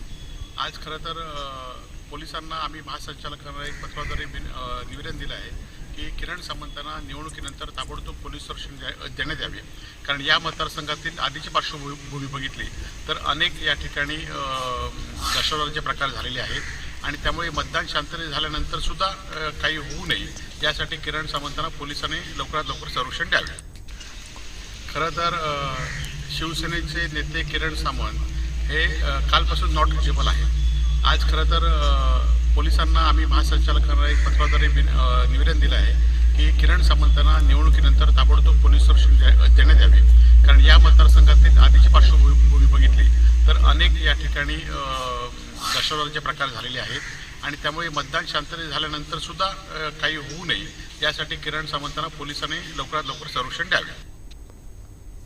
तर ही आपण प्रतिक्रिया ऐकली होती आमदार वैभव नाईक यांची. आमदार वैभव नाईक यांनी म्हटल्याप्रमाणे किरण सामंत यांना पोलीस प्रोटेक्शन देण्यात यावं, कारण इलेक्शन झाल्यानंतर त्यांच्या जीविताला धोका सुद्धा पोहोचू शकतो. त्यामुळे त्यांनी पोलीस प्रोटेक्शन किरण सामंत यांना देण्याची मागणी केलेली आहे. आणि याबाबत अधिक माहिती जाणून घेऊयात आमचे पॉलिटिकल ब्युरो भरत केसरकर यांच्याकडून.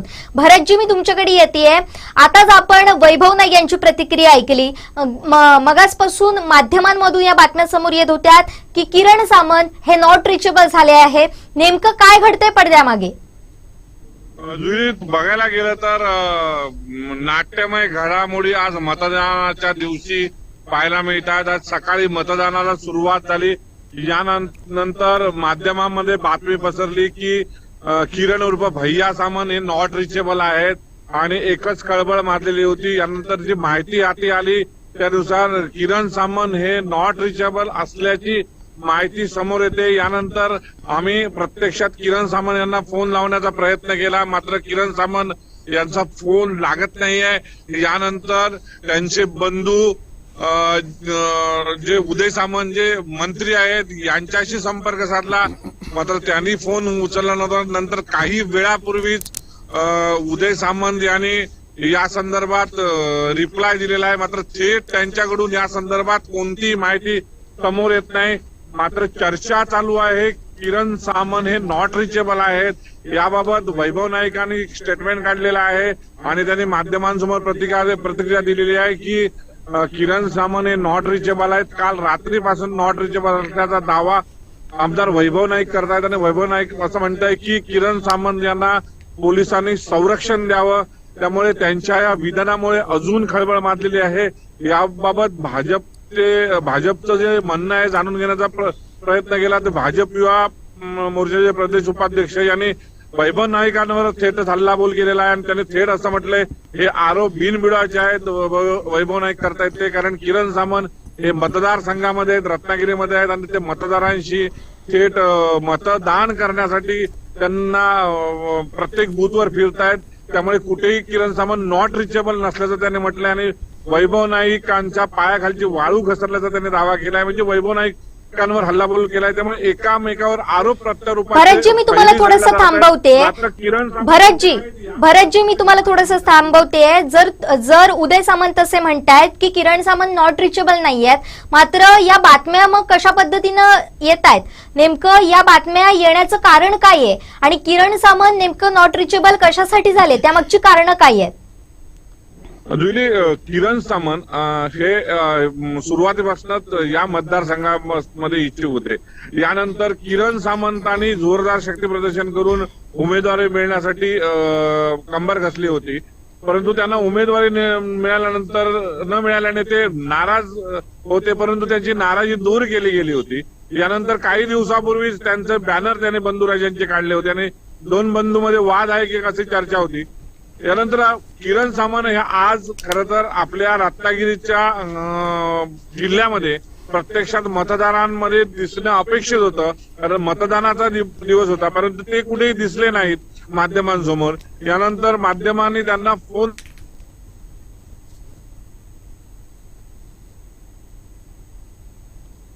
त्यामुळे तर्कवितर्क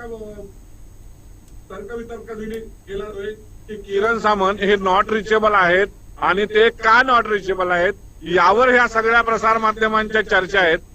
मीडिया समोर बातम्या झळकत आहेत की किरण सामंत नाराज आहेत, परंतु किरण सामंत नाराज का आहेत, नेमकं काय घडलंय हे मात्र समोर येत नाही. जुली, धन्यवाद भरतजी, आपण दिलेल्या सविस्तर माहितीसाठी. या संदर्भातले अपडेट आम्ही तुमच्याकडून असेच घेत राहणार आहोत.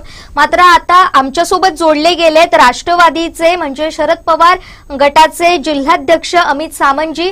अमितजी, आपणच आता ही बातमी पाहिलेली आहे की किरण सामंत हे नॉट रिचेबल झालेले आहे आणि आता माहिती मिळते की उदय सामंत यांनी अशी प्रतिक्रिया दिलेली आहे की ते नॉट रिचेबल नाही आहेत, मात्र अजूनही ते मतदारांमध्ये दिसलेले नाही आहेत. या सगळ्या घडामोडींवर आपली प्रतिक्रिया काय?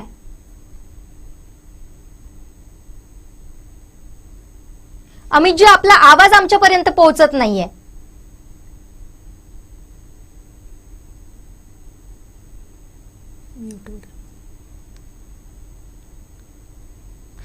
आपण म्यूटवर आहात सर. हा सर बोला. हॅलो. हा सर बोला. नमस्कार. मी आजच सकाळी आम्ही आता टीव्हीवर बघितलं की किरण सामंत जे या लोकसभा मतदारसंघातील प्रमुख दावेदार होते ते नॉट रिचेबल आहेत काहीतरी पहाटे 3 वाजल्यापासून. मला असं वाटतं की या बातमीमुळे फार मोठा परिणाम जिल्ह्यात येतोय का आवाज? हा सर बोला. हॅलो.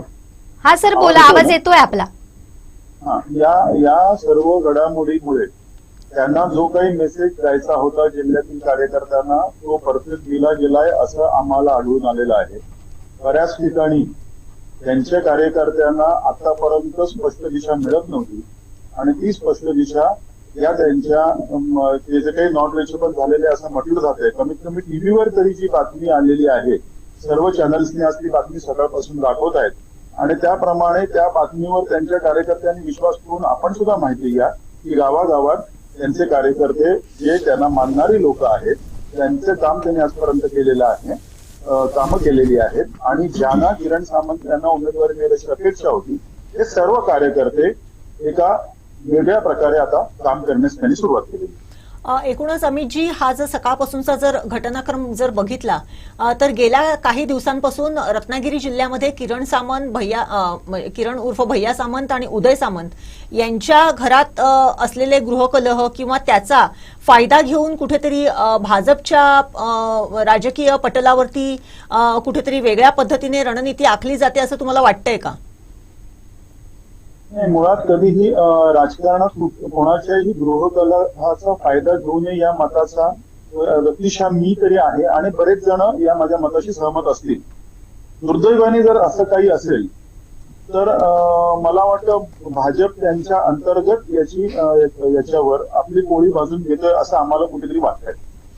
नक्कीच. आता हा जो घटनाक्रम बघितला आता दस्तूरखुद्द आमदार वैभव नाईक यांनी देखील त्यांना पोलीस प्रोटेक्शन द्यावं अशी मागणी केलेली आहे आणि नेहमीच म्हणजे या इलेक्शनच्या सगळ्याच प्रचार सभांमध्ये दहशतवाद हा जो काही आहे याचा नेहमी शब्द हा चर्चेला गेलेला आहे. तुम्हाला खरंच वाटतंय का की हा एका वेगळ्या पद्धतीचा दहशतवाद असू शकतो? याच्या पूर्वीचा जर या मतदारसंघाचा इतिहास बघितला रत्नागिरी सिंधुदुर्ग मतदारसंघाचं तर आतापर्यंत सर्वात शांततेत पार पडलेली ही एकमेव निवडणूक आहे असं मला वाटतं आणि आपल्या सर्वांनाच माहिती आहे की ही पहिलीच निवडणूक आहे की आतापर्यंत म्हणजे मतदानाच्या दिवशीपर्यंत सुद्धा शांततेत पार पडली गेली आहे.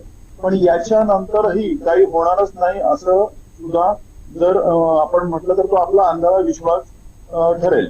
त्याच्यामुळे वैभव नाईक यांनी या सर्वाचा दहशतवादाचा खूप घरातच त्याने अनुभव घेतलेला आहे आणि परत दुसऱ्याच्या वाट्याला ते येऊ नये म्हणून त्यांनी किरण सामंत यांच्या पोलीस संरक्षणाची मागणी केली असेल असं मला वाटतं. एकूणच आजपर्यंतचा हा या मतदानाच्या किंवा ह्या इलेक्शनच्या पार्श्वभूमीवरती झालेल्या गेल्या काही दिवसांचा जर आढावा जर घेतला तर दोन्ही पक्षांमध्ये फूट पडलेली होती, म्हणजे फूट पडलेली आहे, शिवसेनेमध्ये फूट पडलेली आहे, तशीच राष्ट्रवादीमध्ये फूट पडलेली आहे.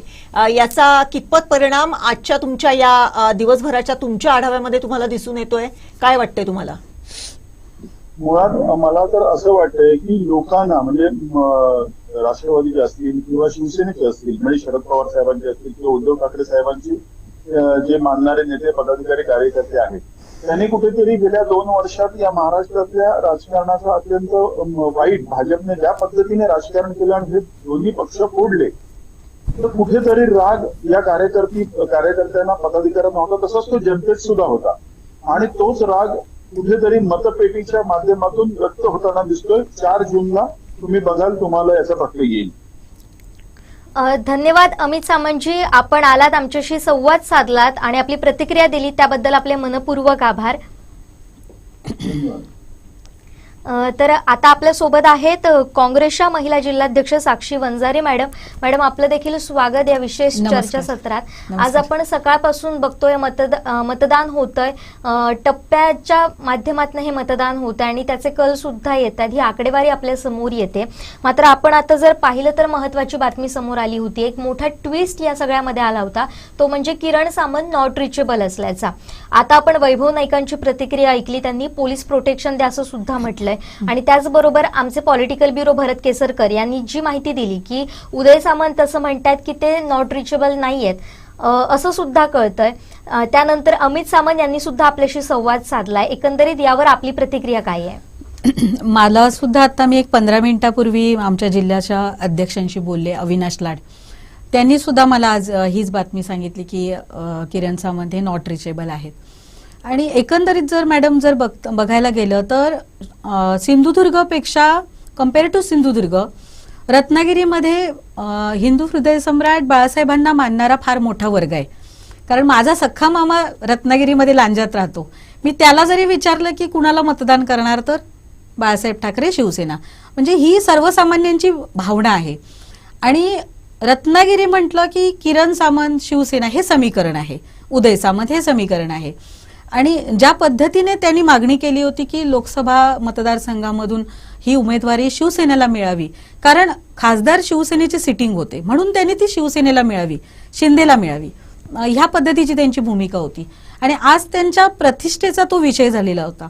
कारण मी स्वतः सुद्धा एक राजकारणी असल्यामुळे मला हे कळतं की ज्या वेळेला एखादा उमेदवार ज्या वेळेला तिकीट मागत असतो तर तो त्या कोणत्या तेवढी त्याची ताकद असते, मानसिक तयारी असते. आणि ह्या पद्धतीने जेव्हा तो निवडणूक प्रक्रियेमध्ये उतरत असतो आणि जेव्हा तो तिकिटासाठी भांडत असतो तर तो त्या लेवलचा कॅन्डिडेट आहे. म्हणजे ठीक आहे, नारायण राणे साहेब तिकीट मागतायत पण मी ती निवडणूक लढवू शकतो. आणि त्या पद्धतीने गेली सातत्याने 1.5 ते 2 वर्षापूर्वीपासून त्यांनी थोड्या प्रमाणात आपलं नाव सुद्धा या जिल्ह्यामध्ये मतदारसंघात स्प्रेड केलं होतं, आम्ही सुद्धा ते ऐकण्यात होतं. आणि खासदार आमचे विनायक राऊतांनी सुद्धा आपल्या मुलाखतीत सुद्धा म्हटलं होतं की किरण सामंत असते तर मला जास्त टफ फाईट असणार असते. आणि अशा परिस्थितीमध्ये ज्यावेळेला ते तिकीट अगदी शेवटपर्यंत आमचे पदाधिकारी कार्यकर्ते ज्यावेळेला त्यांनी शक्ती प्रदर्शनं सुद्धा केली, माझे सुद्धा काही मित्र आहेत जे पूर्वी आम्ही काँग्रेसमध्ये काम करायचो ते सुद्धा आज शिंदेमध्ये काम करतात, अगदी त्यांनाही खात्री होती की ही सीट 100% त्यांना मिळेल. आणि नक्कीच मला असं वाटतं की ते नाराजीचा जो सूर आहे तो ती मतं मिळणार नाहीत. आणि जर नॉट रिचेबल जर ते आहेत तर याचा अर्थ कार्यकर्त्यांना तो एक आदेश असतो की आपल्याला काम नाही करायचंय आणि मग कार्यकर्ता काय ती मतदान डायव्हर्ट होऊ शकतं इकडे. पण या सगळ्याचा तुम्ही आता महाविकास आघाडी किंवा इंडिया आघाडी म्हणून लढताय तर तुम्हाला किती फायदा होईल असं तुम्हाला वाटतं? 100% याचा मला फायदा होईल. कारण आमच्या कॅल्क्युलेशन मध्ये जी शिवसेनेची जी मतं होती ती कुठेतरी शिंदेमधली थोड्याफार प्रमाणामध्ये जी तिकडे जाणार होती, मी 100% नाही म्हणत पण त्याच्यातला थोडा भाग तरी आज आमच्याकडे प्लस होतोय. आमच्याकडे राष्ट्रवादीचा तर वोटर आहेच, काँग्रेसचा आहे. आणि आम्ही ज्या पद्धतीने लोकांना आवाहन केलेलं आहे की आपण बाळासाहेबांना मानणारा जो वर्ग आहे तो शिवसेना म्हणजे हीच. आणि माझं एकंदरीत असं म्हणणं आहे की या जिल्ह्यामध्ये कुठेतरी शिंदे सेनेचे कुठेतरी अगदी सुधीर सावंत जर तुम्ही म्हटलात तर कुठेही या निवडणूक प्रक्रियेमध्ये सुधीर सावंत सुद्धा दिसत नाहीयेत. कारण आज ते यापूर्वी सुद्धा त्यांनी एवढी मोठी त्यांनी आज पदं उपभोगलेत आणि आज कुठेतरी फक्त एक सावंतवाडीमधून दीपक केसरकर शिंदेमधून दिसत आहेत. पण दीपक केसरकर सध्याच्या भूमिकेमध्ये शिंदेत आहेत का नक्की बीजेपी मध्ये आहेत हा सुद्धा प्रश्न आहे. कारण मलाही असं वाटतं की ज्या वेळेला लोकसभा निवडणूक, ज्या वेळेला तिकीट जाहीर व्हायचं होतं, उमेदवारी जाहीर व्हायची होती, त्याच्या आधी त्यांनी नारायण राणेंच्या बंगल्यावरती काही त्यांची खलबत झालेली आहेत आणि त्यांच्या त्या मीटिंग सुद्धा झालेल्या आहेत. सो त्यांचं काहीतरी ठरलं असेल की कदाचित ह्या निवडणुकीनंतर त्यांचा दुसरा पक्ष हा, 5वा पक्ष हा त्यांचा कमळ असू शकतो आणि भविष्यातली ते विधानसभा कमळ या चिन्हावर सुद्धा लढवतील. मला याच्याबद्दल काही वाटत नाहीये, म्हणजे असं काही म्हणजे आश्चर्य वाटण्यासारखं याच्यात काही नाहीये, कारण त्यांची भूमिका तशीच राहिलेली आहे. त्यामुळे शिंदे ह्या जिल्ह्यामध्ये कुठेही दिसत नाहीये, पिक्चरमध्ये, प्रचार प्रक्रियेमध्ये कुठेही दिसत नाहीये. एकूणच हा जर बघितला, आता जसं तुम्ही म्हणालात की प्रचार प्रक्रियेमध्ये ते कुठे दिसत नाहीयेत, परंतु प्रचार प्रक्रियेमध्ये काँग्रेसचे सुद्धा तसे कोण दिग्गज नेते किंवा पुढारी किंवा कोण या मतदारसंघामध्ये, म्हणजे संपूर्णच रत्नागिरी आणि सिंधुदुर्ग ह्या दोन्ही मतदारसंघामध्ये कुठल्याच प्रचार सभेमध्ये किंवा त्यांची प्रचार सभा झालेली नाहीये. या संदर्भात काय सांगाल? नाही, कसं झालंय की काँग्रेसचे जे मोठे नेते आहेत त्यांनी आम्हाला मुळातच ह्या ज्यावेळेला आम्ही विनायक राऊतांची ज्यावेळेला आम्ही उमेदवारी जाहीर केली, कुठेही तुम्ही बघितलात आम्ही आमचा उमेदवारच उभं करणार नाही हीच आम्ही आमची भूमिका स्पष्ट केली होती. कारण आमची जी लढाई आहे ती कम्प्लिटली बीजेपीच्या विरोधात आहे. त्यामुळे आपसात मतभेद करणं हा विषयच नव्हता. आणि राहिला विषय मोठ्या नेत्यांचा की आमचे नाना पटोले असतील, बंटी पाटील साहेब असतील, त्यांनी वारंवार आमच्या संपर्कात आहेत. ज्यावेळेला आमच्या मीटिंग झाले त्यावेळेला ते व्हिडिओ कॉलिंगवरती सुद्धा बोललेले आहेत आणि त्यांच्याकडे एवढे मोठे मतदारसंघ आहेत ना की त्यांच्या त्या शेड्यूलमध्ये ते सभा नाही बसल्या. पण ठीक आहे, त्यांचा त्यांच्या कार्यकर्त्यांवरती, पदाधिकाऱ्यांवरती विश्वास आहे. आता आमच्यासारख्या कार्यकर्त्यांवर त्यांचा एक प्रामाणिक विश्वास आहे की हे लोक काम करू शकतात आणि आम्हाला वाटतं की आम्ही तिथपर्यंत जनतेपर्यंत पोहोचण्यासाठी सक्षम आहोत. आणि काँग्रेसचा हा बालेकिल्ला राहिलेला आहे. आणि मुळात मला एक काँग्रेसची एक संस्कृती आणि एक विचारधारा सांगावंसं वाटतं की काँग्रेसचा हात चिन्ह असेल किंवा काँग्रेसकडून ज्यावेळेला जाहीर होतं की काँग्रेसची भूमिका स्पष्ट आहे की इंडिया आघाडीचेच उमेदवार आहेत आमचे विनायक राऊत, त्यावेळेला तो वोटर ऑटोमॅटिक मतदान करतो. त्यामुळे असं काही खूप मोठा असा फरक त्याच्यामध्ये जाणवत नाहीये. जरी नेते नाही आले तरी आपल्या सभा खूप चांगल्या झालेल्या आहेत. तुम्ही बघितलात तर कणकवलीची जी सभा होती जवळजवळ ऑलमोस्ट तिथे 10,000 लोकांची उपस्थिती होती. आणि मला वाटतं एवढी मोठी सभा अक्षरशः भाजपकडे इतका पैसा आणि इतके मोठं प्राबल्य असून सुद्धा ते करू शकले नाहीत. सावंतवाडीतल्या आदित्य ठाकरेंची सभा सुद्धा विचार करण्यासारखी झालेली आहे. लोकांनी भरभरून प्रतिसाद दिलेला आहे. त्याच्या विरोधात परमिशन नसताना सुद्धा दीपक केसरकरांनी सावंतवाडीमध्ये गांधी चौकमध्ये सभा घेतली. माझं तर म्हणणं आहे की ती नुक्कड सभा झाली. ज्या सभेमध्ये फार मोजकी लोक होती आणि जनतेमध्ये सुद्धा असाच सूर होता की सभेसाठी गर्दी कमी आणि पोलीस यंत्रणेचा बंदोबस्त जास्त. आणि मला हेच कळत नाहीये की एवढ्या पोलीस बंदोबस्ताची गरजच नाही आणि सावंतवाडी सारख्या शहरात तर बिलकुल नाहीये, कारण तो सेन्सिटिव्ह झोनमध्ये येत नाहीये. कणकवली सारख्या शहरामध्ये समजू शकलो असतं. पण एकंदरीत बघता आज सकाळपासून आज मी मतदार केंद्रावरती मी बऱ्याच व्हिजिट केल्या. सावंतवाडी असेल, वेगवेगळ्या बूथवरती मी जाऊन आले, कोलगावमध्ये जाऊन आले, त्याच्यानंतर कुडाळ आणि कणकवली. मला वैभववाडीलाही जायचं होतं पण अजूनही काही वेळेत माझं झालं नाहीये. पण खूप शांततेमध्ये मतदान होतंय.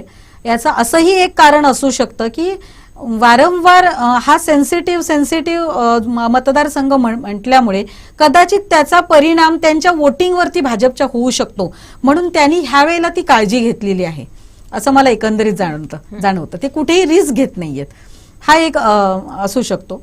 आणि खूप चांगलं मतदान झालेलं आहे. लोक उत्स्फूर्त मतदान करतायत. अराउंड 2 वाजेपर्यंत 35% मतदान झालेलं आहे आणि शांततेत. आणि लोकांच्या मध्ये प्रचंड रोष आहे. जो लोकांच्या मध्ये महागाई असेल, बेरोजगारी असेल, महिलांचे गंभीर प्रश्न आहेत. मणिपूर सारख्या विषयामध्ये पंतप्रधान मोदी बोलत नाहीत. कर्नाटकमध्ये एका मास रेपिस्टला तुम्ही उमेदवारी देता आणि त्या उमेदवाराचा मोदीजी प्रचार करतात आणि अशा व्यक्तीला तुम्ही मतदान करा म्हणून सांगतात. हा मेसेज सुद्धा खूप मोठ्या प्रमाणामध्ये महाराष्ट्रात असेल, इतर राज्यांमध्ये असेल आणि आपल्या जिल्ह्यांमध्ये सुद्धा व्हायरल झालेला आहे. कमलाताई परुळेकरांनी सुद्धा खूप उत्तम प्रकारे तो मांडण्याचा प्रयत्न केलेला आहे जनतेसमोर. त्यामुळे या सर्वांचा विचार करून लोक मतदान करणार आहेत. त्यामुळे कुठेही मी असं म्हणत नाहीये की ही लढाई नारायण राणे वर्सेस विनायक राऊत आहेत. विनायक राऊत नक्कीच चांगले उमेदवार आहेत आणि मला खात्री आहे की ते महाविकासच्या सर्व पदाधिकाऱ्यांना खात्री आहे ते संसदेमध्ये आपल्या जिल्ह्याचे प्रश्न खूप चांगले उत्तम प्रकारे मांडू शकतात. योग्य उमेदवार आहेत ते. आणि जनतेला हे लक्षात आलेलं आहे की आपल्याला आता कुठेतरी हे सरकार बदलण्याची गरज आहे. संविधानाच्या दृष्टिकोनातून हे फार महत्वाची निवडणूक आहे. आणि त्या पद्धतीने लोक आज बाहेर पडून सकाळी 7 वाजल्यापासून, म्हणजे सकाळी पण इतकी गर्दी होती, आणि त्यामुळे मला वाटतं की खूप चांगले लोक मतदान करतील.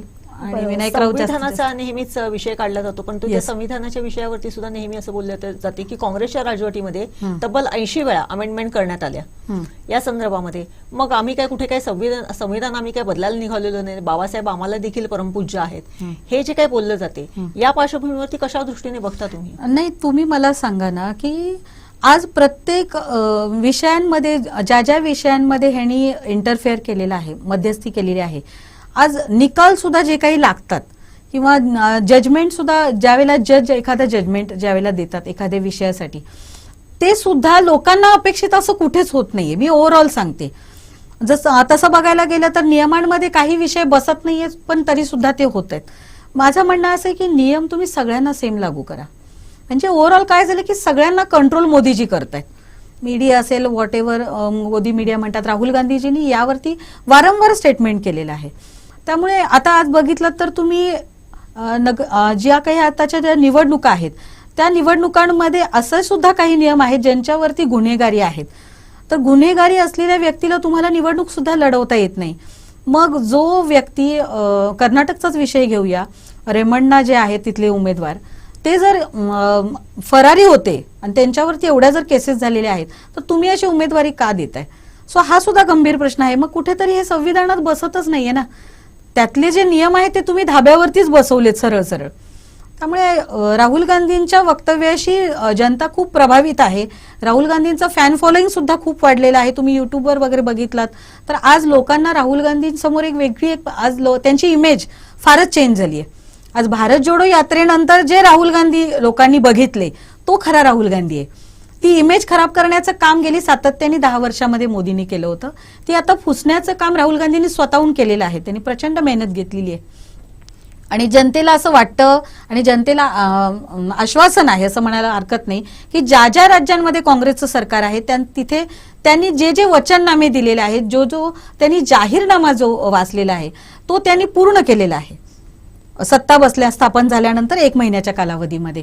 आणि 100% मलाही हे जनतेला या मीडियाच्या माध्यमातून सांगावंसं वाटतं की जे जे जाहीरनाम्यामध्ये मुद्दे आम्ही मांडलेले आहेत, महिलांविषयी असतील, युवा वर्गाविषयी असतील, प्रौढांविषयी असतील, ते सर्व जाहीरनाम्यामध्ये वचन पूर्तता आम्ही येत्या निवडणुकीच्या सत्ता स्थापनेनंतर 100% करणार. काँग्रेस म्हणून आम्ही त्या पद्धतीने आम्ही कामाला सुद्धा सुरुवात केलेली आहे.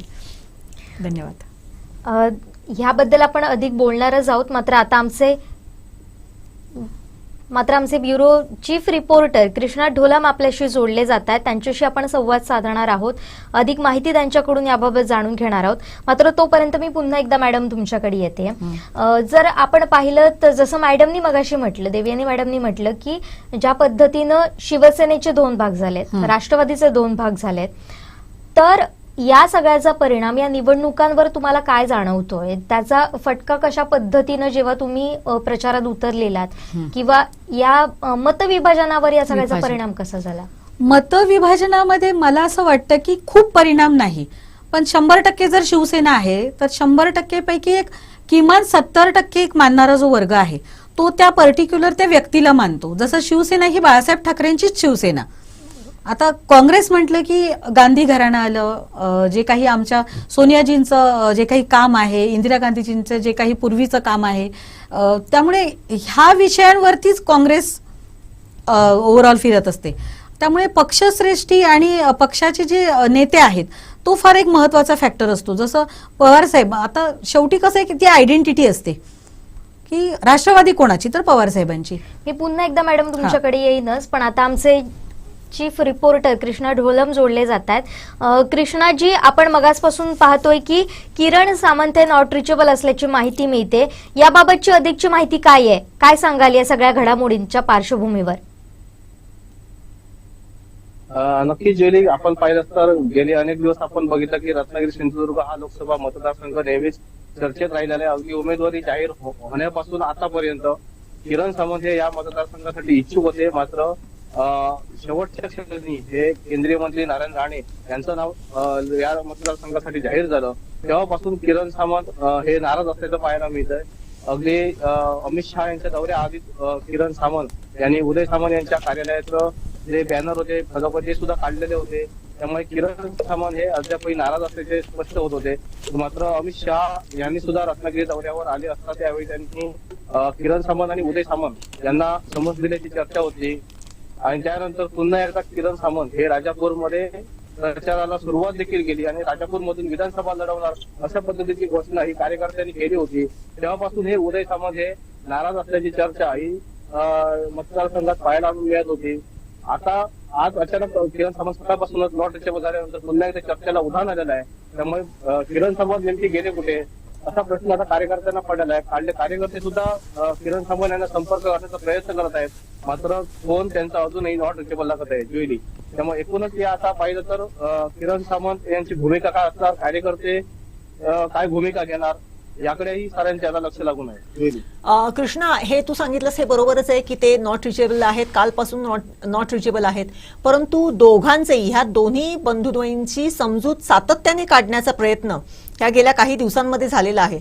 मग ते रवींद्र चव्हाणांच्या मार्फत असो, मग ते अमित शहांच्या मार्फत असो, मग ते पक्षप्रमुखांच्या माध्यमातून असो किंवा रत्नागिरीतल्या काही मोठ्या माणसांच्या माध्यमातून असो, अगदी दस्तूरखुद्द नारायण राणेंच्या समोर सुद्धा या दोघांना चांगल्या पद्धतीने एकत्र आणून पुन्हा एकदा जोमाने काम करण्यासाठीचा एक चांगला सल्ला देण्यात आलेला होता.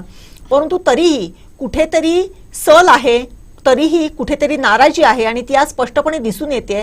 काय सांगशील या संदर्भामध्ये? कारण एकूणच हा जो काही समजूत काढण्याचा जो काही प्रक्रिया आहे ती फार मोठी होती. म्हणजे एका ठिकाणी असंही झालेलं होतं की रवींद्र चव्हाणांच्या उपस्थितीमध्ये सर्व शिवसैनिक आणि भैया सामंत ह्यांची एक मीटिंग झाली आणि त्या मीटिंगमध्ये काहीतरी फार गंभीर ताणाताणी झालेली होती आणि त्या मीटिंगमध्ये अर्धवट उठून रवींद्र चव्हाण साहेब निघूनही गेलेले होते असंही समजलेलं आहे. काय सांगशील या एकूणच प्रक्रियेसंदर्भात? नक्कीच मॅडम, की आज बघितलं तर किरण सामंत यांची समजूत करण्याचे हरतऱ्हेचे प्रयत्न होते. हे बऱ्या राजकीय नेत्यांकडून प्रयत्न झाले. मात्र 1-2 दिवस भैया सामंत हे सक्रिय व्हायचे, नंतर पुन्हा गायब व्हायचे. अशा पद्धतीचं जे काही वातावरण होतं तेच या मतदारसंघात पाहायला मिळालं. आणि उदय सामंत पण म्हणावे तसे प्रचारात कुठे सक्रिय दिसले नाही. शेवटच्या टप्प्यात ज्या दिवशी अमित शहाची सभा होती त्या दिवसापासून हे चित्र जरा वेगळं बदलल्याची चित्र पाहायला मिळालं होतं. उदय सामंत सुद्धा सक्रिय होते राजापुरातून, भैया सामंत सुद्धा राजापूरमधून एकदम प्रवेश घेऊन सक्रिय असल्याचं दाखवलं. मात्र अचानक कालपासून असं काय झालं आणि भैया सामंत नॉट रिचेबल झाले.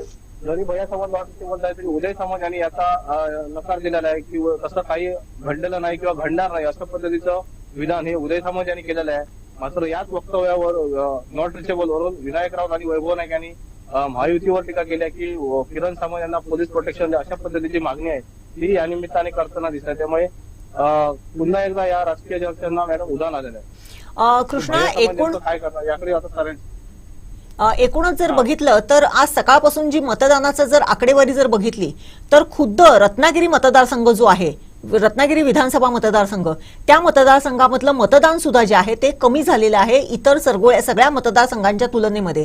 हा परिणाम या नाराजीचा असू शकतो असं तुला वाटते का? याची दोन्ही कारणं असू शकतात. मतदान करण्याची कारण सकाळच्या सत्रात खरोखरच मतदान हे मतदानाची आकडेवारी कमी होती. आताच्या घडीला आतापर्यंत आपण बघितलं तर 40% आसपासच मतदान झालेलं आहे. म्हणजे दुपारी 2:30 पर्यंत 40% मतदान सरासरी झालेलं आहे. एकंदरीत असं वाटलं या निवडणुकीत 70% मतदानच्या आसपास टक्केवर जाईल अशा पद्धतीचं वातावरण होतं. परंतु आता हे असं उष्णतेचं पण कारण असू शकतं.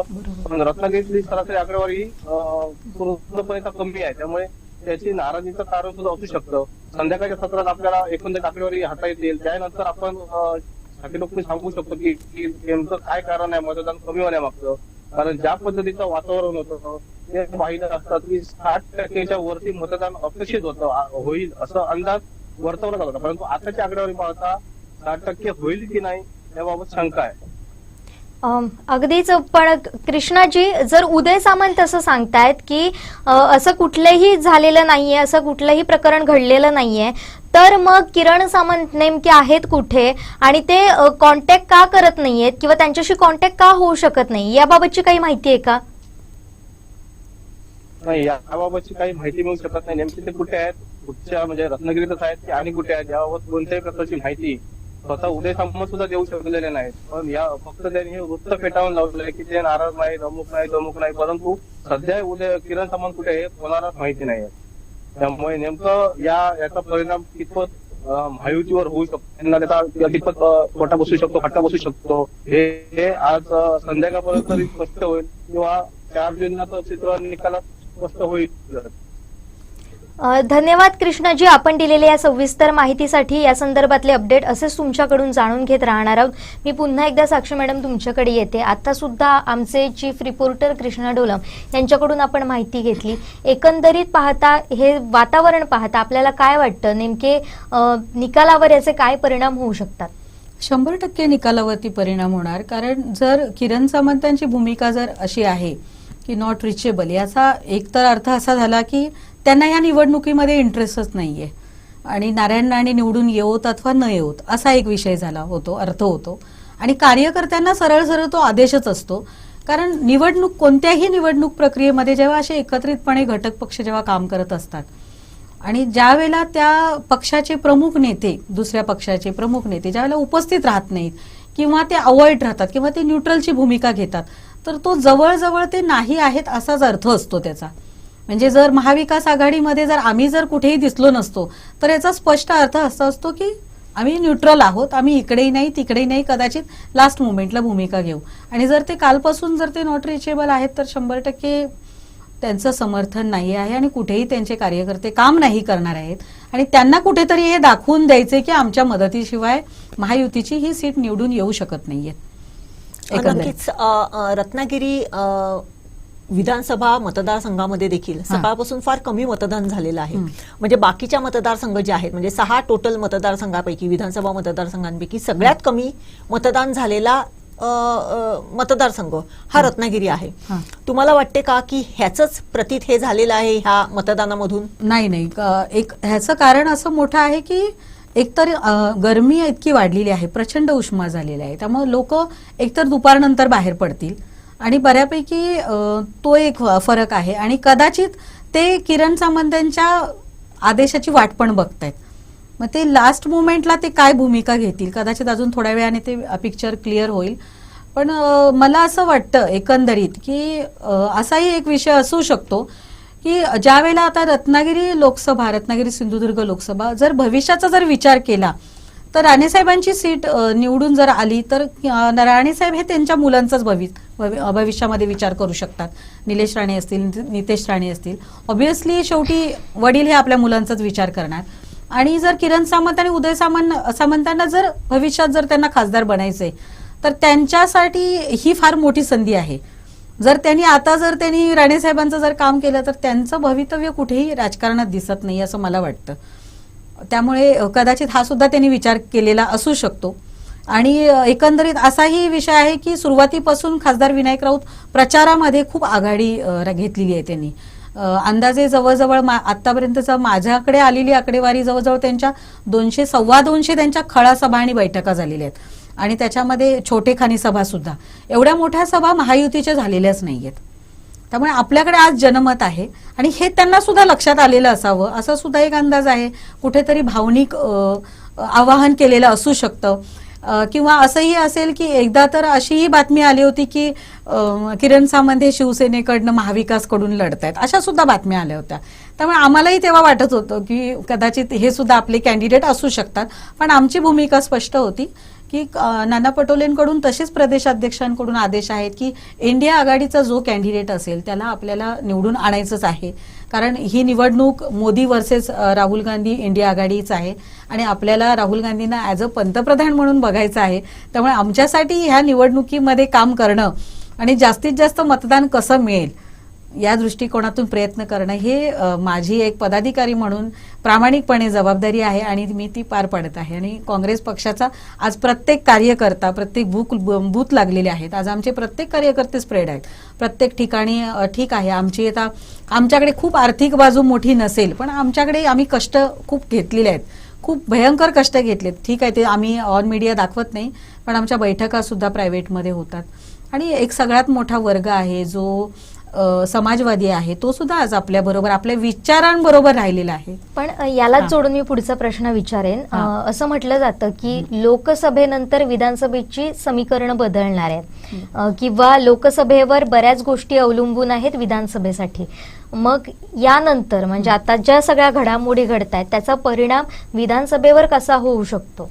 आता विधानसभेवरती पक्षाची भूमिका जी राहील त्यामध्ये आम्ही आमची पक्षाकडे भूमिका मांडलेली आहे, काँग्रेस पक्षाच्या सर्व पदाधिकाऱ्यांनी, की किमान एक मतदारसंघ तरी महाविकासमधून द्यावा. त्यातून सावंतवाडी विधानसभा आम्ही आग्रही धरलेला आहे. कारण मागच्या निवडणुकीची बाळागावडेंची जर मतं बघता आणि त्याच्यानंतर जेव्हा नवीनचंद्र बांदिवडेकर ज्यावेळेला आमचे लोकसभेचे उमेदवार होते त्यावेळेला आमच्या मतदारसंघामधून 12,000 मॅडम वोटिंग होतं विधानसभेमधून. म्हणजे आमचा हातचिन्हाचा उमेदवाराला किमान 12,000 पासून आमची सुरुवात होते. त्यानंतर बबन सळगावकरांना ज्यावेळेला राष्ट्रवादीला ती सीट गेली होती विधानसभेला त्यावेळेला त्यांना 4, 4.25, 4,500 पर्यंतचं जे वोटिंग होतं त्या अनालिसिसवरती आणि वोटिंगवरती आम्ही वरिष्ठांकडे हे मांडलेलं आहे की आम्ही आग्रही आहोत की विधानसभा. यावर आपण बोलूयाच, पण आमचे वेंगुर्ला करस्पॉन्डंट दीपेश परब आमच्याशी जोडले जात आहेत. आपण दीपेश यांच्याकडे जाऊया. दीपेशजी, एकंदरीत आतापर्यंतच्या आपण जर घडामोडी पाहिल्या तर किरण सामंत एकीकडे नॉट रिचेबल आहेत आणि अनेक प्रतिक्रिया सुद्धा येत आहेत. वैभव नाईक यांनी सुद्धा आपली प्रतिक्रिया मांडलेली आहे, पोलीस प्रोटेक्शन द्या असं सुद्धा ते म्हणलेले आहेत. तर दुसरीकडे आपण आता अमित सामंत यांच्याशी सुद्धा संवाद साधला होता, तर त्यावेळी ते असं म्हणाले होते की हा किरण सामंतांनी एका प्रकारे मेसेजच दिलेला आहे. आणि त्याचबरोबर आपल्यासोबत आता साक्षी वंजारे मॅडम सुद्धा आहेत, तर त्यांच्याही बोलण्यातून जशी अमित सामंत यांनी प्रतिक्रिया दिली आहे तशाच पद्धतीचं वातावरण दिसतंय. एकूणच या घडामोडींचा परिणाम सिंधुदुर्गात काय दिसतोय? जुली, एक सर्वप्रथम वेंगुर्ले तालुक्याचा जर विचार करता ही जी आपण घडामोडी सांगितली किरण सामंतांच्या बाबतीत, या घडामोडीचा मोठासा फरक या ठिकाणी दिसत नाही. कारण शालेय शिक्षण मंत्री दीपक केसरकर यांनी शिवसेनेकडून मोठ्या प्रमाणात या निवडणुकीसाठी जोर लावलेला आहे आणि ते अनेक पदाधिकाऱ्यांच्या संपर्कात आहेत. त्यांचे शिवसेनेचे अनेक पदाधिकारी प्रत्येक तालुक्यातील विविध बूथवर जाऊन कार्यकर्त्यांशी चर्चा करतायत, आढावा घेत आहेत. त्यामुळे दीपक केसरकर यांनी या ठिकाणी वेंगुर्ले शहरात भेटी दिल्या होत्या. प्रचार यंत्रणा प्रत्येक गावागावात त्यांनी बैठका घेतल्या होत्या प्रचाराच्या वेळी. त्यामुळे कुठेतरी दीपक केसरकर यांना मांडणारा हा एक वर्ग या ठिकाणी असल्यामुळे या ठिकाणी बऱ्यापैकी शिवसेनेचे सुद्धा मतदान नारायण राणेंना होताना दिसते किंवा शिवसैनिक सुद्धा विविध बूथवर आपल्याला दिसून येत आहेत. जुईली, एकंदरीत आता दीपेश, वेंगुर्ल्यातलं वातावरण काय आहे? मतदारांचा कशा पद्धतीने इथं प्रतिसाद मिळतोय मतदानासाठी? आता जुईली, 4थ्या टप्प्यातील मतदानाची आकडेवारी थोड्याच वेळात जाहीर होईल. मात्र जो 3ऱ्या टप्प्यात जे मतदान झालेलं होतं वेंगुर्ले तालुक्यामध्ये दुपारी 1 वाजेपर्यंत ते 36.58% एवढं मतदान हे झालेलं होतं. आणि सकाळपासून सकाळी 9 वाजता पहिली आकडेवारी समोर आली होती. 9 वाजता 8.19% एवढं मतदान झालेलं होतं आणि त्यानंतर सकाळी 11 वाजेपर्यंत 21.29% एवढं मतदान हे वेंगुर्ल्यात झालेलं होतं आणि त्यानंतर दुपारी 1 वाजेपर्यंत 36.58% मतदान झालेलं होतं. आता थोड्याच वेळात जी दुपारी 3 वाजेपर्यंतची आकडेवारी आहे ती या ठिकाणी येईल आणि त्यानंतर दुपारपर्यंत मतदारांचा प्रतिसाद कसा मिळाला हा आपल्याला समजेल. मात्र जर एकंदरीत विचार करता सकाळपासून मतदार घराच्या बाहेर पडलेले होते आणि दुपारपर्यंत प्रत्येक मतदान केंद्रावर आपल्याला गर्दी दिसत होती. आणि मात्र आता उन्हाचा जोर कायम असल्यामुळे दुपारी मतदारांनी घरीच राहणं पसंत केलेलं आहे. दुपारी आता मतदार केंद्रावर थोड्याफार प्रमाणात एखाद दुसरे मतदार आपल्याला दिसत आहेत आणि हेच मतदान पुन्हा एकदा 4 नंतर पुन्हा 6 वाजेपर्यंत वाढण्याची शक्यता आहे. त्याचप्रमाणे या ठिकाणी महायुतीचे उमेदवार आपले नारायण राणे, त्याचप्रमाणे इंडिया आघाडीचे उमेदवार विनायक राऊत यांच्यात थेट लढत ही आपल्याला पाहायला मिळते आणि या लढतीमध्ये सर्वच कार्यकर्त्यांनी दोन्ही आघाडींच्या किंवा महायुतीच्या व इंडिया आघाडीच्या सर्वच कार्यकर्त्यांनी ही निवडणूक प्रतिष्ठेची केलेली आहे आणि त्यामुळे सर्वच कार्यकर्ते जोमाने कामाला लागलेले आहेत. यात जर पाहिलं तर भाजप युवा मोर्चा प्रदेश उपाध्यक्ष विशाल परब असतील किंवा जिल्हा बँक अध्यक्ष मनीष दळवी असतील, त्याचप्रमाणे माजी आमदार राजन तेली असतील, हे या वेंगुर्ले तालुक्यात प्रत्येक बूथवर जाऊन महायुतीच्या प्रत्येक बूथवर जाऊन भेटी देत आहेत. त्याचप्रमाणे विनायक राऊत यांच्या कन्या रुची राऊत असतील, तसेच बाळा गावडे असतील ठाकरे गटाचे नेते, त्याचप्रमाणे समाजवादी नेते अण्णा केसरकर असतील, हे सुद्धा या ठिकाणी आपल्याला प्रत्येक बूथवर जाऊन जे इंडिया आघाडीच्या कार्यकर्त्याची संवाद साधतायत, त्यांचा आढावा घेत आहेत. त्यामुळे प्रत्येक नेते असतील किंवा प्रत्येक पदाधिकारी असतील, हे सध्या ग्राउंड लेवलवर उतरून प्रत्येक मतदानाचा आढावा घेताना पाहायला मिळतंय चित्र. जुईली दीपेश, सकाळपासून मतदान वेंगुर्ला तालुक्यामध्ये सुरू आहे. एकूणच जर बघितलं तर आता जे किरण सामंतांची जी काही परिस्थिती आहे त्या पार्श्वभूमीवरती जर बघितलं तर वेंगुर्ला तालुक्यातलं जे शिवसेनेचं ऑफिस आहे किंवा शिवसेना कार्यालय आहे त्या प्रकरणावरून फार मोठा एक गदारोळ उठलेला होता आणि याचा जर संदर्भ आजच्या या सगळ्या निवडणुकीशी जर लावायला त्याचा काही प्रचार सभांमध्ये त्याचा उल्लेखही करण्यात आलेला होता. खुद्द वेंगुर्ला तालुक्यामध्ये तसं बघायला गेलं तर फार मोठ्या सभा किंवा फार मोठे स्टार प्रचारक वगैरे असे कोणी आलेले नव्हते. एकच एक आणि एकाकी पातळीवरती दीपक केसरकरांनी ही आघाडी सांभाळलेली होती.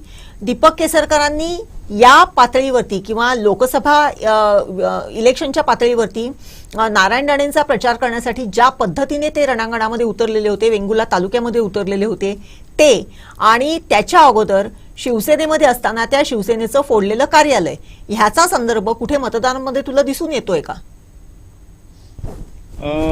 या विनायक राऊत यांनी जे आपली या ठिकाणची माणिक चौक आहे, जो पारंपरिक त्या ठिकाणी मला वाटतं आपले मधु दंडवते असतील किंवा त्यांनी सुद्धा त्या ठिकाणी सभा घेतलेल्या होत्या आणि त्याच्यापासून या आपल्या माणिक चौकात सभा घेतलेल्या आहेत. प्रत्येक राजकीय नेत्यांनी त्या ठिकाणी प्रत्येक निवडणुकीला किंवा सभा घेतलेल्या आहेत मोठ्या प्रमाणात. आणि याच सभेदरम्यान विनायक राऊत यांनी या जो राडा झालेला होता वेंगुर्ल्यामध्ये त्याबाबत त्यांनी भाष्य केलेलं होतं आणि वेंगुर्ल्याची जनता अजून तो राडा विसरलेला नाहीये अशा प्रकारचे सुद्धा त्यांनी भाष्य या ठिकाणी केलेलं होतं. आणि मात्र त्यानंतर दीपक केसरकर यांनी जे गावागावात बैठका घेतल्यात महायुतीच्या, या बैठकांमध्ये त्यांनी सांगितलेलं होतं की या संपूर्णपणे त्यांच्या प्रश्नांना मी याच ठिकाणी माणिक चौकातच सभा घेऊन या सर्व प्रश्नांना उत्तर देईन. त्यामुळे या जो राडा झालेला होता तो निश्चितच काही प्रमाणात जनता ही अजूनही त्यांच्या मनात आहे किंवा काही विसरलेले नाहीयेत. मात्र याचा मोठासा परिणाम आपल्याला या निवडणुकीवर दिसत नाहीयेत, कारण भाजप कार्यकर्ते असतील किंवा शिवसेना कार्यकर्ते असतील, या भाजपची पारंपरिक सुद्धा मतं आहेत. त्यानंतर जे राणे समर्थक आहेत ते सुद्धा मोठ्या प्रमाणात वेंगुर्ले तालुक्यात आहेत. रेडी पासून शिरोडा या भागाचा विचार केला तर मोठ्या प्रमाणात त्या ठिकाणी रेडीला प्रितेश राऊत असतील किंवा त्या ठिकाणचे सरपंच असतील रामसिंग राणे यांनी सुद्धा मोठ्या मताधिक्याने सरपंच जी निवडणूक होती त्यावेळी त्या ठिकाणी भाजपला मतदान झालेलं होतं. त्याचप्रमाणे जिल्हा बँक अध्यक्ष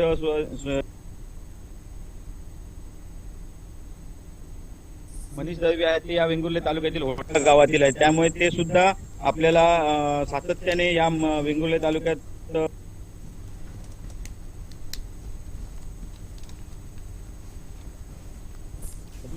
जो काय आपण म्हणताय राडा प्रकरणाचा मोठासा फरक पडताना या निवडणुकीवर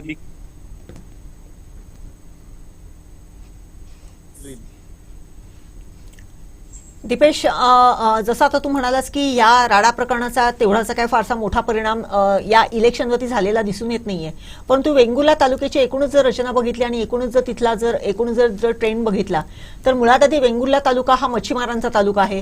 वेंगुर्ला तालुका हा फळ बागायतदारांचा तालुका आहे, कारण देवगड आणि रत्नागिरी हापूस आंब्याच्या पाठोपाठ वेंगुर्ला हापूस म्हणून देखील एक वेगळा ब्रँड तयार होतोय, तो नावारूपास यायला लागलेला आहे.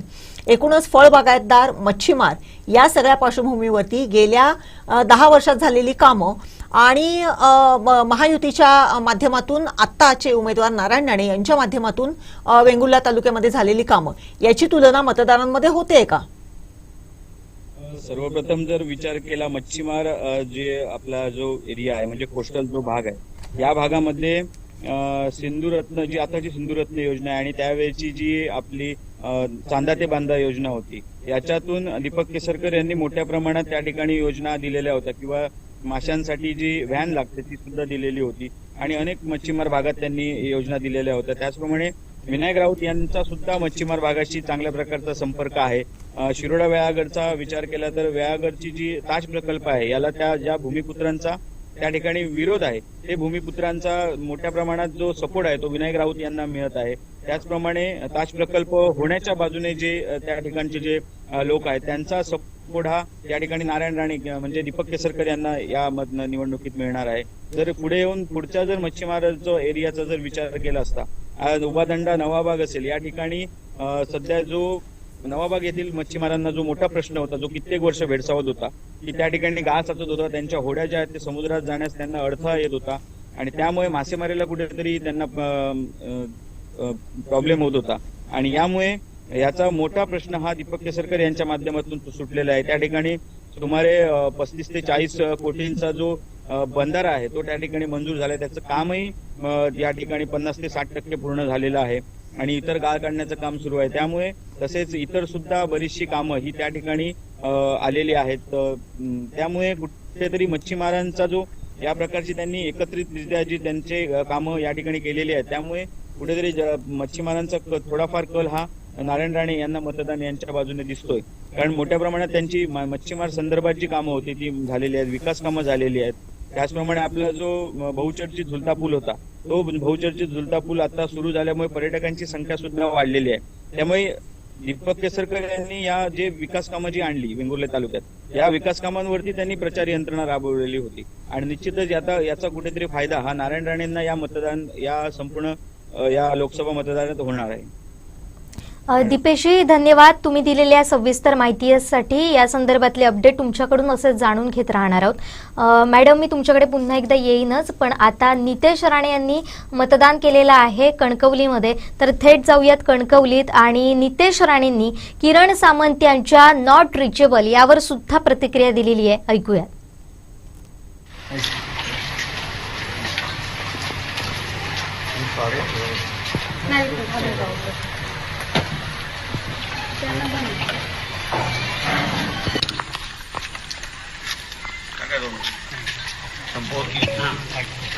ते राणेंचं आहे ना, तेच आहे. राणे केलं ना सकाळी, तेच मतदान केलं.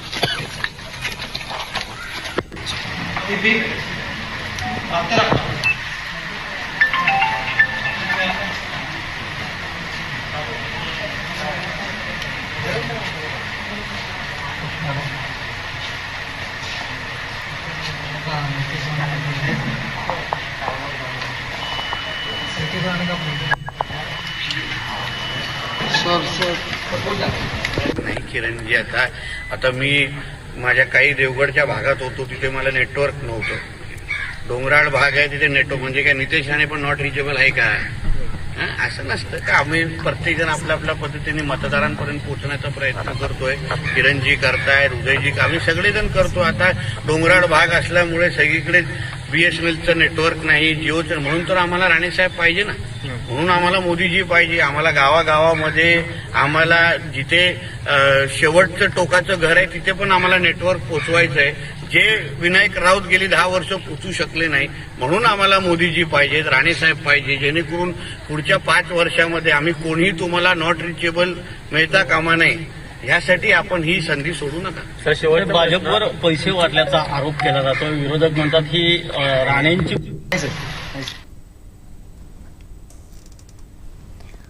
तर आपण पाहिलं ही होती नितेश राणे यांची प्रतिक्रिया. त्यांनी खोचक प्रतिक्रिया दिलेली आहे एकूणच यावर. जर माझा फोन लागला नाही, मी देवगडमध्ये होतो आणि माझा फोन लागला नाही, तर नितेश राणे सुद्धा नॉट रिचेबल झालेत का असं तुम्ही म्हणाल का, असा प्रश्न त्यांनी उलट पत्रकारांना विचारलाय. आणि त्याचबरोबर म्हणून विनायक राऊतांना रेंज पोहोचवणं जमलं नाही, मोबाईल टॉवर उभारणं जमलं नाही, त्या आता आम्हाला करायचंय म्हणून राणेंना निवडून द्या, अशा प्रकारची प्रतिक्रिया जी आहे ती नितेश राणेंनी दिल्याचं आपल्याला पाहायला मिळते. मॅडम मी पुन्हा एकदा तुमच्याकडे येते. त्याच्या अगोदर जुईली एक नवीन आता 3 वाजताची आकडेवारी आलेली आहे, अपडेट 1 ते 3चं म्हणजे सकाळी पासूनचं. 3 वाजेपर्यंत आपल्या ह्या मतदारसंघामध्ये जवळजवळ 44.73% मतदान झालेलं आहे. 44.73% मतदानाच्या पार्श्वभूमीवरती चिपळूण मतदारसंघामध्ये 46.72% मतदान झालेलं आहे. रत्नागिरी मतदारसंघामध्ये 41% मतदान झालेलं आहे. राजापूर मतदारसंघामध्ये देखील 41.68% मतदान झालेलं आहे. कणकवली मतदारसंघामध्ये 46.4% मतदान झालेलं आहे. कुडाळ मतदारसंघामध्ये सर्वाधिक 48.44% मतदान झालेलं आहे आणि सावंतवाडी मतदारसंघामध्ये 45.01% मतदान झालेलं आहे. म्हणजे जो मतदानाचा आकडा दुपारी 3 वाजेपर्यंत 30, 32, 35 मध्ये अडकलेला होता तो आता 40-41च्या वरती सरकायला लागलेला आहे. त्यामुळे अजूनही आता ही 3ची आकडेवारी आहे. अजून 3 तास आहेत मतदान संपण्यासाठी. त्यामुळे या 3 तासामध्ये निश्चितच हा आकडा वाढून एक बऱ्यापैकी ह्या मतदारसंघामध्ये मतदान होईल अशी आशा आता वाटायला लागलेली आहे. ऊन सुद्धा आता कळायला लागलेली आहेत. त्यामुळे मतदार हे निश्चितपणे बाहेर पडून मतदानासाठी जातील आणि कार्यकर्ते देखील त्यांना मतदानासाठी उद्युक्त करण्यासाठी ते चालना देतील अशी आशा आहे. त्यामुळे ही आकडेवारी साधारण 60-65 पर्यंत जाण्याची शक्यता नाकारता येत नाही जुईली. आणि जर आपण पाहिलं तर मगासपासून चिपळूण सगळ्यात वर होता. चिपळूणमध्ये सर्वाधिक मतदान होत होतं. मात्र आता जर आपण आकडेवारी पाहिली तर कुडाळ एकदमच वाढल्याचं आपल्याला पाहायला मिळते. कुडाळ आता 48.44% मतदान झालेलं आहे. मात्र रत्नागिरीचा जो आकडा आहे तो मात्र या तुलनेत जर आपण पाहिलं तर कमीच असल्याचं पाहायला मिळते. म्हणजे 41% असल्याचं पाहायला मिळते. आता आपण नितेश राणेंची सुद्धा प्रतिक्रिया आली. मॅडम, आपण विधानसभेबद्दल बोलत होतो, त्यानंतर आपण थांबूच. पण आपण जसं म्हटलं की लोकसभेचा परिणाम हा विधानसभेवर होणार आहे आणि त्यानंतर समीकरणं सुद्धा बदलणार आहेत. आणि तुम्ही असं म्हणत होतात की तुम्ही सावंतवाडी मतदारसंघावर काँग्रेस दावा ठोकते. पण दुसरीकडे जर आपण पाहिलं तर राष्ट्रवादी तिथं काम करते. अर्चना घारेंच्या रूपानं तिथं मतदार त्यांनी दिलेला आहे आणि त्यांनी आता मतदारसंघ पिंजून काढल्याचं आपल्याला पाहायला मिळतंय. मग जर तुम्ही सगळेजण आघाडीत आहात किंवा इंडिया आघाडी म्हणून जर लढताय, मात्र जर आता तिथं शिवसेनेचा दावा असतोच कायम, कारण सावंतवाडीवर जवळजवळ आता जेव्हा दीपक केसरकर राष्ट्रवादीतून शिवसेनेत आले तेव्हा तिथला जो शिवसेनेचा आकडा होता तो प्रचंड वाढल्याचं पाहायला मिळतंय. एकूणच या सगळ्यावर आपण काय सांगाल? मुळातच आमच्या काँग्रेसमध्ये काम करत असताना काँग्रेस एका सिस्टीममध्ये काम करतं. काँग्रेसची एक सिस्टीम आहे की ज्यावेळेला पक्षश्रेष्ठी ज्यावेळेला आदेश देतात तर तो आदेश हा पाळावाच लागतो. पण आमची कार्यकर्त्यांची आणि पदाधिकाऱ्यांची भूमिका राहिलेलीच आहे. जर तुम्ही राष्ट्रवादीचं जर म्हणाल की अर्चना घारेंनी स्वतःहून त्या मतदारसंघामध्ये काम करायला सुरुवात केलेली आहे. पण मी मगाशीही तुम्हाला सांगितलं की ह्या मतदारसंघामध्ये प्रचंड मोठ्या प्रमाणात काँग्रेसचा वोटर आहे, म्हणून आम्ही तो आग्रही धरलेला आहे. आणि त्या मतदारसंघामध्ये पूर्वी शिवसेनेचे दीपक केसरकर होते, त्यामुळे आता ती सीट खाली झालेली आहे. सो पूर्वी देवगड सुद्धा पूर्वी राष्ट्रवादीचा होता, तो राष्ट्रवादी देवगड सुद्धा लढवू शकते अशा पद्धतीची भूमिका सुद्धा आम्ही ठेवलेली आहे.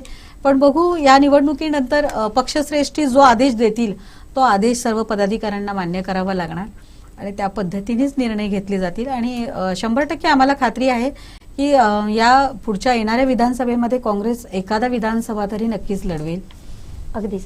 आता एकदम शेवटचा प्रश्न तो म्हणजे विजयाची आता किती खात्री आहे विनायक राऊतांच्या? 100% मला असं एकंदरीत जे आता कालपासून आम्ही जो काही आकडेवारी घेतोय 1.5 ते 2.25 लाखापर्यंत विनायक राऊतांची सीट येईल ही खात्री मला स्वतःहून सुद्धा का वाटते, कारण मी गेली सातत्याने 15 ते 20 दिवस मी सातत्याने काम करते.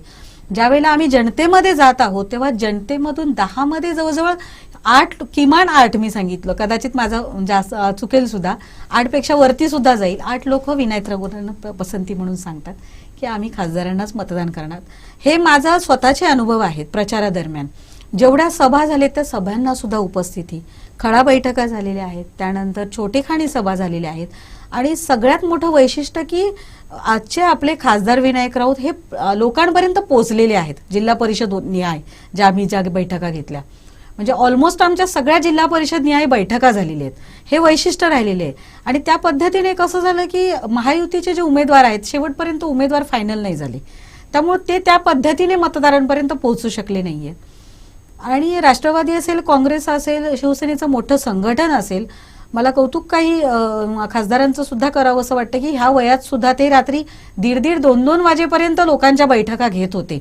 हे ह्या निवडणुकीचं सगळ्यात मोठं वैशिष्ट्य बघायला म्हणजे म्हणायला हरकत नाहीये, कारण सोपं नाहीये ह्या वयामध्ये हा उत्साह आणि ह्या पद्धतीने लढणं. आणि अपोजिशनमध्ये महायुतीमध्ये एवढे दिग्गज नेते आहेत आणि फार मोठी आर्थिक ताकद आहेत. साहजिकच राणेसाहेब हे केंद्रीय मंत्री असल्यामुळे आमचं आणि आर्थिकमध्ये आम्ही प्रचंड मागे आहोत, पण आमच्याकडे जनमत आहे, जनतेचा खूप चांगलं सहकार्य आहे आणि लोकांचं मत खूप चांगलं आहे. बाळासाहेबांना मानणारा वर्ग आहे. खासदारांशी पूर्वीसुद्धा लोकांशी 5 वर्ष आता सातत्याने, कोरोनामध्ये सुद्धा शिवसेनेने खूप चांगलं काम केलंय. आम्हाला सुद्धा आज लोकांपर्यंत पोहोचताना खूप चांगलं वाटतं आणि मला नक्कीच सांगावं असं वाटेल की मागच्या 5 वर्षाचा जर आपण विचार केला तर 2.5 वर्ष ही कोरोना पेंडेमिक काळातच गेली आणि लोकांनी सुद्धा ह्या गोष्टीचा विचार केलेला आहे की त्या 2.5 वर्षामध्ये कुठेही सावंतवाडी विधानसभेमध्ये दीपक केसरकर नव्हते, म्हणजे 2 वर्ष ते ग्राउंड रूटला उतरलेच नाहीत. ठीक आहे, त्यांनी कारणं दिलेली आहेत, काही माझ्या तब्येतीमुळे मी तेवढ्या रिस्क नाही घेत आहेत, पण ज्यावेळेला आपण लोकप्रतिनिधी म्हणून काम करत असतो तेव्हा जनतेसाठी जर आपण ग्राउंड रूटला उतरून जर आपण त्यांचं जर सहकार्य जर नाही करू शकत तर आपल्याला निवडणुकीमध्ये उतरण्याचा आणि लढवण्याचा सुद्धा अधिकार नाही असं मला वाटतं. कारण ज्यावेळेला आपण राजकारणात ज्यावेळेला आपण उतरतो आणि जनतेसाठी जेव्हा आपण समाजामध्ये आपल्याला काहीतरी करायचंय ह्या उद्देशाने आपण जेव्हा जनसेवेसाठी जेव्हा उतरतो तेव्हा आपण ही कारणं नाही देऊ शकत. आणि मला असं एकंदरीत असंही वाटतं, एक माझं म्हणणं आहे की ह्या 5 वर्षामध्ये राणेसाहेबांनी सुद्धा जर सर्व कार्यकर्त्यांशी लोकांशी जर जनसंपर्क खूप जर चांगला जर ठेवला असता तर कदाचित त्यांना ही निवडणूक जास्त सोपी गेली असती. नाहीतर तसं बघायला गेलं तर आज या रत्नागिरी सिंधुदुर्गमध्ये एवढे मोठे दिग्गज नेते आले आणि त्या दिग्गज नेत्यांना यावं लागतंय. खरं तर उदय सामंत, किरण सामंत, दीपक केसरकर की त्याच्यानंतर आपले रवींद्र चव्हाण असतील, राजन तेली असतील, म्हणजे एवढी मोठी ताकद असताना सुद्धा तुम्हाला योगी आदित्यनाथ आणि अमित शहा सारख्या लोकांच्या सभा घ्याव्याशा वाटतात आणि या सभांना रत्नागिरीमध्ये सिंधुदुर्गातून गाड्या भरून जातात, गोव्यामधून गाड्या भरून जातात. उमेदवारी अर्ज भरून जाताना तुम्ही जर व्हिडिओ पाहिले असतील तर गोव्यातल्या गाड्या बऱ्यापैकी होत्या, मुख्यमंत्री सुद्धा उपस्थित होते गोव्याचे. तर काही गरज नव्हती. आपला जर नेता आणि आपला कार्यकर्ता जर सक्षम असेल आणि तुमचं कार्य असेल, तुम्ही जर जनसंपर्कात जर असाल तर कोणत्याही कार्यकर्त्याला उमेदवाराला ही निवडणूक फार सोपी जाईल असं मला एकंदरीत ह्या निवडणुकी दरम्यान आलेले जे काही अनुभव आहेत ते मला सांगावेसे वाटतात. धन्यवाद मॅडम, फार सविस्तरपणे तुम्ही आमच्याशी बोललात, तुमचा वेळ दिलात, कारण आताचा क्षण फार महत्वाचा आहे तुमच्यासाठी, तुमच्या सगळ्या कार्यकर्त्यांसाठी आणि अगदी उमेदवार विनायक राऊत यांच्यासाठी. तर तुम्हाला खूप खूप शुभेच्छा, तुमच्या सगळ्या टीमला शुभेच्छा. आणि आता आपण इथंच थांबूया. आमचे संजय आंग्रे जे शिवसेनेचे जिल्हा प्रमुख आहेत, तर त्यांच्याशी आमचे प्रतिनिधी उमेश बुचडे यांनी संवाद साधलेला आहे. त्यांनी त्यांची प्रतिक्रिया घेतलेली आहे. तर किरण सामंत यांच्या नॉट रिचेबलवर संजय आंग्रे काय म्हणतायत पाहूयात. केलेली लोकांची फसवणूक आहे आणि अफवा पसरण्याचा प्रश्न आहे. अजून भैया सामंत रात्री 3 वाजेपर्यंत कार्यकर्त्यांच्या गाठीभेटी घेत होते आणि त्याच्यानंतर लोकांचे माझ्या पण सकाळी संपर्क झालेला आहे. त्यांनी कार्यकर्त्यांना व्यवस्थित काम करण्याचा आदेश दिलेला आहे. त्याच्यामुळे ह्या विरोधकांचं षडयंत्र आहे. भैया सामंत आमच्या कॉन्टॅक्टमध्ये आहेत. त्यांचे 3 वाजेपर्यंत कार्यकर्त्यांच्या गाठीभेटी असल्यामुळे त्यांना मधल्या पिरियडमध्ये पण त्यांनी प्रचाराची धुरा सांभाळलेली होती. त्याच्यामुळे त्यांना ताण आल्या असल्यामुळे ते रात्री सकाळी जरा थोडा वेळाने उठले. तर हा विरोधकांनी केलेली षडयंत्र आहे. ते पूर्वी आग्रही होते उमेदवारी मिळण्यासाठी, पण ज्यावेळी महायुतीचे उमेदवार आमच्या राणेसाहेबांची उमेदवारी डिक्लेअर झाली त्यावेळीपासून ते एका दिलेने काम करायला बाहेर पडलेले आहेत. तर ही होती प्रतिक्रिया शिवसेनेचे जिल्हा प्रमुख संजय आंग्रे यांची. त्यांनी महत्वाचं विधान केलेलं आहे. हे विरोधकांचं षडयंत्र आहे, त्यांना थकवा आला त्यामुळे ते झोपले होते असं त्यांनी सारवासारव केल्याचं दिसतंय. मात्र अजूनही किरण सामंत हे समोर आलेले नाहीये, त्यामुळे चर्चांना उधाण आलेलेच आहे. चर्चा काही थांबायचं नाव घेत नाहीये. आपण आता ह्या जर क्रिया प्रतिक्रिया जर बघितल्या तर संजय आंग्रे हे शिंदे सेनेचे इथले जिल्हा प्रमुख आहेत आणि ते सातत्याने महत्वाचे नेते महत्वाचे नेते आहेत आणि ते सातत्याने किरण सामंतच्या बरोबर असायचे. म्हणजे ते जेव्हा जिल्ह्यामध्ये आलेले होते किरण सामंत, तेव्हा देखील संजय आगरे हे त्यांच्या सोबत होते. एकूणच त्यांनी अशा पद्धतीने त्यांची पाठराखण करणं हे साहजिक आहे.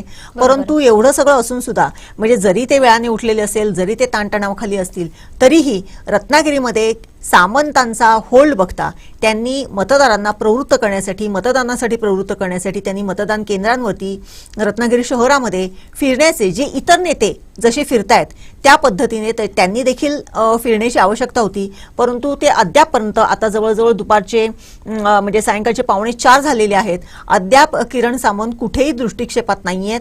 त्यांनी मतदान केलेलं आहे किंवा नाही हे देखील कुठेही समजलेलं नाहीये. इतर नेत्यांचे जसे मतदान झालेल्याचे फोटो आलेले आहेत, तसे किरण सामंत यांचे फोटो देखील आलेले नाहीयेत. त्यामुळे या सगळ्या क्रिया प्रतिक्रिया जर बघितल्या तर एक मात्र निश्चित आहे की कुठेतरी नाराजी आहे.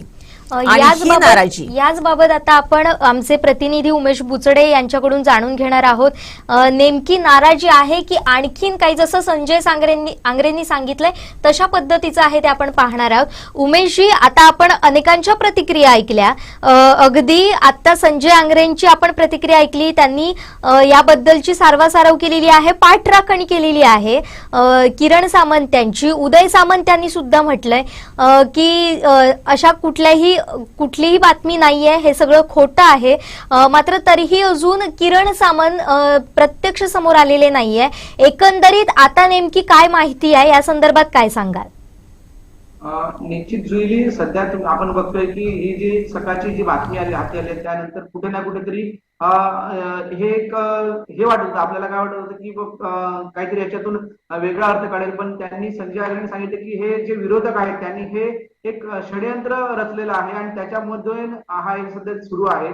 पण आपण जर रत्नागिरीचा जो मतदान आहे, संख्याची आकडेवारी पाहिली की टक्केवारी पाहिली, ती खूप वाढते आहे. आपण जी आत्ताच माझ्या हाती आलेली जी टक्केवारी आहे रत्नागिरी सिंधुदुर्ग लोकसभा मतदारसंघाची, दुपारी 3 वाजेपर्यंतची टक्केवारी, त्याच्यामध्ये चिपळूणमध्ये 46% मतदान झालेलं आहे. तसंच रत्नागिरीमध्ये 41% मतदान झालं आहे, राजापूरमध्ये 41% मतदान झालं आहे आणि त्यानंतर कणकवलीमध्ये 46% मतदान झालं आहे, कुडाळमध्ये 48% मतदान झालंय. दुपारी म्हणजे 3 वाजताची आकडेवारी आहे, 3 वाजताची आकडेवारी ही.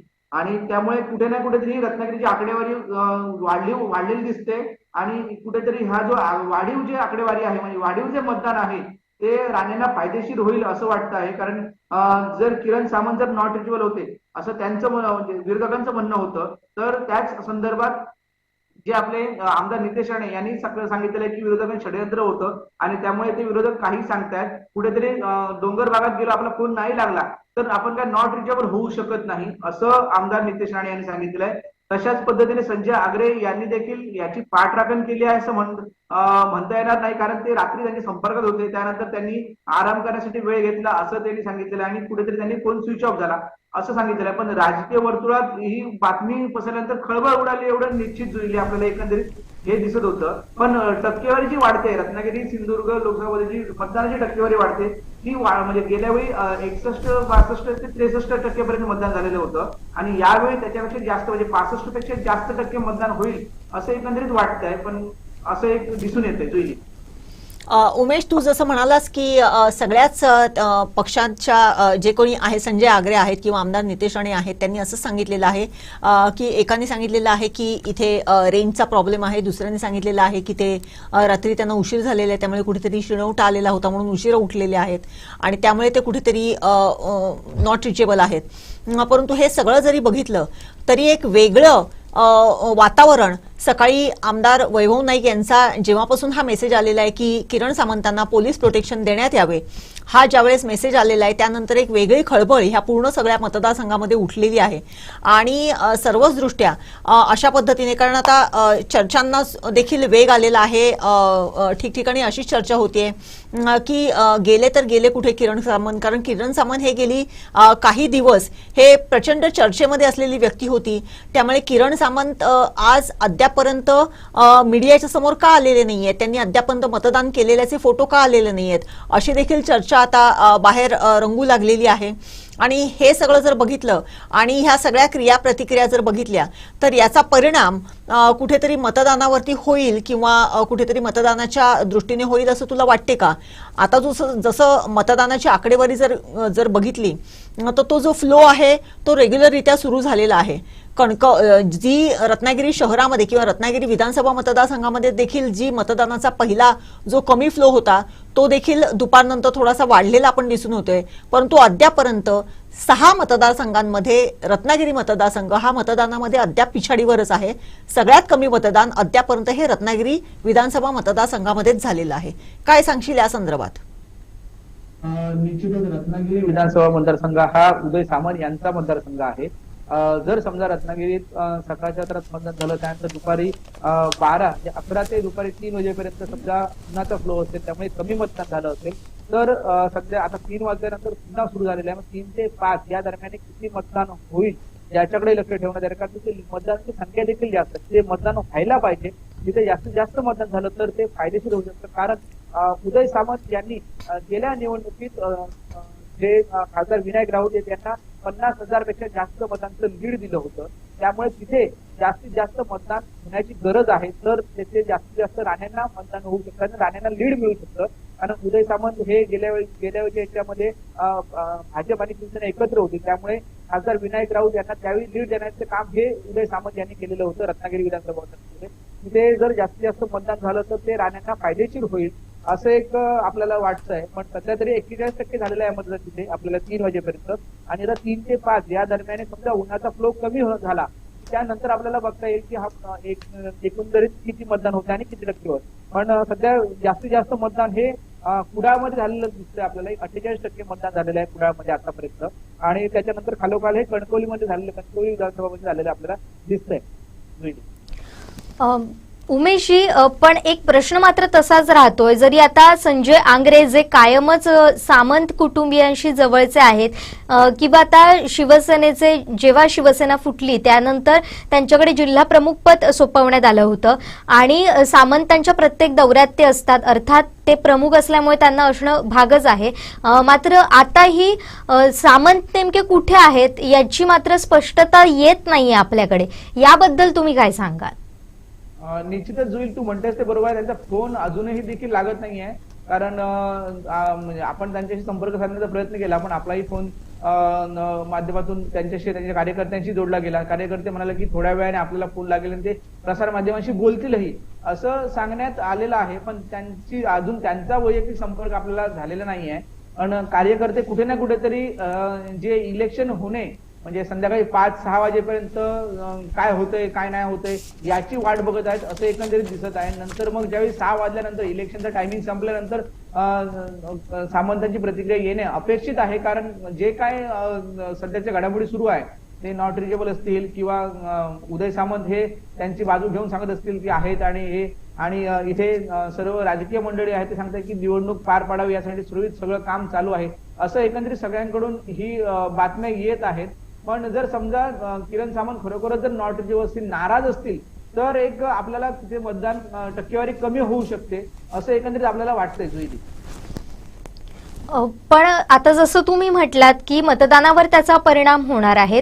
पण जर आपण राजापूर किंवा रत्नागिरीचा भागाचा जर विचार केला तर इथून जे महायुतीचे उमेदवार आहेत नारायण राणे यांच्या मतावर या नाराजीचा काही परिणाम होऊ शकतो का जर किरण सामंत हे खरंच नाराज असतील तर? जर समजा सिंधुदुर्गाचा विचार केला तर सिंधुदुर्गामध्ये बऱ्यापैकी भाजपचं प्राबल्य आहे आणि जे सावंतवाडीचे आमदार आहेत दीपक केसरकर आणि दोडामार्ग वेंगुर्ला हा पट्टा जो त्यांच्याकडे आहे तसंच राजन तेली आहे त्यांच्या सोबत राणेंचे जुने सोबती. त्यामुळे तिथे जे सगळे जे आहेत ते एकत्रित काम करत आहेत आणि त्यामुळे तिथे राणेंना कुठला तसा फटका बसू शकतो किंवा राणेंना कमी मतं मिळण्याची शक्यता खूप कमी आहे. तिथे राणेंना लीड मिळेल सावंतवाडी मतदारसंघामध्ये. एकंदरीत कुडाळमध्ये थोडंसं म्हणजे मतदान कमी टक्केवारी झाली आणि कुठेतरी कमी मतदान मिळू शकतं. पण तशा पद्धतीने मतदान मिळू शकतं, पण तशा पद्धतीने कुडाळ मालवणमध्ये राणेंना जास्त मतदान मिळण्याची शक्यता आहे. कारण मालवण हा राणेचे सर्व जे आहेत जे नेते आहेत, अशोक सावंत असतील, त्यानंतर मग दत्ता सामंत असतील, हे राणेंचे जुने सहकारी आहेत आणि ते त्यांना जास्त मतदान मिळू शकेल असं एकंदरीत आहे. आणि त्यामुळे भाजप हे सिंधुदुर्गामध्ये जास्तीत जास्त मतदान मिळेल. कणकवली तर भाजपचा बालेकिल्ला आहे आणि त्यामुळे भाजपला कुठेतरी ना कुठेतरी हे जास्त मतदान सिंधुदुर्गामध्ये मिळेल. आणि जर समजा तू म्हणालीस तशी की राणे जे सामंतांचा जो नाराजीचा फटका आहे तो कुठेतरी सिंधुदुर्गामध्ये बसेल काय असं म्हणतेस, पण तिथे जर बघायला गेलं तर राणेंना सामंत जे समजा शिवसेनेचं जर कमी असेल तर तसा काय फटका बसणे असं वाटत नाहीये. पण उत्स्फूर्तपणे सध्या मतदान सुरू आहे आणि राणे आणि सामंत याच्यामध्ये कुठलंही अशा पद्धतीचं कुठलं दूषित वातावरण नाहीये असं एकंदरीत आपल्याला नेत्यांकडून समजतंय. त्यामुळे कुठे ना कुठेतरी हे मतदान जास्त होईल आणि ते राणेंना फायदेशीर होईल असं एकंदरीत दिसतंय. धन्यवाद उमेशजी, तुम्ही दिलेल्या सविस्तर माहितीसाठी. या संदर्भातले अपडेट तुमच्याकडून असेच जाणून घेत राहणार आहोत. या सगळ्या घडामोडींवर तुम्ही असंच लक्ष ठेवून राहा. आता मॅडम मी तुमच्याकडे येते. आता अचानक दिवसभरात जेव्हा शांततेत मतदान सुरू होतं आणि अचानक एक ट्विस्ट येतोय की किरण सामंत नॉट रिचेबल झाल्यात. आता आपण अनेकांच्या प्रतिक्रिया ऐकल्या. सुरुवातच केली आपण वैभव नाईकांपासून. ते असं म्हणतायत की जर ते नॉट रिचेबल असतील किंवा काय असतील तर आमची अशी मागणी आहे की किरण सामंतांना पोलीस प्रोटेक्शन द्या. आता जरी काही झालं नाही तरी एकंदरीत सिंधुदुर्गाचा इतिहास किंवा पार्श्वभूमी बघता नेहमीच्या ते आपल्या मोडवर आलेले आहेत वैभव नाईक. त्याचाच धागा पकडून त्यांनी आता इथे जोडलाय की त्यांना तुम्ही पोलीस प्रोटेक्शन द्यावं. त्यानंतरची आपण प्रतिक्रिया ऐकली होती महत्त्वाची, ती म्हणजे नितेश राणे यांची. जर मी देवगडमध्ये होतो आणि तिथे माझा जर फोन लागला नाही तर तुम्ही म्हणाल का नितेश राणे सुद्धा नॉट रिचेबल आहेत. अशा पद्धतीचा उलट प्रश्न त्यांनी पत्रकारांनाच विचारलेला आहे. आणि त्यामुळेच विनायक राऊत हे डेव्हलपमेंट करू शकले नाहीत किंवा रेंज मोबाईल टॉवर इथे उभारू शकले नाहीत. आता हेच परिवर्तन आपल्याला घडवून आणायचं आहे असं सुद्धा ते म्हणालेले होते. म्हणजे त्यांनी त्यांच्या स्टाईलनं उत्तर दिलंय. त्यानंतर आता आपण पाहतोय संजय आंग्रे यांची प्रतिक्रिया. ते असं म्हणतायत की ते त्यांना क्षीण आलाय, थकवा आलाय आणि त्यामुळे ते झोपले, उशिरा उठले.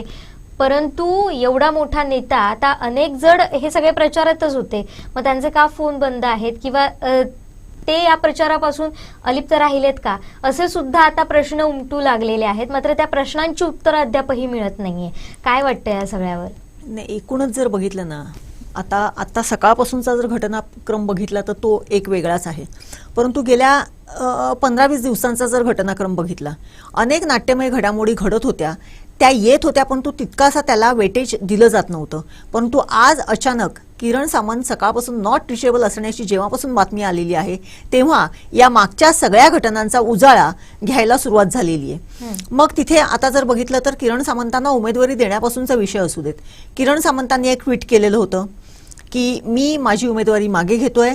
माझी उमेदवारी मागे घेण्यामध्ये मोदी साहेबांना पुन्हा एकदा त्यांनी पंतप्रधान व्हावं ही माझी इच्छा आहे आणि त्यांच्या ह्या प्रवाहामध्ये येण्यासाठी मी सहकार्य करण्यासाठी म्हणून मी माझी उमेदवारी मागे घेतोय. आणि काही वेळातच त्यांच्या धाकट्या बंधूंनी त्यांची समजूत काढली असं म्हणून ते विधान त्यांनी मागे घेतलं होतं किंवा ते ट्विट होतं ते काढून टाकलं होतं, ते मागे घेतलेलं होतं, डिलीट केलेलं होतं. त्याच्यानंतर त्यांनी काही भाषणांमध्ये असं सांगितलेलं होतं की होय मी उमेदवारीसाठी इच्छुक होतो. काही भाजपच्याच नेत्यांनी मी इच्छुक होतो, मी माझी उमेदवारी मागे सुद्धा घेतली असती, मी जर मागे तेव्हाच जर घेतली असती तर राणे साहेबांना प्रचारासाठी आणखीन काही दिवस मिळाले असते, अजून 15 दिवस त्यांना प्रचार करता आला असा, असं सुद्धा त्यांचं विधान होतं. परंतु भाजपच्याच एका नेत्याने मला असं सांगितलं की तू उमेदवारी मागे घेऊ नको. हा दुसरा प्रसंग आहे. तिसरा आहे त्याच्यानंतर झालेल्या वेगवेगळ्या सभा, त्याच्यामध्ये शिवसैनिक आणि किरण सामंत यांनी आपण प्रचार करावा की न करावा ह्याच्यावरून मतप्रवाह होते. त्या संदर्भातल्या झालेल्या सभा, त्याच्यानंतर राजापूरला जी फडणवीसांची सभा झालेली होती त्यावेळेस व्यासपीठावरती भैया सामंतांची उपस्थिती आणि त्यानंतर अमित शहांची सभा झालेली होती त्यावेळेस व्यासपीठावर उपस्थित असलेल्या किरण सामंतांनी त्यांना पुष्पगुच्छ देणं, इथपर्यंतचा जर घटनाक्रम जर बघितला तर कुठेतरी ही नाराजी वारंवार प्रकर्षाने दिसून येत होती, ती बाहेर येत होती. मात्र त्याच्यावरती त्यावेळेस पांघरून घालून किंवा तो तात्पुरता तिथल्या तिथे विषय मिटवून त्याला जास्ती वाढण्याचा कुठे हे दिला जात नव्हता. परंतु आज किरण सामंत नॉट रिचेबल राहून या सगळ्या गोष्टींना पुन्हा एकदा त्यांनी उजाळा द्यायला सुरुवात केलेली आहे किंवा उजाळा द्यायला सुरुवात झालेली आहे. हा सगळा जर घटनाक्रम बघितला तर पहिल्यापासून आतापर्यंत किरण सामंत हे नाराज आहेत हे दिसून येतंय आणि त्याचा परिणाम या इलेक्शनमध्ये कशा पद्धतीने होईल किंवा काय होईल ते आता रत्नागिरी मतदारसंघाच्या इलेक्शनच्या आकडेवारीवरून समजेलच. परंतु भविष्यामध्ये पुढे आता हे आजचं मतदान झाल्यानंतर जे काही मतप्रवाह जे असतील त्याच्यावरून आपल्याला दिसून येईलच. एकूणच अंडरकरंट ज्याला म्हणतात अशा पद्धतीचं काहीतरी एक यंत्रणा किंवा हे असं सुरू झालेलं आहे की काय असं वाटण्या इतपत ही घटना ठसठशीतपणे आता दिसायला लागलेली आहे आणि त्याच्यावरती सत्ताधारी आणि विरोधक या दोघांनी तशाच पद्धतीने त्याच्याकडे बघायला सुरुवात केलेली आहे. त्यामुळे ही जी घटना आहे की नॉट रिचेबल, किती हे झालं तरी एक आघाडीचा नेता की जो शिंदे सेनेचा एक नेता आहे, जो उमेदवारीसाठी इच्छुक होता, जो एक या सगळ्या प्रोसेसमध्ये एक महत्वाचं एक म्हणजे भाग होता, तो अचानकपणे नॉट रिचेबल राहणं ही आजच्या दृष्टिकोनातून एक महत्त्वाची गोष्ट आहे. आणि निश्चितच हा सगळा जर प्रक्रिया जर बघितली तर याच्या पाठची जी कारणं आहेत की जी अजूनही बाहेर आलेली नाही आहेत ती कदाचित ह्याच्यामध्ये येतीलच, इन ड्यू कोर्स येतील ती बाहेर. परंतु आत्ता तरी एवढंच आहे की आत्ता किरण सामंत हे नॉट रिचेबल आहेत आणि या सगळ्या घटनाक्रमामध्ये या घटनेला निश्चितपणे महत्त्व आहे. अगदीच बरोबर. आता आपल्याकडे महत्त्वाची प्रतिक्रिया येते ती म्हणजे शालेय शिक्षण मंत्री दीपक केसरकर यांची. महायुतीतले महत्त्वाचे भाग आणि त्याचबरोबर शिंदे गटाचे महत्त्वाचे नेते प्रवक्तेपद केसरकरांकडे आहे, त्यामुळे त्यांची प्रतिक्रिया येणं फार महत्त्वाचं होतं. तीच अपेक्षेप्रमाणे आलेली आहे. तर पाहूयात दीपक केसरकर किरण सामंत यांच्या नॉट रिचेबलवर काय म्हणाले आहेत.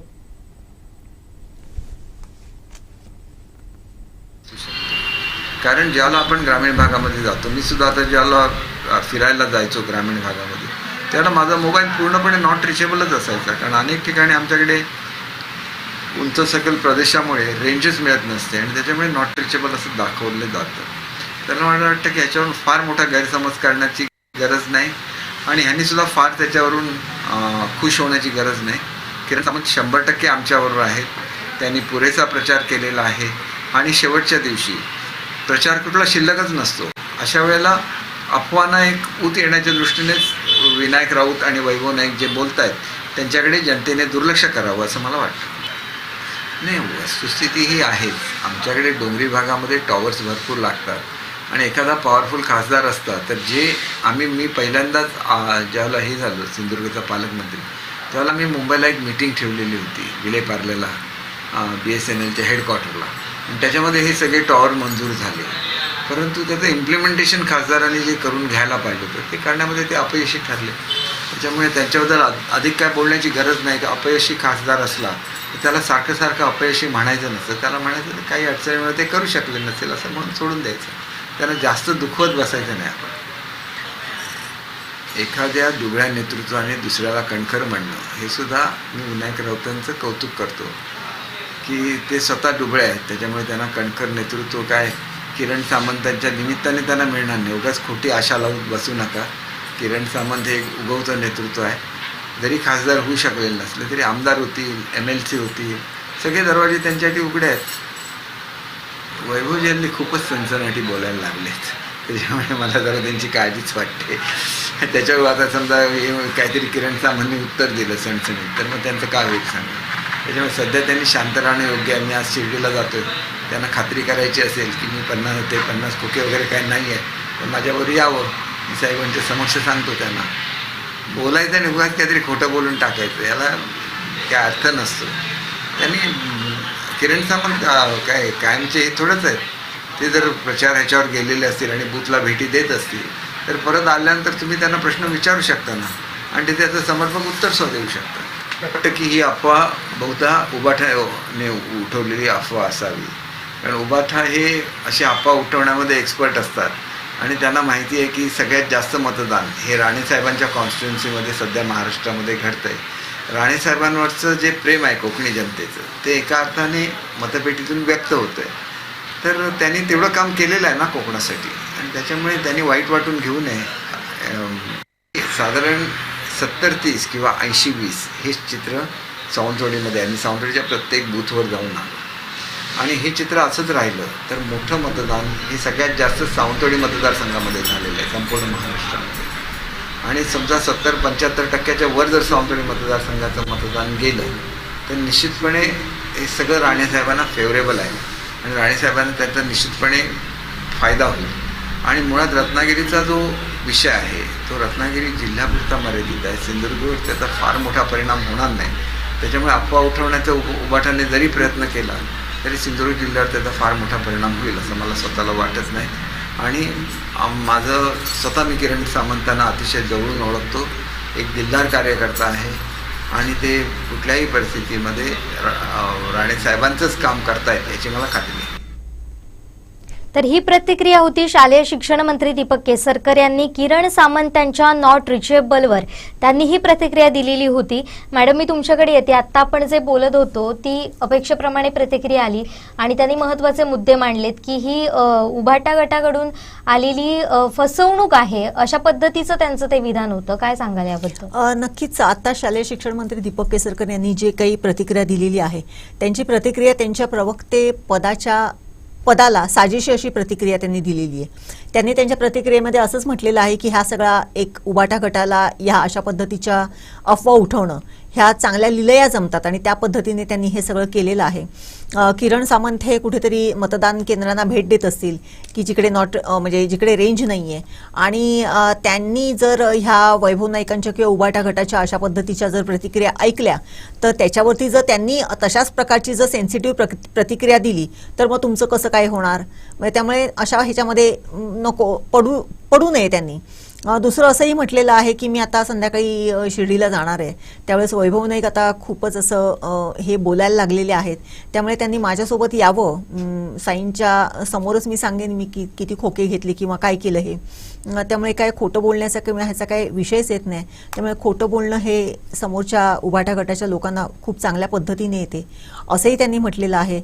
किरण सामंतांची जी काही नाराजी आहे ती दूर झालेली आहे. त्यामुळे ते दोघंही जण चांगल्या पद्धतीने काम करतायत. रत्नागिरी शहरामध्ये देखील चांगल्या पद्धतीचं मतदान होईल असा त्यांनी विश्वास व्यक्त केलेला आहे. आणि त्यांनी असंही म्हटलेलं आहे की 80-20 एवढ्या पद्धतीची हे आपल्या मतदारसंघामध्ये राहील. आणि आज सावंतवाडी मतदारसंघातून सर्वाधिक मतदान आज महाराष्ट्रातून झालेलं आहे असं त्यांचा दावा त्यांनी केलेला आहे. आणि ते देखील हे सर्वात जास्ती झालेलं मतदान हे राणेसाहेबांना असेल असं देखील त्यांनी सांगितलेलं आहे. त्यामुळे हे सगळं जे काय हा एक दिखावा केलेला आहे. त्यामुळे ह्या गोष्टींवरती मतदारांनी विश्वास ठेवू नये, ते ठेवणारही नाही आहेत असं त्यांचं म्हणणं आहे. एकूणच जसं मी म्हटलं तसं की ते एक प्रवक्ते आहेत एका पक्षाचे आणि त्या प्रवक्तेपदाला अत्यंत साजेसं असं विधानं त्यांनी आता केलेली आहेत त्यांच्या त्या प्रतिक्रियेमधून. एकूणच किरण सामंत नॉट रिचेबल या विषयावरती बोलताना त्यांनी 2, 3, 4, 5 मुद्द्यांवरती ॲट अ टाइम त्याच्यावरती त्यांनी भाष्य केलेलं आहे. आणि त्यांनी नेहमीप्रमाणे एक भावनिक पुन्हा एकदा सांगितलेलं आहे की असं काय होणार नाही. साई चरणी आपण आता संध्याकाळी जाणार आहोत. त्यामुळे तिथे देखील आपण कुठल्याही गोष्टीची शहानिशा करण्यासाठी तिथे त्यांच्यासमोर देखील आपण कबूल करून देऊ शकतो. अगदीच. आणि या सगळ्यावर सविस्तरपणे बोलण्यासाठी आपल्यासोबत आहेत सामाजिक कार्यकर्ते नकुल पारसेकर सर. सर, आपलं देखील मनपूर्वक स्वागत या विशेष चर्चासत्रात. सकाळपासून आपण बघतोय मतदानाचा टप्पा सुरू होता आणि अगदी शांततेत मतदान सुरू होतं. मात्र सकाळच्या दरम्यान झालेलं मतदान मध्यंतरी थोडंसं थंडावल्याचं आपल्याला पाहायला मिळतं. मात्र पुन्हा एकदा उसळी घेतली आहे मतदारांनी. मतदान केंद्रांपर्यंत जात आहेत, मतदान करतायत. मात्र अचानक एक मोठा ट्विस्ट येतोय की किरण सामंत नॉट रिचेबल होत आहेत अशा पद्धतीचे. त्यावर अनेकांनी प्रतिक्रिया दिलेल्या आहेत ज्या आपण मगासपासून ऐकलेल्या आहेत. तर मी आता तुमच्याकडे येते. या मुद्द्यावर तर आपण बोलूच, पण आपण सुरुवातीला पाहूयात की यावेळीची जी निवडणूक आहे ती तुमच्यासाठी कशा पद्धतीची वेगळी वाटतीये तुम्हाला? निश्चितपणे आपण सुरुवातीला म्हटल्याप्रमाणे की मतदानाचा टक्का वाढतो आहे. आपल्या लोकशाहीमध्ये मतदान हा आपला एक मूलभूत अधिकार आहे, हक्क आहे आणि तो सगळे मतदार बजावतायत आणि लोकशाही सुदृढ करतायत. याबद्दल सर्व मतदारांचे मी मनपूर्वक अभिनंदन करतो. खरं आहे की यावेळची या मतदारसंघातील निवडणूक पूर्वीचा राजापूर आणि आताचा रत्नागिरी सिंधुदुर्ग याला खूप संदर्भ आहे. वेगवेगळे संदर्भ आहेत. महाराष्ट्रातील बदललेली राजकीय परिस्थिती, पक्षांची झाली फोडाफोड, त्याच्यात निर्माण झालेले पक्ष, त्यांचे कार्यकर्ते आणि ज्यांनी पक्ष बदलला त्यांनी आपल्या सोयीनुसार केलेलं राजकारण आणि त्याप्रमाणे घेतलेली भूमिका, हे सगळे महत्त्वाचे विषय आहेत. सकाळपासून ही बातमी फिरते आहे समाज माध्यमातून की जे उद्योग मंत्री आहेत महाराष्ट्राचे उदय सामंत, त्यांचे बंधू जे बांधकाम व्यावसायिक आहेत किरण सामंत, हे नॉट रिचेबल आहेत. या बातमीची शहानिशा करण्यापूर्वी आपण मागच्या जुलै महिन्याचा एक विषय बघायला पाहिजे की जुलै महिन्यात किरण सामंत यांनी आपल्या डीपीवर जो डीपी ठेवला होता तो मशालीचा होता आणि तो मशालीचा डीपी ठेवल्यावर साधारण 36 तास त्याच्यावर असंच एक रान उठलं होतं आणि ते रान उठल्यानंतर तो अचानक त्याने डीपी रिप्लेस केला. ही त्याला पार्श्वभूमी आहे. राणे साहेबांच्या विजयामध्ये जे अनेक फॅक्टर आहेत त्याच्यामध्ये किरण सामंतांनी मनापासून सक्रिय होऊन त्यांच्यासाठी काम करणं हाही तेवढाच महत्त्वाचा फॅक्टर आहे. कारण उद्योग मंत्री जरी उदय सामंत असले तरी रत्नागिरी मतदारसंघात प्रामुख्याने फील्डवर किरण सामंतच काम करतात. म्हणजे कार्यकर्त्यांशी डे टू डे अप्रोच, त्यांची कामं, त्यांच्या इतर काही अडचणी समस्या त्या सगळ्या लेवलवर निपटण्याचं काम हे किरण सामंत करतात. कारण मी 1-2 वेळा जेव्हा उदय सामंतांच्या बंगल्यावर गेलो होतो त्यावेळी स्वतः मी बघितलं की आलेल्या प्रत्येक कार्यकर्त्याला विचारणं, त्याचं काम विचारणं, हे सगळं. त्यामुळे उदय सामंतांचा अप्रोच आहेच, पण उदय सामंतांच्या पेक्षा डे टू डे ते बिझी असल्यामुळे अप्रोच किरण सामंतांचा आहे. त्यामुळे किरण सामंतांचा रोल हा या निवडणुकीत नारायणराव राणेंसाठी अतिशय महत्त्वाचा आहे. जरी बातमी खरी असेल, म्हणजे आत्ता सन्माननीय शिक्षण मंत्री यांचं स्टेटमेंट मी ऐकलं की ते म्हणतायत उबाटाचे जे आमदार असतील त्यांचे जे पदाधिकारी आहेत त्यांना एक अशी सवय आहे की अशी बतावणी करणं किंवा खोटी अफवा पसरवणे असं म्हणाले ते. त्यामुळे मला वाटत नाही ती अफवा असेल. कारण सकाळपासून ही जर बातमी फिरत असेल तर ही माध्यमं एवढी संवेदनशील झालेली आहेत, त्यांची कानाकोपऱ्यात पोचतात की किरण सामंतांपर्यंत किंवा रत्नागिरीतल्या कार्यकर्त्यांपर्यंत त्यांच्या गोटामध्ये ही बातमी निश्चित गेली असेल. जर ती बातमी गेलेली असेल तर त्याचा विपरीत परिणाम मतदारांना होऊ नये, निवडणुकीच्या परिणामावर होऊ नये, पण निश्चितपणे किरण सामंत पुढे आले असते. त्यांनी सांगितलं असतं की बाबा मी 4 तासापूर्वी अगदी इंटरनल भागामध्ये होतो, बूथना भेटी देत होतो आणि त्या ठिकाणी कनेक्टिव्हिटी नव्हती, आता मी रेंजमध्ये आलोय त्यामुळे मी या कामामध्ये असं सांगितलं असतं. तर तसा काय प्रकार घडला असेल असं मला वाटत नाही. घडला असेल तर तो मला माहीत नाही. त्यामुळे हा तुम्ही जो प्रश्न विचारला तो प्रश्न अतिशय महत्त्वाचा प्रश्न आहे. किरण सामंत जर निश्चितपणे मनापासून सक्रियपणे जर या प्रचारामध्ये कार्यरत नसतील तर मात्र त्याचा फटका त्यांच्या लीडिंगमध्ये असेल, म्हणजे लीड किती याच्यामध्ये असेल, विजयाच्या याच्यामध्ये असेल तर तो नारायणरावांना बसू शकतो. नक्कीच. आता जसं म्हणताय की त्याचा फटका नारायणरावांना बसू शकतो किंवा नारायण राणेंना बसू शकतो. एकूणच रत्नागिरी शहर आणि रत्नागिरी तालुका जर बघितला तर सामंत बंधूंचं एक बऱ्यापैकी प्रस्थ आहे तिथे आणि त्यांनी ते राखूनही ठेवलेलं आहे. कारण गेल्या निवडणुकीमध्ये देखील जेव्हा शिवसेनेमधून विनायक राऊत उभे राहिलेले होते त्यावेळेस देखील शिवसेनेच्या माध्यमातून तिथे बऱ्यापैकी लीड विनायक राऊतांना मिळालेलं होतं.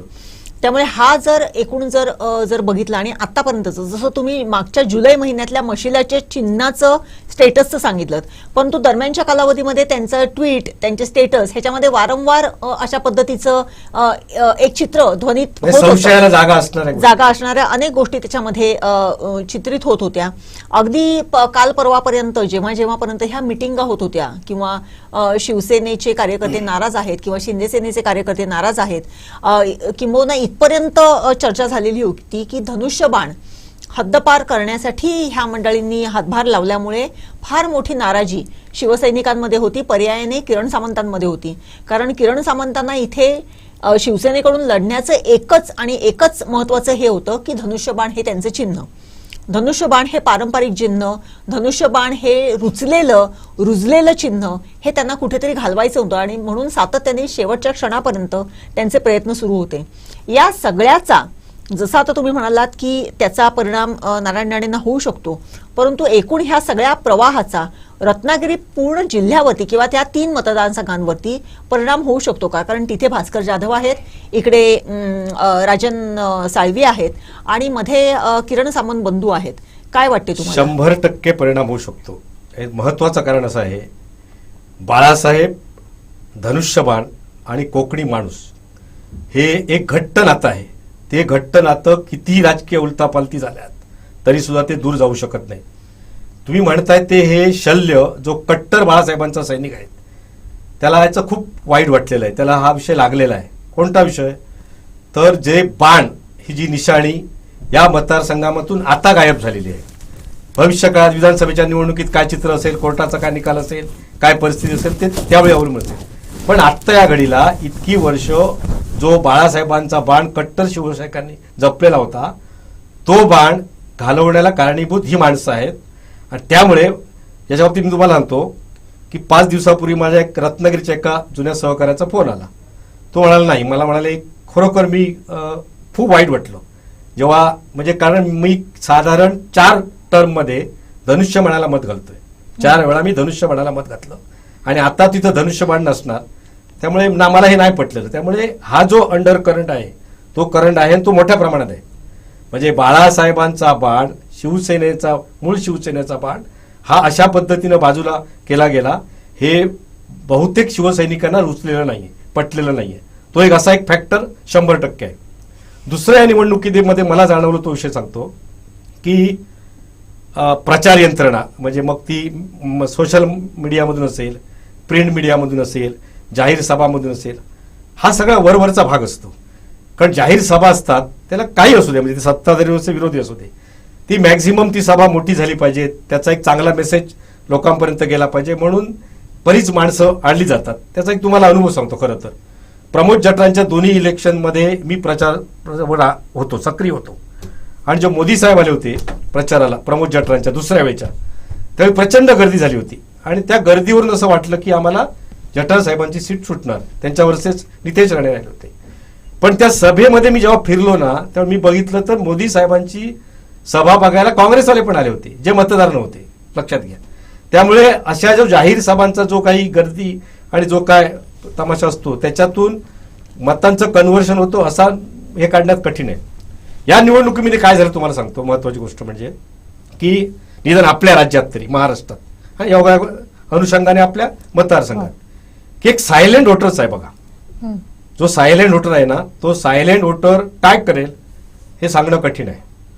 आणि हा सायलेंट वोटर मोठ्या प्रमाणात आहे आता. म्हणजे जो व्यक्त होतो, म्हणजे साधारण मी आता राणे समर्थक असते, म्हणजे दादा मानणार असेल तर मी म्हणणार अरे हो दादा आले पाहिजेत, दादा येणार, असं माझी प्रतिक्रिया असणार. कारण माझी त्यांच्याशी अटॅचमेंट आहे. पण दादांशी अटॅचमेंट नाही आणि राऊतांशी अटॅचमेंट नाही. अशा प्रकारचा जो सायलेंट वोटर्स आहे ना हा सायलेंट वोटर्स आता वेगळ्या एका भूमिकेतून बघतोय या निवडणुकीकडे.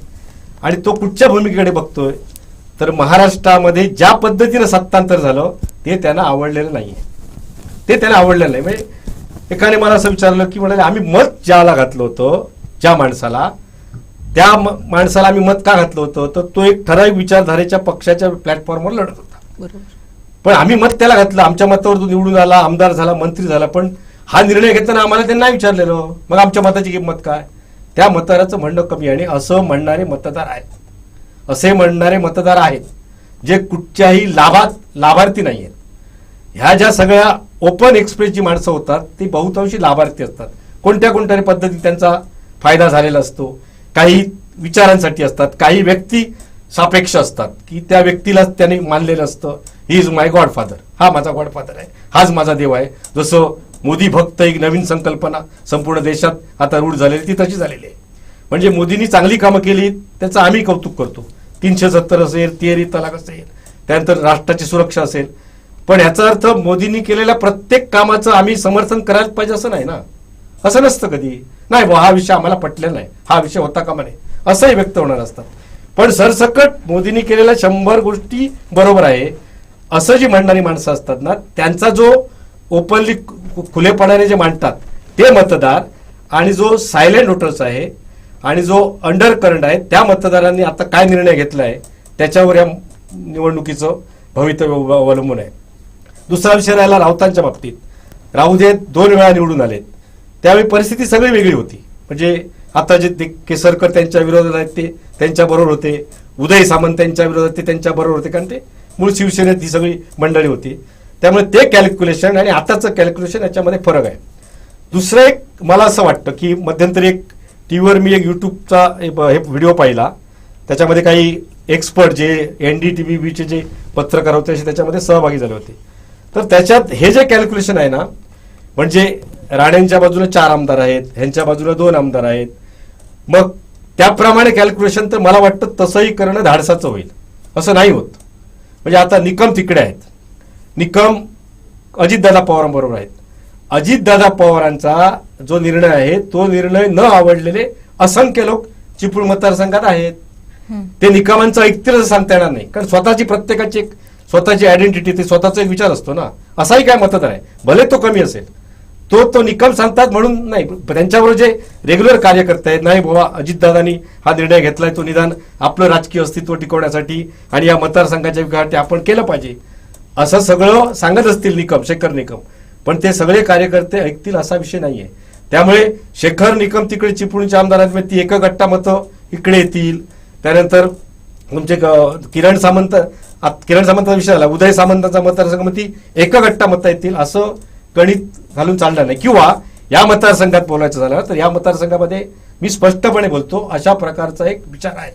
तो विचार असा आहे की कसं असतं, नारायणराव राणे असू दे किंवा दीपक केसरकर असू दे, त्यांना आपलं राजकीय अस्तित्व टिकवायचं असतं. हा त्यांचा त्या जागेवर ते बरोबर आहेत, कारण राजकीय अस्तित्व टिकवायचं असतं. आणि राजकीय अस्तित्व टिकवत असताना त्यांच्या सोयीप्रमाणे त्यांनी राजकीय भूमिका घ्यायच्या असतात, त्या त्यांनी घेतल्या. मग त्यांच्याबरोबर जे 200 कार्यकर्ते असतील, 200 कार्यकर्त्यांना ती भूमिका पटली असा विषय होत नाही. महत्वाची गोष्ट अशी आहे की नारायणराव राणेंचं राजकीय अस्तित्व संपवण्यासाठी आटापिटा करणारे केसरकर, त्यांचं आणि नारायण राणेंचं जे मनोमिलन झालेलं आहे, त्या मनोमिलनामध्ये सगळे माना डोलावतात असा प्रकार नाहीये. काही जणांना वाटतंय झालं ते चुकीचं झालं, कारण राजकीय अस्तित्व राणे साहेबांचं, त्या म्हणजे वैभव नाईक जेव्हा निवडून आलेत आणि जेव्हा राणे साहेब पडले, त्याच्यामध्ये मुख्य रोल ह्यांचाच होता आणि केसरकरांचा. ते केसरकरांनी वेळोवेळी आपल्या पत्रापासून सांगितलेलं आहे. सर, यावरूनच धागा पकडून मी पुढचा प्रश्न विचारेन. आतापर्यंतच्या आपण अनेक सभा सुद्धा पाहिल्या असतील, ज्या जाहीर सभा झाल्या. अगदी उपमुख्यमंत्री आल्यापासून अमित शहांची बघितली, त्यानंतर राज ठाकरेंच्या सभेत सुद्धा ते बोलले होते, आणि शेवटची सभा फार महत्वाची होती. आदित्य ठाकरेंनी वार केलेले होते बऱ्यापैकी दोघांवर, म्हणजे राणे आणि केसरकर यांच्यावर, पण नाव न घेता केलेले होते. पण तरी ते त्यांना लागलेत आणि त्यांनी ती जाहीर सभा घेतली. आणि यामध्ये ते असं म्हणतात की कोकणच्या विकासासाठी आम्ही एकत्र आलेलो आहोत, मात्र आमचे वैयक्तिक हेवे दावे नाहीत. मात्र त्यांनी अगोदरची जर स्टेटमेंट पाहिली आपण केसरकरांची, तर ती अशा पद्धतीची होती की हा दहशतवाद अगदी माझ्या घरापर्यंत येऊन पोहोचलाय. मग या सगळ्याचा परिणाम आताच्या या इलेक्शनवर कसा होणार आहे आणि त्याचा फायदा केसरकरांना विधानसभेत होणार आहे असं तुम्हाला वाटतंय का? पहिली गोष्ट अशी आहे की केसरकर या मतदारसंघाचं सलग 15 वर्ष नेतृत्व करतायत, हे आपल्याला मान्य आहे. त्या 15 वर्षापैकी 7.5 वर्ष ते मंत्रीपद भोगतायत. 7.5 वर्ष. ते ज्यावेळी फडणवीसांच्या काळात मंत्री होते त्यावेळी त्यांच्याकडे चांगले पोर्टफोलिओ होते. ग्रामविकास होता, गृह राज्यमंत्री होते, वित्त आणि नियोजन होतं, की ज्या आर्थिक दाड्या असतात ते होतं.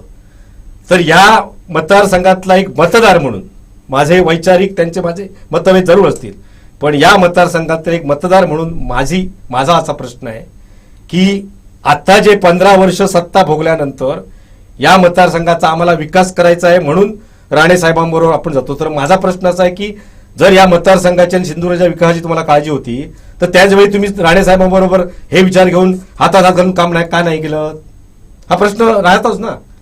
आत्ताची सगळी ही राजकीय सोय बघून तुम्ही जो निर्णय घेतलेला आहे, आणि या मतदारसंघाचा जेव्हा केसरकरांचा विचार करताना तेव्हा आणखी एक अतिशय अंडरकरण असलेली गोष्ट आहे की या मतदारसंघामध्ये दुसरे इच्छुक उमेदवार असलेले ज्यांनी बांधणी केली आहे ते आहेत राजन तेली. आणि गंमत अशी आहे की एका महिन्यामध्ये 2 तलवारी कशाच राहू शकत नाहीत. हे साधारण ज्या काय या 15 दिवसात घटना घडल्या राजन तेलीच्या बाबतीत त्या आपण अनुभवलेल्या आहेत. त्यामुळे राजन तेली हे इच्छुक आहेत, त्यांनी या मतदारसंघात बांधणी केली आहे. आणि नुसती बांधणी केली नाही तर त्यांनी आपलं हायफाय अगदी मस्तपैकी मोठं कार्यालय पण पक्षाचं उभं केलेलं आहे आणि ते तयारीत आहेत आणि केसरकर आहेत. तिकीट एका वेळी एकालाच मिळू शकतं आणि केसरकरांनी मध्ये काहीतरी जाहीर केलं होतं, पण केसरकर जे बोलतात त्याच्यावर मतदार म्हणून माझा विश्वास नाही की मी आता थांबणार म्हणून. पण नंतर त्यांनी आता हे सत्तेत आले, मंत्री आल्यानंतर मग त्यांनी जाहीर करून टाकलं की मी पुढे इच्छुक आहे म्हणून. म्हणजे ते इच्छुक आहेत, दुसऱ्या बाजूला तेली इच्छुक आहेत. त्यामुळे हा जो विषय आहे ना, या विषयात सुद्धा आत्ता राजन तेली आणि केसरकर हे एक दिलाने या मतदारसंघात राणेसाहेबांसाठी काम खरोखरच करतात की नाही याबद्दल माझ्या मनात शंका आहे. आणि ही शंका कधी दूर होईल? ही शंका 4 तारीखला दूर होईल, 4 जूनला. शंका आहे, मी असा आरोप करत नाही, ते करत नाही. माझ्या मनात थोडी पाक चुकते आहे की याबाबत शंका आहे एकंदरीत सगळा सिनेरिओ बघितला तर. त्यामुळे आता राणेसाहेबांची प्लस बाजू काय तुम्हाला सांगतो, या निवडणुकीत राणेसाहेबांना जर विजय मिळाला तर तो कशाच्या आधारे मिळेल? तर महत्वाची गोष्ट म्हणजे या जिल्ह्यातले मूळ भाजपचे काही कार्यकर्ते, आता मूळ भाजपचे कार्यकर्ते बरेचसे सक्रिय नाहीत, पण जे काही कार्यकर्ते आहेत ते मूळ भाजपचे अगदी अल्प कार्यकर्ते आणि मग राणेसाहेबांचे सगळे कार्यकर्ते जे साहेबांनी भाजपमध्ये प्रवेश केल्यानंतर राणेसाहेब, नितेश राणे, निलेश राणे त्यांचे समर्थक, ही सगळी जी टीम आहे ती टीम, या टीमने माननीय मोदी आणि शहा आणि पक्षाचे राष्ट्रीय अध्यक्ष यांनी जी एक रचना केली होती मतदारसंघाच्या बाबतीत, आधी पूर्वतयारी अगोदर 2 वर्ष सगळ्या प्रकारचे प्रवास, सगळ्या घटकांना भेटणं, त्यांच्याशी संपर्क ठेवणं, सगळ्या घटकांना आपल्या योजना तिथपर्यंत पुरवणं आणि महत्वाची गोष्ट म्हणजे इफेक्टिव्ह बूथ मॅनेजमेंट, प्रभावी बूथ मॅनेजमेंट. हे बूथ मॅनेजमेंटच राणे साहेबांना तारेल असं मला वाटतं. कारण बूथ मॅनेजमेंट त्यांचं व्यवस्थित आहे. हे सेना फुटल्यामुळे, सेनेची 2 तुकडे झाल्यामुळे किंवा राष्ट्रवादीची विभागणी झाल्यामुळे ते जे लोक आहेत त्यांचं बूथ मॅनेजमेंट तेवढं प्रभावी नाही. पण जो कोकणी माणूस आहे, जो मुंबईत चाकरमनी ज्याला म्हणतात, ज्याला चाकरमनी म्हणतात, हा चाकरमनी मोठ्या प्रमाणात राऊतांच्या बाबतीत म्हणण्यापेक्षा उद्धव ठाकरेंच्या बाबतीत सिंपत्ती बाळगणारा एक फॅक्टर आहे. नाकारून चालणार नाही तुम्हाला या निवडणुकीत, ते नाकारून चालणार फॅक्टर आहे. कारण मी बऱ्याच जणांशी बोलतो तर त्या बोलण्यातून जाणवतो, लक्षात आहे ना. ती माणसं कुठच्या लाभापोटी नाही, त्यांचं एक ते प्रेम आहे बाळासाहेबांवर असेल, शिवसेनेवर असेल, मातोश्रीवर असेल, उद्धव ठाकरे असेल, जी एक नाळ जुनी जुळलेली आहे. म्हणजे ती जी जुळलेली नाळ होती त्याचा विस्तार कोणी केला तर तो राणेसाहेबांनी केला शिवसेनेत असताना. म्हणजे या जिल्ह्यामध्ये शिवसेना मग संपूर्ण जो कोकण जे भगवामय केलं त्याचं श्रेय राणेसाहेबांनाच जातं. कारण राणेसाहेब जेव्हा जिल्ह्यात आलेत, मग ते दुग्ध विकास मंत्री झालेत, मग ते मुख्यमंत्री झालेत. मुख्यमंत्री पदाचा अगदी थोडा काळ त्याला मिळाला, पण त्या काळातही या जिल्ह्यातील सगळे वाड्यावाड्यातले रस्ते, म्हणजे बाळासाहेबांनी कोकणावर खूप प्रेम होतं आणि बाळासाहेबांच्या आदेशानुसार ते त्यांनी केलं, तो आहे. दुसरा सगळ्यात महत्वाचा विषय असा आहे की आता जे समोरासमोर ठाकलेले 2 उमेदवार आहेत ते एकाच पक्षात होते पूर्वी. त्यामुळे आतल्या सगळ्या ज्या गोष्टी आहेत ह्या दोघांनाही माहीत आहेत. म्हणजे ज्या राऊतांच्या उणीवा आहेत, ज्या शिवसेनेच्या उणीवा आहेत ते राणेसाहेबांना माहीत, राणेसाहेबांचे लॅप्सिस काय ते त्याला माहीत आहेत. त्यामुळे ही निवडणूक अतिशय इंटरेस्टिंग आहे. बूथ मॅनेजमेंट आणि सगळी जी यंत्रणा आहे इतर, कारण शेवटी कसं असतं, सत्तेवर असणाऱ्या पक्षाची खूप बाजू बळकट असते. संपूर्ण देशात विचार केला तरी तेच आहे. कारण सगळ्या साधन संपत्ती, सगळं अधिकारी बिधिकारी नाही म्हटलं तरी ते एका बाजूला वागतात. हा आहे काँग्रेस होते, काँग्रेस सत्तेत तेच करत होते, काय वेगळा विषय नाही आहे. आता हे करतायत तर तो एक बेनिफिट राणेसाहेबांना 100% मिळणार आहे. ती त्या सगळ्या, कारण ते गरजेचं असतं. दुसरा विषय हा बूथ मॅनेजमेंटचा, गावागावात बूथ मॅनेजमेंट आहे आणि राणेसाहेबांना मांडणारा एक वर्ग आहे. राणेसाहेबांचे जरी काही पक्षांतराचे वगैरे सगळे असे निर्णय चुकले तर राणेसाहेबांना मांडणारा एक वर्ग आहे. आणि महाराष्ट्राच्या राजकारणात आणि विशेषतः जिल्ह्याच्या राजकारणात राणेसाहेब 35 वर्षाहून जास्त काळ इथं कार्यरत आहेत. महाराष्ट्राच्या राजकारणात अनेक उलटापालटी झाल्यात. म्हणजे राणेसाहेब काँग्रेसमध्ये गेले, मग काँग्रेसमध्ये झाले, ते एक विधान परिषद सदस्य पण काही काळ होते. काँग्रेसमध्ये असताना ते उद्योग मंत्री होते, त्याला मुख्यमंत्री पदाची ऑफर दिलेली होती, ती काँग्रेसने पाळली नाही, मग त्यांनी बंड केलं, मग स्वाभिमानी पक्ष काढला, तो मग विसर्जित केला, मग ते भाजपमध्ये, आता भाजपमध्ये ते मंत्री झाले. हा सगळा त्यांचा संघर्षमय जो प्रवास आहे, या संघर्षमय प्रवासाला मानणारा एक वर्ग आहे राणेसाहेबांना. तर राणेसाहेबांच्या जमेच्या बाजू आहे. पण दुसरा जो राऊतांचा विषय तो त्या पद्धतीचा आहे. त्यामुळे मला असं वाटलं की अगदी सहजपणे जे 2 लाख 4 लाख लीड वगैरे असा प्रकार कुणीही गृहीत धरू नये. तसा प्रकार होणं कठीण आहे. पण या सगळ्यात एक महत्वाचा विषय टाळून चालता नाही, ती म्हणजे राज ठाकरे यांची राणेंसाठी झालेली सभा. म्हणजे राज ठाकरेंनी जेव्हा सुरुवात केलेली तेव्हा माझे मित्र जुने सहकारी म्हणूनच केली आणि भरभरून कौतुक केलं. ती सभा सुद्धा माझ्या मते तुम्ही ऐकला असाल किंवा तुम्हाला ती माहिती असेल. तर त्याचा कुठेतरी परिणाम इथल्या जनतेवर होणार का, कोकणी माणसावर होणार? महत्वाची गोष्ट अशी आहे की राज ठाकरेंचा जो प्रभाव आहे तो प्रभाव काही प्रमाणात खुद्द मुंबई म्हणजे जे मेट्रोपॉलिटन सिटीज आहेत, महानगरपालिका, तुमचं पुणे, नाशिक या ठिकाणी, कोकणात आणि विशेषतः रत्नागिरी सिंधुदुर्गमध्ये एक खेडचा थोडा भाग सोडला, खेडमध्ये त्यांचा तो वैभव खेडेकर आहे, तो जर का विषय सोडला तर इकडे तसा प्रभाव नाही आहे. आणि राज ठाकरेंच्या सभांचा जर प्रभाव होतो या गृहीतकाला शिव जर आपण विचार केला ना तर राज ठाकरेंच्या सभा प्रचंड यापूर्वी झालेल्या आहेत. त्यांनी आपले उमेदवार विधानसभेला वगैरे उभे केले तेव्हा, किंवा मुंबई महानगरपालिका वगैरे यावेळी. सुरुवातीच नाही, सुरुवातीला त्यांनी पहिल्या रटक्यात 13 आमदार काढले होते त्यावेळी नाही, पण त्याच्यानंतर त्यांच्या प्रचंड सभा झाल्या वेळोवेळी, प्रचंड. पण त्याचं कन्व्हर्शन कधी मतात झालं नाही, लक्षात घ्या, कधीच झालेलं नाही. त्यामुळे एक वातावरण निर्मिती राणे साहेबांच्या बाजूने करण्यासाठी राज साहेब म्हणजे प्रचारामध्ये ते एक महत्वाचा फॅक्टर असतो, ऍटमॉस्फिअर क्रिएशन. ते ऍटमॉस्फिअर क्रिएशन राज ठाकरेंच्या सभेमुळे झालं असेल, पण मतांचा मनसे म्हणून असा काही एक विषय आहे. आता त्यात कसं होतं, एक 1,500-2 हजार मतांचा जर फरक झाला असता तर तो माझ्या मते जीजी उपरकरमुळे झाला असता. जीजी उपरकर जे मनसेचे सरचिटणीस होते, जे राज ठाकरे बरोबर होते, ते आता त्यातून बाजूला गेले, पूर्णपणे बाजूला गेले. त्यामुळे तो 1,500-2 हजार मतांचा परिणाम झाला असता. त्यामुळे मोठा काही मतांचा ह्या बेनिफिट राजसाहेबांच्या ठाकरेमुळे राणे साहेबांना मिळेल असं मला वाटत नाही. मात्र त्या सभेमुळे एक महत्वाचा विषय झाला की वातावरण निर्मिती हा विषय झाला. पण दुसरा विषय सांगतो काय झालं ते. राजसाहेबांची मी सभा ती पूर्ण ऐकली. त्यामध्ये त्यांनी जो राऊतावर आरोप केला त्या सगळ्या प्रकल्पाच्या बाजूने जागा बिगा वगैरे, तो आरोप माझ्या मते धादांत खोटा होता. तो खोटा होता कारण महत्वाची गोष्ट अशी की त्या सगळ्या भागामध्ये आतापर्यंत विनायक राऊतांनी त्या प्रकल्पाला विरोध केलेला आहे, त्या भूमिकेचे ते स्टिकअप आहेत आतापर्यंत. भविष्यात कदाचित ते आपल्या भूमिका बदलतील. राजकारणात कोण कधी सरड्याचं रंगले ते आपल्याला सांगता येत नाही. त्याच्यात ते सगळं बघून आमच्यासारखे मतदार संभ्रमित होतात आणि आमचा मेंदूच काम करेन असं होतं हे सगळं बघितलं की, आणि त्याच्यावर काय प्रतिक्रिया हा प्रश्न असतो. त्यामुळे तो जो विषय मांडला राजसाहेबांनी, तो राजसाहेबांनी मांडलेला विषय लोकांना आवडलेला नाही, कारण तसा विषय नाही आहे. कारण कसं असतं, बदलत असतं सारखं. कारण त्या प्रकल्पाचं समर्थन अगोदर विरोध मला वाटतं स्वाभिमानी पक्ष असताना राणे साहेबांनी केलेला होता, विरोध केलेला होता, आणि ते पोस्टर लागलेले होते की कोकणच्या वाघानं प्रकल्प पिटाळून लावला वगैरे असं होतं.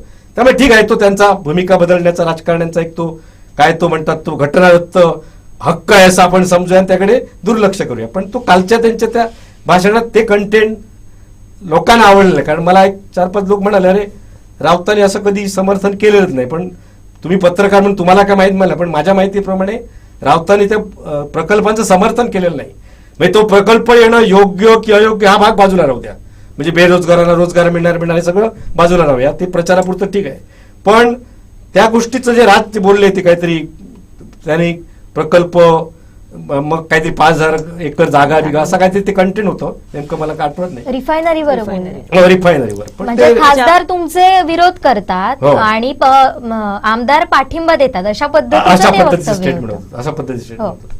पण एकूणच हे सगळं जर बघितलं, म्हणजे आताचा सकाळपासूनचा जर घटनाक्रम बघितला, किरण सावंत नॉट रिचेबल आहेत, तुम्ही स्वतः सावंतवाडी मतदारसंघातले एक मतदार आहात, आणि गेल्या काही दिवसांपासून जी म्हणजे ज्या दीपक केसरकरांनी नारायण राणेंना दहशतवाद म्हणून सातत्याने संबोधलं होतं, त्यांची कुठेतरी पुन्हा एकदा एक मैत्रीपूर्ण अशी युती झाली आणि त्यांच्या प्रचारासाठी ते सरसावले. तुम्हाला असं वाटते का की दीपक केसरकर की जे शिवसेनेची फाटाफूट झाल्यानंतर जे शिंदे सेनेमध्ये गेले त्यांना एक महत्वाचं खातं मिळालं, ते प्रवक्ते म्हणून काम करायला लागले. या सगळ्या पार्श्वभूमीवरती पुढच्या विधानसभेच्या निवडणुकीतला आपला पाया घट्ट करण्यासाठी ते आत्ताच्या प्रचारामध्ये अत्यंत हिरिरीने उतरलेले आहेत. ते आत्ता नारायण राणेंचा प्रचारासाठी तर आहेच, परंतु नारायण राणेंचा प्रचार हा एक आभासी प्रतिमा होती. प्रत्यक्षात त्यांना स्वतःच्या प्रचारासाठी त्यांना उतरावं लागलं, असं तुमचं मत आहे का? महत्वाची गोष्ट म्हणजे तुम्ही जो प्रश्न विचारला ना, त्या प्रश्नाचं उत्तर मी माझ्या एका लेखात 8 दिवसापूर्वी दिलं होतं. मी एक लेख लिहिला होता, रत्नागिरी सिंधुदुर्ग जिल्ह्यात कमळ फुलणार की मशाल पेटणार, अशा आशयाचा तो लेख होता. मी तुम्हाला स्पष्टपणे सांगतो की येणाऱ्या विधानसभेचा जो पेपर आहे तो केसरकरांसाठी तसा कठीण आहे, याची चाहूल केसरकरांना लागली. आणि तो जर पेपर सोडवायचा असेल सहजपणे, तर त्या पेपरासाठी गुरुजी म्हणून नारायण राणेंचा त्यांना मार्गदर्शन आणि सहकार्य लागणार, यात शंका नाही. आणि त्यामुळे त्यांनी निर्णय घेतला. जसं आत्ता या खासदारकीच्या निवडणुकीत राणे साहेबांना सुद्धा की गरज होती या मतदारसंघामध्ये, बाबा दीपक केसरकर आहे तर दीपक केसरकरांची गरज होती, त्यामुळे त्यांनी त्यांच्याशी मनोमिलन केलं. ती एक राजकीय सोय त्यांनी बघितली. तशीच राजकीय सोय केसरकरांनी पुढच्या विधानसभा येणाऱ्या सप्टेंबरमध्ये, आता 4 महिन्याचा पिरियड राहिला, सप्टेंबरमध्ये जी निवडणूक आहे त्या निवडणुकीमध्ये केसरकरांनी बघितलेलं आहे की तो विधानसभेचा पेपर आपल्याला व्यवस्थित सोडवता आला पाहिजे. यासाठी हे सगळं मनोमिलन त्यांनी केलेलं आहे. ह्याच्याबद्दल ती मात्रही शंका माझ्या मनात नाही, एक तटस्थपणे. अगदीच. म्हणजे तुमच्या मते जसे तुम्ही आता मुद्दे मांडलात त्या मुद्द्यांनुसार एक सायलेंट वोटर हा आता महत्वाचा ठरणार आहे आणि त्याचा परिणाम हा निकालावर आपल्याला पाहायला मिळणार आहे. आणि अंडरकरंट सुद्धा आहे. हो हो. आणि शिवाय दोघांसाठीही ही निवडणूक फार अटीतटीचीच होणार आहे, हे सुद्धा तुमच्या मुद्द्यांवरून लक्षात येत आहे. त्यामुळे आता 4 जूनची आपल्याला वाट पाहावी लागणार आहे. नेमकं होतंय काय याची. सर, तुम्ही आलात, आमच्याशी संवाद साधलात, महत्वाच्या मुद्द्यांवर चर्चा केला, त्याबद्दल आपले मनपूर्वक आभार. धन्यवाद. तर आता आपण पाहणार आहोत आमदार नितेश राणे यांची प्रतिक्रिया. थेट जाऊयात नितेश राणेंकडे. उत्स्फूर्त असा प्रतिसाद आहे. मी खरं म्हटलं सांगेन तर मी आदरणीय उदय सामंतजींच्या संपर्कात होतो, शेखर निकमजींच्या संपर्कात होतो, इथे दीपकजींशी बोलत होतो, निलेश साहेबांशी, सगळेजण आम्हाला थक्क करण्याचा सारखा प्रतिसाद आम्हाला दिसतोय. रांगा एवढ्या मोठ्या आहेत, ज्या शहरामध्ये रांगा एवढ्या मोठ्या, मी पूर्ण ग्रामीण भाग आता करून आलेलो आहे. लोकांना उत्स्फूर्त पद्धतीने बाहेर येऊन मतदान करायचं आहे. मोदीजींपर्यंत आपले आभार पोचवायचे आहेत. आपल्या हक्काच्या दादांना असे असंख्य तालुके आहेत तिने कधीच अजूनपर्यंत राणेसाहेबांना मतदान केलेलं नाही. राणेसाहेब आमदार म्हणून निवडून येत असताना फक्त कणकवली आणि मालवण आणि कुडाळ या 3च तालुक्याने आतापर्यंत राणेसाहेबांना मतदान केलेलं आहे. त्यांना दादांना मतदान करायचंय. नवीन जी पिढी आहे, जी पहिल्यांदा मतदान करते आहे, त्यांनाही मतदान करायचं आहे. एक चांगलं म्हणजे एक वातावरण, म्हणजे हे काय मी कोणावर टीका टिप्पणी करणार नाही, पण असंख्य जुने शिवसैनिक ज्यांनी 1990 पासून जे राणेसाहेबांशी जोडलेले आहेत तेही काही मला भेटले आणि तेही मोठ्या प्रमाणामध्ये यावेळी राणेसाहेबांना मतदान करण्यासाठी बाहेर निघतायत. कारण का त्यांना हा विश्वास बसलाय की आत्ताची जी काही उबाटा नावाची जी काही शिवसेना उद्धवजी चालवतात ती बाळासाहेबांची शिवसेना नाहीये. ती बाळासाहेबांची शिवसेना जी त्यांनी 90 पासून जी राणेसाहेबांच्या माध्यमातून पाहिलेली ती बघितलेली आहे. म्हणून कडवट शिवसैनिक पण बाळासाहेबांना मोठ्या प्रमाणामध्ये मतदान करण्यासाठी निघतोय. सकाळपासून सर, मतदानाचा हक्क तुम्ही बजावलेला आहात, काय लोकांना आवाहन कराल? आणखी 3 तास आता उरलेले आहेत मतदानाला. आता दुपारचे 3 वाजले आहेत आणि 7 मे 2024 ही तारीख आणि ही संधी आपल्या सगळ्यांच्या आयुष्यात आपल्याला एकदाच मिळणार आहे. ही तारीख पण आपल्या आयुष्यात एकदाच येणार आहे आणि परत 5 वर्षानंतर म्हणजे 2029ला आपल्याला परत एकदा ही संधी उपलब्ध होणार आहे. म्हणून मी माझ्या तमाम माता भगिनींना आणि सगळ्या मतदार बंधूंना विनंती करेन की ही संधी आपण सोडू नका. आपल्याला कोकणाला परिवर्तन घडवण्याची एक संधी आपल्याला हातात आलेली आहे. परत एकदा मोदीजींच्या हातात किंवा मोदीजींच्या माध्यमातून आपल्याला कोकणामध्ये विकास आणण्याची संधी आलेली आहे आणि 35 वर्ष ज्यांनी निस्वार्थ पद्धतीने आपल्या सगळ्यांची सेवा केली, ते आपल्या हक्काचे ज्यांना आपण दादा म्हणतो, त्या राणे साहेबांना आपल्याला मतदानाच्या माध्यमातून एक असा संदेश देण्याची आपल्याला संधी आली आहे की आपण 5 वर्ष, पुढची 5 वर्ष परत एकदा त्यांनी आपली सेवा करावी, आपल्या आयुष्यामध्ये परिवर्तन आणावं. आणि ह्या रत्नागिरी सिंधुदुर्ग मतदारसंघामध्ये जो गेली 10 वर्ष जो विकास थांबला होता, खुंटला होता, आपल्याला आपला खासदार कोण हा विचारायची आपल्याला वेळ आली होती. आणि आता आपण जसं 2019 आणि 14ला मोदीजी आपल्याला हवे आहेत म्हणून आपण विनायक राऊतांना मतदान केलं होतं, पण आता आपल्याला मोदीजी हवे असतील, मोदीजींना आपल्याला देशाचं नेतृत्व करायला परत एकदा संधी द्यायचं असेल तर आपल्याला सन्मान्य राणे साहेबांना मतदान कमळ चिन्हाच्या समोर 2 नंबरवर बटन दाबून आपल्याला त्यांना संधी द्यायची आहे. तर मी आपल्याला विनंती करीन की आता आपला जिल्हा ह्या मतदारसंघाचं 62 म्हणजे 42% 62 नाही 42% मतदान झालेलं आहे आतापर्यंत. म्हणजे दुपारचे 1-1.5 वाजतापर्यंत तो आकडा आहे 42चा. माझी अपेक्षा आहे की हे मतदान किमान 70%पेक्षाही जास्त झालंच पाहिजे, जेणेकरून आपल्याला हक्काचा जो विकास अपेक्षित आहे तो राणे साहेबांना आपण ती संधी देऊ शकतो. म्हणून आपल्याला सगळ्यांना मनापासून आपल्याला विनंती लक्षात घ्या, जेव्हा आम्हाला तुम्ही मैदानात हरवू शकणार नाही, जेव्हा आमच्या बरोबर विकासाच्या मुद्द्यांबरोबर तुम्ही चर्चा करण्याची तुमची ताकद नाही, जेवढ्या तुमच्या पक्षप्रमुखांनी अन्य नेत्यांनी सभा घेतल्या, एवढ्या आमच्यावर टीका केली, पण आतापर्यंत एकही ते लोक बोलू शकले नाही की गेली 10 वर्ष विनायक राऊतांनी काय केलं. गेली 10 वर्ष तुम्ही नेमकं या रत्नागिरी सिंधुदुर्गासाठी काय दिलं, मुलांना काय रोजगार दिलं. म्हणून मैदानात हरवू शकल्या नसल्यामुळे अशा शेंबड्या पद्धतीने आरोप करायचे आणि लोकांची दिशाभूल करायचे. म्हणजे एक आहे की त्यांनी पराभव मान्य केलेला आहे, त्यांना कळून चुकलेलं आहे. मग कारण कुठलीही द्या, कळून चुकलेले आहेत. राणे साहेब जिंकलेलेच आहेत, फक्त आता लीड जवळपास 3-3.5 लाखाची आमची वाढते एवढं विश्वासाने सांगतो.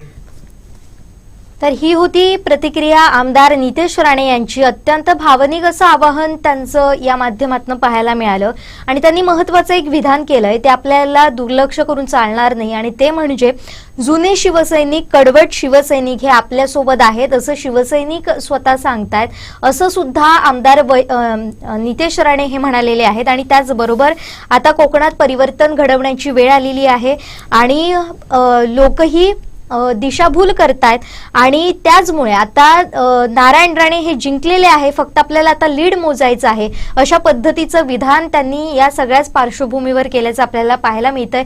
पत्रकारांशी ते कणकवलीत बोलत होते. मतदान केल्यानंतरची ही त्यांची प्रतिक्रिया आहे. याबाबत तर आपण बोलणारच आहोत. मात्र आता अचानक जो ट्विस्ट आला की कोकणात किरण सामंत हे नॉट रिचेबल झालेले आहेत आणि एकूणच आत्ताची ही जी निवडणूक आहे त्या सगळ्याच पार्श्वभूमीवर आपल्याशी चर्चा करण्यासाठी आपल्यासोबत जोडले गेले आहेत आणि आपल्या स्टुडिओत आलेले आहेत ठाकरे गटाचे प्रवक्ते जयेंद्र परुळेकर सर. सर, आपलं मनपूर्वक स्वागत कोकण 7 लाईव्ह मध्ये आणि या खास चर्चा सत्रात.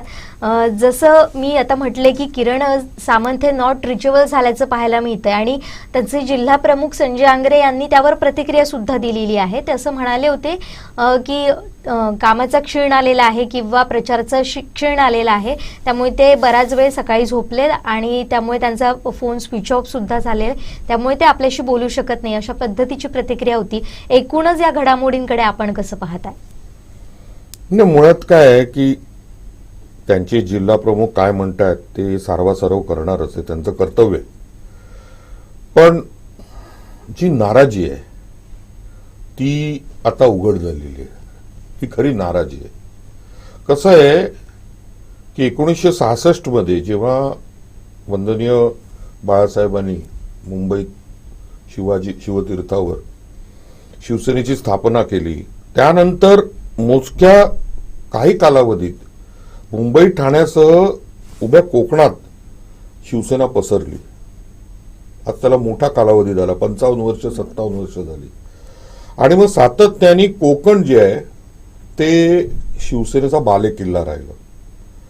आता ज्यांनी एवढ्या आणाबाका घेतलेल्या की आम्ही विचारांचे वारसदार आहोत वगैरे वगैरे म्हणून जून 2022ला 2 वर्षापूर्वी त्यांनी गद्दारी केली. म्हणजे सामान्य जनताच बोलते. आणि त्याला मग नाव दिलं काय उठाव. उठाव देशाने एकच बघितला 1857. त्यामुळे गद्दारी करून जी बंड होतात त्याला उठाव बिठाव नाव नसतं, त्याला ऐतिहासिक संदर्भ आहे. आणि मग काय केलं तर सातत्याने हेच मांडलं की आम्ही बाळासाहेबांच्या विचारांचे वारसदार.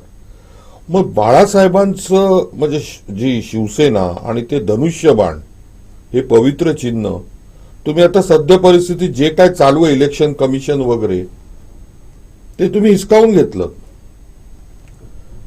पण कोकणातून धनुष्यबाण पुसून टाकलात. रायगडमध्ये पण नाही आणि रत्नागिरी सिंधुदुर्गात पण नाही. मग हे बाळासाहेब बघत नाही आहेत का? आमच्यासाठी बाळासाहेब अजूनही आहेत. जे तमाम शिवसैनिक आहेत उभ्या महाराष्ट्रातले आणि देशातले त्यांच्यासाठी हिंदू हृदय सम्राट एकच आहे, वंदनीय बाळासाहेब. मग आज बाळासाहेब मातोश्रीत असते तर काय काय म्हणजे ह्या लोकांनी तोंड दाखवलं असतं.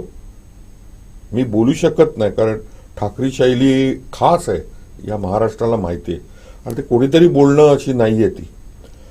पण मला हे दिसतं हे सगळं जे चाललंय ना हे त्या दिल्लीश्वरांच्या ज्याला सन्माननीय मुख्यमंत्री म्हणालेले महाशक्ती अदृश्य शक्ती अदृश्य हात हे लांछनास्पद आहे. म्हणजे या महाराष्ट्रात जिथे शिवछत्रपतींचा महाराष्ट्र आहे त्या ह्याला गद्दारी म्हणतात, दुसरं काही म्हणत नाही. त्यामुळे किरण सामंत नॉट रिचेबल आणि मग कोण कार्यकर्ते मुळात म्हणजे जे खरोखर कडवट शिवसैनिक आहेत ते धनुष्यबाण नाही आणि कमळ आणि त्यासाठी प्रचार करायचा. बाळासाहेब याला कमळाबाई म्हणायचे हो. जेव्हा युती होती जी 25-27 वर्ष युती होती 1989 ऑनवर्ड्स बाळासाहेब याला कमळाबाई म्हणायचे. मग कमळासाठी हे शिवसैनिक झटतील का जे सच्चे शिवसैनिक आहेत? त्यामुळे जनता दाखवून देईल.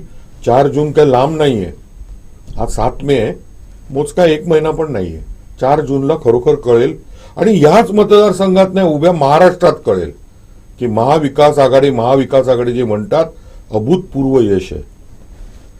म्हणून मी काल परवा पण बोललो की मी एक 6-7 दिवस जिल्ह्यात फिरलो आणि अनेक ग्रामस्थांची, लोकांची, काही डॉक्टरांची, काही शिक्षकांची असंच बोलणं झालं. एक सूर असा लक्षात आला की जो नॉर्थ इंडियात म्हटलं जायचं ना नेहमी, तर इथे असा सूर आहे, राणे साहब आपसे बैर नहीं, मोदी जी इस बार आपकी खैर नहीं. हे रायटिंग ऑन अ वॉल आहे. हे किती त्यांचे जे शिलेदार आहेत, त्यांचे जे आमदार आहेत, त्यांचे जे खासदार आहेत हे सतत बोलणारच. पण तो जो मोदी करिश्मा आहे हा संपलेला आहे, हे वास्तव आहे. कारण दिलेली आश्वासनं तुम्ही पूर्ण करू शकला नाही. पूर्णपणे मोदी सरकार अपयशी ठरलेलं आहे. मग तुम्ही 5 ट्रिलियनची इकॉनॉमी त्याआधी 5 ट्रिलियन किती, $5 ट्रिलियन म्हणजे किती ह्या भाजपच्या बहुसंख्य लोकांना सांगता येणार नाही. किती शून्य तर लांब राहिलं, पण नक्की $1 ट्रिलियन म्हणजे काय हे माहिती तरी आहे का? बरं ते राहू दे. अहो पण इथे सामान्य नागरिकाला तुम्ही नुसते स्वप्न दाखवणार आणि प्रचंड महागाईत तो होरपळून निघणार. त्यांच्या घरातला जो तरुण मुलगा आहे तो बेरोजगार आहे आणि तो अवैध व्यसनांकडे जातोय. त्याला या जिल्ह्यात म्हणायचं तर मोटरसायकलवरनं त्याला गोव्यात मोजक्या 10-12-15 हजारच्या नोकरीला जायला लागतंय आणि कधीतरी त्याचं डोकं फुटतंय हायवेवर. ही विदारक अवस्था आहे. सन्माननीय राणेसाहेब हा एक मोठा नेता आहे, मी मान्य करतो. म्हणजे 34 वर्ष त्यांनी या जिल्ह्याचं नेतृत्व केलं. येणं केणं रीतीने पक्ष किती बदलले असतील. मला खरंच आश्चर्य वाटतं की आज या जुलैला राणेसाहेबांना एवढं मोठं मंत्रालय मिळून 3 वर्ष होणार, म्हणजे 2.5 वर्ष झाली. सूक्ष्म, मध्यम आणि लघु तुम्ही किती रोजगार निर्माण केले या जिल्ह्यात, या जिल्ह्याच्या युवक आणि युवतींसाठी? त्या 8 नोव्हेंबर 2016ला जी अन्यायकारक आणि कायद्याला म्हणजे बेकायदेशीर आहे खरी अशी जी नोटबंदी, डिमॉनिटायझेशन माननीय पंतप्रधानांनी केलं, कुठल्याही देशात असं कधी झालेलं नाही की एकदम 87% तुमचं चलनच गायब. अरे मग त्याच्यानंतर तुम्ही आश्वासनं तर खूप दिली की काला धन की पकडणे केली. 99 काहीतरी 83% चलन पुन्हा आरबीआयकडे आलं. 15,70,000 कोटी जे होतं चलन, त्यातलं 15,55,000 कोटी आलं. कुठे कालाधन पकडलं तुम्ही? पण या सगळ्या खेळात सगळे जे आमचे सूक्ष्म लघु उद्योग यांचा कणा मोडला. आणि तुम्ही जर रोजगार बघितलं तर भारतामध्ये जो संघटित आणि असंघटित असे दोन मुख्य कॅटेगरीज आहेत. आपलं जे कॉर्पोरेट वर्ल्ड म्हणतात आणि शासकीय म्हणजे सरकारी नोकऱ्या, हे फक्त 11% रोजगार देतात. 11%. मग उरलेले 89% कोण देत आहे? तर हे असंघटित जे देशभर पसरलेले आहेत. छोटी हॉटेल्स असतील, छोट्या टपऱ्या असतील, छोटा इस्त्रीवाला, म्हणजे असे अनेक असंख्य रोजगार आहेत. त्यातले कित्येक लोक जे झोपले त्या नोव्हेंबर 2016ला, ते बिचारे पुन्हा उभेच राहू शकले नाही. मग असं मंत्रालय तुमच्याकडे होतं, लाखो कोटीचा त्याच्यात निधी आहे. अहो तुम्ही या 2 जिल्ह्यांसाठी तरी करायचं ना, की दाखवता आलं असं 10,000 रोजगार मी निर्माण केले. तसं काहीच झालं नाही. मग अशा वेळेला जनता का म्हणून तुम्हाला मतदान करेल? बरं, तुमचं एक वय, तुम्ही केलेलं 30-35 वर्षाचं जे काही काम, त्याच्यात दोन्ही आहेत, पॉझिटिव्ह निगेटिव्ह, ते दहशतवाद हे ते सगळं, पण तरी दिलं असतं. पण शेवटी मग आड येतं कमळ. कारण आज राग आहे जनतेत. या जनतेने भरभरून मतदान केलंय मोदी साहेबांना 2014ला. 2019ला अचानकपणे आमचे जवान, 40-44 जवान, त्यांची जे बॉडीज आणि त्यांचे शरीराचे झालेले तुकडे आणि ते RDX, अख्खा देश हळहळला. मग त्या बालाकोटला तुम्ही खरोखर स्ट्राईक केला का नाही याचा एव्हिडन्स आज तागायत नाही. आणि ते पुलवामात जे काय घडलं त्याचा व्हाईट पेपर पण नाहीये. खरं सरकारची जबाबदारी असते, केंद्र सरकारची, की एवढा मोठा मिशॅप झाला 14 फेब्रुवारी 2019 आणि त्याच्यानंतर आज 5 वर्ष उलटून गेली. तुम्ही येवाना दिलं पाहिजे होतं. RDX आलं कुठून, का झालं? जम्मू ते हायवेवर एअरलिफ्ट करायची ऑर्डर होती, ती का नाही? असं सगळं तो मागेच पडलं. ते म्हणजे त्या घरातल्या ज्या वीरपत्नी आहेत, विधवा झालेल्या, त्यांचं काय अवस्था असेल? वीर मातांची काय अवस्था असेल? त्यांचा तरुण मुलगा गेलाय, आपण घरी जेवतोय, खातोय. मग अशा प्रसंगी असं वाटतं की सगळं निवडणुकीसाठी तर घडवलं नव्हतं ना. त्याच्यात तुमच्या सीट वाढल्या. आणि हे मी नाही बोलत आहे, तत्कालीन जे राज्यपाल जम्मू काश्मीरचे सत्यपाल मलिक साहेब, हे ओपनली बोलले ऑन रेकॉर्ड. ते तर तुमच्याच पक्षाचे होते आणि ते बोलले ना की जे घडलंय पुलवामामध्ये इतकं संशयास्पद आहे, त्याची डिटेल इन्क्वायरी होणं गरजेचं होतं, नाही झाली. मग तुम्ही जे काय म्हणता 10 वर्ष मोदी साहेबांनी हे केलं आणि ते केलं, अरे मग त्याच्यावर निवडणुका लढा ना. पुन्हा तुम्ही मुस्लिम लीग, बरं मांडताना इतिहास पण नीट माहित नाही हो, की 1936-37ला ज्या प्रोव्हिन्शियल इलेक्शन झालेल्या देशात, तेव्हा आपल्या देशात पाकिस्तानही होता आणि बांगलादेश पण, बरोबर, तेव्हा 14 पैकी 11 ठिकाणी काँग्रेसचं सरकार आलेलं. 3 ठिकाणी काँग्रेस अल्पमतात होतं. तेव्हा हिंदू महासभा आणि मुस्लिम लीग यांनी 2 ते 3 राज्यात कोएलिशन गव्हर्नमेंट बनवली आहेत, मांडीला मांडी लावून. विदा सावरकर आणि बॅरिस्टर मोहम्मद अली जिना यांच्या शेजारी असा पूर्ण मंत्रिमंडळाचा फोटो आहे. श्यामाप्रसाद मुखर्जी बंगालच्या सरकारमध्ये, या कोएलिशन म्हणजे त्यावेळीची आघाडी सरकार, त्याच्यात मंत्री होते. ते तुम्हाला चाललं काय? प्रत्यक्ष जिन्नांच्या मुस्लिम लीग बरोबर तुम्ही सरकार बनवली सिंधमध्ये, बंगालमध्ये आणि वायव्य सरहद्द प्रांतात. मग तेव्हा कुठे गेलेलं हे? की आता जे मोदी साहेब सगळीकडे म्हणतात की मंगलसूत्र तक लेके जाएगी, फारच ते म्हणजे पंतप्रधान केवढं मोठं पद आहे, या आपल्या संसदीय लोकशाही टॉपचं पद आहे. तुम्ही प्रचार करा हो, पण तुमची गरिमा ठेवा ना. तुम्ही सांगा ना, तुम्ही नोटबंदीनंतर गेल्या 8 वर्षात देशात कशा पद्धतीने आम्ही कालाधन आणलं. ठीक आहे, लोकांना टीका करू दे, 15 लाख आएंगे, तुम्ही त्याचा हिशोब द्या. तुम्ही हे सांगा आरोग्याच्या क्षेत्रात कशी भरीव कामगिरी केली आहे. तुम्ही हे सांगा की संरक्षण क्षेत्रात कशी भरीव कामगिरी केली आहे. तर तिथे तुम्ही 370 बोलता. अहो, ते 370 करून जे लडाख बनलं, तिथे लडाखची जनता रस्त्यावर आहे आज. 21 दिवसाचं उपोषण झालंय सोनम वांगचुक यांचं. म्हणजे ज्या 3 इडियट पिक्चर मध्ये जे कॅरेक्टर होतं फुंगसुक वांगडू, ते खरं जे ज्यांच्यापासून इन्स्पायर्ड आहे सोनम वांगचुक हा माणूस तिथे खूप काम करणारा आणि सामाजिक मोठं काम करणारा व्यक्ती आहे. ती इंजिनियर आहेत स्वतः. लडाखच्या जनतेचा विश्वास आहे त्यांच्यावर. आणि ते सांगतायत की जवळजवळ 2,500 ते 3,000 स्क्वेअर किलोमीटर एवढा आपला भूभाग चायनाने ऑक्युपाय केलाय. सर, आता याच मुद्द्यावर घेऊन मी पुढे जातीये. आता आपण जर सिंधुदुर्गातल्या सभा पाहिल्या किंवा रत्नागिरीतल्या मोठ्या नेत्यांच्या नारायण राणेंसाठी सभा पाहिल्या, त्यात प्रत्येकाचं एकच असं मत होतं की नरेंद्र मोदींना मत म्हणजेच नारायण राणेंना मत. अशा प्रकारचा प्रचार झाल्याचं आपल्याला पाहायला मिळतं किंवा अगदी स्थानिक पदाधिकारी सुद्धा अशाच पद्धतीनं प्रचार करत असल्याचं आपल्याला दिसून आलं. तर या सगळ्याकडे आपण कसं पाहताय? कसं पाहता म्हणजे कसं आहे माहितीये की सगळीकडे मोदी हा ब्रँड, पण तो ब्रँडच आज राहिलेला नाही. बघा, 16 मार्चला नोटिफिकेशन आलं या निवडणुकीचं. 16 मार्च ते अगदी 10-12 एप्रिल पर्यंत 400 पार म्हणत होते. आता का नाही म्हणत आहेत? नीट बघा, मोदी साहेब, अमित शाह साहेब यांची भाषणं बघा. 400 पारचा नारा मागे पडला.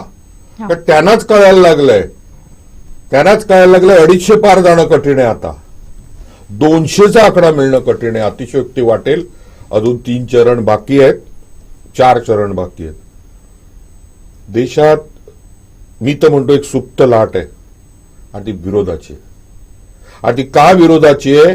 कारण जे सर्वे होत आहेत त्या सर्वेतून असं आलं ते CSDS आणि लोकनीती हा जो एक ऑथेंटिक सर्वे करणारी एजन्सी आहे, म्हणजे गोदी मीडिया सारखी नाहीये, ऑथेंटिक अनबायस्ड. त्यांनी 19 राज्यात 28 पैकी 19 राज्यात मोठा सॅम्पल हे आहे त्यांचा.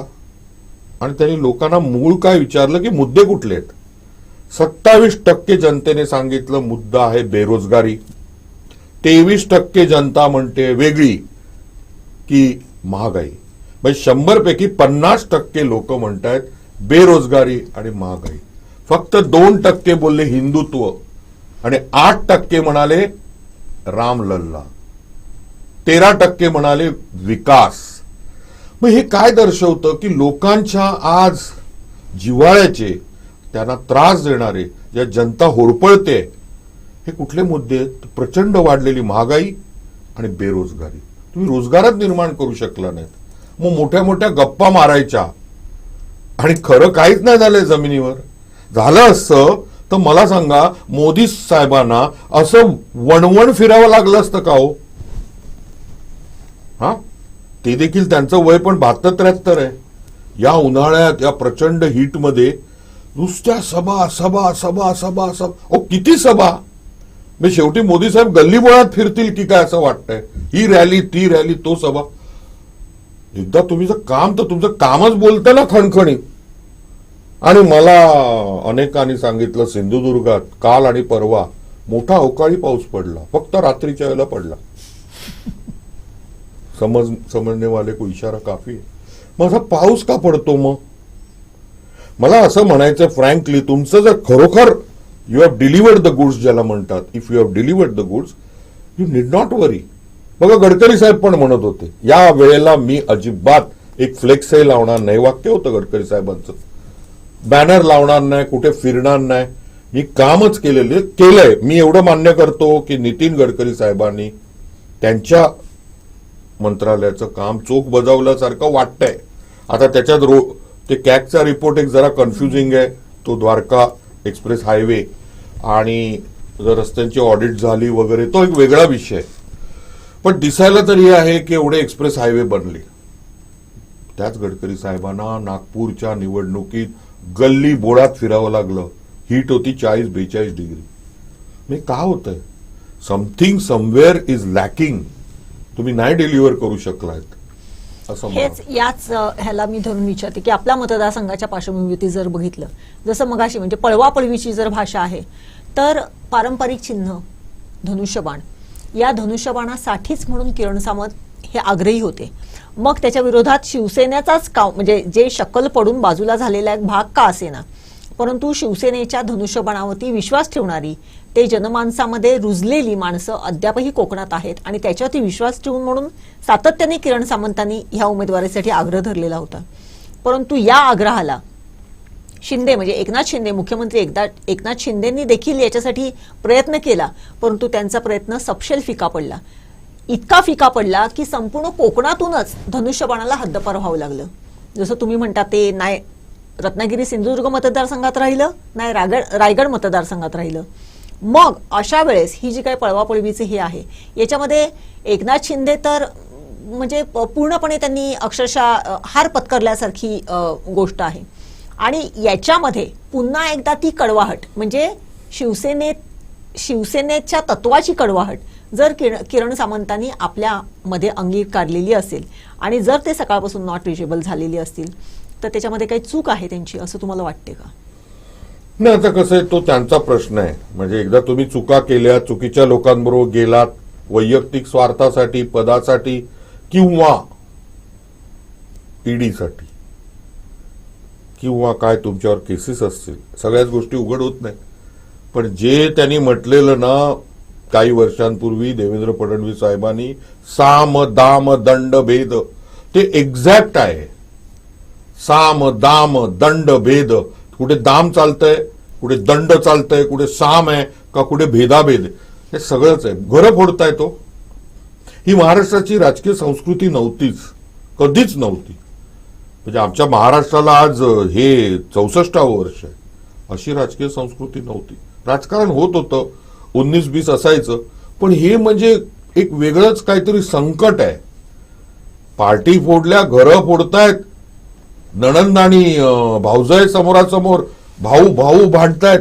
हे काय आहे आणि हे कशासाठी आहे? हा उहापोह कशासाठी?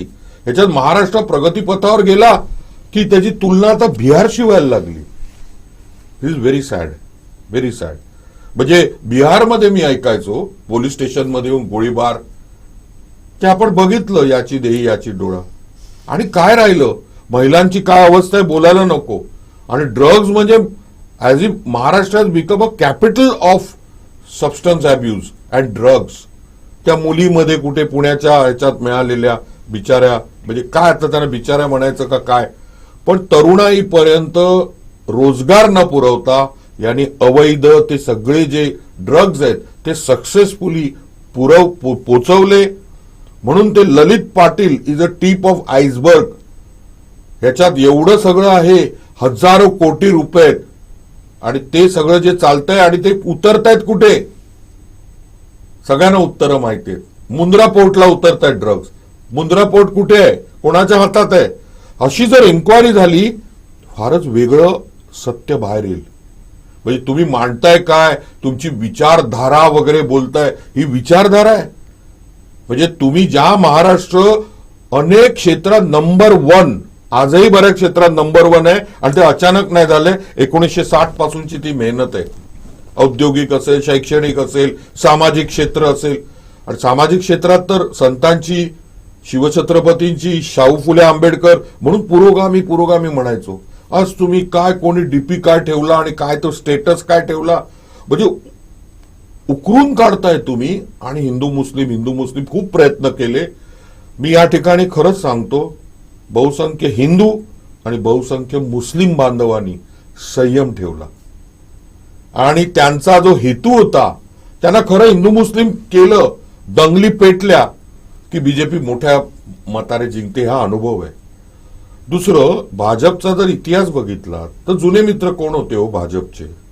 2च मित्र होते या देशात, एक अकाली दल, दुसरं बाळासाहेबांची शिवसेना. काय केलं या दोन्ही पक्षांचं? त्यामुळे कुठल्याही पक्षाबरोबर मित्र पक्ष म्हणून जे भाजप जातो ते मित्र राहत नाहीत, त्यांना संपवून टाकतात. म्हणजे एकनाथ शिंदे साहेब असतील, अजितदादा पवार असतील, यांची खरी धोक्याची घंटा वाजते. 4 जून नंतर काय Pandora's box, how it will open and it will bring forth what we don't know and they also don't know, but they are aware की काय होणार आहे. आज जे 40 आमदार, 10 अपक्ष आमदार ह्याच्यावर 40, ते टिकतील का? दिल्लीतली सत्ता बदलली, सगळं चित्र बदलेलं. त्यामुळे हे पक्षफोडीचं राजकारण, घराघरात वाद, हे राजकारण नव्हे, हे राजकारण नव्हे, हे काहीतरी वेगळं आहे, ज्याला बाळासाहेब म्हणायचे गजकरण.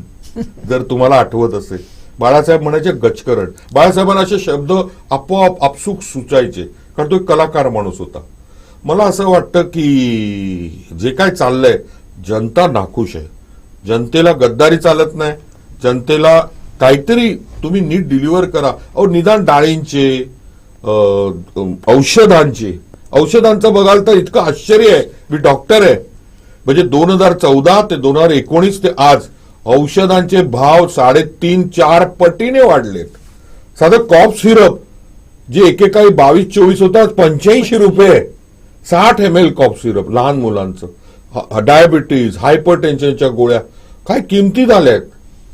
आणि मग त्याचं गुह्य काय कळलं? Electoral bonds. 35 औषधी कंपन्यांनी 800 कोटी रुपये दिलेत इलेक्ट्रोल बॉन्ड्स. त्यांना फ्री हँड आहे. ह्याची एक मोठी एन्क्वायरी. इलेक्ट्रोल बॉन्ड्स हा 1947 नंतर आज तागायत. म्हणजे आम्हाला वाटायचं की डिमॉनिटायझेशन हा मोठा स्कॅम आहे. इलेक्ट्रोल बॉन्ड्स हा प्रचंड लाखो कोटीचा स्कॅम आहे. की ते म्हणतात ना, चंदा दो धंदा लो, नाही तो फंदा डालो. असंच केलं यांनी. हे काय आहे बरं? औषध कंपन्या, वॅक्सिन, ज्यांनी लस बनवली ना कोरोनाची लस, त्या आधार पुनावालाने 52 कोटीचे इलेक्ट्रोल बॉन्ड्स दिलेत.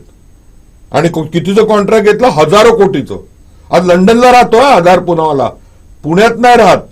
सिरम इन्स्टिट्यूट ऑफ इंडिया भरभक्कम पैसे कमवले.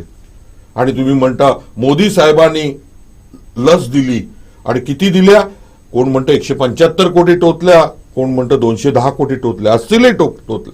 पॉप्युलेशनच जर 104 कोटी आहे, 142 कोटी आहे. याच्यावरती त्यांनी, फडणवीसांनी देखील त्यांच्या सभेत परवाच्या सांगितलेलं राजापूरच्या, की मोदींमुळे तुमचा जीव वाचलेला आहे. कारण त्यांनी जर लस निर्माण केली नसती तर तुमचे जीव वाचले नसते कोरोनामध्ये. तुम्ही जे सांगताय की लस मोदींमुळे आम्ही जिवंत आहोत, आता तुम्हाला एक माहिती सांगतो. ही जी लस आहे कोविशिल्ड, दुसरी लस आहे कोवॅक्सिन होती, ती छोट्या प्रमाणात गेली. पहिलं त्याला परवानगीत मिळत नव्हती. कोविशिल्ड ही लस म्हणजे मुळात ती ॲस्ट्राझेनिका आहे. ओके, केसेस चालू आहेत आता इंग्लंडमध्ये. आणि इंग्लंडमध्ये त्या 51 लोकांना कॉम्पन्सेशन द्या म्हणून कोर्ट सांगतंय, डेथ झालेले जे. कारण पहिलीच लस टोचल्यावर अनेकांना, देशात देखील तुम्हाला पण माहिती असेल, पहिला डोस घेतल्यावर कोणाकोणाला हार्ट अटॅक आला. त्यामुळे एक मेडिकल आजार आहे हिमॅटॉलॉजिकल, ज्याला TTS म्हटलेलं आहे. कळलं की नाही? म्हणजे थ्रॉम्बोसिस बाय थ्रोम्बोसायटोपिनिया. प्लेटलेट्स कमी होतात आणि त्यांनी गुठळ्या तयार होतात. असा जो एक भयंकर रक्तातला आजार आहे, तो या लसीमुळे अनेकांना झाला. बोला. आणि त्यामुळे असं आहे की म्हणजे खरोखर या लसीची एन्क्वायरी व्हायला पाहिजे. फक्त लसीमुळे जनता नाही वाचली. जे गेले ते गेलेच. गंगेत प्रेत वाहताना दिसलीच. गुजरातमधल्या अनेक ठिकाणी हे असं झालेलं आहे की किती लोकांना तिथे दहनविधी झाला. त्याचे आकडे कोरोनामध्ये झालेल्या मृत्यू अनेक ठिकाणी लपवले, देशभरात लपवले गेले, आणि जास्त भाजप प्रणित राज्यात लपवले गेले. होय, त्यातल्या त्यात मी सांगतो, पक्षाचा म्हणून बोलत नाही, इंडिपेंडंट ऑब्झर्व्हर म्हणून बोलतो, ऍज अ मेडिकल पर्सनल. या राज्यात धारावी आहे, त्या धारावीची मॅनेजमेंट जगामध्ये त्याची स्तुती झाली. आणि ज्या उद्धव साहेबांवर टीका होते की हे घरातच बसलेले, सतत म्हणतात ना हे ह्याच्यातच गेले नाहीत, मंत्रालयात फक्त 2 दिवस गेले. राणेसाहेब म्हणतात 2 तास गेला हा मुख्यमंत्री. पण डायरेक्टिव्ह काय होते? घराबाहेर न पडण्याचेच होते. पण फेसबुक लाईव्हच्या माध्यमातून उद्धव साहेबांनी जो कॉन्फिडन्स दिला, ज्या गोष्टी उपलब्ध झाल्या, ऑक्सिजन असेल किंवा नवी हॉस्पिटल्स असतील, इमर्जन्सी, आणि धारावी सारख्या मोस्ट कंजेस्टेड, जगातल्या सगळ्यात कंजेस्टेड, धारावीची कंपॅरिझन फक्त ब्राझीलच्या त्या एका स्लम एरियाची होती. एवढं कोट्यावधी लोक त्या एका 15 एकर 18 एकर मध्ये राहतात. तिथे असं झपाट्याने पद्धत, तिथे 10 लाख डेथ झाले असते धारावीत. ते होऊ शकले नाहीत, म्हणजे त्या वाचवल्या. आणि ओव्हरऑल मॅनेजमेंट मध्ये आपले तत्कालीन मुख्यमंत्री आणि महाराष्ट्र क्रमांक 1 वर होता. हे केंद्र सरकारच म्हणतंय, आंतरराष्ट्रीय एजन्सीजनी पण स्तुती केली. आता प्रश्न असा आहे की पुन्हा प्रश्न असा येतो की एवढं जर तुम्ही लस दिली, त्या लसवर तुम्ही त्या सर्टिफिकेटवर पंतप्रधानांचा फोटो, हास्यास्पद होतं ते, हास्यास्पद असे फोटो. म्हणजे जे लोक ती लस घेऊन परदेशात जातात तर त्यांना प्रश्न विचारलेले इमिग्रेशनला, हुज दिस, त्यांना काय माहिती तुमचे पंतप्रधान आहेत, आणि जगभरची सर्टिफिकेट्स येत असणार तिथे. आणि अशा वेळेला त्या सर्टिफिकेटवर कोणाचा फोटो आहे हा, मग त्या माणसाला सांगायला लागायचं, त्या इंडियनला, दिस इज अवर प्राईम मिनिस्टर. असा फोटो, म्हणजे तिथे पण पब्लिसिटी, प्रत्येक ठिकाणी तुमचा फोटो. मग अशा वेळेला तुम्ही केलं ते 52 कोटी का घेतले इलेक्ट्रॉल बॉन्ड्स? म्हणजे कुठेतरी काळं बेर आहे ना, कुठेतरी काळं बेर आहे. त्या पुनावालाने दिली आणि मग ते देऊनच कॉन्ट्रॅक्ट विकत घेतलं की काय? कारण लस बनवायला एकटे नव्हते, 4-5 मोठे मोठे प्लेयर्स इच्छुक होते. मग तुम्ही अशा प्रत्येक ठिकाणी, म्हणजे चंदा दो धंदा लो, आणि धंदा किती, हजारो कोटीचा. बरोबर. ह्या सगळ्या पार्श्वभूमीवरती पुन्हा एकदा रत्नागिरी सिंधुदुर्ग लोकसभा मतदारसंघाकडे जर गेलो, एक काळ असा होता, म्हणजे ह्याच्यावरती फार चर्चा होते की दहशतवाद हा आपल्याकडे फार एका पीकवरती असा शब्द होता. परंतु तो दहशतवादचा संबंध ज्या माणसाशी जोडला जात होता सातत्याने, ज्या माणसाने त्याच्यावरती सातत्याने ताशेरे ओढलेले होते, त्यांची अत्यंत चांगल्या पद्धतीने गेल्या काही दिवसांमध्ये मैत्री झालेली आपण बघितलेली आहे.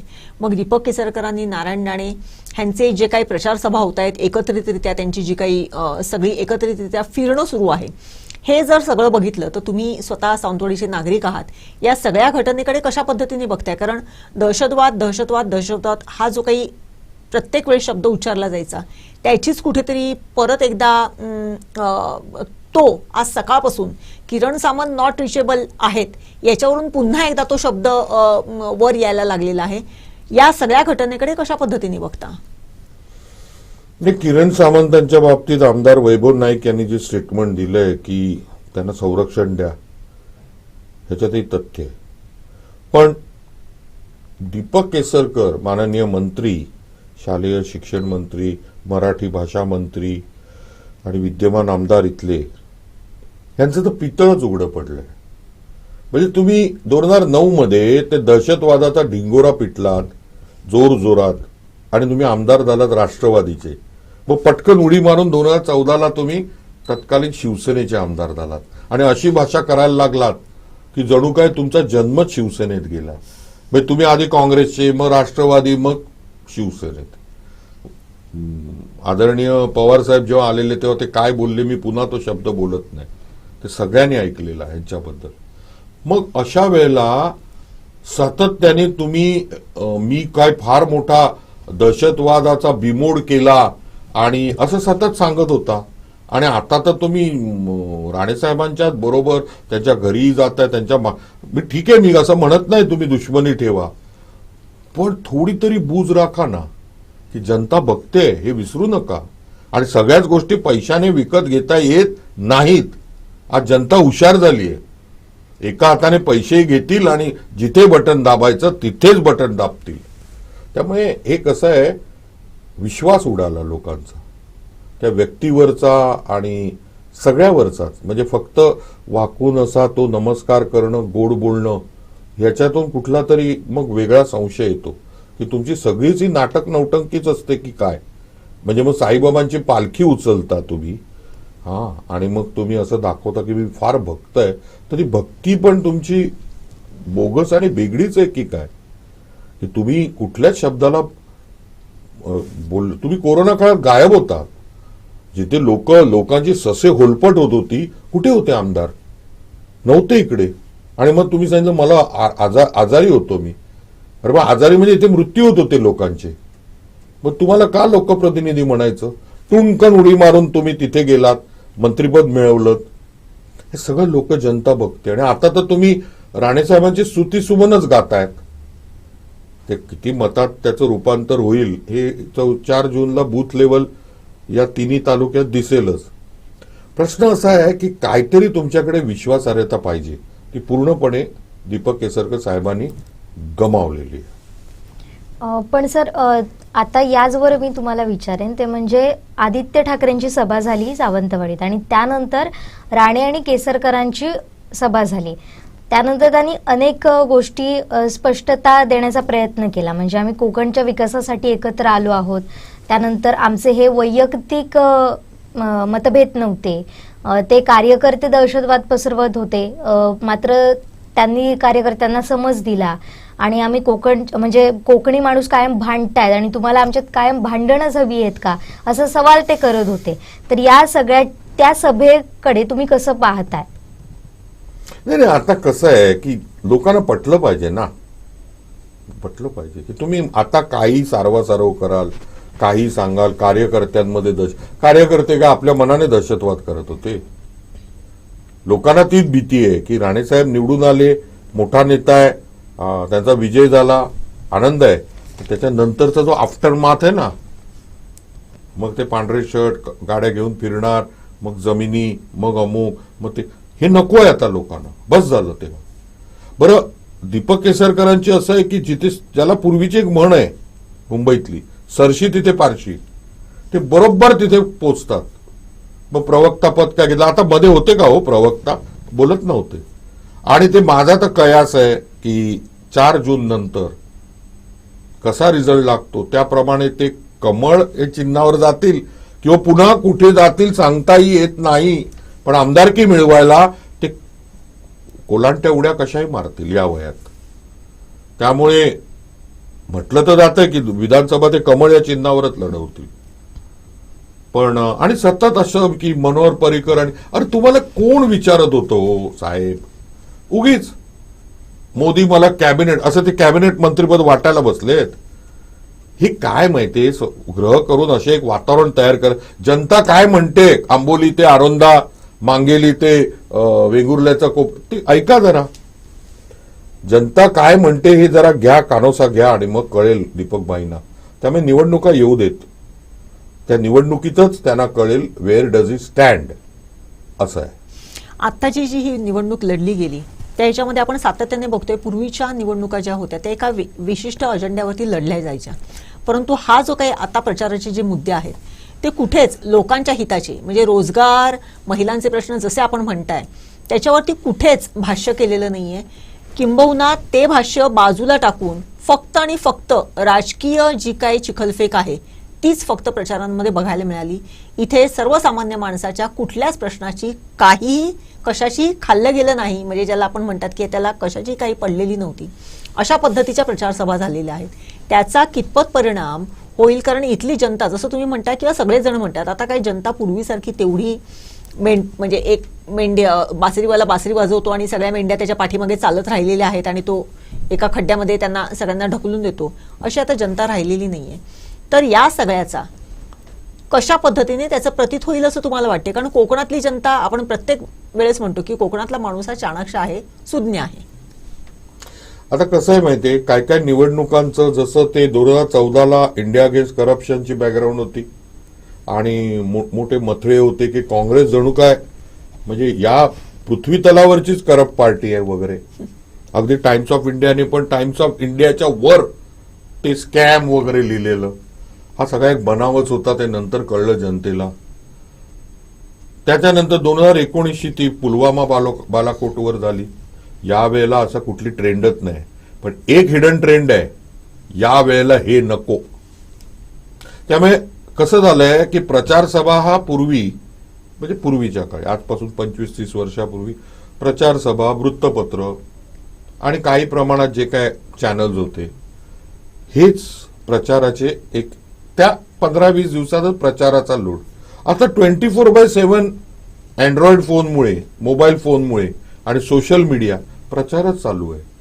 त्यामुळे जनतेला नव्याने काही सांगायचं असं काहीच नाहीये खरं म्हणजे मला तर असं वाटतं की जनतेने या निवडणुकीच्या अगदी महिनाभर अगोदर आपलं मत फिक्स केलेलं, मग ते फॉर असेल और अगेन्स्ट असेल. आणि तुम्ही आता बघाल तर पूर्वीसारखं राहिलेलं नाहीये की एखादा माणूस जर मोदींना पुजणार आहे, तुम्ही त्याला कितीही सांगा तो ऐकून नाही घेणार. आणि एखादा माणूस जे आता बहुसंख्य होत चाललेत की जे विरोधात आहेत, नको आता मोदी, त्यांना तुम्ही किती कन्व्हिन्स करा, त्यांना काय लोभ दाखवा, मोह दाखवा, ते नाही बदलत. ह्याचं कारण आहे, कारण हे त्यांच्या जीवनाशी खूप निगडित आहे. हे त्यांनाही लक्षात आलंय आता की महागाई, आज तुम्ही 5,000 द्याल हो, पण त्याच्या खिशातून कसे काढले जात आहेत, जीएसटीच्या माध्यमातून, इतर माध्यमातून सतत काढले जात आहेत. आणि त्याला दोन एंड्स म्हणजे दोन टोकं, जे मीटिंग द बोथ एंड्स म्हणतात, हे करता करता त्याचे नाकेने येत आहेत. त्यामुळे तुम्ही म्हणताय त्याप्रमाणे चिखलफेक, पण शिवसेनेच्या काही सभा मी ज्या ऐकल्या किंवा मी जिथे होतो तर तिथे निश्चितपणे बेरोजगारीवर विषय झाला, कळलं की नाही. निश्चितपणे प्रचंड वाढलेली महागाई हे पण झाली. आता झालंय असं, हे लोकांच्या मनात अक्षरशः रुजलेले मुद्दे आहेत. आणि हिंदुत्व आणि राम मंदिर 22 जानेवारीला प्रभू रामचंद्रांबद्दल आस्था असलेला मोठा वर्ग आहे, तो सगळ्याचा सगळा भाजपचा नाहीये, तो प्रभू रामचंद्रांसाठी आहे, जसं श्रीकृष्णासाठी असणार. त्यामुळे अयोध्येला गेले ना लोक, हो गेले, खूप लोक गेले, पण ते सगळे मतदान करणार का कमळवर? नाही करणार. ती शून्यता आहे या देशातल्या जनतेत आहे, कारण आपला देश कालपरवा नाही निर्माण झालाय, ही 5-5.5 हजार वर्षापूर्वीची सभ्यता आहे, फार रूट्स आतमध्ये आहेत. हे सगळं हे करत असताना फक्त मी पुन्हा एकदा जाते, म्हणजे एकनाथ शिंदे आणि अजित पवार ज्या पद्धतीने पक्षांमध्ये फाटाफूट केलेली आहे, ज्या पद्धतीने उमेदवारांसाठी त्यांनी आग्रह धरलेला आहे, मोक्याच्या ठिकाणी भाजपने आपले उमेदवार लढवण्यासाठी सातत्याने हे केले आणि समोरच्यांना म्हणजे एकनाथ शिंदे म्हणा किंवा अजित पवार म्हणा, दोघांनाही 2 पावलं का 10 पावलं मागे घ्यायला लावलेली आहेत. हे सगळं जर बघितलं तर पुढे काट्याने काटा काढून हे सगळं नामोहरम करायचं आणि आपलं वर्चस्व पुन्हा एकदा सिद्ध करायचं, या दिशेने जी काही वाटचाल सुरू झालेली आहे ती देखील मतदारांना कितपत रुचेल असं वाटते. कारण शरद पवारांचा एक स्वतःचा जसा फॅन फॉलोअर आहे वर्ग, एकनाथ शिंदेचा फॅन फॉलोअर आहे, परंतु त्या दोघांचंही न ऐकता भाजपने आपली सद्दी चालवलेली आहे. बरोबर. आता हे कसं आहे, 4 जूनला जे काही रिझल्ट येतील 48 मतदारसंघात, त्या अनुषंगाने 288 विधानसभा क्षेत्रात काय घडलंय हे आपल्या समोरच येणार. जेवढे बूथ आहेत त्या बूथवर कसं घडलंय ते येईल. आणि 4 जूनच्या रिझल्ट नंतर खऱ्या अर्थाने हे विधान मी जाणीवपूर्वक म्हणजे जबाबदारीने करतो, 4 जूनच्या रिझल्ट नंतर महाराष्ट्रातलं सरकार टिकेल का नाही टिकणार हे देखील तेवढंच खरं आहे. केंद्रात सत्ता बदलली की सगळी समीकरणं बदलायला चालू होतात आणि मग त्या पार्श्वभूमीवर येणारी विधानसभा निवडणूक जी ऑक्टोबरमध्ये आहे, मोजके 4 महिन्यात आहे. तर हे सगळं 4 जूनलाच हा पॅन्डोरास बॉक्स ओपन होणार आहे की नक्की काय घडतंय, महाराष्ट्रात काय घडलं किंवा घडेल, देशभरात काय घडेल. आणि एवढं निश्चित आहे, रायटिंग ऑन अ वॉल आहे, मोदी सरकार वगैरे नसणार.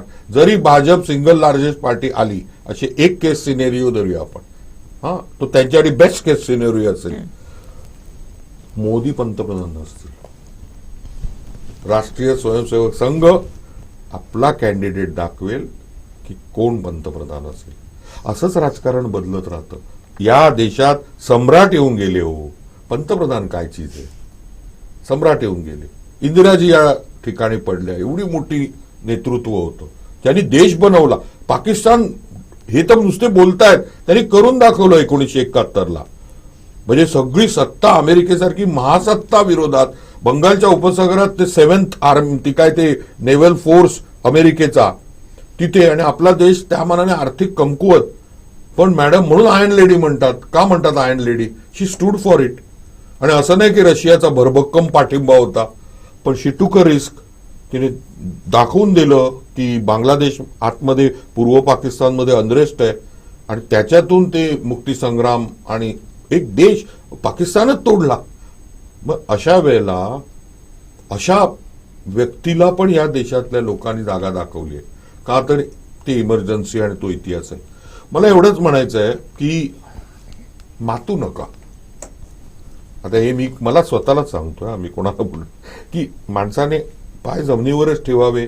आणि तुम्हाला ज्यासाठी एवढं प्रेम मिळालं, मोठं मोठं मताधिक्य मिळालं, तर ते डिलिव्हर करा. तुम्ही हे जे सगळे प्रकार केले, द्वेषाचं राजकारण, इतका द्वेष की काय होईल का काय देशात, यादवी होईल की काय अशी भीती, आणि हे करायची गरज नाही ना. आपल्याकडे आज बघा सगळ्यात दुःखद गोष्ट अशी आहे की एकतर हा देश प्राचीन देश आहे आणि आज आपल्याकडे अशी एक अपॉर्च्युनिटी आहे की 65% पॉप्युलेशन हे बिटवीन 18 to 40 आहे.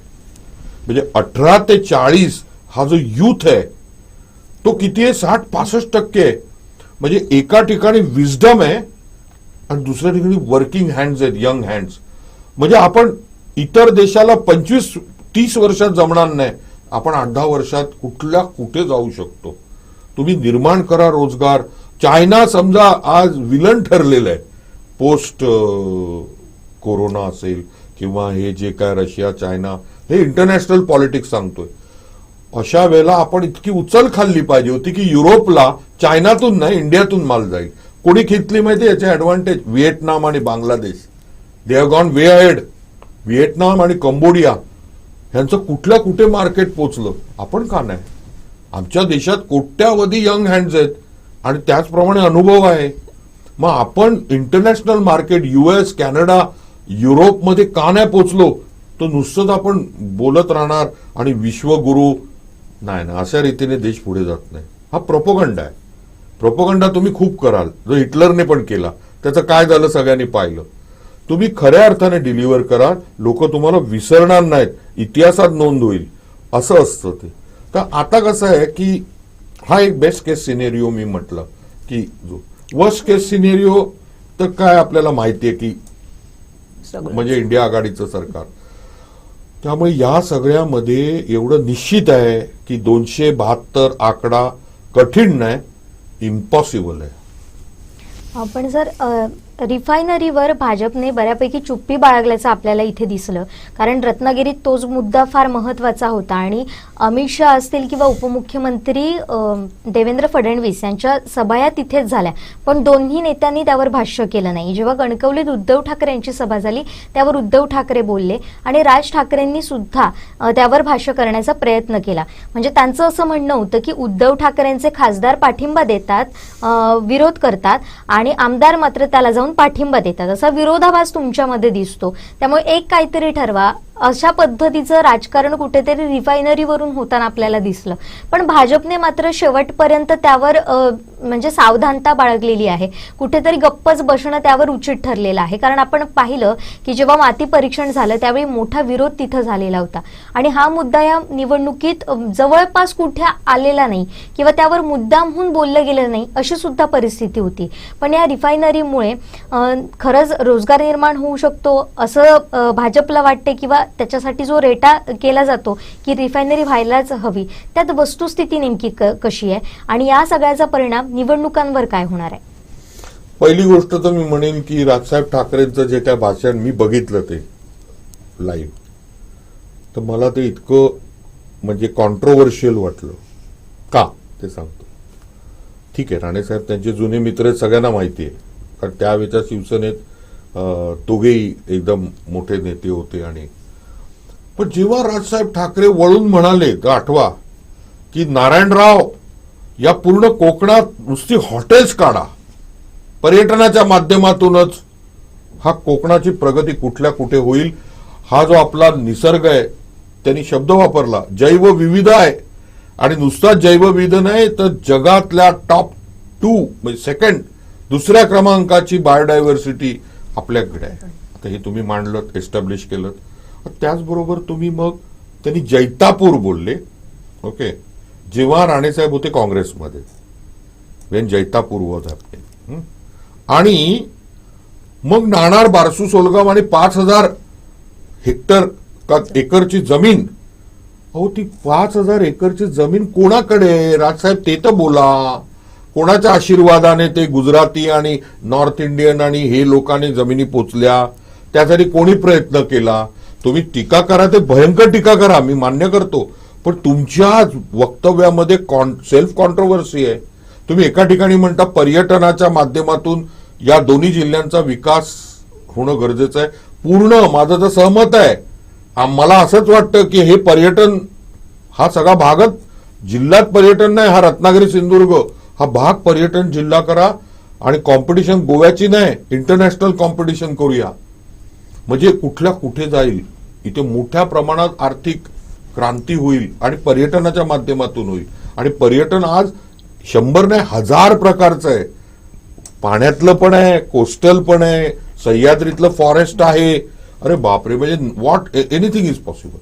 मग अशा वेळेला तो जगातला मोठा रिफायनरी प्रोजेक्ट तिथे येईल का? कॅलिफोर्नियामध्ये जगातला मोठा रिफायनरी प्रोजेक्ट ते स्वीकारतील? मी तुम्हाला न्यूझीलंडचं उदाहरण देतो. न्यूझीलंड हा एक छोटासा देश, पॉप्युलेशन 47-48 लाख. ओके, अशी 2 आयलंड आहेत, नॉर्थ आणि साऊथ. पारंपरिक काय होतं न्यूझीलंडमध्ये? डेअरी, फक्त डेअरी. मग त्याच्यात सगळं ते लाईव्ह स्टॉक म्हणतात, ते शेळ्या, मेंढ्या आणि काही प्रमाणात ऍग्रिकल्चर प्रोड्यूस वगैरे वगैरे. काही वर्षापूर्वी जो पिक्चर आलेला लॉर्ड ऑफ द रिंग्स, हॉलिवूडचा मोठा गाजला, ते सगळं शूटिंग न्यूझीलंडमध्ये झालेलं. आणि तिथून न्यूझीलंड गव्हर्नमेंटने एक उचल खाल्ली आणि ते entered big way into tourism. म्हणजे न्यूझीलंडवरनं असं म्हटलं तर आणखीन पूर्वेला उलट आपल्या नकाशात तो सगळ्यात खाली असा येतो, पण गोल आहे. त्यामुळे तिथून अमेरिका आहे आणि इथून मग इतर साऊथ ईस्ट एशिया आहे वगैरे. आणि न्यूझीलंड आज टुरिझमच्या दृष्टीने कुठल्या कुठे पोचलं. आणि त्यांनी सातत्याने आणि साकल्याने विचार केला. लोकांचं पब्लिक कन्सल्टेशन, कारण ती खरी लिबरल डेमोक्रेसी आहे. लोकांना विचारलं. मध्ये तर त्या मॅडम वयवर्ष 40-42 वर्षाच्या होत्या. She was a prime minister, very हुशार महिला होती. आणि त्यांनी ठरवलं की पोल्युटिंग इंडस्ट्री ते नकोच. जिथे टुरिझम आहे तिथे पोल्युटिंग इंडस्ट्री कशी काय चालेल? मग तुम्ही आधी ठरवा की कुठली इंडस्ट्री कुठल्या झोनमध्ये पाहिजे. हा तुम्हाला आम्ही म्हणत नाही महाराष्ट्राला गरज नाही का, हो 3-3.5 लाख कोटीचा प्रकल्प आहे, गरज आहे. कोकणाला गरज नाहीये. कोकणाला तुम्ही पर्यटनाच्याच माध्यमातून फार मोठा प्रगती आणि विकास साधू शकता. हेच राजसाहेब सांगत होते तेव्हा. आणि मग अचानक ते पुन्हा बोलले या जमिनी 5,000 एकर परप्रांतीयांच्या कशा? अरे कोणी घातल्या? भारतीय जनता पक्षानेच घातल्या आहेत.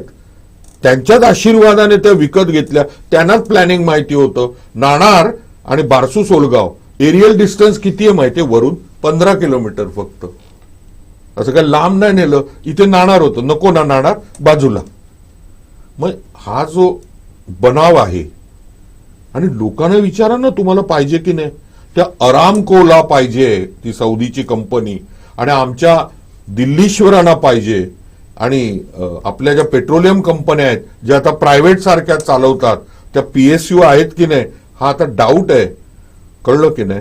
मग ठरवणाऱ्या लोकांना हा कोकण इधर लाएंगे का, तर कोस्टल जवळ आहे, तो ड्राफ्ट असा आहे, विजयदुर्ग.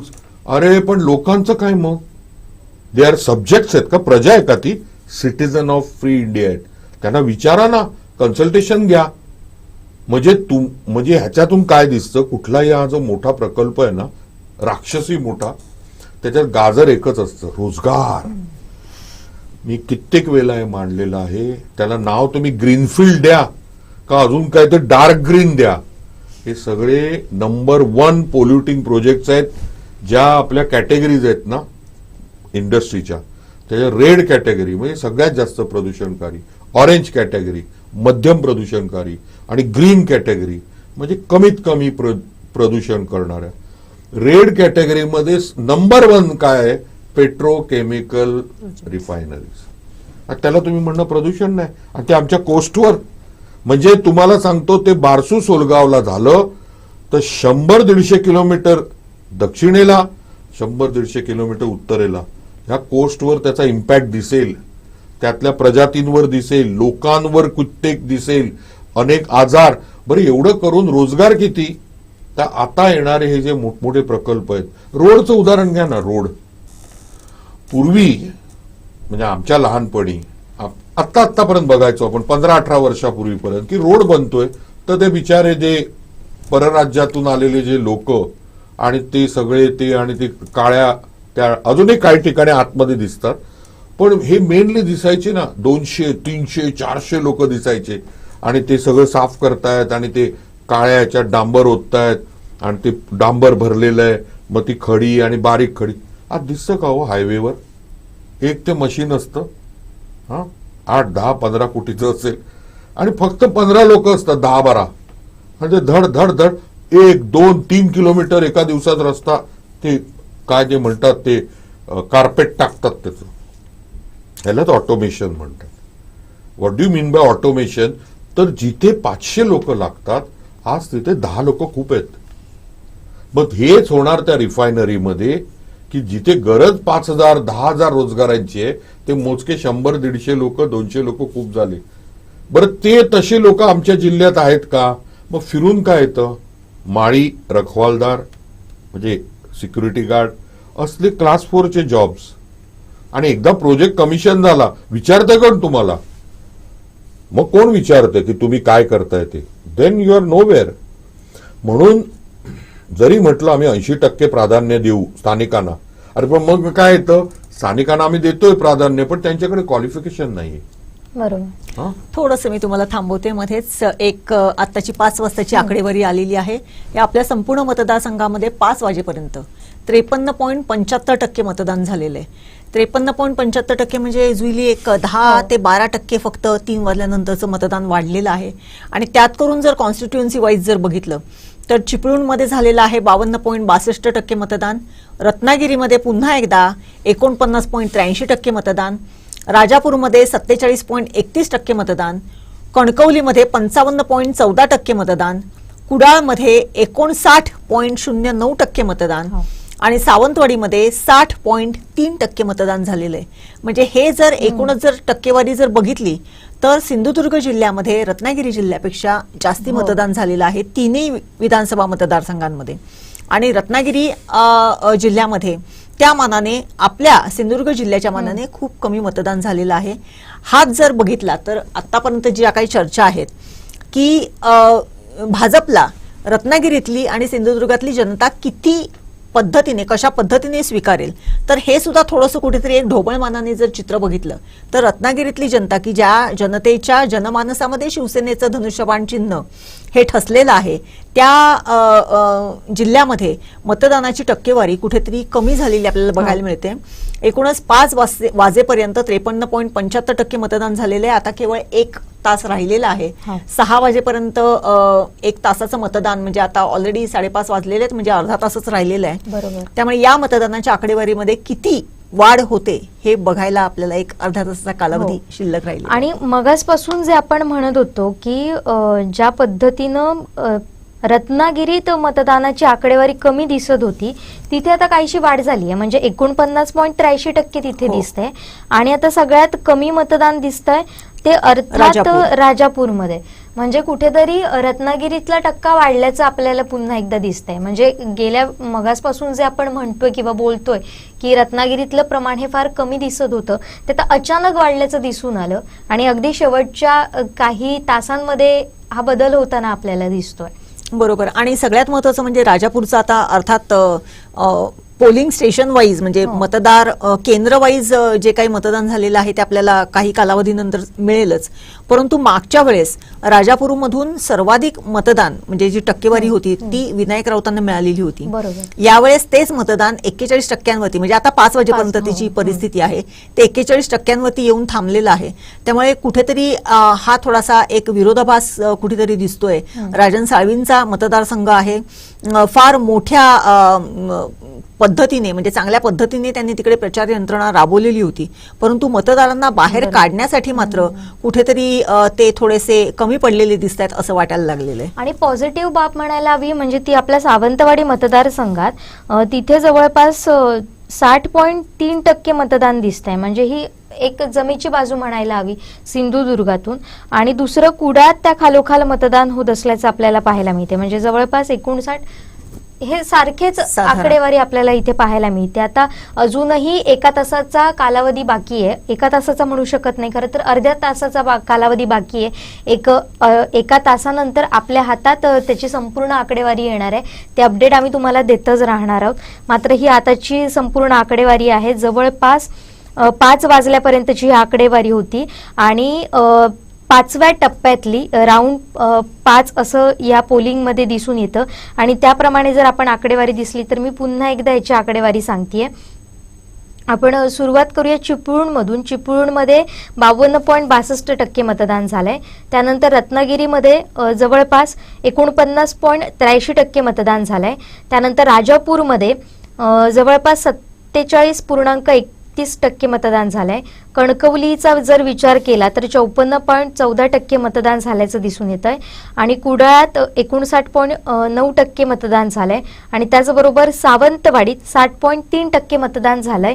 ही आतापर्यंतच्या 5 टप्प्यांमध्ये आलेली ही आकडेवारी आहे. आणि हा 5वा टप्पा होता जी मी आता आकडेवारी सांगितली. आणि एकूण आकडेवारीचा जर विचार केला तर 53.75% इतकं मतदान हे 5व्या टप्प्यात आपल्याला झालेलं पाहायला मिळत आहे.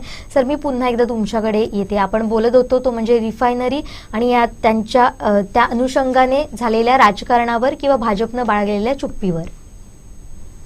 आता जरा मी मतदानाच्या टक्केवारीवर बोलतो. हा बोला. ही टक्केवारी कोणी दिली तुम्हाला? Election commission. मागच्या टक्केवारीचं काय झालं? 19 एप्रिल आणि 26 एप्रिल वाचलंय तुम्ही?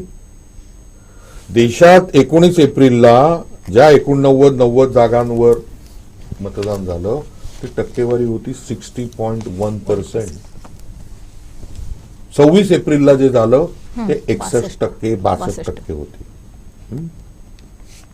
19 एप्रिल नंतर 11 दिवसांनी आणि 26 एप्रिल नंतर 4-5 दिवसांनी 30 एप्रिलला इलेक्शन कमिशन नवा डेटा आणतं आणि काय सांगतं की 19 एप्रिलला 65+% म्हणजे 5% वाढले.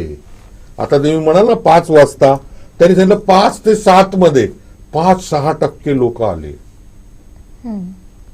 त्यामुळे तुम्ही इतक्या टक्केवारीवर काहीच बोलू नका. टक्केवारी उद्या पण नाही येणार. 7 मेची टक्केवारी कदाचित 20 मेला येईल. लक्षात आलं तुम्हाला? हे जे वाढलेले टक्के आहेत ते काहीतरी वेगळंच सांगतात. आता आपण विश्लेषण करू. सावंतवाडीत 60% आहे, कुडाळमध्ये 59% आहे, पण राजापूरमध्ये 47%. पण ते कोणी ठरवले? इलेक्शन कमिशनचे शिक्कामोर्तब आहेत का?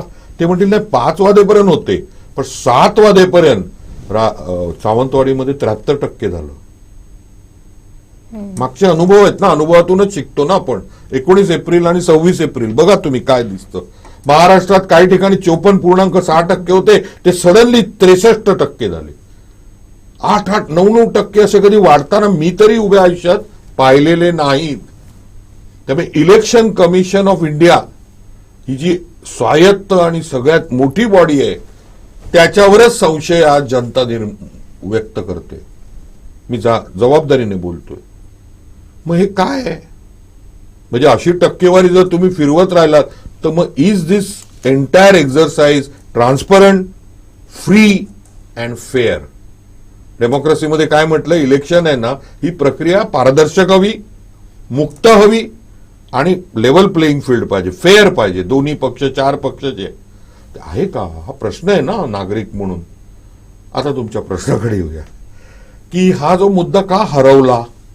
कारण जे पुश करत होते, जे काय घडलं त्या बारसू सोलगावमध्ये महिलांना फरफटत नेलं, त्या मेमरीज पुन्हा त्या आहेत मेमरीज, त्याचं मतदानावर जे काय पडायचं ते पडेलच, पण त्या मेमरीज पुन्हा जागृत होतील आणि उभ्या मतदारसंघावर त्याचा इम्पॅक्ट नको म्हणून भारतीय जनता पक्ष जे रोजगार रोजगार रोजगार याची घंटा वाजवत होते ना, ते गप्प झाले. कारण रोजगार हा मुद्दाच नव्हता, हा प्रकल्प पुश करायचा होता. आणि मग महाराष्ट्रात आम्ही 3 लाख कोटीचा प्रकल्प आणला असा ढोल वाजवायचा होता. तर ही सगळी फसवेगिरी आहे. आम्हाला प्रकल्प नको का? आम्हाला प्रकल्प हवेत.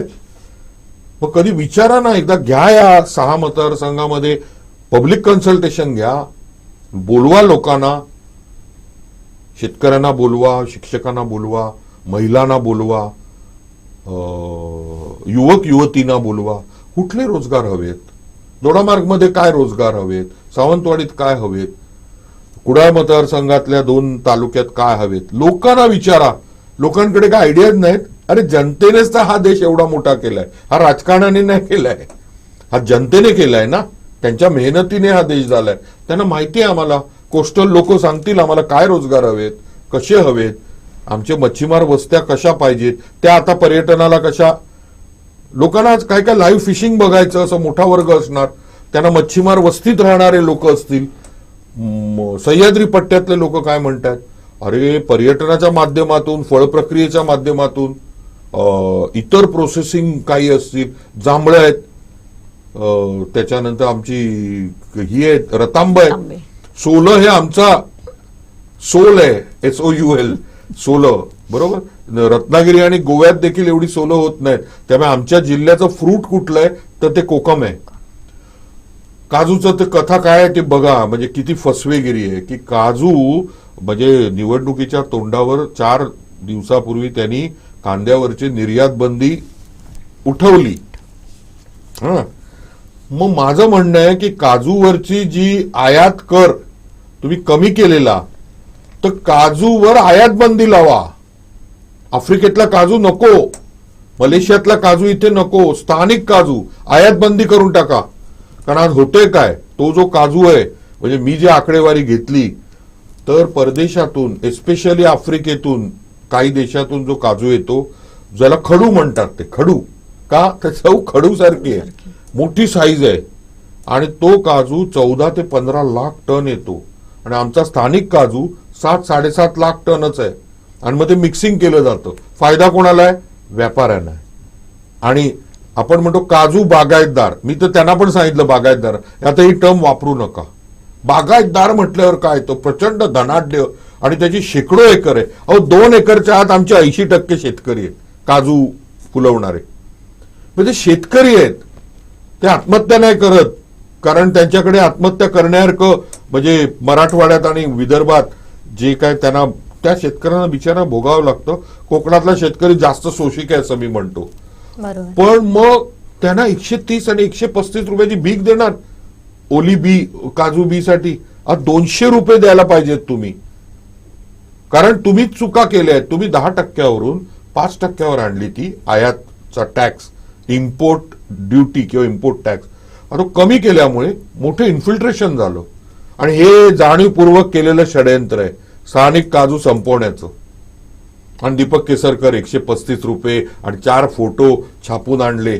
फार राग आहे लोकांचा, अशा मंत्र्यांबद्दल, अशा नेत्यांबद्दल राग आहे. तुम्ही स्थानिकांचं, तळागाळातल्या जनतेचं हित जपलेलं नाही, आणि ते जपलं असतं तर तुम्ही केंद्रात मांडायला लावलं असतं. तुमच्या पक्षाच्या खासदारांना, भाजप मित्रपक्ष आहे तुमचा किंवा तुम्ही भाजपचे मित्रपक्षात, तुम्ही मांडायला लावलं असतं की साहेब आयात पुन्हा वाढवा कर, स्थानिक कांद्यावरची निर्यात बंदी केली, चांगलं आहे, कांदा बाहेर जाईल, काजूवर आयात बंदी लावा, बाहेरचा काजू आपल्याला नको, आमचाच काजू देशभरात आणि जगभरात जाऊ दे, कारण तो टेस्टी आहे, तो त्याची चव विशिष्ट आहे, आणि तो काजू खरा महत्वाचा आहे. असा आहे. सर, आता आपण बघितलं तर दोन्ही बाजूचा आपण विचार करूया, दोन्ही बाजूच्या प्रचारांचा विचार करूया. आपल्याला काय नको हे आपण सांगितलं, आणि कोकणी माणूस त्याने वेळोवेळी हे समोर आणून दिलेलं आहे. मात्र कुठेतरी जोर जबरदस्तीने ते लादण्याचा प्रयत्नही होतोय, त्यालाही उत्तर कोकणी माणूस देतोय. मात्र काय नकोय सांगितलं, पण काय हवंय हे कुठेतरी सांगणं गरजेचं आहे. ते या लोकप्रतिनिधींचं सुद्धा काम आहे की त्यांनी लोकांमध्ये येऊन त्याचा विचार करून पुढे घेऊन जावं, तरच रोजगारासारखे विषय मार्गी लागू शकतात. नाहीतर आजही आमचा तरुण वर्ग काही झालं की उठतो गोव्यात जातो, उठतो मुंबईत जातो, तो आपल्या भूमीत राहतच नाहीये. तर असे प्रकल्प कुठले आहेत ज्याच्यामुळे आपली उन्नती होऊ शकते, तरुण इथंच स्थिरावू शकतो आणि आपण जे कायम म्हणतोय की शाश्वत विकास हवा, पर्यावरणाचं संरक्षण करून जो विकास हवा, हे जर आपण म्हणत असू तर असे कुठले प्रकल्प आहेत जे आपण आपल्या युवकांना देऊ शकतो आणि यावर आता काम करण्याची गरज आहे का? आणि या संपूर्ण निवडणुकीच्या प्रक्रियेत दोन्ही बाजूकडून हे मुद्देच गायब झालेले असंही काहीसं दिसून येतं. याबद्दल काय वाटतं? मुळात आम्हाला इथे कुठले प्रकल्प पाहिजेत हे जनतेने वारंवार सांगितलेले. ऐकायला कान पाहिजे ना तुमच्याकडे. वारंवार सांगते जनता. सगळे हरित प्रकल्प इथे पाहिजेत, सगळे पर्यटनाचे प्रकल्प इथे पाहिजेत, सगळे. कळलं की नाही?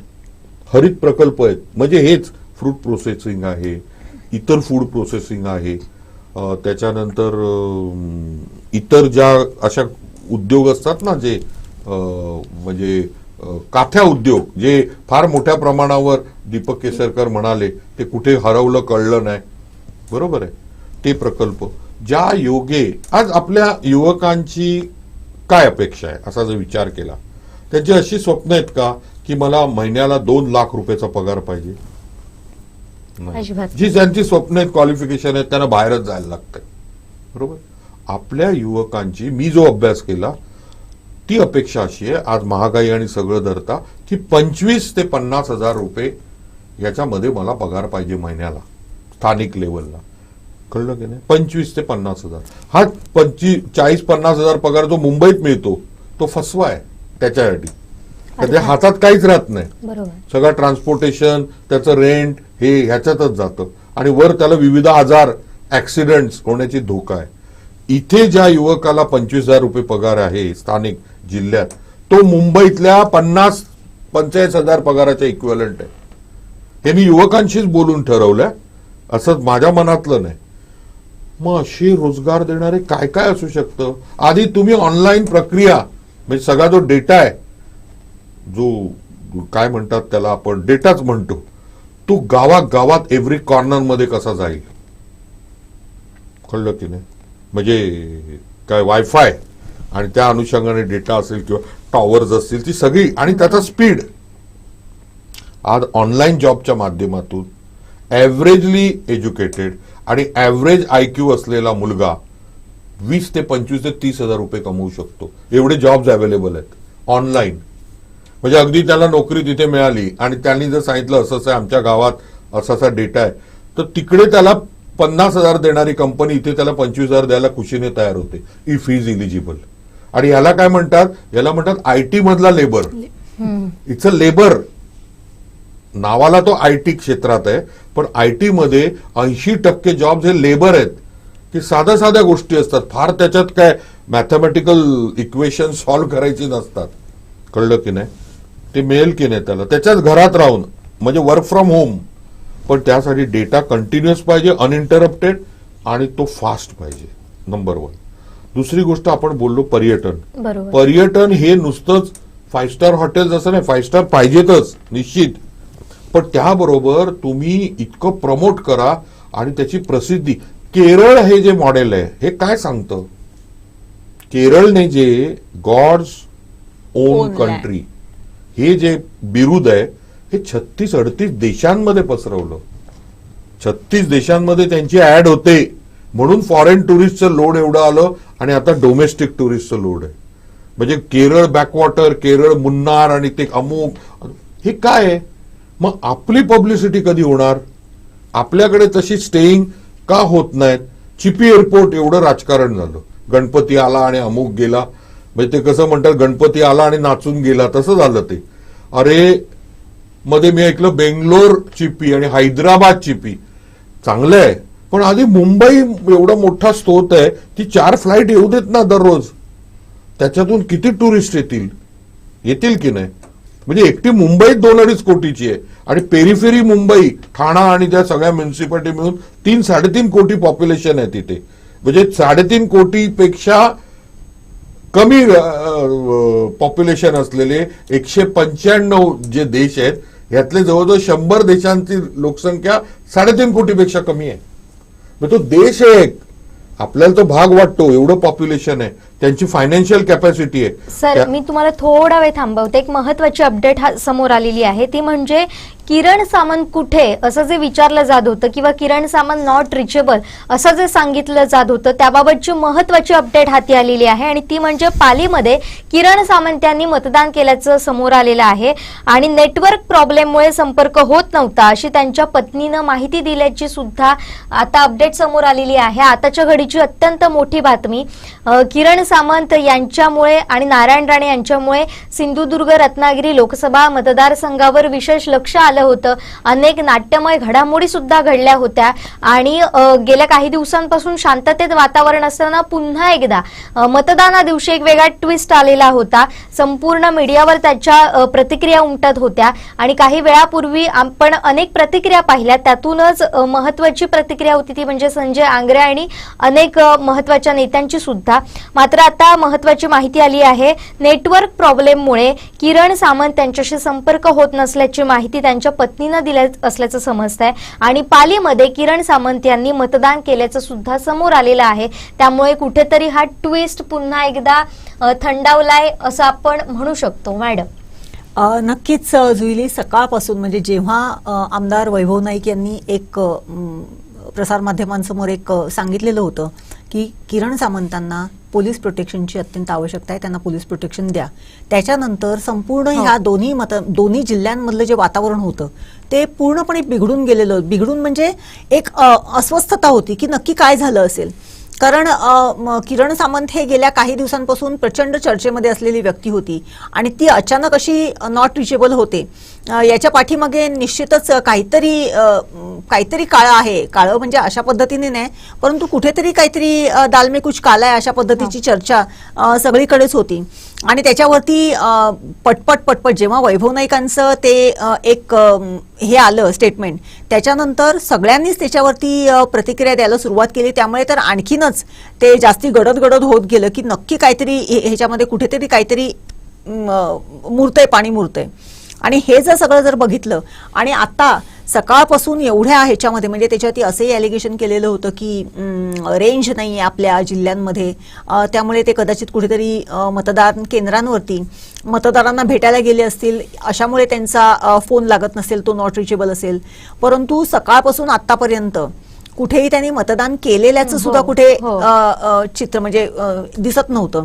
मात्र आता त्यांनी पाली ह्या त्यांच्या गावामधल्या मतदान केंद्रावरती मतदान केल्याचं समोर येतंय आणि त्यांच्या पत्नीने देखील सांगितले की त्यांना रेंज नसल्यामुळे, त्यांच्या फोनला रेंज नसल्यामुळे ते नॉट रिचेबल होते.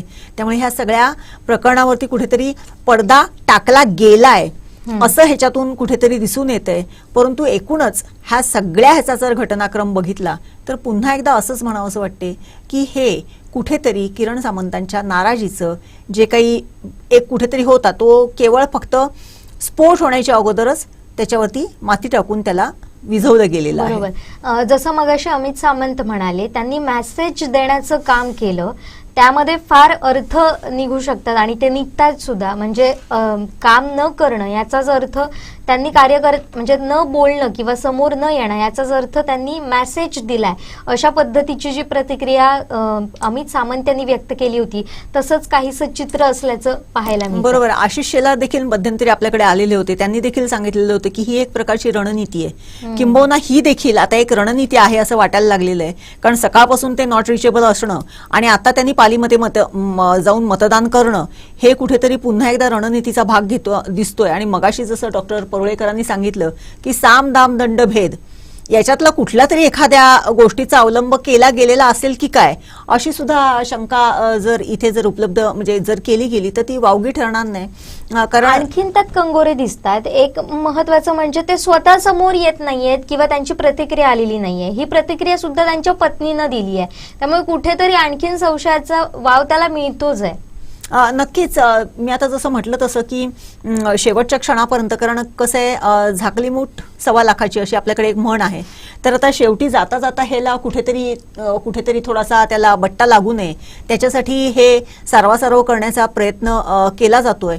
परंतु एकूणच जर बघितलं तर किरण सामंताची जी नाराजी होती ती पहिल्यापासून होती, ती आज त्यांनी अत्यंत प्रकर्षाने सगळ्या जनतेसमोर दाखवून दिली आणि पुन्हा एकदा शेवटच्या क्षणी भाजपने काहीतरी रणनीती केली आणि त्यांना मतदानासाठी तिकडे उभं केलं. त्यांनी मतदान केलेलं आहे आणि या सगळ्या नाराजी नाट्यावरती पुन्हा एकदा पडदा टाकण्याचा प्रयत्न केलेला आहे. अगदी.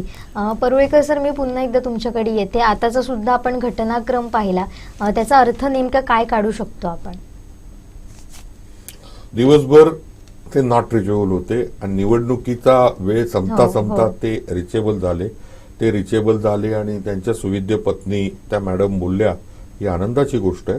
आता ह्याच्या मागे काय गुह्य दडलेलं आहे हे फक्त आपण त्याच्यावर वेगवेगळे ऑप्शन्स हे करू शकतो. एवढंच आहे की नाराज तर ते होते आहेत, हे निश्चित. आणि ह्याची पण उत्तर आपल्याला खरी उत्तरं 4 जूनलाच मिळेल की आता जसं तुम्ही टक्केवारी सांगितली, मी तुम्हाला सांगितलं ही टक्केवारी फायनल आहे का ह्याच्यात पुन्हा वाढ होणार, काहीच सांगता येत नाही. एवढं संदिग्धता आहे, पारदर्शकता नाहीये. निवडणुका म्हणजे पारदर्शकता हवी, ती नाहीये एवढं नक्की. कारण मला एकदम आश्चर्य वाटलं ते 19 एप्रिल 26 एप्रिलचं प्रकरण बघितल्यावर 5-5, 6-7% म्हणजे केवढं झालं. 2% सरकार बदलतात, 2% मतदानाने सरकार बदलतात, तर 5 आणि 6% ह्यूज. त्यामुळे किरण सामंत नक्की कुठे होते का ते खरोखर रेंज त्यांना मिळत नव्हती, असा कुठला भाग आहे की जिथे इतका वेळ रेंज मिळत नाही, आणि फोन स्विच ऑफ होता की नॉट रिचेबल होते, अनेक प्रश्न आहेत. नाराज होते एवढं तर नक्की, ते निश्चित नाराज आहेत. मध्ये त्यांनी ते हे पण काढले, ते फोटो आणि त्यांचे पोस्टर्स, आणि उदय सामंत साहेबांना त्याची उत्तरं देता देता त्यांच्या चेहऱ्यावरच नाकेनऊ आलेले दिसत होते. प्रश्न एवढाच आहे की या निमित्ताने कुठेही भावांमध्ये वाद होऊ नयेत, भाऊबंदकी होऊ नये, ही सदिच्छा. नक्कीच आपण रोजगाराबद्दल बोलत होतो आणि तो आपला विषय सुरू होता की काय हवं काय नको यावर आपली चर्चा सुरू होती. आपण चर्चेच्या अगदी शेवटच्या भागात आलेलो आहोत. आपण या मुद्द्यावर बोलूया आणि थांबू. करेक्ट. मग ते रोजगारांमध्ये जसं म्हटलं, पर्यटनाचे सगळे रोजगार, हरित प्रकल्प आहेत, काही प्रमाणात ऑरेंज कॅटेगरी. म्हणजे एक थोडक्यात कसं आहे बघा, आज वाईन्स हा जगभर पसरणारा बिझनेस आहे. जसं ग्रेप वाईन्स म्हणजे आपण जे सुला म्हणतो, नाशिकची ग्रेप वाईन्स, ते पण सामंतच आहेत. आणि त्या अनुषंगाने असलेल्या वाईन मध्ये महाबळेश्वरला मी बघितलं स्ट्रॉबेरी वाईन, मग मोठ्या प्रमाणावर मँगो वाईन, कॅशू वाईन, जांभळाची वाईन, करवंदाची वाईन, एनिथिंग इज पॉसिबल. आज टेक्नॉलॉजी, आज हे AI रोबोटिक्स एवढं आहे की टेक्नॉलॉजीचा वापर करून तुम्ही काय कुठल्या उत्कृष्ट दर्जाचं प्रॉडक्ट तयार करू शकता. मग त्याचं मार्केटिंग आहे. अहो साधा एक छोटा विषय सांगतो तुम्हाला. वालीची भाजी आहे, म्हणजे तुम्हाला हास्यास्पद वाटेल पण त्याचं व्हॉल्यूम बघितल्यावर कळेल. वालीची भाजी जी आपण खातो, कदाचित आठवड्यातून एकदा तर खातोच, मला तर फारच आवडते ती. ही वाल, सिंधुदुर्गातली वाल ही स्पेसिफिक आहे. ती पापडी नव्हे, मुंबईत त्याला पापडी म्हणतात, ती वसई बिसईवरून येते. मुंबईमध्येही मिळत नाही, मुंबईमध्ये ती मिळत नाही. इकडे बालपण गेलेले आणि त्याचबरोबर सिंधुदुर्गाची येणं केणं रीतीने कनेक्ट असलेले आणि त्यांचे नातेवाईक आणि असा परिवार धरला तर सिंधुदुर्गाचं पॉप्युलेशन 8-8.5 लाख आहे ना. मुंबईत त्याच्याहून जास्त लोक मुंबईत राहत आहेत, ज्यांचं सिंधुदुर्गाचे कनेक्शन आहे, प्रेम आहे, सिंधुदुर्गातले वेगवेगळे पदार्थ त्यांना फार आवडतात. बरोबर आहे.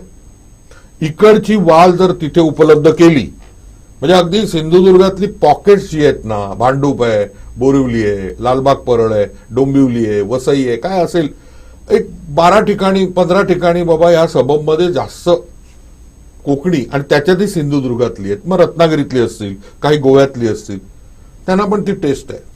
ही वाल जर पोचवली ना तर हाच वार्षिक लेवलला 100-125 कोटीचा बिझनेस आहे. आज आपल्याला कळणार नाही ते, पण डिमांड आहे प्रचंड. ती आपली वाल इकडची जी आपण कितीला, ती काय मला माहित नाही आटेडाल का भाव, पण मी आमच्या घरात मावशा वगैरे ज्या त्यांना विचारलं, मावशी मला त्याचा इंटरेस्ट आहे की ही वाल म्हणजे त्या अनुषंगाने येणारा पैसा ह्या महिलेपर्यंत कसा येईल? 3 महिन्याचं क्रॉप आहे ते. हा, रेल्वेशी कनेक्शन केलं, राजकीय इच्छाशक्ती असेल, ठाण्यात बाबा ही मंडळी उतरवतील, मुंबईत ते उतरवतील, ती डिस्ट्रीब्यूट करतील. सत्तेचा वापर ह्यासाठी जर केला की मोठं प्रेशर भैया आणि त्या लॉबीचं असणार. साध्या मुंबईमध्ये 7 ते 7.5 हजार कोटी रुपयाची पालेभाजी विकली जाते. ठाण्यामध्ये 2-2.5 हजार कोटीची पालेभाजी विकली जाते. एवढं व्हॉल्यूम आहे हो.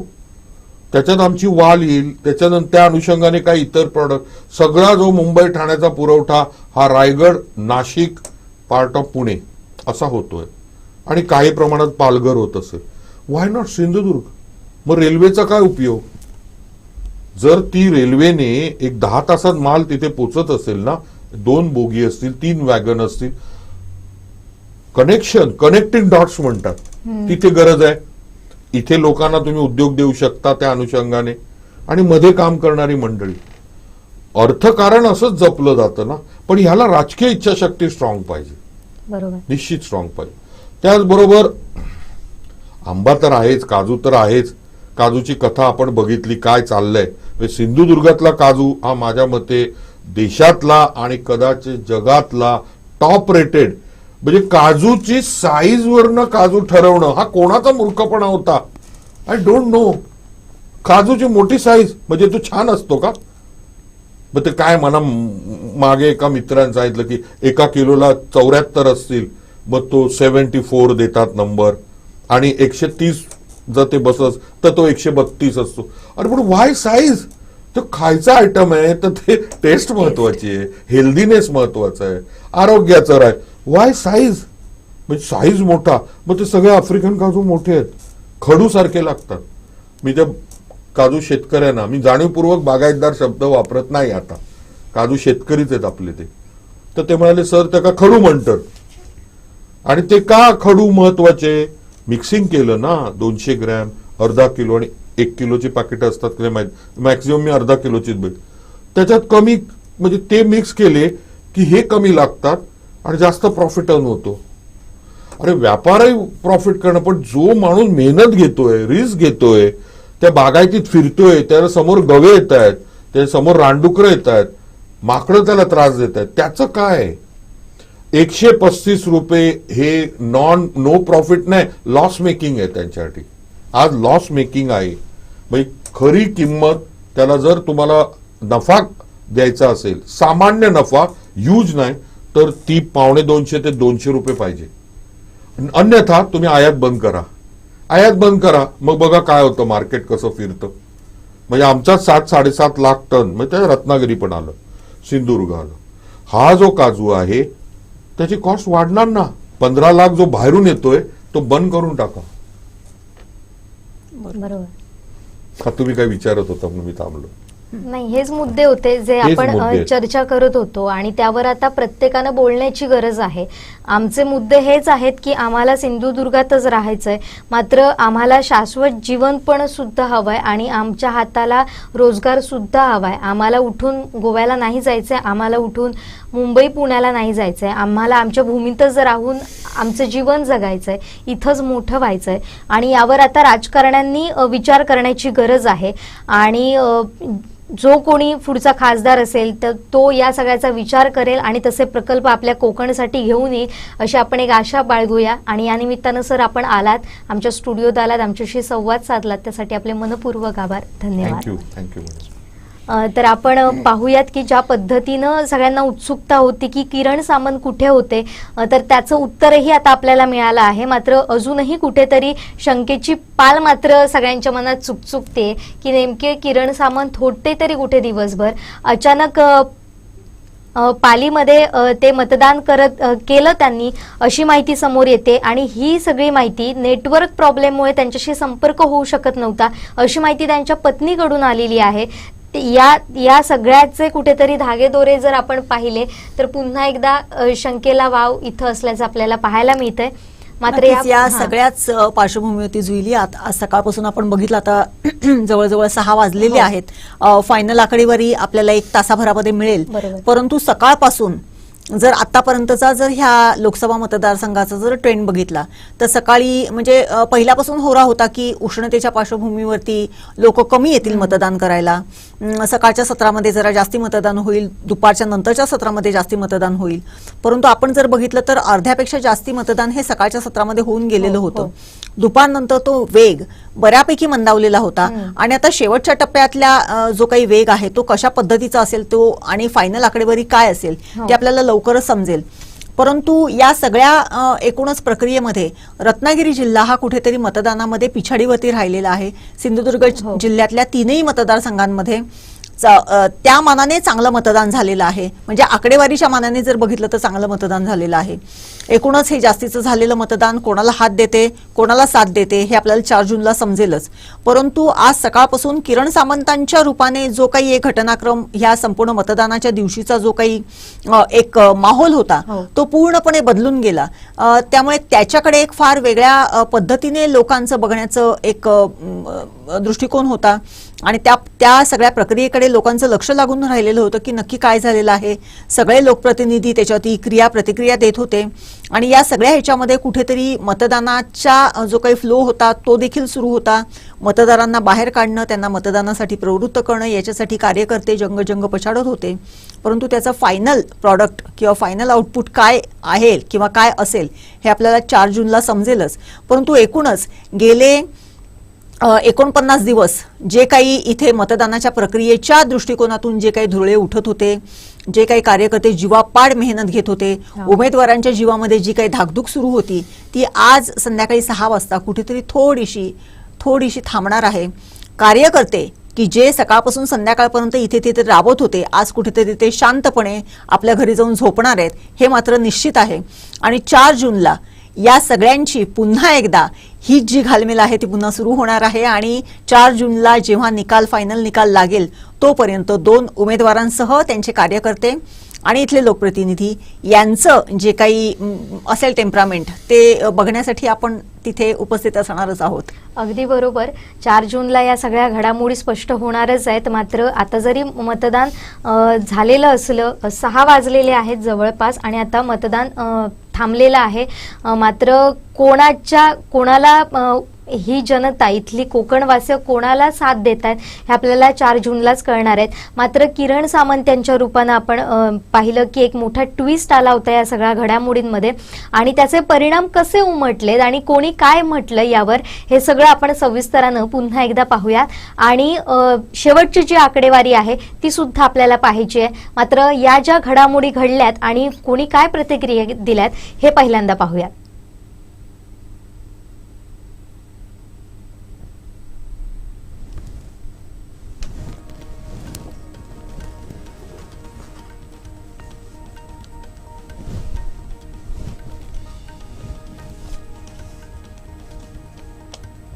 भागामध्ये जातो मी सुद्धा. आता ज्याला फिरायला जायचो ग्रामीण भागामध्ये त्याला माझा मोबाईल पूर्णपणे नॉट रिचेबलच असायचा. कारण अनेक ठिकाणी आमच्याकडे उंच सखल प्रदेशामुळे रेंजच मिळत नसते आणि त्याच्यामुळे नॉट रिचेबल असं दाखवलं जातं. त्याला मला वाटतं की याच्यावरून फार मोठा गैरसमज करण्याची गरज नाही आणि ह्यांनी सुद्धा फार त्याच्यावरून खुश होण्याची गरज नाही. किरण सामंत 100% आमच्याबरोबर आहेत. त्यांनी पुरेसा प्रचार केलेला आहे आणि शेवटच्या दिवशी प्रचार कुठला शिल्लकच नसतो. अशा वेळेला अफवांना एक ऊत येण्याच्या दृष्टीनेच विनायक राऊत आणि वैभव नाईक जे बोलत आहेत त्यांच्याकडे जनतेने दुर्लक्ष करावं असं मला वाटतं. नाही, वस्तुस्थिती ही आहेच. आमच्याकडे डोंगरी भागामध्ये टॉवर्स भरपूर लागतात आणि एखादा पॉवरफुल खासदार असता तर मी पहिल्यांदाच ज्यावेळेला हे झालं सिंधुदुर्गचा पालकमंत्री त्यावेळेला आम्ही मुंबईला एक मीटिंग ठेवलेली होती विलेपार्लेला BSNLच्या हेडक्वार्टरला आणि त्याच्यामध्ये हे सगळे टॉवर मंजूर झाले. परंतु त्याचं इम्प्लिमेंटेशन खासदारांनी जे करून घ्यायला पाहिजे होतं ते करण्यामध्ये ते अपयशी ठरले. त्याच्यामुळे त्यांच्याबद्दल अधिक काय बोलण्याची गरज नाही. का अपयशी खासदार असला तर त्याला सारखं अपयशी म्हणायचं नसतं. त्याला म्हणायचं तर काही अडचणीमुळे ते करू शकले नसेल असं म्हणून सोडून द्यायचं. त्यांना जास्त दुखवत बसायचं नाही. आपण एखाद्या दुबळ्या नेतृत्वाने दुसऱ्याला कणखर म्हणणं हे सुद्धा मी विनायक राऊतांचं कौतुक करतो की ते स्वतः दुबळे आहेत त्याच्यामुळे त्यांना कणखर नेतृत्व काय किरण सामंतांच्या निमित्ताने त्यांना मिळणार नाही. उगाच खोटी आशा लावून बसू नका. किरण सामंत हे एक उगवतं नेतृत्व आहे जरी खासदार होऊ शकलेले नसले तरी आमदार होतील, MLC होतील, सगळे दरवाजे त्यांच्यासाठी उघडे आहेत. वैभवजी यांनी खूपच सनसनाटी बोलायला लागलेत, त्याच्यामुळे मला जरा त्यांची काळजीच वाटते. त्याच्यावर आता समजा हे काहीतरी किरण सामंतनी उत्तर दिलं सणसणीत, तर मग त्यांचं काय होईल सांगा. त्याच्यामुळे सध्या त्यांनी शांत राहणं योग्य आहे. मी आज शिर्डीला जातो आहे, त्यांना खात्री करायची असेल की मी 50 खोके वगैरे काही नाही आहे, तर माझ्यावर यावं. मी साहेबांच्या समक्ष सांगतो त्यांना. बोलायचं आणि उगाच काहीतरी खोटं बोलून टाकायचं, याला काय अर्थ नसतो. त्यांनी किरण सामंत काय कायमचे थोडंच आहेत. ते जर प्रचार ह्याच्यावर गेलेले असतील आणि बूथला भेटी देत असतील तर परत आल्यानंतर तुम्ही त्यांना प्रश्न विचारू शकता ना, आणि ते त्याचं समर्पक उत्तर सुद्धा देऊ शकता. वाटतं की ही अफवा बहुधा उबाठाने उठवलेली अफवा असावी, कारण उबाठा हे अशी अफवा उठवण्यामध्ये एक्सपर्ट असतात आणि त्यांना माहिती आहे की सगळ्यात जास्त मतदान हे राणेसाहेबांच्या कॉन्स्टिट्युन्सीमध्ये सध्या महाराष्ट्रामध्ये घडतं आहे. राणेसाहेबांवरचं जे प्रेम आहे कोकणी जनतेचं, ते एका अर्थाने मतपेटीतून व्यक्त होतं आहे. तर त्यांनी तेवढं काम केलेलं आहे ना कोकणासाठी, आणि त्याच्यामुळे त्यांनी वाईट वाटून घेऊ नये. साधारण 70-30 किंवा 80-20 हे चित्र सावंतवाडीमध्ये आहे. मी सावंतवाडीच्या प्रत्येक बूथवर जाऊन आलो, आणि हे चित्र असंच राहिलं तर मोठं मतदान हे सगळ्यात जास्त सावंतवाडी मतदारसंघामध्ये झालेलं आहे संपूर्ण महाराष्ट्रामध्ये. आणि समजा 70-75% वर जर सावंतवाडी मतदारसंघाचं मतदान गेलं तर निश्चितपणे हे सगळं राणेसाहेबांना फेवरेबल आहे, आणि राणेसाहेबांना त्याचा निश्चितपणे फायदा होईल. आणि मुळात रत्नागिरीचा जो विषय आहे तो रत्नागिरी जिल्ह्यापुरता मर्यादित आहे. सिंधुदुर्गवर त्याचा फार मोठा परिणाम होणार नाही. त्याच्यामुळे अफवा उठवण्याचा उबाठाने जरी प्रयत्न केला तरी सिंधुदुर्ग जिल्ह्यावर त्याचा फार मोठा परिणाम होईल असं मला स्वतःला वाटत नाही. आणि माझं स्वतः मी किरण सामंतांना अतिशय जवळून ओळखतो. एक दिलदार कार्यकर्ता आहे, आणि ते कुठल्याही परिस्थितीमध्ये राणेसाहेबांचंच काम करतायत याची मला खात्री आहे. आपल्या उबाटाकडून केलेली लोकांची फसवणूक आहे आणि अफवा पसरण्याचा प्रश्न आहे. अजून भैया सामंत रात्री 3 वाजेपर्यंत कार्यकर्त्यांच्या गाठीबिटी घेत होते, आणि त्याच्यानंतर लोकांच्या माझ्या पण सकाळी संपर्क झालेला आहे. त्यांनी कार्यकर्त्यांना व्यवस्थित काम करण्याचा आदेश दिलेला आहे. त्याच्यामुळे ह्या विरोधकांचं षडयंत्र आहे. भैया सामंत आमच्या कॉन्टॅक्टमध्ये आहेत. त्यांचे 3 वाजेपर्यंत कार्यकर्त्यांच्या गाठीबिटी असल्यामुळे त्यांना मधल्या पिरियडमध्ये पण त्यांनी प्रचाराची धुरा सांभाळलेली होती. त्याच्यामुळे त्यांना ताण आल्या असल्यामुळे ते रात्री सकाळी जरा थोडा वेळाने उठले. तर हा विरोधकांनी केलेली षडयंत्र आहे. ते पूर्वी आग्रही होते उमेदवारी मिळण्यासाठी, पण ज्यावेळी महायुतीचे उमेदवार आमच्या राणेसाहेबांनी ज्यावेळी उमेदवारी डिक्लेअर झाली त्यावेळीपासून ते एका दिलेने काम करायला बाहेर पडलेले आहेत. खरं तर शिवसेनेचे नेते किरण सामंत हे कालपासून नॉट रिचेबल आहेत. आज खरं तर पोलिसांना आम्ही महासंचालकांना एक पत्राद्वारे निवेदन दिलं आहे की किरण सामंतांना निवडणुकीनंतर ताबडतोब पोलीस संरक्षण देण्यात यावे. कारण या मतदारसंघातील आधीची पार्श्वभूमी बघितली तर अनेक या ठिकाणी दहशतवादाचे प्रकार झालेले आहेत, आणि त्यामुळे मतदान शांततेत झाल्यानंतर सुद्धा काही होऊ नये यासाठी किरण सामंतांना पोलिसांनी लवकरात लवकर संरक्षण द्यावे. विकास म्हणजे बघा, शेवटी लोकांची कामं काय असतात. प्रत्येक गावागावामध्ये रस्ते झाले पाहिजे, पाणी झाले पाहिजे, वीज आली पाहिजे, त्याच्याचबरोबर शेतीसाठी धरणं पाहिजेत, आणि मग मुलांना नोकऱ्या मिळाल्या पाहिजेत. नुसतं माझ्याच मतदारसंघाचं उदाहरण द्यायचं झालं तरी आमचं सरकार बदलल्यापासून 1000 कोटी रुपये हे माझ्या मतदारसंघामध्ये आलेले आहेत. कोणासाठी आले? माझ्यासाठी नाही, लोकांसाठी आलेले आहेत. आदित्य ठाकरेंच्या भाषेत ह्याला 1000 खोके म्हणतात, परंतु त्यांचे खोके त्यांच्या घरी जातात, आमचे कधी जात नाहीत. म्हणून मी जाहीर आव्हान त्यांच्या पक्षाचे आमदार वैभव नाईकांना दिलेलं आहे. माझ्यावरच शिर्डीला या साईबाबांच्या समोर मी सांगतो की एकनाथ शिंदे साहेबांनी मला 1 रुपयासुद्धा दिलेला नाही आपल्याबरोबर येण्यासाठी, आणि मी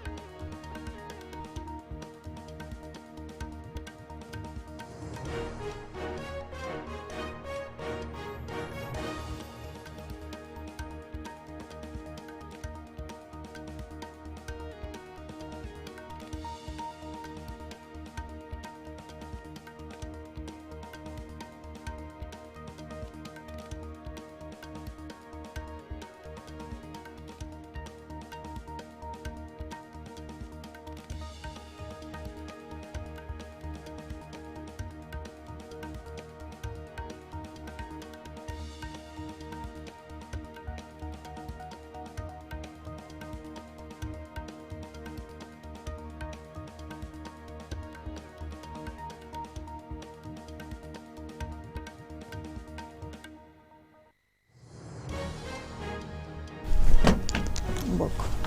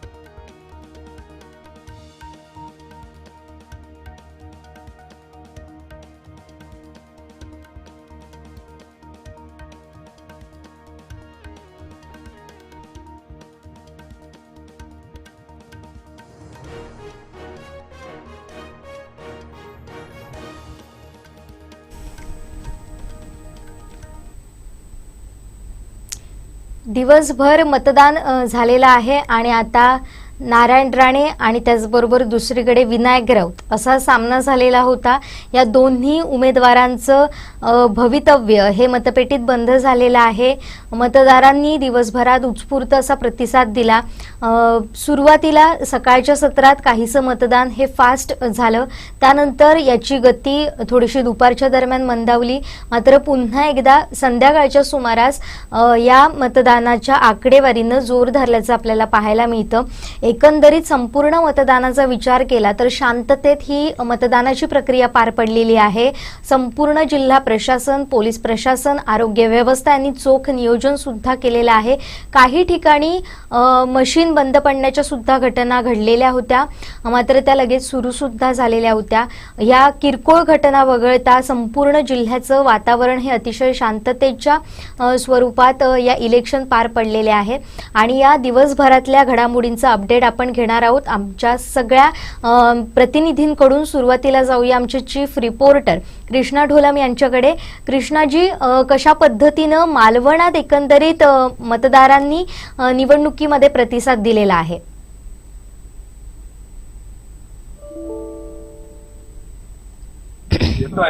नक्कीच जुईली, आपण बघितलं तर मालवणात सरासरी 60 ते 65% दरम्यान मतदान झालेलं आहे आणि शांततेत मतदान पार पडलेलं आहे. मालवणच्या देऊळवाडा केंद्रावर आपण बघितलं तर दुपारनंतर म्हणजे सायंकाळी 4 नंतर ज्या पद्धतीनं गर्दी झाली ती साधारण 200 ते 300च्या रांगा या मतदारांच्या लागलेल्या होत्या. सायंकाळी 7 वाजता या मतदान इथे संपूर्णपणे पार पडलेलं आहे. त्या ठिकाणी पोलीस बंदोबस्त देखील वाढवण्यात आला होता. शहरातील असे एकमेव ठिकाण आहे ज्या ठिकाणी सायंकाळी मोठ्या प्रमाणात गर्दी ही मतदारांनी दाखवले होते. 6 पर्यंत जेवढे मतदार या केंद्रावर आले होते त्या सर्वांना मतदानाचा अधिकार बजावण्यात आला आणि 7 वाजता येथील मतदान प्रक्रिया आहे ती पूर्णपणे पार पडलेली आहे. एकूणच आपण बघितलं तर मालवण तालुक्यात सर्व मतदान केंद्रावर असेल त्या ठिकाणी कडेकोट असा पोलीस बंदोबस्त हा मालवण पोलिसांनी ठेवलेला होता. त्यामुळे कुठलाही अनुचित प्रकार न घडता शांततेत मालवण तालुक्यातील मतदान आहे हे पार पडलेलं आहे. अनुचित प्रकार म्हणण्यापेक्षा तो एक फक्त सकाळच्या सत्रात काहीशी गर्दी कमी होती त्या देववाडा केंद्रावर, तो वगळता इतरत्र शांततेने आणि वेळेत मतदान प्रक्रिया ही पार पडलेली आहे. कुठेतरी कृष्णा एका ठिकाणी एक मतदार म्हणजे देवबाग किंवा तळाशील ह्या कुठल्या तरी एका केंद्रावरती एक मतदार गेलेला होता आणि तो त्याच्यावरती मयत असा शिक्का पडलेला होता. त्या संदर्भातली काही तक्रार तहसीलदारांकडे किंवा कोणाकडे आलेली आहे का? आलेली नाही, मात्र त्या मतदाराने पूर्णपणे नाराजी आहे ती या ठिकाणी दर्शवलेली आहे. हा प्रशासनाचा भोंगळ कारभार म्हणावा लागेल, कारण एखाद्या मतदाराला आपला अधिकार डावलून मतदार यादीत त्याचं नाव मयत असा उल्लेख करणे हा पूर्णपणे ही प्रशासनाचा हलगर्जीपणा आणि एक हलगर्जीपणा म्हणावा लागेल.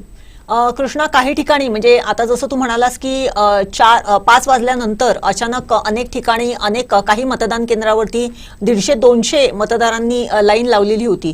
मग असं कुठल्या ठिकाणी झालेलं आहे की 6 वाजल्यानंतर केवळ लाईनमध्ये माणसं आहेत म्हणून मतदानाची जी वेळ आहे ती थोडीशी पुढे करावी लागली आहे, असं कुठल्या तिथल्या केंद्रांवरती झालेलं आहे का? नक्कीच. मालवण शहरातील देऊळवाडा येथील या मतदान केंद्रावर मगाशी सांगल्याप्रमाणे दुपारनंतर म्हणजे साधारण संध्याकाळनंतर जी लाईन ही आहे ती मतदारांची रांग आहे ती वाढू लागली आणि 200 ते 300 मतदार हे एकाच वेळी रांगेमध्ये आले आणि 6 नंतर सुद्धा या मतदार केंद्रावर गर्दी होती. जे मतदार आहेत ते 6 वाजेपर्यंत जेवढे मतदार या ठिकाणी मतदान केंद्रावर आले त्यांना सर्वांना आपला मतदानाचा अधिकार देण्यात आला आणि त्या केंद्रावरील 7 वाजता पूर्णपणे मतदान प्रक्रिया आहे ती पूर्णपणे पार पडलेली आहे. एकंदरीत जर आपण पाहिलं तर मालवणात मतदारांनी जसं उत्स्फूर्त प्रतिसाद दिला त्याच पद्धतीनं राजकीय पदाधिकारी कार्यकर्त्यांची सुद्धा दमछाक झालीच असेल. या पार्श्वभूमीवर अगदी मतदारांना मतदान केंद्रापर्यंत घेऊन येण्याच्या सुद्धा काही घटना घडल्या असतील, तर अशा काही घटना घडल्यात का? प्रत्येक राजकीय पक्षाचा कार्यकर्ता असेल म्हणजे महाविकास आघाडी असेल किंवा महायुती असेल हे प्रत्येक जण आपापल्या मतदान बूथवर हे सकाळपासूनच गर्दी करत होते. मतदारांना बाहेर आणत होते, त्यांची व्यवस्था करण्यात येत होती. त्या पद्धतीने सर्वच मतदान केंद्रापर्यंत त्यांना आणण्यासाठी कार्यकर्ते बाहेर पडलेले होते आणि सर्वच बूथवर हे सर्व पक्षीय राजकीय पक्षांची गर्दी ही पाहायला मिळाली आणि दोन्ही बूथ आहेत ते बाजूबाजूला अगदी एरवी राजकारणात एकमेकांचे विरोधक असणाऱ्या सर्व पक्षीय जे आपापले बाजूबाजूला टेबल घेऊन आपापले बूथ मांडले होते आणि सकाळच्या सुमारास आपण बघितलं तर सकाळच्या सत्रात ही मतदारांनी थोडीशी पाठ फिरवली होती. मात्र दुपारनंतर मतदारांचा ओघ हा मतदान केंद्रावर वाढू लागला आणि त्यानंतर उत्स्फूर्त असा प्रतिसाद हा दुपारनंतर जास्त तो मतदारांनी त्याच्यामुळे कार्यकर्त्यांची सुद्धा दमछाक उडाली. कारण अचानक मतदारांचा ओघ वाढल्यामुळे कार्यकर्त्यांची सुद्धा दमछाक झाली. प्रत्येकांची अशी सकाळपासून जे आरामात शांततेत पार पडलेलं मात्र दुपारनंतर अचानक मतदारांचा ओघ वाढल्यामुळे कार्यकर्त्यांची सुद्धा दमछाक झाली. पण एकंदरीत मालवणात मतदारांनी कशा पद्धतीनं मतदानाला प्रतिसाद दिल्याचं आपल्याला पाहायला मिळालं? मालवणात नक्कीच शांततेत आणि उत्स्फूर्त असा मतदानाची प्रक्रिया ही पार पडलेली आहे. मतदारांचा सुद्धा उत्स्फूर्त असा प्रतिसाद मिळाला. सुमारे 60 ते 65% मतदान हे यानिमित्त आज लोकसभेच्या निवडणुकीच्या झालेलं आहे आणि या सर्व उमेदवारांचे भवितव्य आहे हे या मतपेटीत बंद झालेले आहे. धन्यवाद कृष्णाजी, आपण दिलेल्या या माहितीसाठी. या संदर्भातले अपडेट तुमच्याकडून जाणून घेत राहणार आहोत. एकंदरीत मालवणचा विचार केला तर शांततेत मतदान प्रक्रिया पार पडलेली आहे. मात्र मालवणातील देऊळवाडा इथं थोडीशी वेगळी घटना पाहायला मिळाली. कारण तिथं भली मोठी रांग लागल्याचं आपल्याला पाहायला मिळालं. 2-2 तास रांगेत तिथं काही माणसं उभी होती, मतदार उभे होते. त्यामुळे एकूणच सगळ्याच यंत्रणेवर ताण आल्याचं सुद्धा घटना घडलेली आहे. ज्या पद्धतीनं आपण मालवणचा आढावा घेतला तसाच आता आपण सावंतवाडीचा आढावा घेऊया. सावंतवाडीचे करस्पॉन्डंट विनायक गावस आपल्याशी जोडले जात आहेत. विनायक, एकंदरीत सावंतवाडीत मात्र काहीशी वेगळी परिस्थिती पाहायला मिळाली. अगदी अमेरिका, आयर्लंड मधून सुद्धा तरुणी मतदान करण्यासाठी आलेल्या आपल्याला पाहायला मिळाल्या आणि शिवाय एकंदरीत कशा पद्धतीनं या मतदान प्रक्रियेला प्रतिसाद मिळाल्याचं पाहायला मिळालं?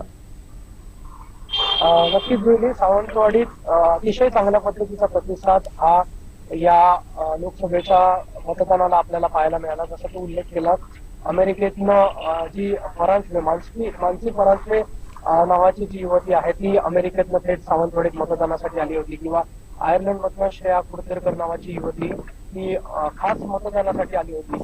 या दोघांचं अनेक जे आपले मुंबईतले चाकरमानी आहेत ते सुद्धा या दरम्यान मतदानासाठी आले होते आणि कुठेतरी मे महिना म्हटल्यानंतर सुट्टीचा हंगाम किंवा गावाकडे जाण्याचे दिवस हे पाहता अनेक चाकरमानी मतदानाचं निमित्त साधत गावाकडे काही दिवस सुट्ट्या घेऊन आलेत आणि मतदानाचा अधिकार सुद्धा त्यांनी या ठिकाणी बजावला.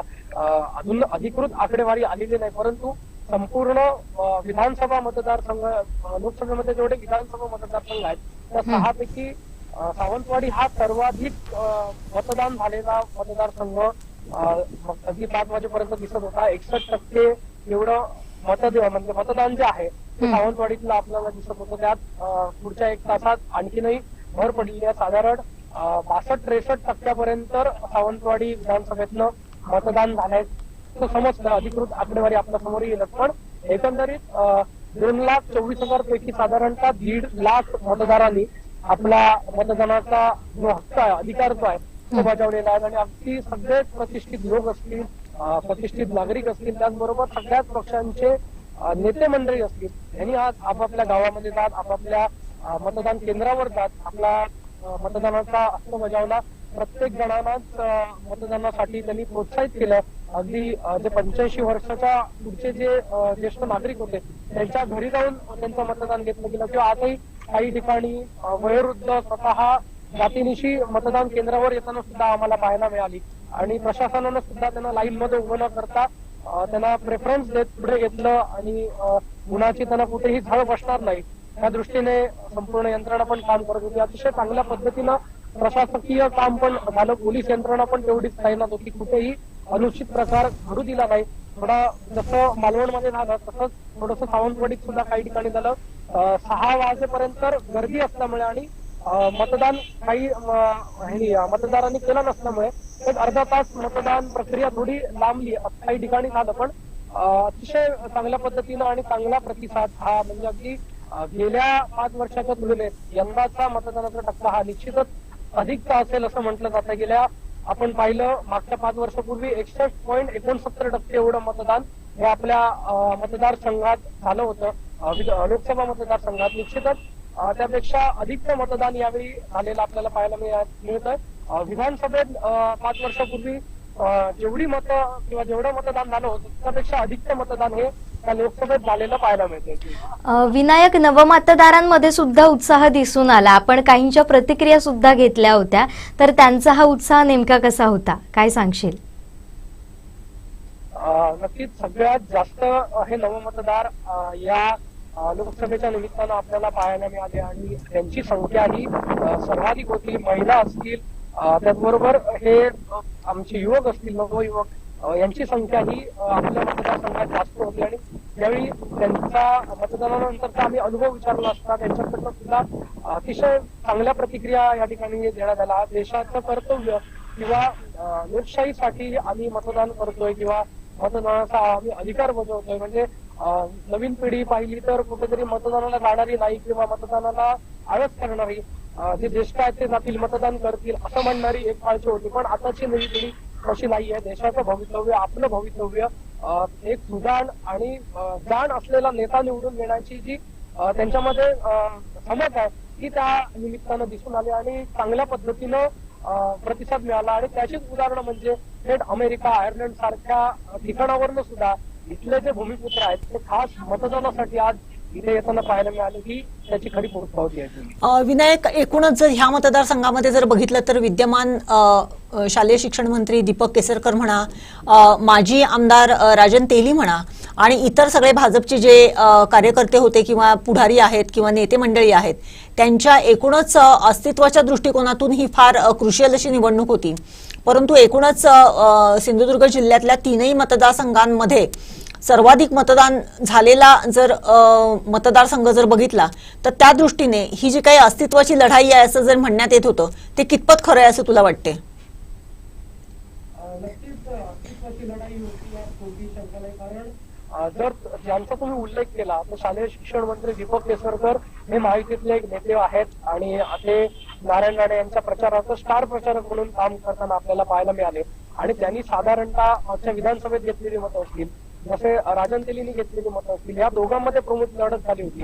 आणि या दोघांच्या मतांची जर बेरीज केली तर ती साधारण 1,10,000च्या पुढे जाते. त्याच्यामुळे त्या दोघांच्या दृष्टीनं ही अस्तित्वाची लढाई होती. तर उद्धव बाळासाहेब ठाकरेंच्या शिवसेनेला जर बाजूला केलं, राष्ट्रवादी शरदचंद्र पवार बाजूला केला आणि काँग्रेसची मतं बाजूला केली तर ह्याला आपली इथं मतं टिकवणं किंवा 1,00,000 क्रॉस करणं मतं हे त्यांच्या दृष्टीनं इथे महत्वाचं होतं. आणि त्या दृष्टीने ते दोन्ही नेते मंडळी काम करत होती. त्याचबरोबर माजी नगराध्यक्ष संजू परब असतील, विशाल परब असतील, महेश सारंग असतील, भाजपची अनेक मंडळी, शिवसेनेची अनेक मंडळी, राष्ट्रवादी अजित पवार गटाची मंडळी ही इथे कार्यरत होती. तर समोर आपण पाहिलं तर विनायक राऊत यांच्या इंडिया आघाडीच्या प्रचारासाठी स्वतः माजी राज्यमंत्री प्रवीण भोसले या ठिकाणी होते, अर्चना घारे या ठिकाणी होत्या, स्वतः शैलेश परब या ठिकाणी होते, काँग्रेसचे सगळे ज्येष्ठ नेते मंडळी या ठिकाणी कार्यरत होते.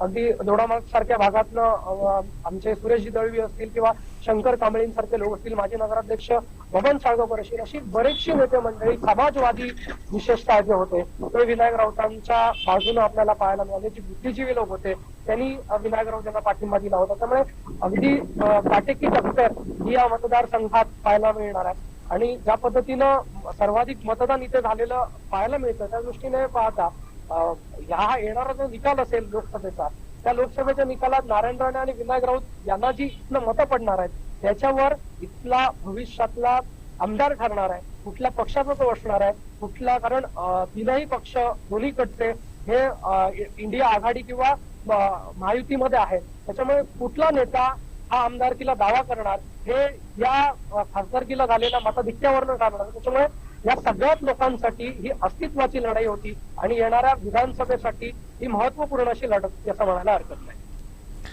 धन्यवाद विनायक, तू दिलेल्या या सगळ्या माहितीसाठी आणि सविस्तर विश्लेषणासाठी. या संदर्भातले अपडेट तुझ्याकडून असेच जाणून घेत राहणार आहोत. आता आपण जाऊया कणकवलीत. कणकवलीत आमचे कणकवली करस्पॉन्डंट उमेश बुचडे आपल्याशी जोडले जात आहेत. त्यांच्याकडून दिवसभरातील घडलेल्या घडामोडींचा आढावा घेणार आहोत. उमेशजी, एकंदरीत कणकवलीतलं वातावरण कसं होतं? निश्चित जुईली कणकवलीत सकाळपासून मतदानासाठी रांगा लागल्या होत्या. ठिकठिक शहरामध्ये असतील किंवा तालुक्यातील सर्वच ठिकाणी असतील आणि मतदान उत्स्फूर्तपणे झालेलं आहे. काही तुरळक ठिकाणी म्हणजे एक तरंदळे या ठिकाणी आणि एक शिवडाव या ठिकाणी ना काही ठिकाणी ईव्हीएम ज्या मशिनी आहेत त्याच्यामध्ये तांत्रिक बिघाड झाला होता.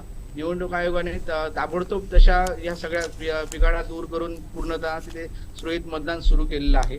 आणि त्यानंतर दुपारी आपण बघितलं की सर्व राजकीय नेत्यांनी मतदान केलं आणि त्यानंतर मग मतदानाचा टक्का दुपारपर्यंत वाढला होता आणि त्यानंतर मग दुपारी थोडंसं ऊन असल्यामुळे कमी होता. नंतर पुन्हा संध्याकाळी तो टक्का वाढला आणि एकूणच कणकवली तालुक्यामध्ये संध्याकाळी 5 वाजेपर्यंत 55% मतदान झालेलं होतं आणि त्यानंतर मग 1 तास होता मतदानासाठी. आणि तसं बघायला गेलं तर मग त्याच्यामध्ये अजून एक 4-5% वाढ होईल म्हणजे एक 60% कणकवली म्हणजे तालुक्यातलं मतदान होईल असे एक शक्यता आहे. कारण निवडणूक आयोगाची आकडेवारी आहे ती अजून यायची आहे त्यामुळे ती आल्यानंतरच बाकीचे चित्र स्पष्ट होतील आपल्याकडे. पण कणकवली तालुक्यामध्ये एक 57-58 जास्तीत जास्त 60% मतदान हे होण्याची शक्यता आहे जुईली. बाकी सर्व ते शांततेत निवडणूक पार पडली. मात्र आता मशीन बंद पडल्याचा परिणाम या मतदानावर झालाय का? कारण बंद पडल्यानंतरचा अधिक वेळ दुरुस्त करण्यासाठी जातो मग जो राहिलेला वेळ असतो त्याचा फटका कुठेतरी मतदानावर बसल्याचं दिसलं का? नाही जुईली कसं झालं रिझर्व्हवर ज्या मशिनी होत्या त्या ठेवण्यात आलेल्या होत्या. जिथे जिथे त्यांना तांत्रिक बिघाड आला त्यावेळी ते लगेच तिथेच त्या मशिनी रिझर्व्ह ठेवल्या असल्यामुळे ताबडतोब त्या ठिकाणी पोच करण्यात आल्या आणि तिथे नंतर मतदानाला सुरुवात झाली. त्यामुळे तसा कोणता एक म्हणजे वेळ गाडूपणा किंवा वेळ कुठे झाला नाही आणि ताबडतोब मतदानाला सुरुवात झाली. त्यामुळे सुरळीत मतदान पुन्हा सुरू झालं असं एकंदरीत दिसलं.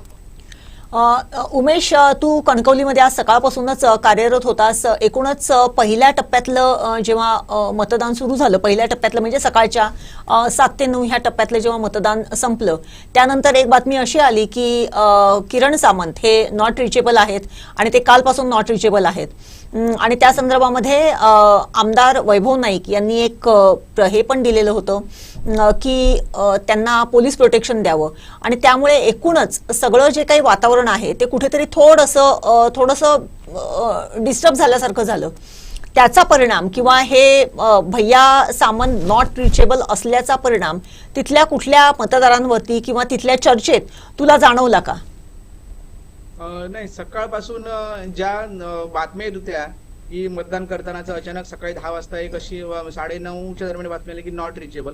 पण तसं काही बघितलं तर ह्या बातम्या त्या चर्चेत फक्त राहिल्या माध्यमांमध्ये राहिल्या पण तसं त्याचा परिणाम काही मतदानावर झाल्याचं दिसत नाहीये. कारण सगळीकडे प्रत्येक मतदार स्वतः येत होते, मतदान करत होते. प्रत्येक जण आपल्या गाडीने असतील, रिक्षेने असतील मतदान येऊन करत होते. त्यामुळे कुठे ना असा कुठे मतदानावर परिणाम याचा झालेला दिसत नाहीये. कारण तेवढा इफेक्ट जो आहे सिंधुदुर्ग जिल्ह्यामध्ये सामंतांचा तो आपल्याकडे ह्या बाजूला कमी असं जाणवला आणि त्यामुळे ह्या कणकवलीमध्ये किंवा तालुक्यामध्ये तेवढा काही फरक पडला नाही या चर्चेमुळे. एकूणच सकाळी कणकवली तालुका म्हणून म्हणजे ज्याला नेहमीच म्हणजे संवेदनक्षम तालुका म्हणून म्हटलं जाते तिथे खुद्द पोलीस महानिरीक्षक येऊन त्यांनी संजय दराडे यांनी तिथे एक राऊंड घेतलेला होता. या सगळ्या पार्श्वभूमीवरती जर बघितलं तर प्रत्येक वेळेस कणकवलीकडे जे बोर्ड दाखवलं जाते की एक बंडखोर तालुका म्हणून तर त्या दृष्टीने यावेळेसचं मतदान अत्यंत शांततापूर्ण झालेलं आहे. हा बदल कशामुळे झाला असेल असं तुला वाटते? ज्यावेळी निवडणूक आयोगाने पहिलं ज्यावेळी निवडणूक जाहीर झाली त्यावेळी नोटीस जे ज्यांच्यावर गुन्हे दाखल होते त्यांना नोटीस काढण्यात आल्या. काही जणांना तडीपारच्या नोटीस देखील गेल्या होत्या. त्यामुळे गुन्हेगारी पार्श्वभूमी असलेले जे सर्वच जे नेते असतील काही मंडळी असतील त्यांना नोटीस गेल्यामुळे अशा प्रकारच्या कुठल्या निवडणुकीमध्ये हा अनुचित प्रकार कुठे घडला नाही आहे आणि तसा काही प्रसंग देखील आजच्या दिवसामध्ये झाला नाहीये. आणि त्यामुळे कुठेतरी जे आजचे जे आयजी आलेले ते त्यांनी ह्या ठिकाणी येऊन पाहणी केली आणि त्यामुळे कुठेतरी पोलीस यंत्रणा ही आपलं काम सक्षमपणे करते आहे. पोलीस आता गेले 8 दिवस संचलन करत आहेत प्रत्येक गावामध्ये असेल म्हणजे आता कणकवली तालुक्यातील कोंडा असेल, कनेडी असेल, तळा असेल, खारेपाटण असेल आणि हे शहरामध्ये असेल ठिकठिकाणी संचलन केलं आणि पोलीस देखील सतर्क आहेत हे असं नागरिकांना दाखवून दिलेलं होतं. त्यामुळे कुठेतरी नागरिकांच्या मनात आपण जागरूकपणे मतदान करण्याची उत्साह होता तो दिसून आला आणि त्यामुळे हे मतदान सुरळीत पार पडलंय. तुझ्या बाजूलाच म्हणजे कणकवली शहराच्या बाजूलाच 2 ठिकाणी जवळपास जवळ असलेले वागदे आणि ओसरगाव इथे सखी मतदान केंद्र होतं आणि तिकडे सगळा जो कर्मचारी होता तो महिला कर्मचारी होता.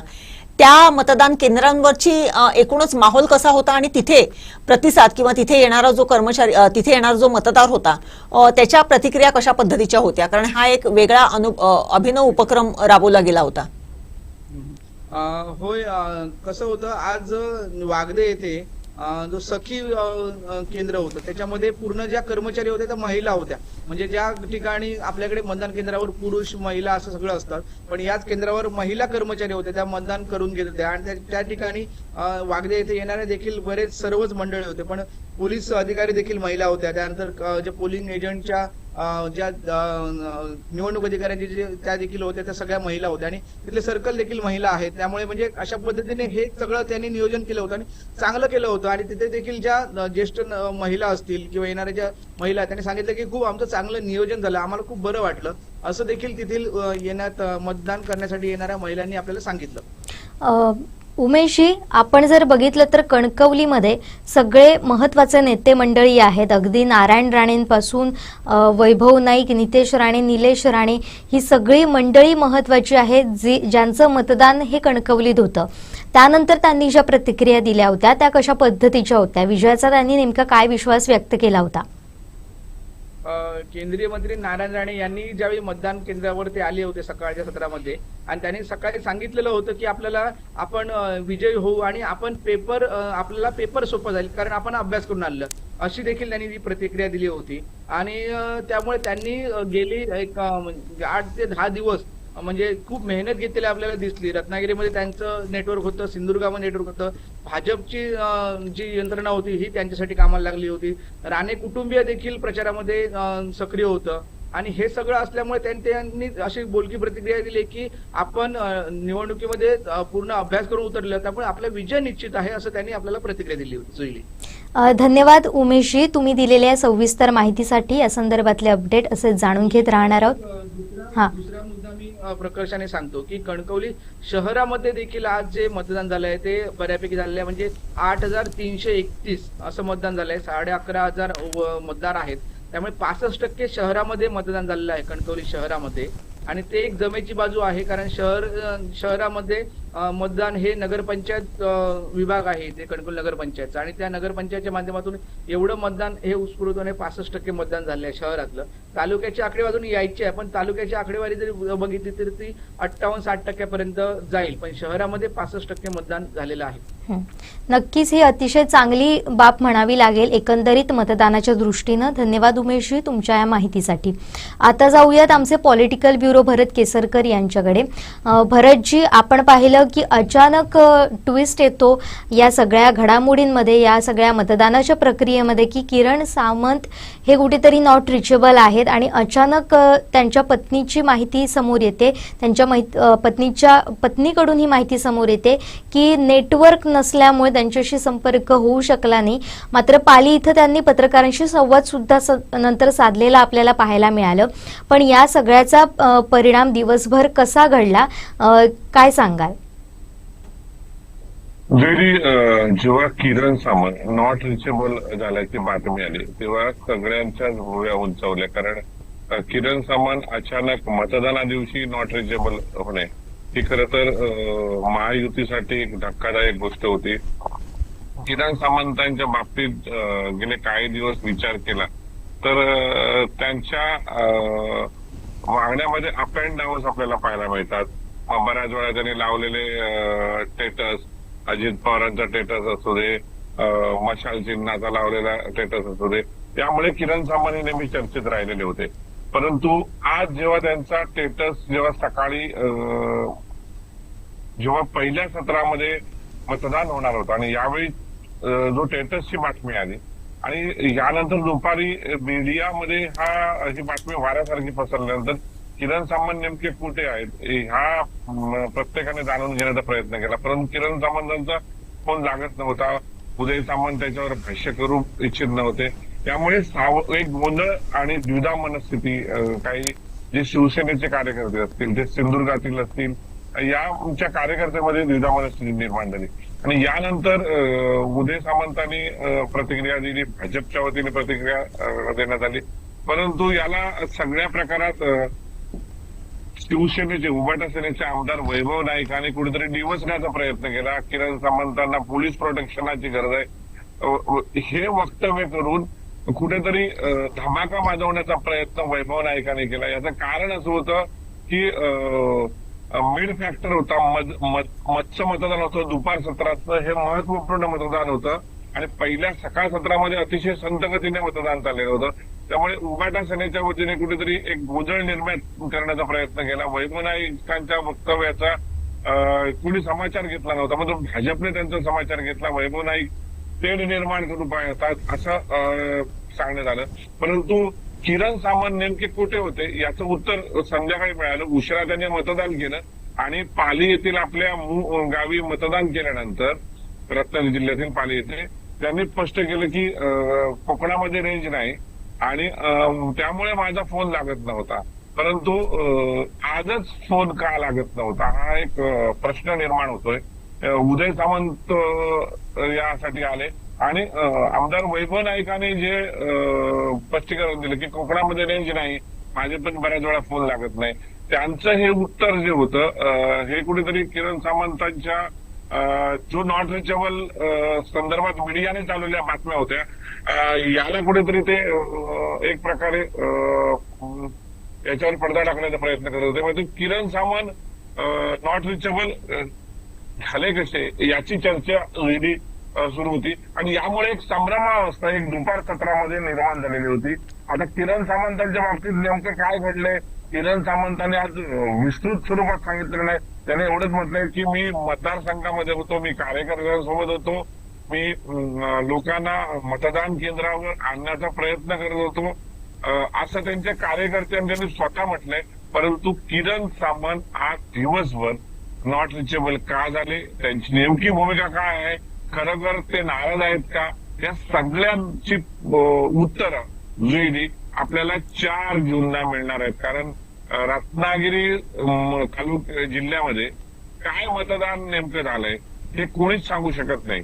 कारण राजापूर असेल, रत्नागिरी असेल आणि चिपळूण हे 3 तालुक्यामध्ये महत्वपूर्ण मतदान मानलं जातं. परंतु ह्याचा विचार करता या 3 तालुक्याचा हे मतदान 47% कुठेतरी 5 वाजेपर्यंत थांबलेलं होतं, 45 ते 27%. याच वेळी सिंधुदुर्ग जिल्ह्यातलं कुडाळ तालुका वगैरे याचा विचार करता सरासरी 60-61% मतदान झालेलं होतं. त्यामुळे रत्नागिरीमधलं झालेलं कमी मतदान ही कोणाला धोक्याची घंटा आहे, ही राऊतांना धोक्याची घंटा आहे की राणेंना या बाबतीत एक प्लस पाठवू शकतो. कारण या ठिकाणी महायुतीमध्ये जर अशा पद्धतीने संभ्रमावस्था असेल, जर किरण सामंतांचं नॉट रिचेबल होणं आणि तिथे जर कमी मतदान झालंय तर ते कोणाच्या फायद्याचं आहे हे प्रत्यक्षात 4 तारीखला स्पष्ट होईल. कारण उदय सामंतांच्या विधानसभेची गणितं जी आहेत ही उद्याच्या 4 जूनच्या आकडेवारीवर अवलंबून असणार आहे. माझ्या मते किरण सामंत हे राजापूर मतदारसंघातून शिवसेनेच्या तिकिटावर निवडणूक लढवू इच्छितात आहे. अशा वेळी तिथली गणितं किरण सामंतांनी किती काम केलंय, तिथे भाजपला अर्थात नारायण राणेंना कमळ चिन्हावर किती मताधिक्य मिळतंय, प्लस होत आहेत की मायनस होत आहेत, हे याच्यावर ही जागा जी आहे याच्यावर भाजप पण दावा करू शकतो. जर किरण सामंतांनी अशा पद्धतीने नॉट रिचेबल राहून जर काहीतरी करण्याचा प्रयत्न केला असेल तर. आणि राहिली गोष्ट चिपळूणच्या बाबतीत, चिपळूण ही राष्ट्रवादीकडे जागा आहे, एकमेव जागा राष्ट्रवादीकडे आहे जी अजित पवारांची राष्ट्रवादीची आहेत, शेखर निकम. इथली जेव्हा प्रत्यक्षात 4 तारीखला आकडेवारी येईल तेव्हा स्पष्ट होईल की नेमकं काय केलं गेलं. पण एकंदर असं वाटतं की ज्या पद्धतीने भाजपच्या कार्यकर्त्यांची सिंधुदुर्ग जिल्ह्यातील देहबोली होती त्यावरून असं वाटतंय की भाजपच्या कार्यकर्ते म्हणतात की आम्हाला सहज या ठिकाणी मोठं मताधिक्य मिळेल, जे मताधिक्य विजयाकडे आपल्याला नेईल, जरी काही दगा फटका हा रत्नागिरी जिल्ह्यामध्ये झाला तरी. 3 तालुक्यांचा विचार करता जुईली. नक्कीच भरतजी, तुम्ही अतिशय सुंदर असं विश्लेषण केलं आणि ज्या पद्धतीनं भरत केसरकर यांनी सांगितलं की या सगळ्याचा परिणाम कोणावर होणार आहे आणि कोणाला या सगळ्याचा फटका बसणार आहे हे आपल्याला 4 जूनलाच समजणार आहे। मात्र आता तुर्तास इथं थांबतोय। आता आपण जाऊया थेट वैभववाडीत। वैभववाडीचे करस्पॉन्डंट श्रीधर साळुंखे आपल्याशी जोडले गेले। वैभववाडीत सकाळपासून शांततेत मतदान सुरू होतं, मात्र एका गावानं तिथं अतिशय महत्त्वाचा निर्णय घेतला आणि तो अनेक राज्यकर्त्यांना विचार करायला लावणारा होता। आपली कामं झाली नाहीत म्हणून या गावानं थेट बहिष्कारच घातलाय मतदानावर। याबाबत आपण श्रीधर साळुंखे यांच्याकडूनच जाणून घेऊया। श्रीधरजी, आपण पाहिलं तर वैभववाडीत सकाळपासून शांततेत मतदान होतं, मात्र अशी सुद्धा बातमी येते की एका गावानं तिथं बहिष्कार टाकलाय।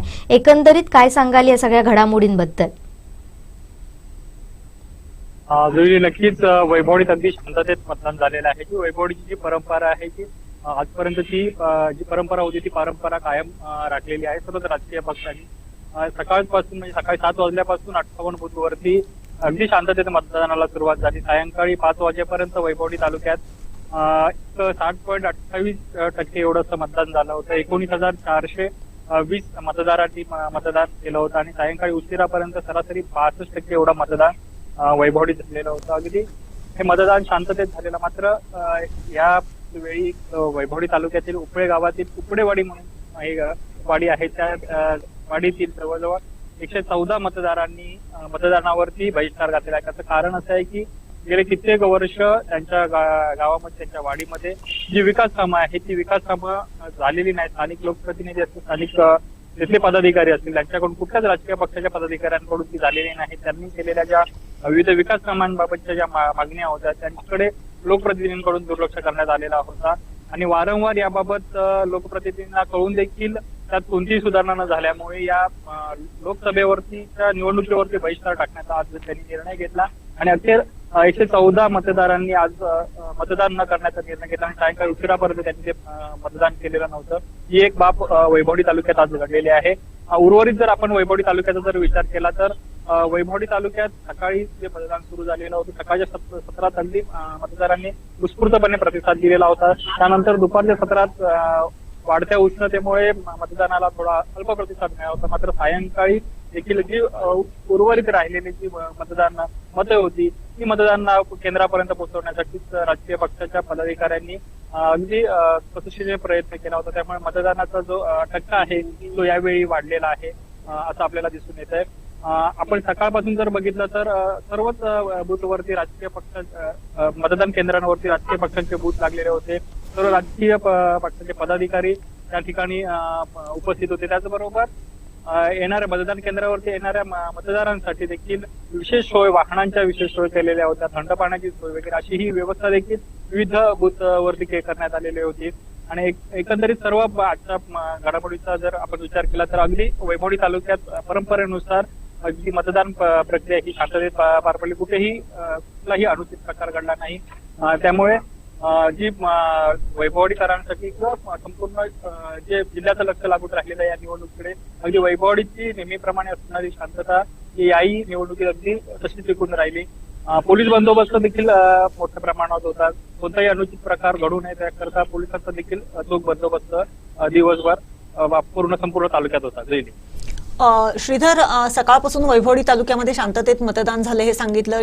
वैभववाडी तालुक्याच्या परंपरेप्रमाणे तिथे शांततेत मतदान झालं, मात्र एका गावातल्या एका वाडीने जे काही मतदानावरती बहिष्कार घातलेला होता, प्रशासकीय यंत्रणेने कुठल्या प्रकारचं त्यांना समजूत काढण्याचा काही प्रयत्न झाला का?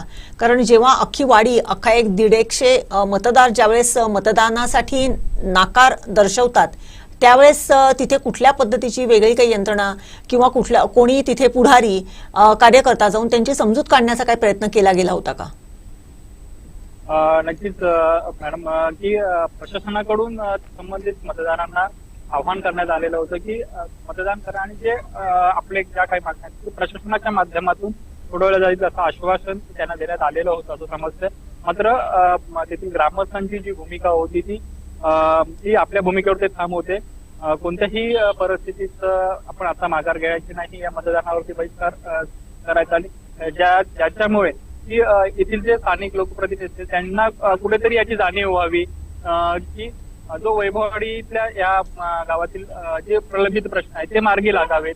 हाच मुख्य हेतू हा तेथील ग्रामस्थांचा होता, तेथील मतदारांचा होता. त्यामुळे प्रशासनाचे जे काही जे प्रयत्न असतील ते फोल ठरले. त्याचबरोबर काही राजकीय पक्षाच्या लोकप्रतिनिधींनी देखील त्यांना विनंती केलेली होती, मात्र त्या विनंतीला देखील त्या ग्रामस्थांकडून प्रतिसाद मिळाला नाही. त्यांनी आपली जी भूमिका पहिल्यापासून ठेवली होती त्याच भूमिकेवरती ते ग्रामस्थ ठाम होते आणि शेवटपर्यंत त्यांनी मतदानाचा हक्क बजावला नाही.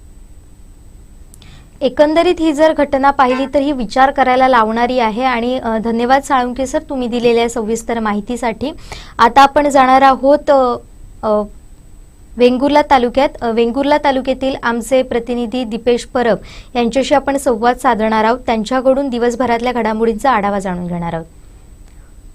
काही तांत्रिक कारणामुळे आपला त्यांच्याशी संपर्क होऊ शकत नाहीये. मात्र आता आपण जाऊयात दैनिक कोकणसादचे संपादक संदीप देसाई सर यांच्याकडे. सर, आपण पाहिलं तर दिवसभरात अनेक महत्त्वाच्या घडामोडी घडल्या. सकाळी ज्या पद्धतीनं मतदान होत होतं ते काहीसं दुपारच्या दरम्यान संथावलेलं पाहायला मिळालं. पुन्हा या मतदानानं संध्याकाळी वेग धरल्याचं आपल्याला पाहायला मिळालं आणि त्यातच अनेक राजकीय घडामोडी सुद्धा घडल्या आहेत. एकूणच दिवसभरातल्या घडामोडींचं कसं विश्लेषण करा? नक्कीच जुईली, महाराष्ट्राचं ज्या लोकसभा मतदारसंघाकडे लक्ष लागलेला तो मतदारसंघ म्हणजे रत्नागिरी सिंधुदुर्ग. एकूणच आपण आजची जी परिस्थिती पाहिली आणि सगळ्या नाट्यमय घडामोडी पाहिल्या म्हणजे अगदी प्रचार यंत्रणा सुरू झाल्यापासून ते आज प्रत्यक्ष मतदानाची वेळ आणि मतदाना दिवशी ज्या नाट्यमय घडामोडी घडल्या म्हणजे सुरुवातीपासून जो पॉइंट एक सातत्याने अधोरेखित होत होता की किरण सामंत हा खऱ्या अर्थाने रत्नागिरी सिंधुदुर्ग लोकसभा मतदारसंघातील कळीचा मुद्दा बनलेला होता. आणि आज मतदाना दिवशी सुद्धा ते नॉट रिचेबल असल्यामुळे बराच त्याच्यावर कलगीतुरा रंगला. हे जरी सगळं नाट्यमय आणि राजकीय घडामोडी जरी असल्या तरी इथली जी एकूणच आपण लोकसभा मतदारसंघाची आजच्या मतदानाची परिस्थिती आणि त्याचा जर आढावा घेतला तर ही यावेळीची लोकसभा मतदारसंघाची निवडणूक ही अतिशय शांततेत आणि कुठेही गालबोट न लागता पार पडली असं म्हणायला हरकत नाही. कारण कोकणातील निवडणुका म्हटल्यानंतर राडा आणि अन्य सगळ्या गोष्टी येतात, पण त्याच्यामध्ये सगळ्यात महत्वाचं आताची जी ही निवडणूक होते ती अतिशय शांततेत पार पडलेली आहे आणि चांगल्या पद्धतीने मतदान झालं असं म्हणायलाही हरकत नाही. गेल्या 3 लोकसभा मतदारसंघांचा जर आढावा घेतला तर 2009 मध्ये जुईली या लोकसभा मतदारसंघासाठी 57% इतकं मतदान झालेलं होतं. तर 2014 साली जी लोकसभेची निवडणूक झालेली होती त्यावेळी 65% इतकं मतदान झालेलं होतं आणि 2019ला 61% इतकं मतदान झालेलं होतं. आणि आजची जी परिस्थिती आपण पाहतोय 2024 तर सरासरी 60%च्या आसपासच हे मतदान होतंय. जरी आता आपण आकडेवारी पाहिली तर निवडणूक आयोगाच्या वेबसाईटवर आपल्याला 53% इतकी या मतदारसंघाची आकडेवारी दिसते 53.75. पण 6 वाजताची, कारण ही 5 वाजताची आकडेवारी होती आणि अजूनही 1 तासामध्ये जे मतदान वाढेल त्याच्यामध्ये जवळपास 60%च्या आसपास हे मतदान जायला हरकत नाही. आणि ही आकडेवारी अधिकृत आपल्याला ज्यावेळी मतपेट्या प्रत्येक जे विधानसभा मतदारसंघाचं केंद्र बनवलेलं आहे प्रांत ऑफिस तिथे पोहोचल्यानंतर फायनल आकडेवारी आपल्या हाती येणार आहे. तरी सरासरी जर आपण बघितलं तर 60%च्या आसपास ही मतदानाची टक्केवारी व्हायला हरकत नाही. सगळ्यात महत्वाचं जर त्याचं विश्लेषण करायचं झालं जुईली तर ज्या पद्धतीने महायुती आणि महाविकास आघाडी यांच्यात ही लढत होत होती आणि महायुतीचा जो एक फॉर्म्युला होता की आपल्याला कुठच्या मतदारसंघावर फोकस केला पाहिजे आणि जर राणेंचा विजय मिळवायचा असेल भाजपाला तर भाजपने सगळ्यात महत्वाचे तळ कोकणातील सावंतवाडी, कणकवली, कुडाळ आणि राजापूर या मतदारसंघांकडे मोठा फोकस केला होता. आणि इथलं जे आता मतदान टक्केवारी आपल्याकडे हाती येते जी 5 वाजेपर्यंतची अधिकृत आकडेवारी जी आपल्याकडे हाती आलेली आहे त्याच्यामध्ये सरासरी कणकवलीमध्ये जसं आपले केसरकर यांनी सांगितलेलं होतं की 55%, त्यानंतर कुडाळ विधानसभामध्ये 59% आणि सावंतवाडीमध्ये 60%. तर ही सरासरी काढली तर सरासरी 5 वाजता 60% मतदान या आपल्या सिंधुदुर्ग जिल्ह्यामध्ये झालेलं होतं. आणि सिंधुदुर्ग जिल्ह्यातले जे मतदारसंख्या आहे ती 6 लाख आहे. म्हणजे जवळपास 3 ते 3.5 लाख मतदारांनी 5 वाजेपर्यंत मतदानाचे हक्क बजावलेला होता. आणि याच्या अपोजिट जर आपण रत्नागिरी जिल्ह्याचं विश्लेषण करायचं झालं तर रत्नागिरी जिल्ह्यातील चिपळूण मतदारसंघ जो आहे त्याच्यामध्ये 52% मतदान झालेलं होतं. रत्नागिरीमध्ये 49 आणि राजापूरमध्ये 47. म्हणजे ही आकडेवारी कुठेतरी 50% वर राहते. आणि रत्नागिरीची जी मतदारसंख्या आहे ती खऱ्या अर्थाने 7,87,000 म्हणजे 8 लाख मतदार, तिथे जे मतदान झालेलं असेल ते 4 लाख मतदान असेल. मात्र सिंधुदुर्गात हा टक्का वाढलेला आणि रत्नागिरीत कुठेतरी कमी झालेला टक्का आपल्याला 5 वाजताच्या आकडेवारीवर पाहायला मिळालेला होता. फायनल आकडेवारी थोड्याच वेळात हातात येईल, पण ह्याच्यात फारसा बदल होईल असं वाटत नाही. मात्र काही झालं तरी सिंधुदुर्ग जिल्ह्याची आकडेवारी वाढलेली आहे मतदानाची, ही निश्चित कुणाच्या बाजूने कुणाला साथ देते हे पाहणं सुद्धा औत्सुक्याचं ठरणार. मात्र ही सगळी गणितं पाहता महायुतीचे जे इथले नेते आहेत त्यांनी निश्चित याचा फायदा महायुतीला होणार अशा प्रकारचं जे दावे आहेत ते करायला सुरुवात केलेली आहे. आणि एकूणच जर ही परिस्थिती पाहिली तर सिंधुदुर्ग हा राणेंचा बालेकिल्ला आहे, त्यामुळे त्याचा फायदा त्यांना व्हायला हरकत नाही. मात्र ही सगळी आकडेवारी आणि दावे प्रतिदावे बघितले तर आजच्याच परिस्थितीवर ह्या लोकसभा मतदारसंघामध्ये अगदी रत्नागिरीमध्ये उदय सामंत, किरण सामंत, त्यानंतर राजन साळवी आणि विनायक राऊत हे सगळे त्या ठिकाणी रत्नागिरी जिल्ह्यामध्ये आपल्याला अजेंड्यावर दिसतात. आणि सिंधुदुर्ग जिल्ह्यामध्ये ज्या पद्धतीने नारायण राणे त्याबरोबर दोन्ही त्यांचे सुपुत्र आणि इथले आपले 3 मंत्री ज्याच्यामध्ये रवींद्र चव्हाण असतील, दीपक केसरकर असतील, ह्या सगळ्यांनी ताकद त्या ठिकाणी लावलेली होती. आणि सगळ्यात महत्वाचा आज सुद्धा अगदी शेवटच्या 2-3 दिवसांमध्ये अवकाळी पाऊस आणि सांता क्लॉज या बाबतीत जे बोललं जात होतं हे वलय आज सुद्धा या ठिकाणी चर्चेत राहिलं. आणि हे सगळं जरी असतं तरी मतदारांनी आपलं कर्तव्य बजावलेलं आहे. 60% मतदारांनी मतदान निश्चित या ठिकाणी केलेलं आहे. जरी मतदानाची आकडेवारी जुळली या ठिकाणी 60% दिसत असली तरी काही या ठिकाणी निवडणूक आयोगाच्या तांत्रिक अडचणी म्हणायला हरकत नाही. कारण जे मयत मतदार आहेत असे मतदार जवळपास प्रत्येक मतदान केंद्रांवर 5 ते 10% हे मतदार मयत झाल्यांची अजूनही नावं आहेत हे पुढे येत आहे. त्यामुळे हा जरी आपल्याला आकडेवारी शासकीय दिसत असली की 60% मतदान तरी हे 70% मतदान झालं अशा पद्धतीने सुद्धा काही आपल्या समोर ज्या व्यक्ती आहेत त्या बोलत आहेत. पण एकूणच परिस्थिती पाहिली तर हे मतदान आणि सगळं जे चित्र आहे ते आजचं ते आश्वासक अशाच पद्धतीने आहे. आणि कुणाला नेमका याचा फायदा होतो हा 4 जूनला तर फैसला होणारच आहे. सगळ्यात महत्वाचं जुळली अगदी रत्नागिरी म्हणजे चिपळूण पासून सुरू झालेला हा लोकसभा मतदारसंघ दोडामार्ग तालुक्यापर्यंत येऊन पोहोचलेला आहे. आणि या 6 विधानसभा मतदारसंघामध्ये सावंतवाडी विधानसभा मतदारसंघातील दोडामार्ग हा अगदी शेवटचा तालुका. आणि या तालुक्याचं आपण जर आकडेवारी पाहिली तर जवळपास 60% मतदान आपल्याला या ठिकाणी झाल्याचं पाहावयास मिळतंय. 39,000 या ठिकाणी मतदार आहेत या तालुक्यामध्ये आणि जवळपास 22,677 इतक्या मतदारांनी 5 वाजेपर्यंत मतदानाचा हक्क बजावलेला होता. अजून 1 तासामध्ये ह्याची भर पडून हे 25,000 मतदार या ठिकाणी मतदान बजावतील यात शंका नाही. आणि सगळ्यात महत्त्वाची जुळली जो या तालुक्यामधला झरेबांबर येथील मतदान केंद्र होतं या ठिकाणी 3 गावांचा समावेश केलेला होता. आणि या ठिकाणी 7 वाजेपर्यंत ही मतदान प्रक्रिया सुरू होती. कारण 6 वाजेपर्यंत जरी मतदार मतदान केंद्रावर पोहोचले असते तरी त्या ठिकाणी जी एकच मतदान प्रक्रिया करण्याचं यंत्र आणि वाढलेले मतदार यामुळे हे खूप लांबलेलं होतं. अशा पद्धतीने जर आपण पाहिलं तर निश्चित दोडामार्ग तालुक्यामध्ये ही मतदान प्रक्रिया अतिशय छान पद्धतीने पार पडली. केंद्रे जो एक केंद्रे बुद्रुक हे मतदान केंद्र आहे त्या ठिकाणी 82% लोकांनी मतदानाचा हक्क बजावलेला आहे. त्याच्यामध्ये 87 पैकी जवळपास 72 लोकांनी मतदान प्रत्यक्षरित्या केलेलं होतं. आणि सगळ्यात महत्वाचं अतिशय एक धक्कादायक माहिती जी समोर येते ते तिलारी मधलं जे मतदान केंद्र या ठिकाणी अवघं 25% मतदान झालेलं आहे. ह्याचंही स्थलांतर हे मेन कारण आहे. कारण तिलारी हा प्रोजेक्ट होता आणि त्यानंतर बरेचसे मतदार त्या ठिकाणी स्थलांतर झालं, त्यांची नावं मात्र यादीत आहेत. त्यामुळे अवघं 25% मतदान या जर मतदान केंद्रावर होत असेल तर निवडणूक आयोगाने याचाही किंवा निवडणूक जी यंत्रणा आहे त्यांनी याचा विचार करणं अत्यंत आवश्यक आहे. मात्र एकूणच जर रत्नागिरीपासून ते चिपळूण पासून ते दोडामार्ग पर्यंतचा विचार करायचा झाला आणि दोन्ही जिल्ह्यांमध्ये असलेले 3 विधानसभा मतदारसंघ आणि या विधानसभा मतदारसंघामध्ये ज्या नेतृत्वाने या संपूर्ण प्रचार यंत्रणेची धुरा सांभाळलेली होती आणि आज दावे प्रतिदावे करतायत तर नेमकं हे सगळं चित्र कशा पद्धतीने कुणाच्या फायद्याचं ठरतंय, कुणाला तोटा होतोय हे येणारा काळ ठरवणार आहे. सर, एक शेवटचा प्रश्न विचारते ते म्हणजे लोकसभेचा परिणाम, लोकसभांच्या मतांचा परिणाम हा विधानसभेची उमेदवारी ठरण्यावर सुद्धा होणार आहे अशा सुद्धा चर्चा होत्या. तर यात कितपत तथ्य आहे आणि कशी रणनीती असेल? मगाशी आपल्या स्टुडिओत साक्षी वंजारी सुद्धा आल्या होत्या, त्यांना आम्ही याबाबतचा प्रश्न विचारला तर त्यांनी थोडंसं उत्तर देताना म्हटलंय की आम्ही पक्षश्रेष्ठींकडे या सगळ्याबाबत बोलणारच आहोत, त्यांच्याकडून जे ठरलं जाईल त्या पद्धतीनं आपण काम करणार आहोत. मात्र सावंतवाडी मतदार मतदारसंघावर आपण दावा करू शकतो, काँग्रेस दावा करू शकते, अशा पद्धतीचं वक्तव्य सुद्धा केलंय. त्यामुळे या सगळ्याचा विचार करणं फार गरजेचं होणार आहे. महाविकास आघाडी किंवा महायुतीमध्ये सुद्धा भविष्यात अशा पद्धतीच्या रणनीती सुद्धा आखल्याचं आपल्याला समोर येऊ शकतं किंवा त्यांची मतं जी आहेत त्यावर सुद्धा विधानसभेची उमेदवारी ही महत्वाची ठरणार आहे. याकडे आपण कसं पाहताय?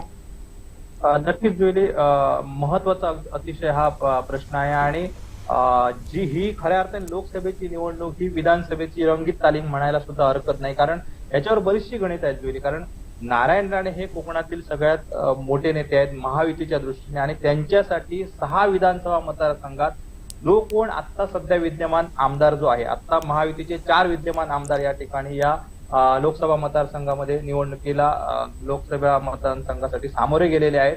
त्यामुळे ते किती मताधिक्य देतात आणि किती मतदान खाली जातं यावर त्यांची सुद्धा विधानसभेची जी उमेदवारी आहे ती सुद्धा त्याच्यावर परिणाम निश्चित होणार आहे.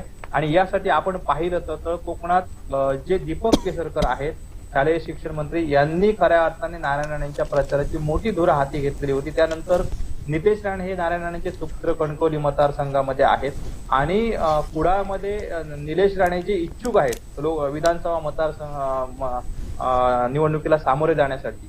तर सिंधुदुर्ग जिल्ह्यातलं हे चित्र आहे. आणि याच्या पुढे जायचं झालं तर आपण पाहिलं तर राजापूर लोकसभा मतदारसंघामध्ये हा शिवसेनेचा सध्या विद्यमान आमदार आहेत जे राजन साळवी आहेत. त्या ठिकाणी किरण सामंत खरं तर इच्छुक असल्याचं बोललं जातं. त्यानंतर प्रमोद जठार जे आहेत भाजपाचे ते सुद्धा त्या ठिकाणी इच्छुक असल्याचं बोललं जात होतं. त्यामुळे राजापूर मतदारसंघात नेमकी किती मतदान हे उबाटा सेनेला जे विनायक राऊत आणि नारायण राणे यांना मतदान पडतं याच्यावर खऱ्या अर्थाने राजापूर विधानसभा मतदारसंघाची उमेदवारी निश्चित होणार आहे. कारण त्या ठिकाणी खरं तर विनायक राऊतांसाठी राजन साळवी यांचं अस्तित्व पणाला लागलेलं आहे की ते किती मताधिक्य त्या ठिकाणी विनायक राऊतांसाठी मिळवून देतात. त्याच्यानंतर जर आपण रत्नागिरीमध्ये गेलो तर रत्नागिरीमध्ये स्वतः विद्यमान जे आमदार आणि आता मंत्री जे आहेत उदय सामंत यांचा हा बालेकिल्ला आहे. त्या ठिकाणी किरण सामंतांनी घेतलेली भूमिका आणि स्वतः उदय सामंत यांचं मंत्रीपद आणि महायुतीचे एक प्रमुख घटक असलेले, त्यामुळे रत्नागिरीमध्ये राणेंना किती मताधिक्य मिळतंय किंवा विनायक राऊत तेच आपला बालेकिल्ला कायम राखतायत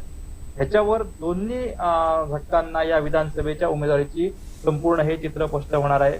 त्याच्यानंतर चिपळूणमध्ये सुद्धा शेखर निकम जे आहेत राष्ट्रवादीचे अजित पवार गटाचे त्यांचं सुद्धा अस्तित्व या ठिकाणी पणाला लागलेलं आहे. त्यामुळे विधानसभेवर निश्चित अगदी विधानसभा नाही तर या ठिकाणी भाजपने जो प्लॅन आखलेला होता या निवडणुकीचा, एकूणच आपण तळागाळात ग्रामीण पातळीवर जो आढावा घेतला, अगदी पंचायत समिती मतदारसंघापासून तिथले जे प्रमुख त्यांचे कार्यकर्ते आहेत या सगळ्या निवडणुकांना, म्हणजे आता आपण पाहिलं तर गेली 7-8 वर्ष कोरोना नंतर सुद्धा लांबलेली जिल्हा परिषद पंचायत समिती निवडणुका, त्यानंतर नगरपंचायतच्या निवडणुका, या सगळ्यांना क्रायटेरिया जसा तो उल्लेख केला की आता त्यांनी किती मतदान केलं आणि कुठच्या पक्षाला किती मतदारांनी स्वीकारलेलं आहे ह्याच्यावर स्ट्रॅटेजी ठरणार आहे. त्यांचं भवितव्य जे राजकीय भवितव्य आहे पुढच्या येणाऱ्या ज्या निवडणुका आहेत त्याच्यावर त्यांची तिकीट कशी फिक्स होतात याची मात्र मोजमाप निश्चित या निवडणुकीच्या सगळ्या आकडेवारीवर होणार आहे. त्यामुळे हा मुद्दा तर 4 जूनला निवडणुकीच्या निकालानंतर अजेंड्यावर राहणार आहे. त्यामुळे सगळ्यांनी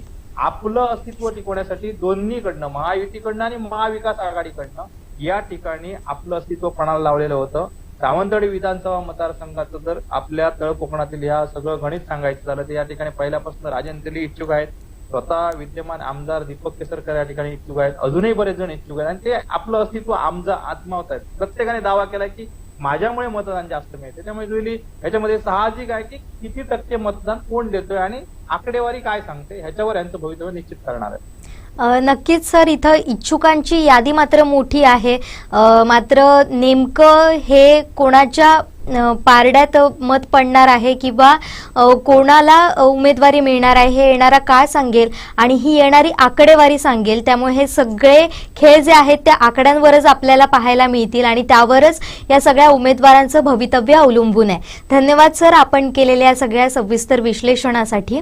आता आपण जाऊयात वेंगुर्ला तालुक्यात. वेंगुर्ला तालुक्यात आमचे करस्पॉन्डंट दीपेश परब आपल्याशी जोडले जात आहेत. त्यांच्याशी संवाद साधणार आहोत आणि दिवसभरातल्या महत्त्वाच्या घडामोडी आढावा घेणार आहोत. दीपेशजी, कशा पद्धतीनं वेंगुर्ल्यात एकंदरीत वातावरण होतं आणि काय काय घडलं दिवसभरात वेंगुर्ल्यात? सिंधुदुर्ग रत्नागिरी लोकसभा मतदारसंघासाठी आज मतदान प्रक्रिया पार पडलेली आहे आणि आता अंतिम जो आकडेवारी झालेली नाहीये, मात्र सरासरी आकडेवारीचा जर विचार करता वेंगुर्ले तालुक्यात 63 ते 64% मतदान हे झालेलं आहे आणि यात सकाळच्या सत्रात पुरुष मतदारांची संख्या जास्तीत जास्त पाहायला मिळाली. यानंतर संध्याकाळच्या सत्रात महिला मतदारांनी या ठिकाणी मतदानाचा हक्क बजावलेला आहे. दुपारी काहीसं मतदान संत होतं, उन्हाचा तडाखा असल्यामुळे मतदारांनी घराच्या बाहेर न पडणं पसंत केलं. मात्र पुन्हा संध्याकाळपर्यंत ही मतदानाची जी वेग आहे तो वाढलेला आहे. दरम्यान एकंदरीत संपूर्णपणे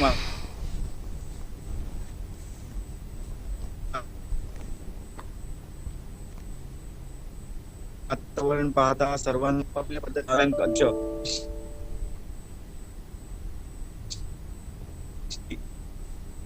या मतदारसंघात 10,000 मताधिक्य हे नारायण राणे यांना मिळणार आहे. एकंदरीत जर मतदानाचा नारायण राणे यांना 10,000 मताधिक्य मिळेल, त्याचप्रमाणे या ठिकाणी जे शिवसेनेचे जिल्हा समन्वयक आहेत सचिन वालावलकर यांनी सुद्धा या ठिकाणी महायुतीलाच या ठिकाणी मतदारांचा कौल असेल अशा प्रकारच्या प्रतिक्रिया या ठिकाणी दिलेल्या होत्या.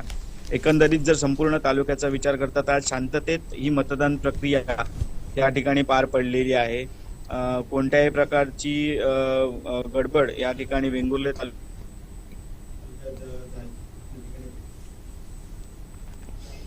दरम्यान काही मतदार केंद्रावरती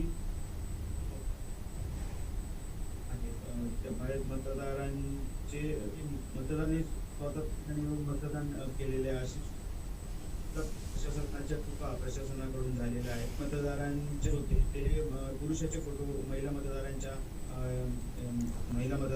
यादीवर असल्यामुळे त्या ठिकाणी त्यांना मतदान करण्यासाठी नाकारण्यात आलेलं होतं. मात्र त्या ठिकाणचे जे विविध पक्षाचे पदाधिकारी होते त्यांनी पुन्हा एकदा मतदानात त्यांना घेऊन जाऊन प्रशासनाबाबत चर्चा करून त्यांना मतदान घालायला लावले. त्यामुळे प्रशासनाचा सुद्धा कुठेतरी या मतदान प्रक्रियेत थोडाफार गोंधळ पाहायला मिळाला मतदार यादीनुसार. आणि हे प्रकार इकडे मातोंड जे मतदार केंद्र आहे या मतदान केंद्रात असे प्रकार पाहायला मिळाले की मयत मतदार म्हणून त्या मतदार यादीत नाव होतं, मात्र ती वृद्ध मतदार त्या ठिकाणी मतदान करायला आलेली होती आणि तेव्हा त्या ठिकाणी मतदान करायला दिलं नव्हतं. यात काही तिकडच्या स्थानिक पदाधिकारी असतील किंवा कार्यकर्ते असतील आणि प्रशासन असेल यांच्यात बाचाबाची सुद्धा झालेली आपल्याला पाहायला मिळाली. मात्र प्रशासनाने कुठेतरी जी मतदार यादी आहे ती मतदार यादी पुन्हा एकदा तपासून पाहून एक चोख नियोजन करणं गरजेचं आहे. मात्र एकंदरीत जर वेंगुर्ले तालुक्याचा विचार करता शांततेत मतदान प्रक्रिया पार पडलेली आहे आणि टक्केवारी पाहता निश्चितच मला वाटतं संपूर्ण सिंधुदुर्ग जिल्ह्यात वेंगुर्ले तालुक्याची टक्केवारी पाहता मला वाटतं जास्तीत जास्त मतदान हे या वेंगुर्ले तालुक्यात किंवा सावंतवाडी विधानसभा मतदारसंघात झालेलं पाहायला मिळेल. दीपेशजी, नवमतदारांसाठी काही विशेष उपक्रम राबवण्यात आले होते का वेंगुर्ला तालुक्यात? कारण वेंगुर्ला कायमच सजग म्हटला जातो, शांत सुसंस्कृत म्हटला जातो आणि तिथं कायमच कल्पकता राबवली जाते. तर या मतदारांना आकर्षित करण्यासाठी अशा काही उपाययोजना करण्यात आल्या होत्या का? निश्चितच मोठ्या प्रमाणात उपाययोजना तशा पद्धतीने पाहायला मिळाल्या नाहीत. मात्र जे स्थानिक आमदार आहेत दीपक केसरकर यांनी या ठिकाणी प्रत्येक जिल्हा परिषद मतदारसंघात जाऊन प्रत्येक त्या ठिकाणच्या गावात जाऊन या ठिकाणी त्यांनी कॉर्नर प्रचार सभा घेतलेल्या होत्या आणि निश्चितच जी विकास कामं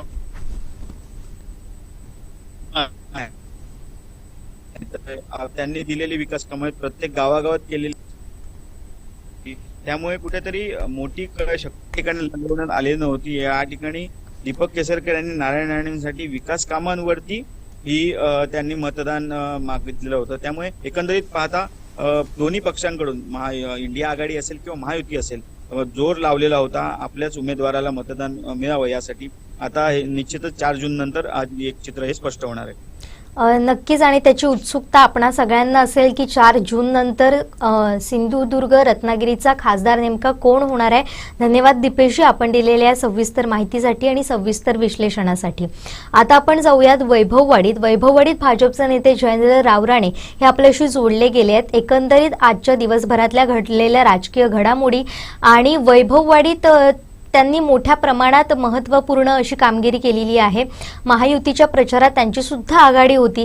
तर याबद्दल त्यांच्याकडून सविस्तर जाणून घेणार आहोत. सर, आपलं स्वागत मनपूर्वक कोकण 7 लाईव्ह मध्ये.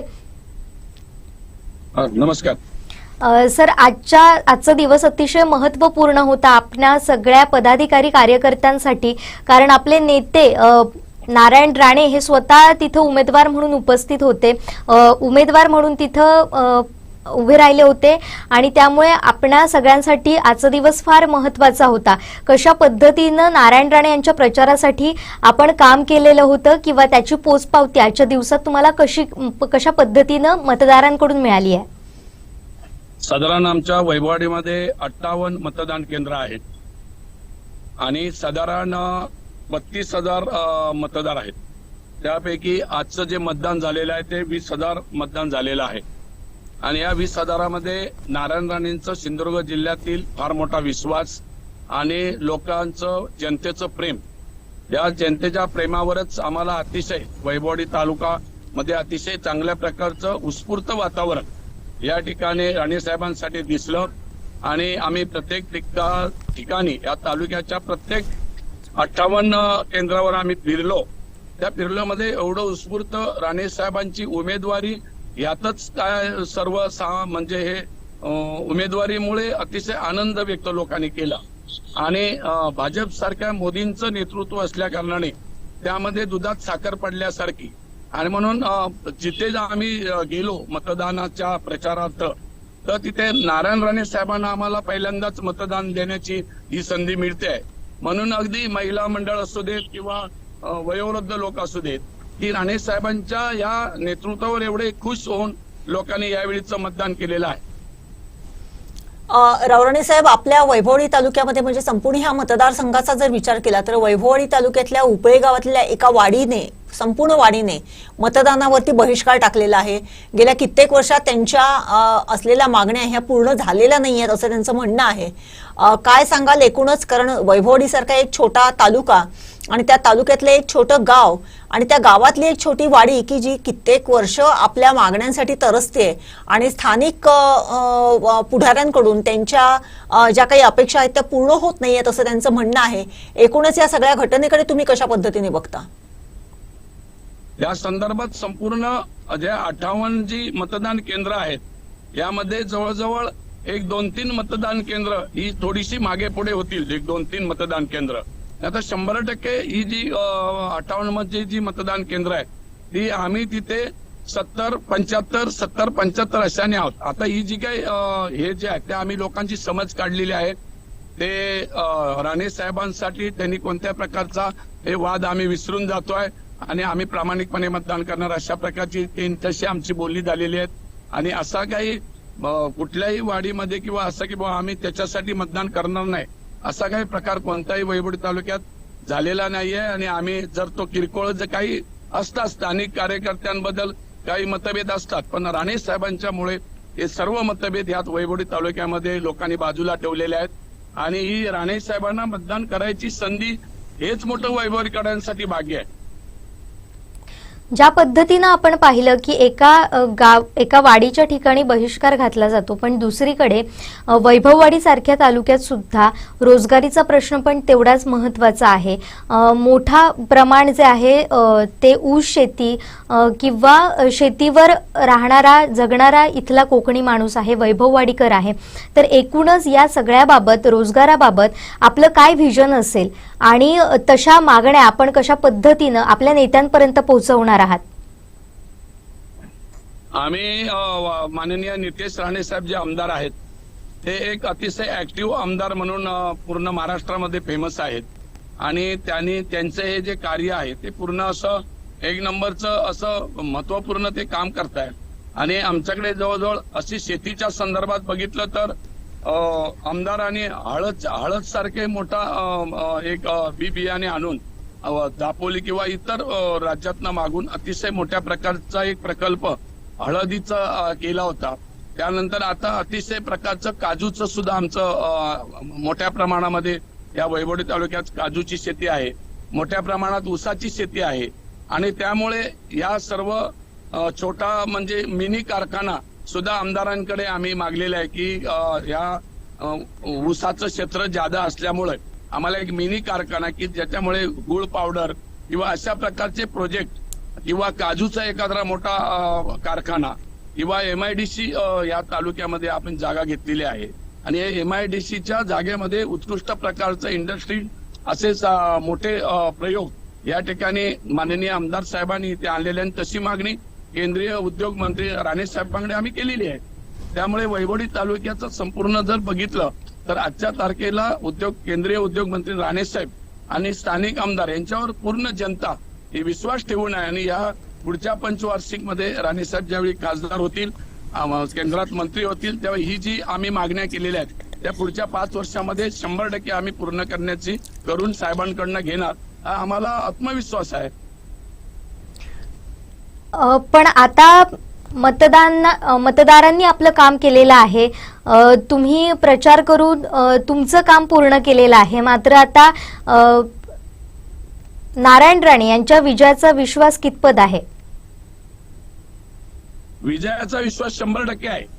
आम्ही सिंधुदुर्ग जिल्ह्यातून विरोधक जरी काय बोलत असले तरी सिंधुदुर्गची जी जनता आहे ही जनता राणे साहेबांच्या वैयक्तिक राणे साहेबांच्या बाबतीत प्रेम करणारी आहे. राणे कुटुंबाने दिलेलं जिल्ह्याला योगदान म्हणजे पूर्ण कुटुंबाने दिलेलं जे योगदान आहे, मग महिलांच्या ह्याच्यासाठी सक्षमीकरणासाठी आता जरी योजना येत असल्या तरी यापूर्वी राणे साहेबांच्या वहिनीने म्हणजे निलेश राणेंच्या आईने यामध्ये महिला उद्योग जिल्ह्याचा काढला. आजही तो उद्योग मोठ्या प्रमाणात चालू आहे.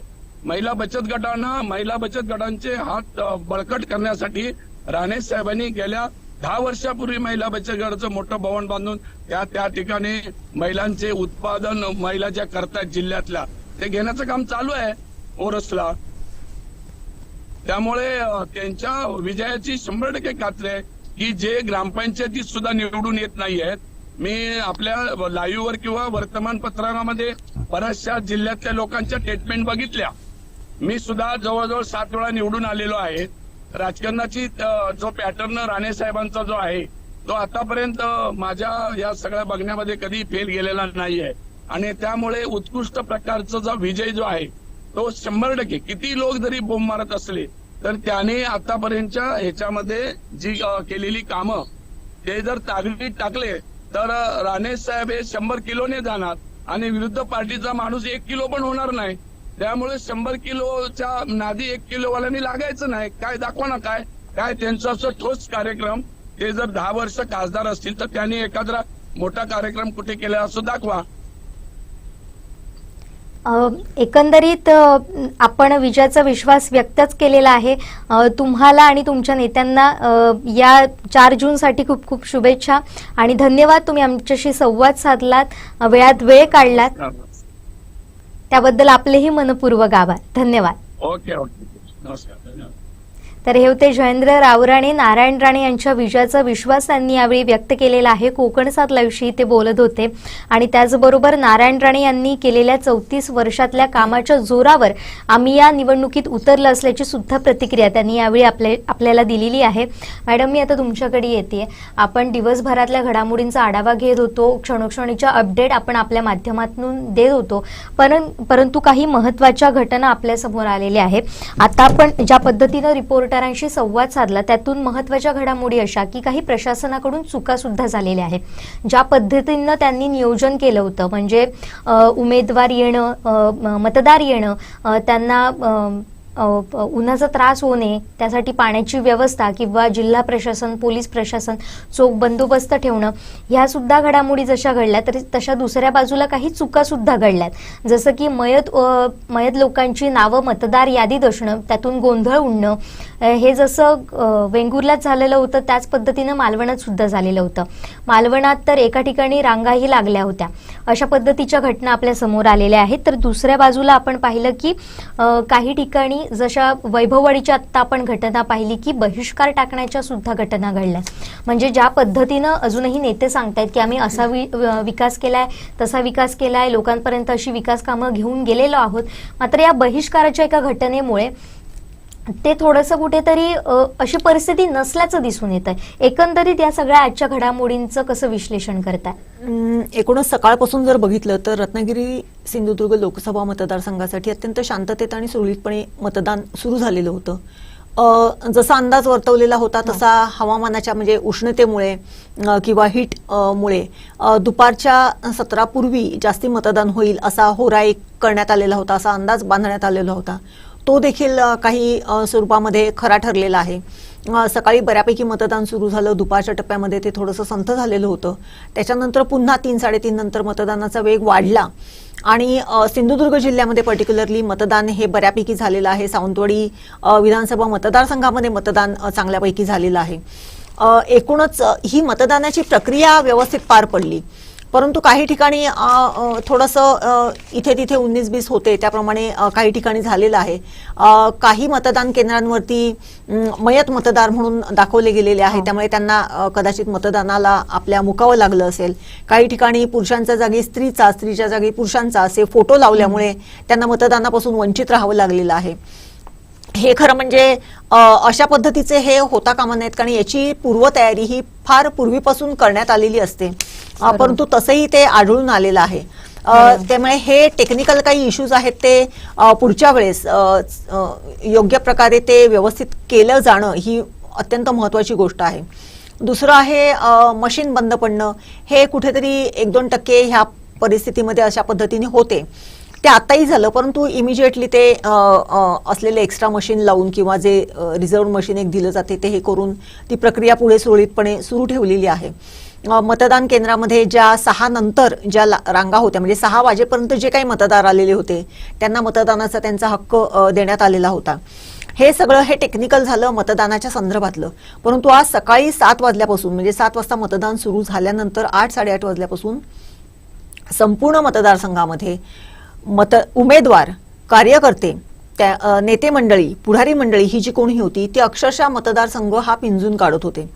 मतदारांना मतदानासाठी उद्युक्त करण्यासाठी प्रत्येक ठिकाणी कार्यकर्त्यांची लगबग सुरू होती. स्वतः उमेदवार देखील तिथे स्वतः जातीनिशी उपस्थित होते. मतदान त्यांनी केलेलं होतं. त्याच्यानंतर त्यांनी अपील सुद्धा केलेलं आहे मतदारांना की तुम्ही जास्तीत जास्त प्रमाणात मतदान करा. दरम्यानच्या कालावधीमध्ये सकाळपासून एक महत्त्वाची घटना घडली ती म्हणजे किरण सामंत नॉट रिचेबल. त्या घटनेमुळे संपूर्ण जो काही मतदानाचा एक माहोल होता तो कुठेतरी थोडासा एक वेगळा माहोल झाला. नक्की किरण सामंत आहेत कुठे, नक्की किरण सामंतांचं झालं काय, किरण सामंत नॉट रिचेबल काय आहेत या संदर्भातल्या उलटसुलट चर्चांना उधाण आलेलं होतं. मग ते अगदी 5:30 वाजेपर्यंत ही चर्चा सुरू होती की नक्की किरण सामंत आहेत कुठे. मग दरम्यानच्या कालावधीमध्ये अनेक त्या संदर्भात सुद्धा सगळ्याच पुढाऱ्यांनी या संदर्भामध्ये आपल्या प्रतिक्रिया दिलेल्या आहेत की नक्की काय झालेलं असेल. मग त्याच्यामध्ये शालेय शिक्षण मंत्री दीपक केसरकर असोत, आमदार नितेश राणे असोत, आमदार वैभव नाईक असोत, अतुल रावराणे असोत किंवा आणखी अन्य पुढारी असोत, त्यांनी या संदर्भामध्ये आपल्या प्रतिक्रिया दिलेल्या आहेत. पण एकूणच हा जो सगळा घटनाक्रम बघितला तर किरण सामंतांच्या संदर्भात संध्याकाळी 5:30 वाजता त्यांच्या सुविद्य पत्नीने सांगितलं की बाबा त्यांनी पाली येथे मतदान केलेलं आहे आणि त्यांचा फोन हा नॉट रिचेबल होता. खरं म्हणजे इतका वेळ हा फोन सकाळपासून नॉट रिचेबल असण्याची कारणं सुद्धा खरं म्हणजे अद्याप गुलदस्त्यात आहेत. ती कदाचित बाहेर येतील त्यावेळेस नक्की नॉट रिचेबल किरण सामंत का होते याचं खरं कारण येत्या कालावधीमध्ये स्पष्ट होईल. आकडेवारी जी मतदानाची झालेली आहे त्याच्यामध्ये सावंतवाडी तालुक्यामध्ये सर्वाधिक मतदान झालेलं आहे सावंतवाडी विधानसभा मतदारसंघामध्ये. ह्याचा जर विचार केला तर दोन्ही उमेदवार म्हणजे इथले इच्छुक असलेले दोन आघाडीचे उमेदवार की शालेय शिक्षण मंत्री दीपक केसरकर आणि राजन तेली हे या दोघांमध्येही कदाचित आता अहमहमिका असेल की कोणाच्यामुळे जास्ती मतदान झालं. त्यामुळे या विधानसभा मतदारसंघामध्ये पुढचा उमेदवार कोण असेल हे ह्या मतदाराच्या आकडेवारीवरून, ह्या मतदाराच्या टक्केवारीवरून आणि ह्या टक्केवारीचा फायदा नारायण राणेंना किती होतो याच्यावरून निश्चितच पुढची गणित ही घातली जाणार आहेत, पुढची समीकरणं ठरली जाणार आहेत. तिथे कणकवलीमध्ये देखील सगळ्या पद्धतीच्या म्हणजे नितेश राणेंनी देखील तिथे प्रतिक्रिया दिलेली आहे. त्यांनी देखील सांगितलेलं आहे की वाढीव मतदान जे झालेलं आहे ते आमच्याच फायद्याचं ठरणार आहे, अशा पद्धतीची प्रतिक्रिया दिलेली आहे. इकडे आमदार वैभव नाईक यांनी देखील सांगितलेलं आहे की आम्ही जे काही आहे ते आमचे सच्चा कार्यकर्ता आहे आणि त्यांच्याकडून जे काही मतदान झालेलं आहे ते निश्चितच विनायक राऊतांना हात देऊन जाणार आहे. पण इथे आणखीन एक महत्वाचं विधान ठरतं नितेश राणेंचं, ते आपल्याला दुर्लक्षित करून चालणार नाही. ते असं म्हणालेत की कडवट आणि जुना शिवसैनिक हा सुद्धा आमच्या सोबत आहे. म्हणजे कुठेतरी पुन्हा भावनिकतेकडे ते वळल्याचं आपल्याला पाहायला मिळतंय. मग खरीच अशी परिस्थिती असू शकते का? नाही, कडवट आणि जुना शिवसैनिक हे जरी विधान त्यांनी केलेलं असलं तरी कडवट आणि जुना शिवसैनिक जो आहे तो इतक्या सहजी आपला जो कडवटपणा आणि जुनेपणा आहे तो सोडेल असं काही वाटत नाही. कारण ते जर इतकं सहजी असतं तर चित्र याच्या पूर्वीच काहीतरी वेगळं दिसलं असतं.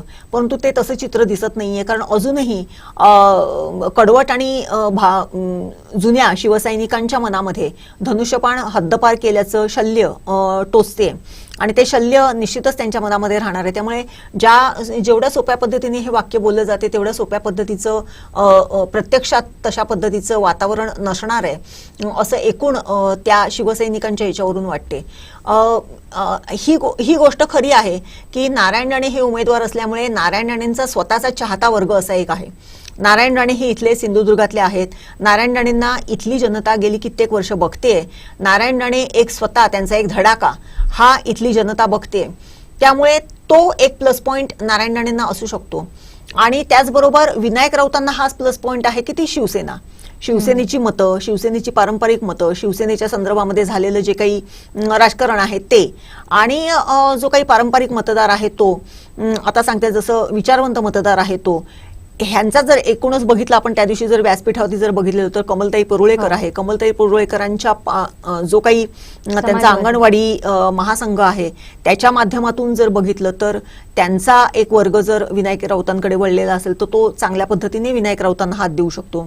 एक समाजवादी विचारसरणीची जी एक विचारसरणी आहे ती विनायक राऊतांना हात देऊ शकते. म्हणजे हे प्लस पॉइंट विनायक राऊतांचे देखील आहेत. त्यामुळे जे म्हटलं जात होतं की आपला विजय, दोघांच्याकडूनही सांगितलं जात होतं की आपला विजय 2 ते 2.5 लाखाच्या मतांच्या फरकाने होईल. परंतु 2 ते 2.5 लाखाच्या मतांचा फरक हा थोडासा कठीण वाटतोय. निश्चितच घासाघीस होईल आणि या घासाघिसीमध्ये कोण कोणाला सरशी ठरते हे 4 जूनला समजेल. याचबरोबर तुम्हाला एक पुढचा प्रश्न विचारेन. मगाशी आपण ज्या पद्धतीने चर्चा झाली तेव्हा नकुल पारसेकर जे सामाजिक कार्यकर्ते आहेत आणि ठाकरे गटाचे प्रवक्ते जयेंद्र परुळेकर आलेले, त्यांच्या बोलण्यातून आपल्याला जाणवलेली गोष्ट ती म्हणजे सायलेंट वोटर हा फॅक्टर.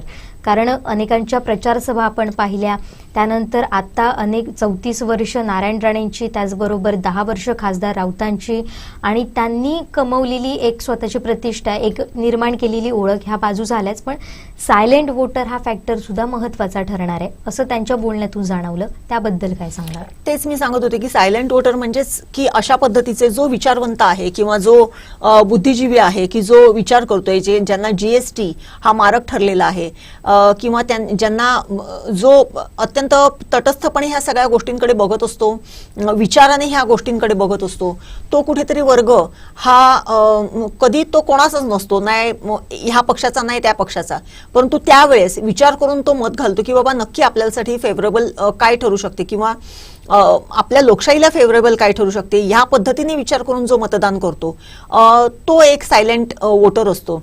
आणि तो जो आहे तो आपल्याकडे, कारण कोकण प्रांतच हा बुद्धिजीवींचा म्हटला जातो, कोकण प्रांत हा चाणक्य सुज्ञ मतदार आहे असं म्हटलं जाते.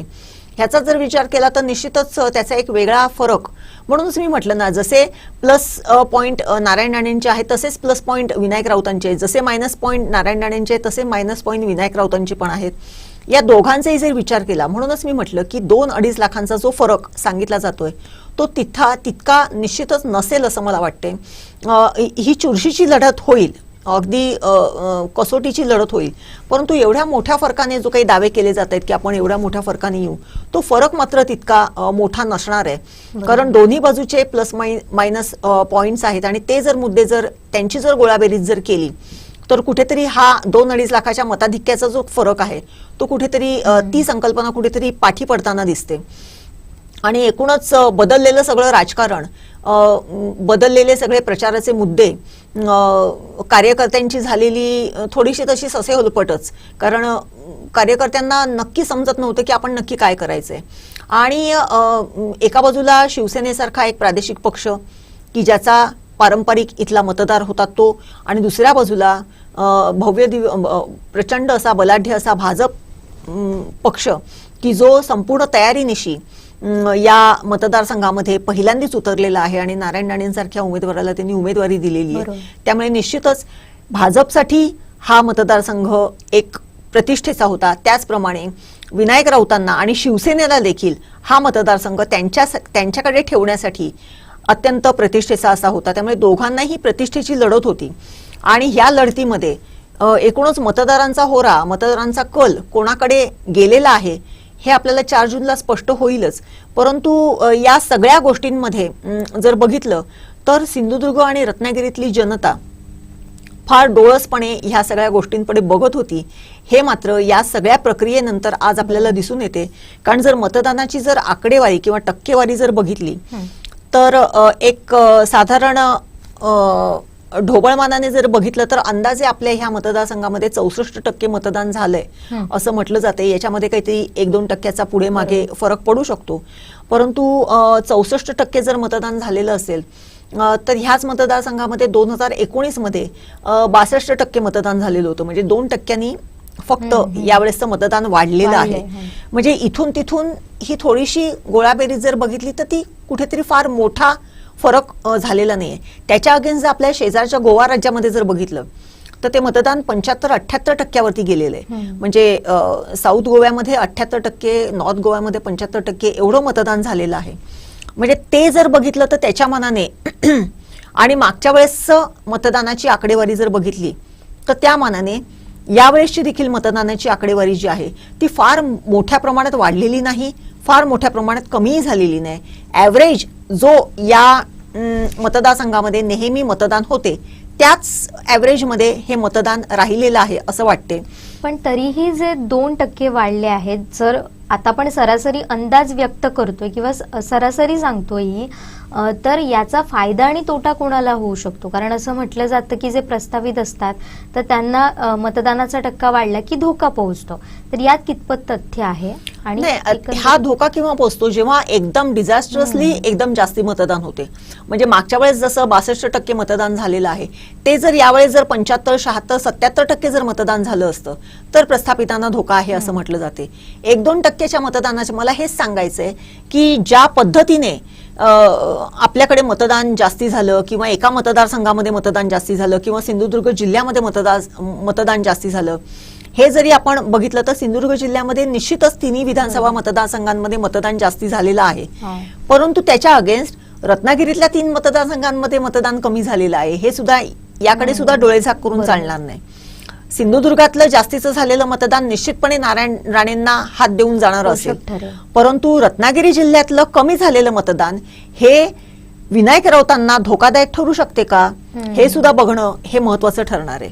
कारण जर विनायक राऊतांचा आणि नारायण राणेंचा एकूणच जर विचार केला तर नारायण राणे हे ज्या पद्धतीने पहिल्यांदा ज्यावेळेस नारायण राणेंची उमेदवारी डिक्लेअर केली गेली त्यावेळेस 2, 4, 5 मुद्दे येत होते. त्याच्यामध्ये हा एक महत्वाचा मुद्दा होता की नारायण राणे हे सिंधुदुर्ग पुत्र आहेत. नारायण राणेंचा सिंधुदुर्ग जिल्ह्यावरती फार मोठा होल्ड आहे. परंतु रत्नागिरीमध्ये त्यांचा तेवढा जनमानसामध्ये तेवढं त्यांचं आत्ता जे संपर्क होता, जनसंपर्क होता तो कमी झालेला आहे. त्यामुळे तो त्यांच्यापर्यंत पोहोचण्यामध्ये ते किती यशस्वी ठरतील हा एक तेव्हाचा मुद्दा होता. हे बोलत असताना किंवा हे बघत असताना विनायक राऊत हे गेली 10 वर्ष इथे खासदार म्हणून वावरतायत. निश्चितच रत्नागिरी तालुक्यातल्या किंवा रत्नागिरी जिल्ह्यातल्या या 3 विधानसभा मतदारसंघांमध्ये त्यांचा जनमत, त्यांचं असलेलं जनमत हे दांडगं असणार. मग अशा पार्श्वभूमीवरती त्या 3ही मतदारसंघांमधून जर मतदान व्हायचं असेल तर त्या मतदानाचा आकडेवारी सुद्धा जर इकडे नारायण राणेंसाठी हा जर आपण क्रायटेरिया गृहीत धरतो तर तिथे तो विनायक राऊतांसाठी सुद्धा गृहीत धरायला हरकत नव्हती. पण त्या मानाने तिथे मतदान झालेलं दिसत नाहीये. त्यामुळे ही नक्की त्यांच्यासाठी धोक्याची घंटा आहे की एकूणच झालेलं कमी मतदान हे त्यांना हात देऊन जाणार आहे. हे आपण पुढच्या 4 जूनला बघणार आहोत. पण तू ढोबळमानाने जर असं जर बघितलं तर या दोन्ही सिंधुदुर्ग पुत्रांना सिंधुदुर्गातून कशा पद्धतीचे हे मिळते ते तर आपण बघूच, परंतु रत्नागिरी जिल्हा त्यांना कशा पद्धतीने हात देतो याच्यामध्ये या सगळे विजयाची जी गणित आहेत ती आपल्याला मांडावी लागतील. अगदीच बरोबर. धन्यवाद मॅडम. सकाळपासून आतापर्यंत आपण महत्त्वपूर्ण अशा अपडेट प्रेक्षकांपर्यंत पोहोचवलेले आहेत, त्याचबरोबर विश्लेषण देखील केलंय. आणि जसं आपण सांगितलं की वाढलेला आकडा हा कोणाला हात देणार आणि कोणाला फटका देणार हे सुद्धा बघणं फार महत्त्वाचं ठरणार आहे. धन्यवाद आपण या केलेल्या सगळ्या सविस्तर विश्लेषणासाठी. तर एकंदरीत आजचा दिवस हा महत्त्वपूर्ण ठरणार आहे रत्नागिरी सिंधुदुर्ग लोकसभा मतदारसंघासाठी. एकीकडे नारायण राणे तर दुसरीकडे विनायक राऊत अशी लढत झालेली होती. काटेकी टक्कर झाल्याचं आत्तापर्यंतच्या या संपूर्ण दिवसभरातल्या आकडेवारीवरून आपल्याला समोर येत आहे. आणि सिंधुदुर्ग रत्नागिरीमधला हा जो काही सिंधुदुर्गमधला जो वाढलेला आकडेवारीचा टक्का आहे आणि त्याचबरोबर रत्नागिरीत मात्र कमी असलेल्या आकडेवारीचा टक्का आहे, तो कोणाला फायदेशीर ठरणार आणि कोणाला तोट्यात घालणार हे सगळं आपल्याला कळणार आहे ते अगदी 4 जूनला. आणि 2024चा रत्नागिरी सिंधुदुर्गचा खासदार कोण याचंही उत्तर आपल्याला 4 जूनलाच समजणार आहे. तर या संदर्भातले प्रत्येक अपडेट तुम्हाला कोकणसाद लाईव्हवर पाहता येणार आहेत. मात्र आपल्याला काय वाटतं, आपला खासदार नेमका कोण असेल हे सांगायला सुद्धा आम्हाला विसरू नका. आता इथंच थांबतोय. पाहत रहा कोकणचं नंबर 1 महा चॅनल कोकणसाद लाईव्ह. धन्यवाद.